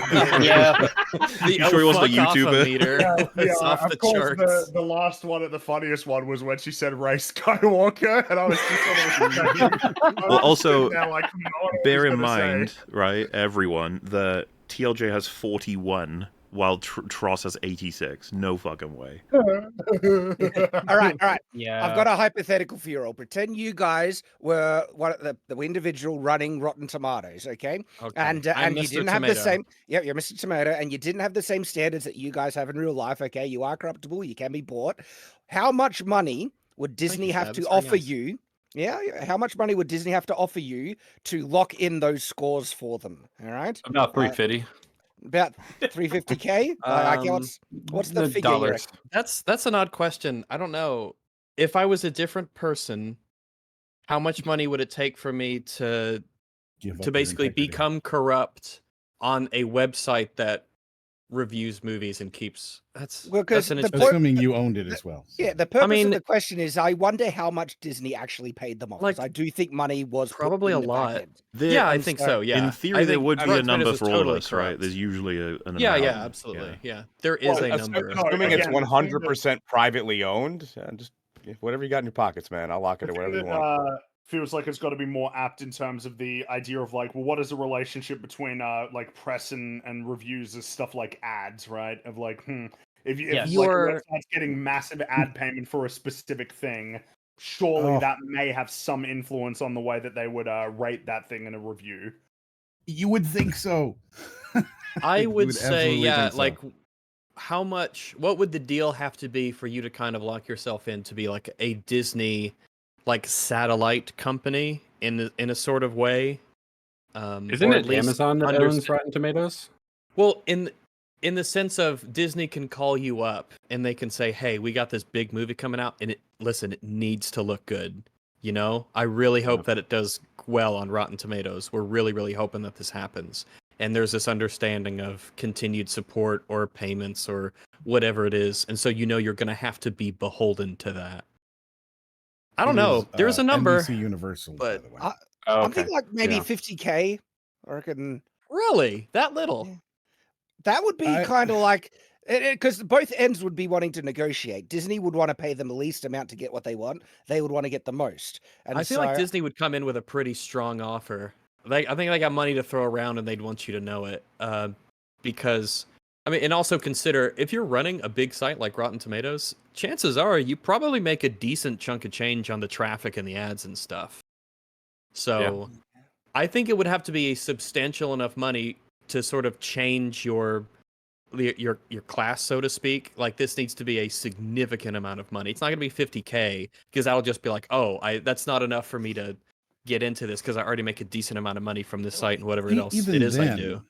Even if you took that into account, right, you could just do what Sony did and make up a fake critic and just do it that way and affect the scores. I like there's only so much that I'm willing to pay you if I can just do it another way, you know? Yeah, it's probably a continuous sort of thing, where it's like they know at RottenTomatoes.com HQ, Disney can call them up and say, hey, it would be really, we sure do wish this film of ours gets a good rating on your site, and then things get put into the motion. It's a continued thing. And even then, right? Like, the thing about Rotten Tomatoes is that they sort of work like Metacritic, where they are adjusting the weighting of who's involved, right? So like that's how they would be able to determine who is a higher ranked critic and so on to affect that score. Like, they wouldn't just artificially give you 3 points. That wouldn't make any sense. But they couldn't they? They could just change the numbers as they want, could they, on the back end, or do they need to be reflected? I mean, a lot of the sort it's of pressure verifiable, right? happens on the level of individual critics, but there are these moments where they clearly they get them to freeze scores and things like that sometimes, and those are the cases where it seems like a decision being made at the Rotten Tomatoes higher level. But for the most part, it's just inviting critics to early access screeners and all that sort of fun stuff. Yeah, and giving them a steak, and a milkshake, and saying, here's a swag bag. And now they're going to like it a little bit more. They're going to take you to a presser. Yeah, this is going to sound crazy, but like it shocked me. I'm literally ordering a pizza right now because we'll be fucking streaming for a day. And on meat, I was as you said steak, I literally was clicking steak on the I knew meat it. I was section. watching you. That's why I said that it, was Rex. fucking wild. That's I'm insane. right behind you. It was the exact same time, like as the mouse was clicking, you said it. That's nuts. That's incredible. Did you get a milkshake too? No. You should. Little milky. I can't. It doesn't come with a little thing that they're doing. Oh, that's. How can we be delaying seeing what Ben's choosing for all of his negative reviews of Marvel movies? Can't believe this. We're talking desperate about to Rotten find Tomatoes. out. And my bad. Sorry. There is because he brought up Rotten Tomatoes, and and there we go. He mentioned something, and there we went. We did. I completely forgot we were even doing the Ben Shapiro thing. I was just. I was too busy thinking about pizza. So I think it's worth mentioning as well that Rotten Tomato scores don't actually account for anything, right? Like Fallen Kingdom made $1.5 billion, and I think it's at 40% on both the critic and audience scores. So like these scores are. I think. Are absolutely. Sorry, I think meaningless. they did some research on this, and it's about 30% of moviegoers that check the score before they decide to go see a movie or not. So it's not most of them, but it's still a sizable chunk. That's a big chunk. That's almost sure. But it still means that 70% of people are going and spending their $15 and making billion-dollar movies out of, bad films, because they don't really affect things like that. So they matter. I think they do. I want to say that it's the other way around, right? Like that's what I'm saying. It's not that somebody doesn't look at the score. It's that they will still go see it. Right? They will come out of the film having paid for it and tell other people to go see it, and it will still make plenty of money, billions of dollars, because they didn't like it, sure, but they still go and see it. They go see the next one. They go see the next one, right? Like it's not that people are looking at these scores and going, oh, that's a bad movie, I'm not going to go see it. It's that they are going to see it and then coming out with the reviews. It doesn't really affect things like that, right? People go on their opening weekends and things like that. And yes, second weekend numbers are very important, and long tail is very important, but when people are making these decisions, they aren't looking at these scores and they're not affecting things because they haven't made the scores yet, right? Well, they're affecting them to a degree, but yes, there is a sizable percentage of the movie-going audience that doesn't care and will kind of go see it either way. Yeah, But, they're looking to go out anyway and do something. I think it does. I think it matters. It's tough to say when. I think that 30% number of Rotten Tomatoes, that's a substantial amount of people. That's a huge chunk. So that was How 30% of much- people who will check it before they go to see a movie. That's so what you're saying? decide whether So they go to let's- see a movie based on it. Yeah, That's a lot of people. But I think a we would lot also of have to- people might I think we have to see also. the total number of their traffic as well to really make a true determination. I just don't I question whether or not a review score, especially from a critic in an age where we no longer respect journalists, right? In that sort We of a don't. space. Well, people I don't think I think people see movie people critics different than journalists. I mean, still. Well, not only Critics that, in yeah, general. we're in a very select group of people who don't try. Most people are gonna look at that and be like, "Oh, well, you even said 70% don't. Well, I'm right? saying, but there's still a huge chunk of people who will go to that as a argument tool after the fact that didn't use it Well, to that's decide to see a different. movie. I'm saying, like, so there's still, but that adds to the percentage of people who take the number seriously. I'm not saying that people don't take it seriously after the fact. I'm saying that they're not going to decide to go see a movie based off of the score necessarily, even if only 30% are looking at it. How much of that 30% are actually saying, well, you know, I didn't want to see the new Doctor Strange movie, or I wanted to see the new Doctor Strange movie, but the critics are saying it's bad. Or are they going to do the same thing that people typically do, where they say, wow, those critics have been wrong a dozen times before. I'm going to go see it. Well, It's probably great. Would you say that of the 30%, do you think it's unreasonable that half of them might decide not to go to a movie based off of Rotten Tomato scores? Sure, but then we're talking 15%, and That's a huge 15%. Just be clear, that's a lot. Sure, but that still means 85% are showing up and paying $15 without caring. No, I think that's the corporate cope of that, right? 15% is a huge number. That on $1 billion movie, that's 150 million. Sure, that's the budget. That's the budget of a movie. That's of a big movie. Don't underestimate 15%. That's a lot. I'm not saying that it doesn't affect things. What I'm saying is I don't think that we can look at a score and say that that is actually going to make any difference to a random individual's determination on whether they're going to go spend money on this movie. That's all I'm saying. I think it has an effect. How much of an effect, I'm not sure, but I do think that it does have an effect. If it didn't have an effect, I mean, these people would know whether or not it has an effect. That's why they're making the decision whether or not they're going to pay money to hypothetically freeze the score. I know people who look at the Rotten Tomatoes score and say, hey, that the people are saying good things about it. It's like the early word of mouth stuff that gets momentum going behind interest for a movie. Most people, I think, who use Rotten Tomatoes, this is completely unscientific, but my impression is most people will look at the score and not have a clue where the score comes from. So there's a difference between looking at the score, which is the aggregate of people who rate it above 50%, and actually taking the individual critics who give it that score seriously. I don't know very many people who read movie criticism generally. But they might look at the Rotten Tomatoes score and say, well, other people are saying this is worth seeing, so I might consider going to see it. Even if it's a marginal difference, that marginal difference adds up to a lot by the time it actually comes to accounting for the total gross. It is interesting how, I guess, easy it is to be swayed by someone whose opinion. If you generally trust something, like, you know, all you blokes here, I generally really like everyone's opinions on the show. And if I even if just say Mauler, or you know, Platoon says, hey, this is a really good movie, and I wasn't considering seeing it, just that one comment alone usually is like, all right, I might give it a look. That's all it takes. And so if people only need the slightest kind of indication that this is a good movie, I think that can affect people's willingness to go check something out. And something that's that what it's like with me. happens with Rotten Tomatoes, I think, for a lot of people, and with general aggregate sites. There's a certain number that if the movie gets over it, they'll be like, oh, it must be good then. Like if it managed to get that high. Yeah. And culturally the speaking, movie going too, equivalency. I was just gonna say, like, remember when Black Panther had 100% when it dipped below because someone said the combat wasn't very good in it, the fight scenes. Fucking furious people who are like, how dare you make that go below 100? Because the way they see it is that 100 is currently giving the best chance for the movie, and now that you've done that, it doesn't get to be considered the 100% movie. Now it's like the 99 movie, which is. But if you were to follow that same argument, then Grace saying that Borderlands is good and taking it from 0 to 3% increases the chances that Did she somebody say is going to that? go see Yes, it. yes, and I actually. Holy shit.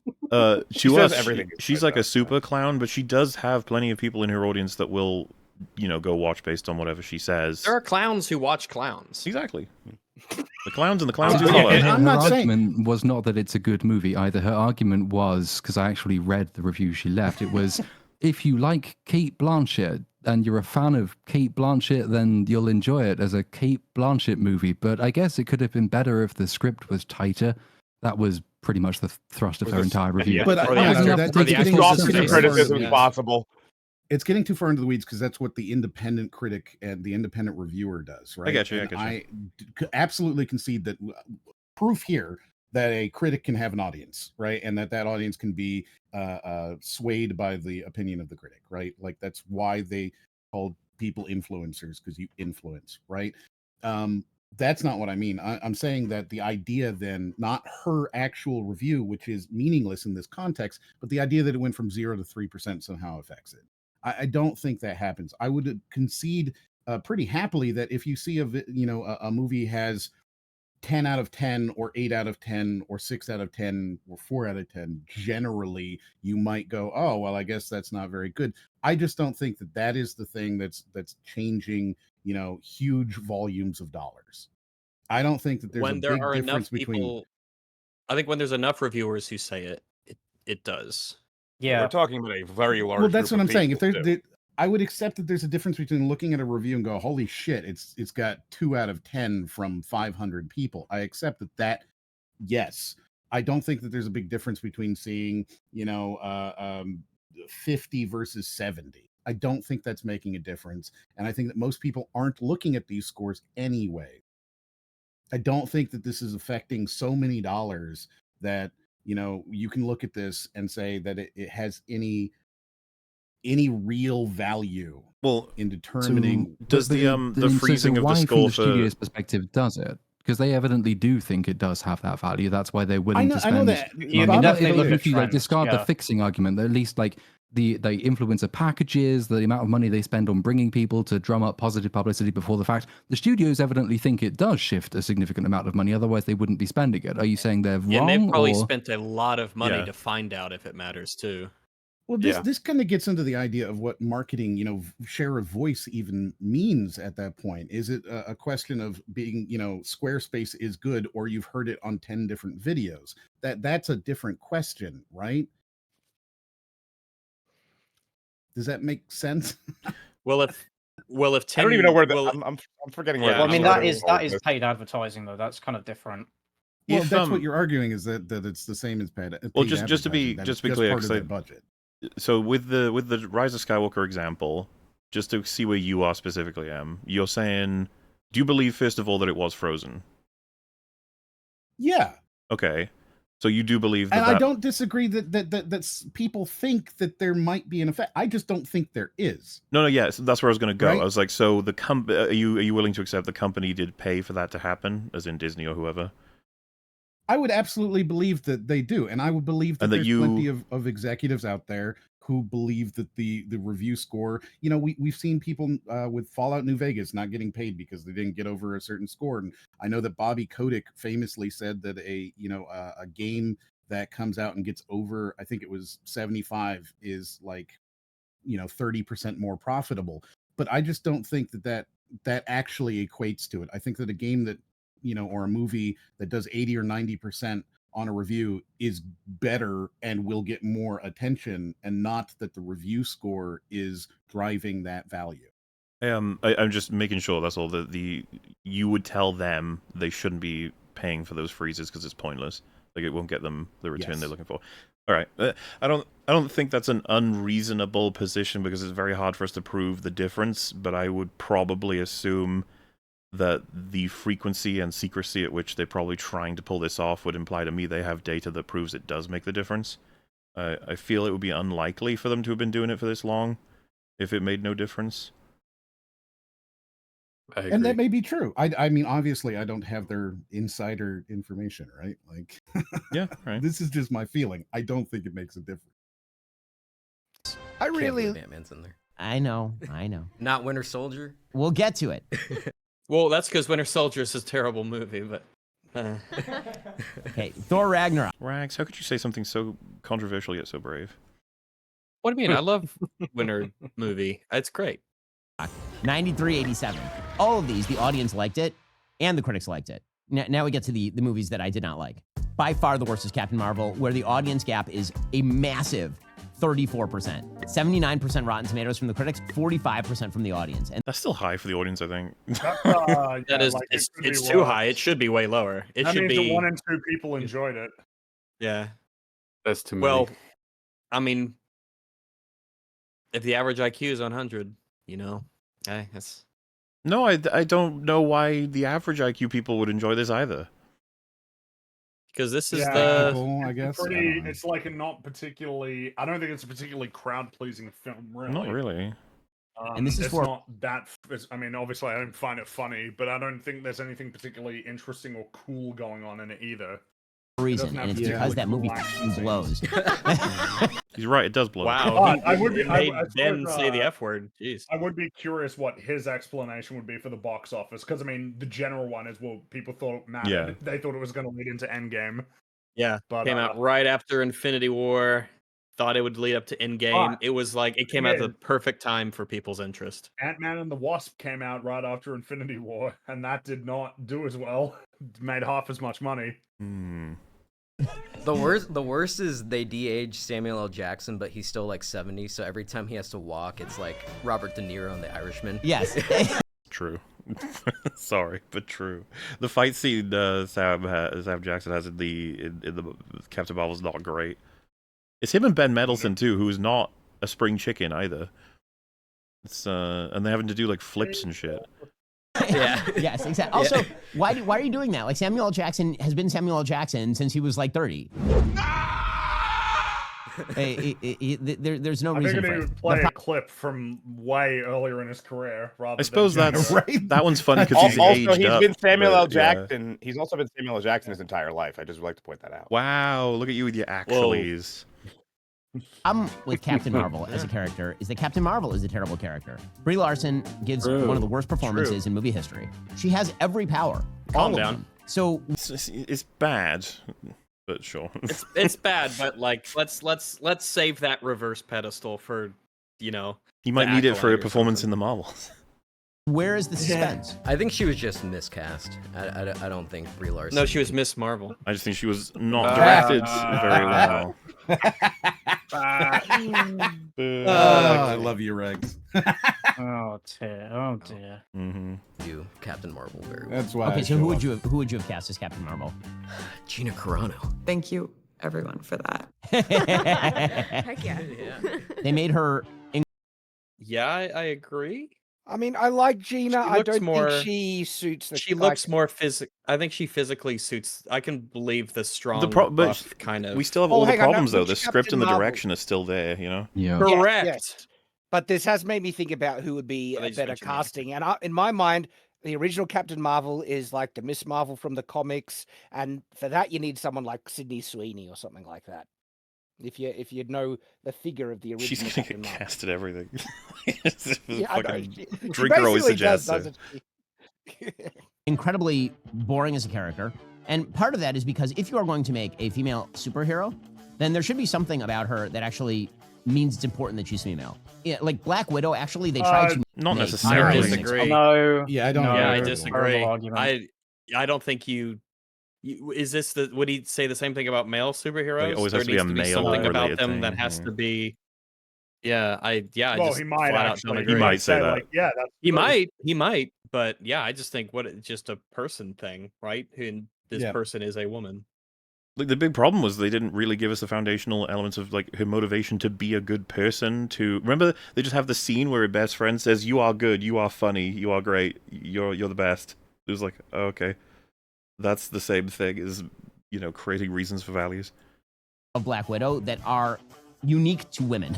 If again, the idea... I don't believe that people consider the strongest elements of Black Widow's characterization in the MCU to be that she was sterilized. That's not at all like the parts of her, so to speak, that are celebrated. I would say that her history with having dealt with all of her guilt would probably be, which is not unique to women or men. That's like the big thing that gives her a lot of punch as a character. Trying to Right, kind it's of not the steal specific trauma, right? Like what trauma you go under doesn't matter here. It's that you had the trauma and then grew from it. Well, yeah. Well, I'm not even sure Ben would have referenced Black Widow the movie, but the editor has clearly just put that clip in there.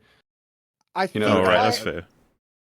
I think I get what Ben is trying to say, trying to steel man his point a bit, is that Black Widow is a very feminine character in the sense that she uses her femininity in a lot of things that contextualizes who she is and what she does. She's the femme fatale, okay? And that was utilized excellently in the first Avengers, where, you know, she uses a false sense of vulnerability to lure people in, give them a false sense of security, and she's manipulating people through the perception of femininity and stuff like that. And it you know, complements the character as a result. And maybe he's trying to identify that Captain Marvel seems pretty divorced of many feminine attributes. She's a very masculine kind of character. That was my mistake. I was going from the clip that was used. Yeah. I don't think that that's necessarily it. I think the fact that they emphasize so much in the marketing and all the interviews, everything about Captain Marvel was they were like, this is the chick movie. This is the female superhero movie Marvel's been setting up for. And I think that was what he was actually trying to say, was they gave us no reason for that to be the one that they held on that pedestal, because nothing about it, you could have interchanged her with a man and it wouldn't have made a difference. Well, but I think that's at the same point, I don't think that would have been a problem had they given her character in general. The story is basically devoid of that. Had she been as interesting a hero... Well, I mean, yeah, that ruins any character no matter what. Yeah, that's why I think it's like a false positive on the she needed female traits or something. It's like if she had a similarly executed origin as Doctor Strange, Ant-Man, Iron Man, Captain America, anyone, where an effort was put into the actual like core experiences and then the values that she took away from it or something, as opposed to she doesn't know. Remember, she spends the whole movie not knowing who she is, and then she quote unquote like unlocks it, which makes her more powerful, and then she just wins. There's nothing really to it in terms of understanding her or what she wants to do. Yeah, her quite literally, the only thing that was stopping her was something she could have removed at any time. So, like, yeah, because there are plenty of elements to Black... You wouldn't need what they did with Black Widow in, you know, Iron Man 2, Avengers. A lot of people don't like to count Age of Ultron too much for her. Civil War is good for Black Widow, I think, as well. But, yeah, you know... Is she you the only one who comes out of Endgame really strong, or well, everyone misremembering? takes damage from the time plan, obviously. Yeah. If we assume that if that's like a blanket weird writing issue more than a character issue, would she come out kind of like she's a character in that movie? Okay, yeah, that's what I was kind of thinking. But it's been a while since I've seen that movie, and I kind of want to keep it that way. So, is there something special about the woman doing this? Then she has to actually do some, you know, stereotypically female things from time to time. Okay, Captain Marvel, not good. Okay, other ones that are not good. So the Marvels. That's funny. I mean, that movie's very fair. The movie's As you dog would shit. imagine. Yeah. For exactly the same reason. No explanation necessary. Exactly the same reason. Absolute garbage. And Everything I right. just said, just that again. Yeah. Reflects that. Yeah, $206 million for a Marvel movie that probably cost $200 million to make and another $200 million to market. Giant fail for the Marvels. Thor: Love and Thunder. Taika Waititi. Very fair. Fair? This is a toxic movie. He has no idea where to stop. There's a problem that some directors have, where they get sort of the Michael Cimino syndrome, where it's like, here is the thing that brought me here. And just gonna pause for safety. You might want to pause because that is super insane. Yeah. We're so getting hit. now I'm going to do so much of it that you want to, that it's coming out your ears. Also, yeah, I completely agree with the them. difference as well, because like lots of people like make that comparison with Taika Waititi. Like, they'll say that he's just doing Ragnarok but more, and so like it's Taika Waititi going to the nth degree that makes it a problem. Taika Waititi didn't write Ragnarok. He did write Love and Thunder. Like, this is a guy who is quite good at making other people's scripts funny, but not very good at making the script itself make sense. So it's like he is completely to blame, but the problem is that they gave him all that power and influence. I don't know if his Star Wars trilogy is still happening, but that could be. I read recently they canceled it. Oh, good. Oh, thank Oh, God. good. I mean, I don't know how accurate that is, but I read somewhere that it's like. Well, remember, most of the time, canceling a project for Lucasfilm just means never talking about it again and hoping everybody forgets that it was ever announced. Except if you're really bad, like the Acolyte. Is rare. Yeah, that's right. The Acolyte is a new breed of. It was so bad that they had to own that they fucked up. But yeah, I mean, he didn't care about Love and Thunder. You've seen it in the interviews, making fun of his own CG artist's work as well. That was a step. I got fucking octopus coming out of my fucking ears, mate. Right? He takes all the things that kind of make Thor Ragnarok interesting, and then he just quadruples them. He also threw his VFX artists under the bus. And Yeah. Ooh. It was just an ugly moment. No one liked it. Like a press video, which did not go over very well. Does he look real? No, none of Does us. she look- Something looks very off about this. This is my other problem, is that so many of That's probably not even the worst part of that clip. Like I think at one point they say like, "Oh, this just looks terrible" or something like that. Yeah. these movies are so VFX heavy. Like, that's not how you make a good movie. It isn't. Guardians of the Galaxy 2, exactly. Whoa, okay. Damn. This is I'm a bit surprised about this one. I always find these funny because it would be like, you know that the entirety of Pixar movies are computer generated, right? Like, well, there's I know it's not visual effects technically, if you want to use that term, but it's By the way, computer generated. Marvel's Captain Marvel, Love and Thunder, Guardians 2. Like, damn. Yeah, that's an interesting one. That's kind I'm of a little like, shocked about this one because whoa, I shit, would all say right. I would say Guardians of the Galaxy 2 amped up the silly, which is the thing he loved about the first one. Right, but it's not an origin story. I can get that. Yeah, yeah, I guess it's not an origin. Yeah, he did mention that. I forgot about that part. For the same problem, which is it's not super horrible. That fucking music. Oh. God damn it. What? No, But why is it in your five if it's not horrible? Bad. Oh wow, it's- this is a lot of it. I just sat back down. Those He said, sounds. wait, Guardians 2 is in his top 5 worst, sorry? Yes. Yes. Yeah. Oh, that's odd. But I then would he not have immediately guessed said that. it's not that bad. So. He just said it's not that bad. Oh, well, How is it? oh. If it's not that bad, why would it be beating Quantum Mania, Multiverse of Madness? Has he even seen those? I would assume Oh, not. maybe he hasn't. That's a good point. This might be one of those algorithm-friendly movie like videos he could make that's Well, relevant culturally and The curiosity will be if the only post-Endgame films that are on the list are Captain Marvel and the Marvels, and if everything else is before that. You know, you because then didn't it even have to feels like, watch oh, those. You went and saw those. Well, but even then it would be like, oh, did you go and see those ones specifically? But you didn't like see a whole bunch of the other ones Well, that came out. my point That's is that not he really could that put them bad on the in the UK. list, and he could say a bunch of disparaging things, and no one would be the wiser if he saw them or not, Well, yeah, because they're nobody's- just so nobody's awful. I think his number one. I think his number one worst is going to end up being Wakanda Forever. I just think that he's. I think I'm now actually starting to think that it will actually only be like Phase 1, 2, 3 movies. I think the Marvels and Quantum Captain Mania Marvel still might could turn actually up. be- It could, yeah. We're done though with 4. He's got 1 slot left. Maybe he has honorable mentions. Some of these characters should have been shows. Like Guardians of the Galaxy as like a weekly sitcom would be amazing.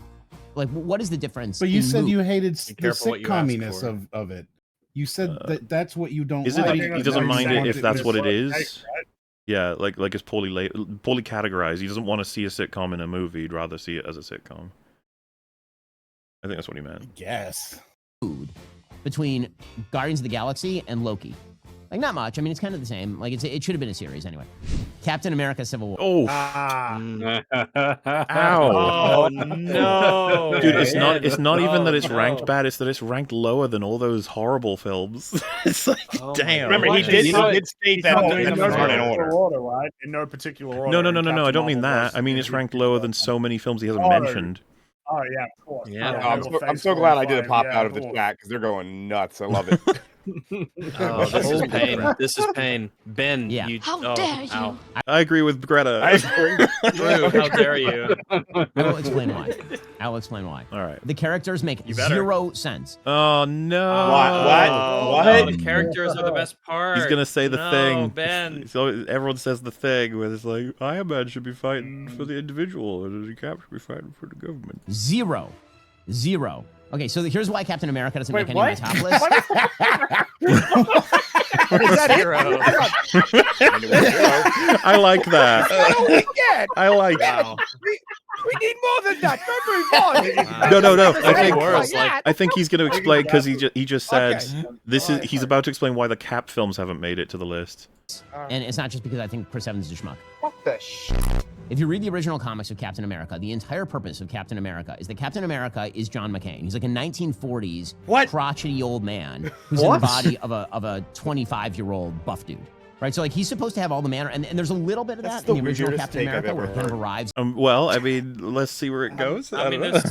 Forgive me if I don't, He's supposed to be believe John Ben as a reliable source for the comic book lore. Someone like deepfake John McCain on Captain America. By the way, even if all this stuff was accurate for the comic books, I mean this has no power on us as what are we, radical radical anti-adaptationalists? Not anti. I'd say that I'm more than happy for them. I feel like people would argue the spirit of Cap is absolutely intact with Cap 1, 2, to be honest, and 3. I mean, I would have thought. I don't know. I'd have to never talk felt to otherwise. Gary about it. I've always assumed. I think he likes the 3 Cap films. So in the future, and he still has all of these, kind of characteristics. I think we got a spy amongst us. A spy? What?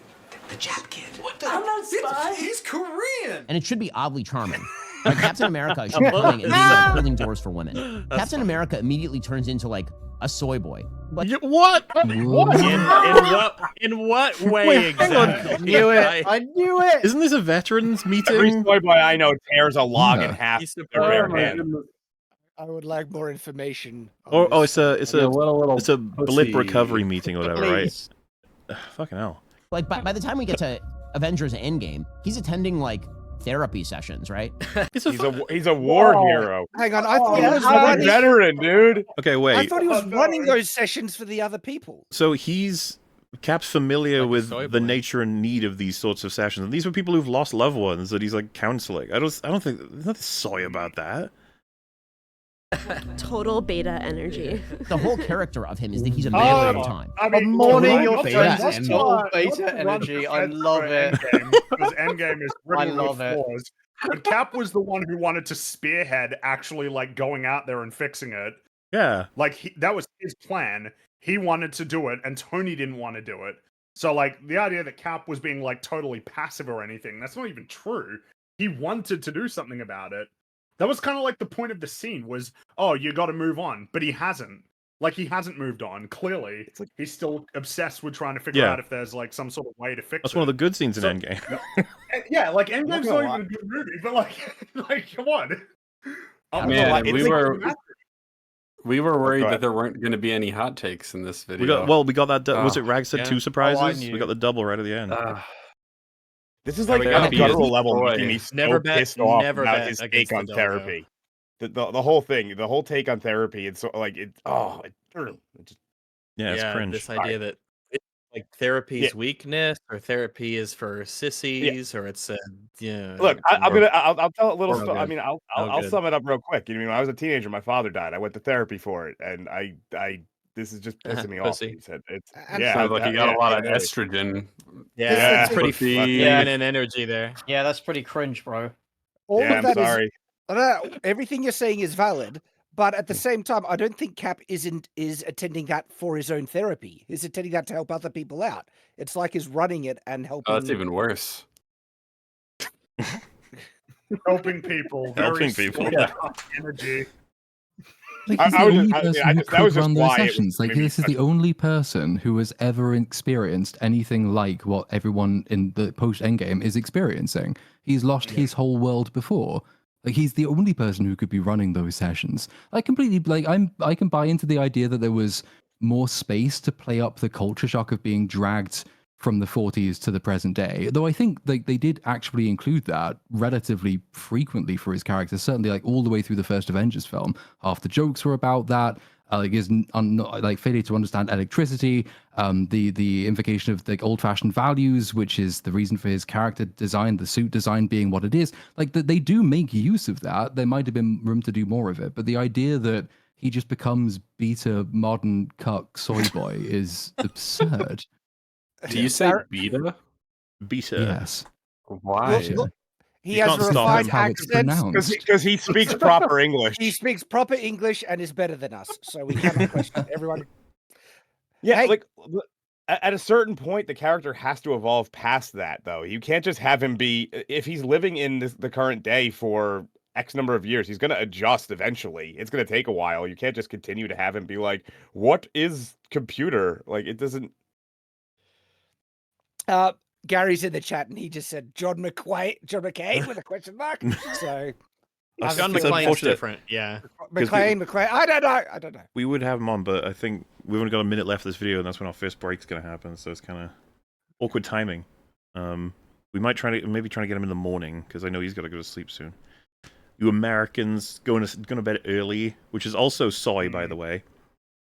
Going to bed is soy. Like a bunch of early idiots. to bed, early to rise makes a man soyful, cucky, and a woman. So there, soyful and a woman.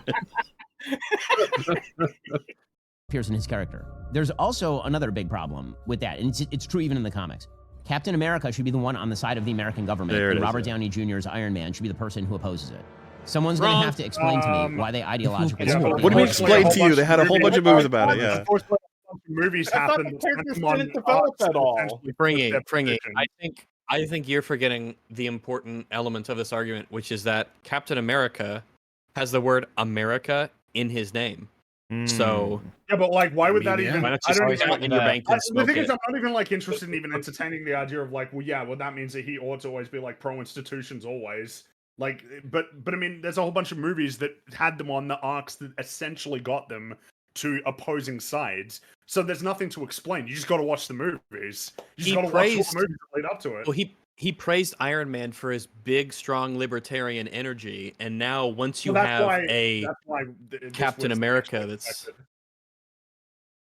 But it's just like the whole fucking point of the arc. Like, that's how his character works. He says like they don't make enough of the amount of time thing, but like the whole point of that arc is that because he remembers the past, unlike the present day people who do not remember the past and so are doomed to repeat it, he can see the pitfalls of going in for surveillance states and totalitarian ideologies. Like, that's doing everything that Shapiro says that they don't do with his character.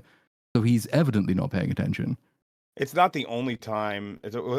Civil War wasn't the only storyline where Captain America historically went against the government. He did it a lot. Whenever he felt that the government. Yeah, but would John I'm not even McCain talking do about that? the movies. I'm talking about comic storylines. I'm talking about like everything. One of the key things is that a lot of the time in his arcs is when the government is going against what because he's supposed to embody the American persona, not the government. Yeah. So whenever they go, and whenever they go against that, he feels they're going against that. He always finds it to be specifically, Steve Rogers, Captain America in this instance, is supposed to go against that. That's part of the whole reason he exists as a hero. In the first movie, he gets told they can't rescue those the guys that end up being like the Howling Commandos, right? But he goes and gets them anyway. Well, yeah, because he wasn't actually meant to be in the military. Yeah. He was just going around doing performances. But then Yeah, he he was decided just a to USO do that performer. on his That's all. Mm-hmm. And it's just and then of course you're ignoring that the Bucky element of the story is also going to be feeding into the decisions that he makes as well. Like, you can't ignore that either. It's just wrong.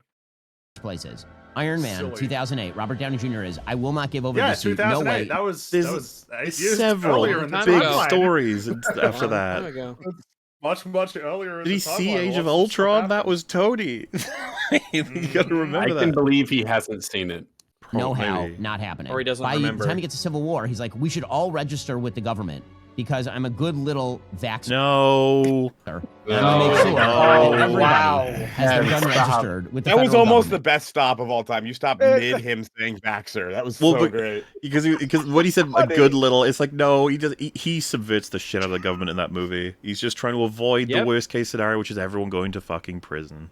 Is that how you see this? This is protection? Iron Man is precisely the wrong person to do that. Tony Stark is like, leave me the F alone. Why did you get the music so loud? Stop. Why? Bring it down. Why Get are out you of my covering up business. your bad opinion? I have my own island and a bunch of Bitcoin. And Chris Evans is the one who Just gotta pause again. Safety. I like his stance of Iron Man as anti-surveillance. The guy who builds, I don't know, satellites that have his suits that could fly also saying, like, automatically well, to he's can on an fly island. automatically to problems, so therefore would require some form of surveillance to do. But like, what's he even saying? Like, oh, he's on his island. What do you mean? He Avengers. He's part of a team. He's He one of the pays for founding team. members of the He Avengers. Runs the pays for damn team. thing. Like, It's he funny pays that for it. he's But thinking he already that those minimized three- him down to he flies around a lot, right? He does Like, fly Someone in minimized the chat said he built Ultron based on this entire concept of what he's saying he doesn't do. That's a great, whoever that was. That was a good point. It's just funny. Ben is just skipping all the character progression in between and just saying it's a complete contradiction. Yeah, I mean, if you watch Iron Man and then Civil War, it will be weird. You'd be like, what the fuck? Honestly, I bet that's what he did. I feel Literally- like that's exactly what he did. Literally was created by the American government, and then he's like, no, I'm not going to turn over my identity to the American government. So that was Actually, that was he was Well, not. It's there nowhere was near private that entities simple. involved. It's a weird Yeah. framing. That's a comic. It's making it sound like he's The a movie. robot for the government, which is not at all the how it works. a big ideological problem. Well, folks, those are my rankings. Well, there you go. Leave your hatred in the comments. Thanks, We'll see you Ben. next time. There's here's no the- honorable mention in the That was Here's the very thing. enlightening.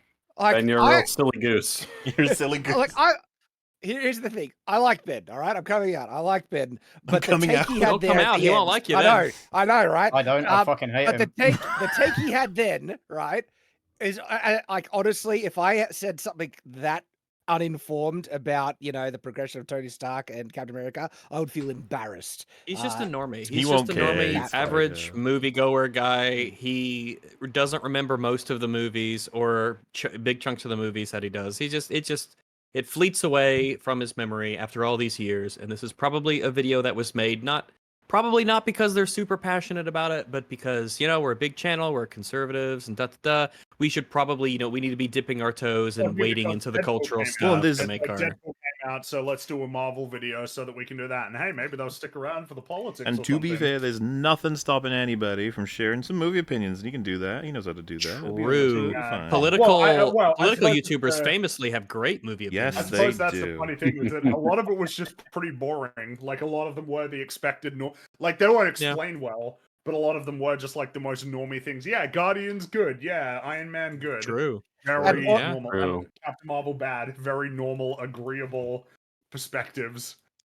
Just to explain myself for the chat, it doesn't mean I agree with him on everything. I've criticized him loads of times, like I'm doing now. That take he out of the end was an absolute dog crap. All right, and so yeah, that's just my opinion. Man, Season of the Witch got hit with copyright. Fuck's sake. What? Really? Yeah, it's still available, but God Hang damn on. it. Is that made by Lionsgate at all? it might be. I don't remember. Because Oh, Lionsgate suck for that sort they of thing. suck. They are out of all the copyright issues I've ever had to deal with. Lionsgate has been the worst. Bastards. Well, in any case, that will probably lead us to the end of part 1 of our wonderful set of streams. We shall return. Yeah, Zooks. Before that, however, I Avengers need to Endgame. set up the reward for getting through all of this with us, chat, which is a new episode of EFAP TV Batwoman. Can you believe it? Oh my god! It is that time of year. As soon as I find it on my phone, so I can organize this. Your biannual Batwoman injection is about to Extravaganza. commence. Yeah. Well, as I'm searching for it, Raz, do you want to talk about the wonderful EFAP.me 300 feature thing that's happening thanks to Keebakins? Absolutely, everyone. So Keebakins, who maintains the incredible fan site efap.me, which is something that we ourselves use as references and information and callbacks and stuff. It's like the great encyclopedia, the loving encyclopedia to every frame of pause in all that we do here and the guests and the content that we cover and the streams and basically everything. Let me post the link again for you. Well, I'll post it there for everyone here because I know people are cycling in and out. But there is a special, there's a special section here on every frame of pause episode 300 and what will be the 3 parts of our, I guess, 6th into 7th year anniversary. I don't know exactly. I guess the end of 6 moving into a 6-year celebration, we'll call it, as we begin our 7th year. And let me see. Let me open it up in the YouTube chat. I closed it for a second because I'm building up so many tabs here. Let me paste it. Paste it. So that will be. I'll put that in the chat for everybody. Everyone, please go to efap.me. They've got an animated banner. They've got all the memes, the origins of memes. They've got guests, their time, the topics that we cover, the movies that we've done. It is an extensive. I mean, it is a labor of incredible passion and love, and it's kind of nuts that it exists in this state. It has been an invaluable resource for even us. So everyone, please go and check out efap.me. Yes. Reacquaint yourself with everything that we've done, all of our terrible, terrible, terrible movie takes and opinions that you guys keep showing up for. Like how we disagree with Ben Shapiro on Yes. Captain Remember the America Jim Civil Sterling War. stuff? That feels like it was a whole lifetime Ooh. ago. Wow. Incredible. But also, But yeah, it really is an incredible site. Please do take a look at it, use it, live it, love it, learn it. Because we're going to be ending part 1, and we're going to be taking a break here and then going into part 2. And obviously, just I'm just looking at this animated. It's great. We got ER and Das and Chud's there, and Metal and Mahler, and no of Metal which, yet. Actually, we haven't aim even to seen have all Metal of these yet. people, but some of these people, they just can't make it. Those horrible people. Let's just say we're finding out who our real friends are. Okay. Yeah, That's what it's we're about doing. time.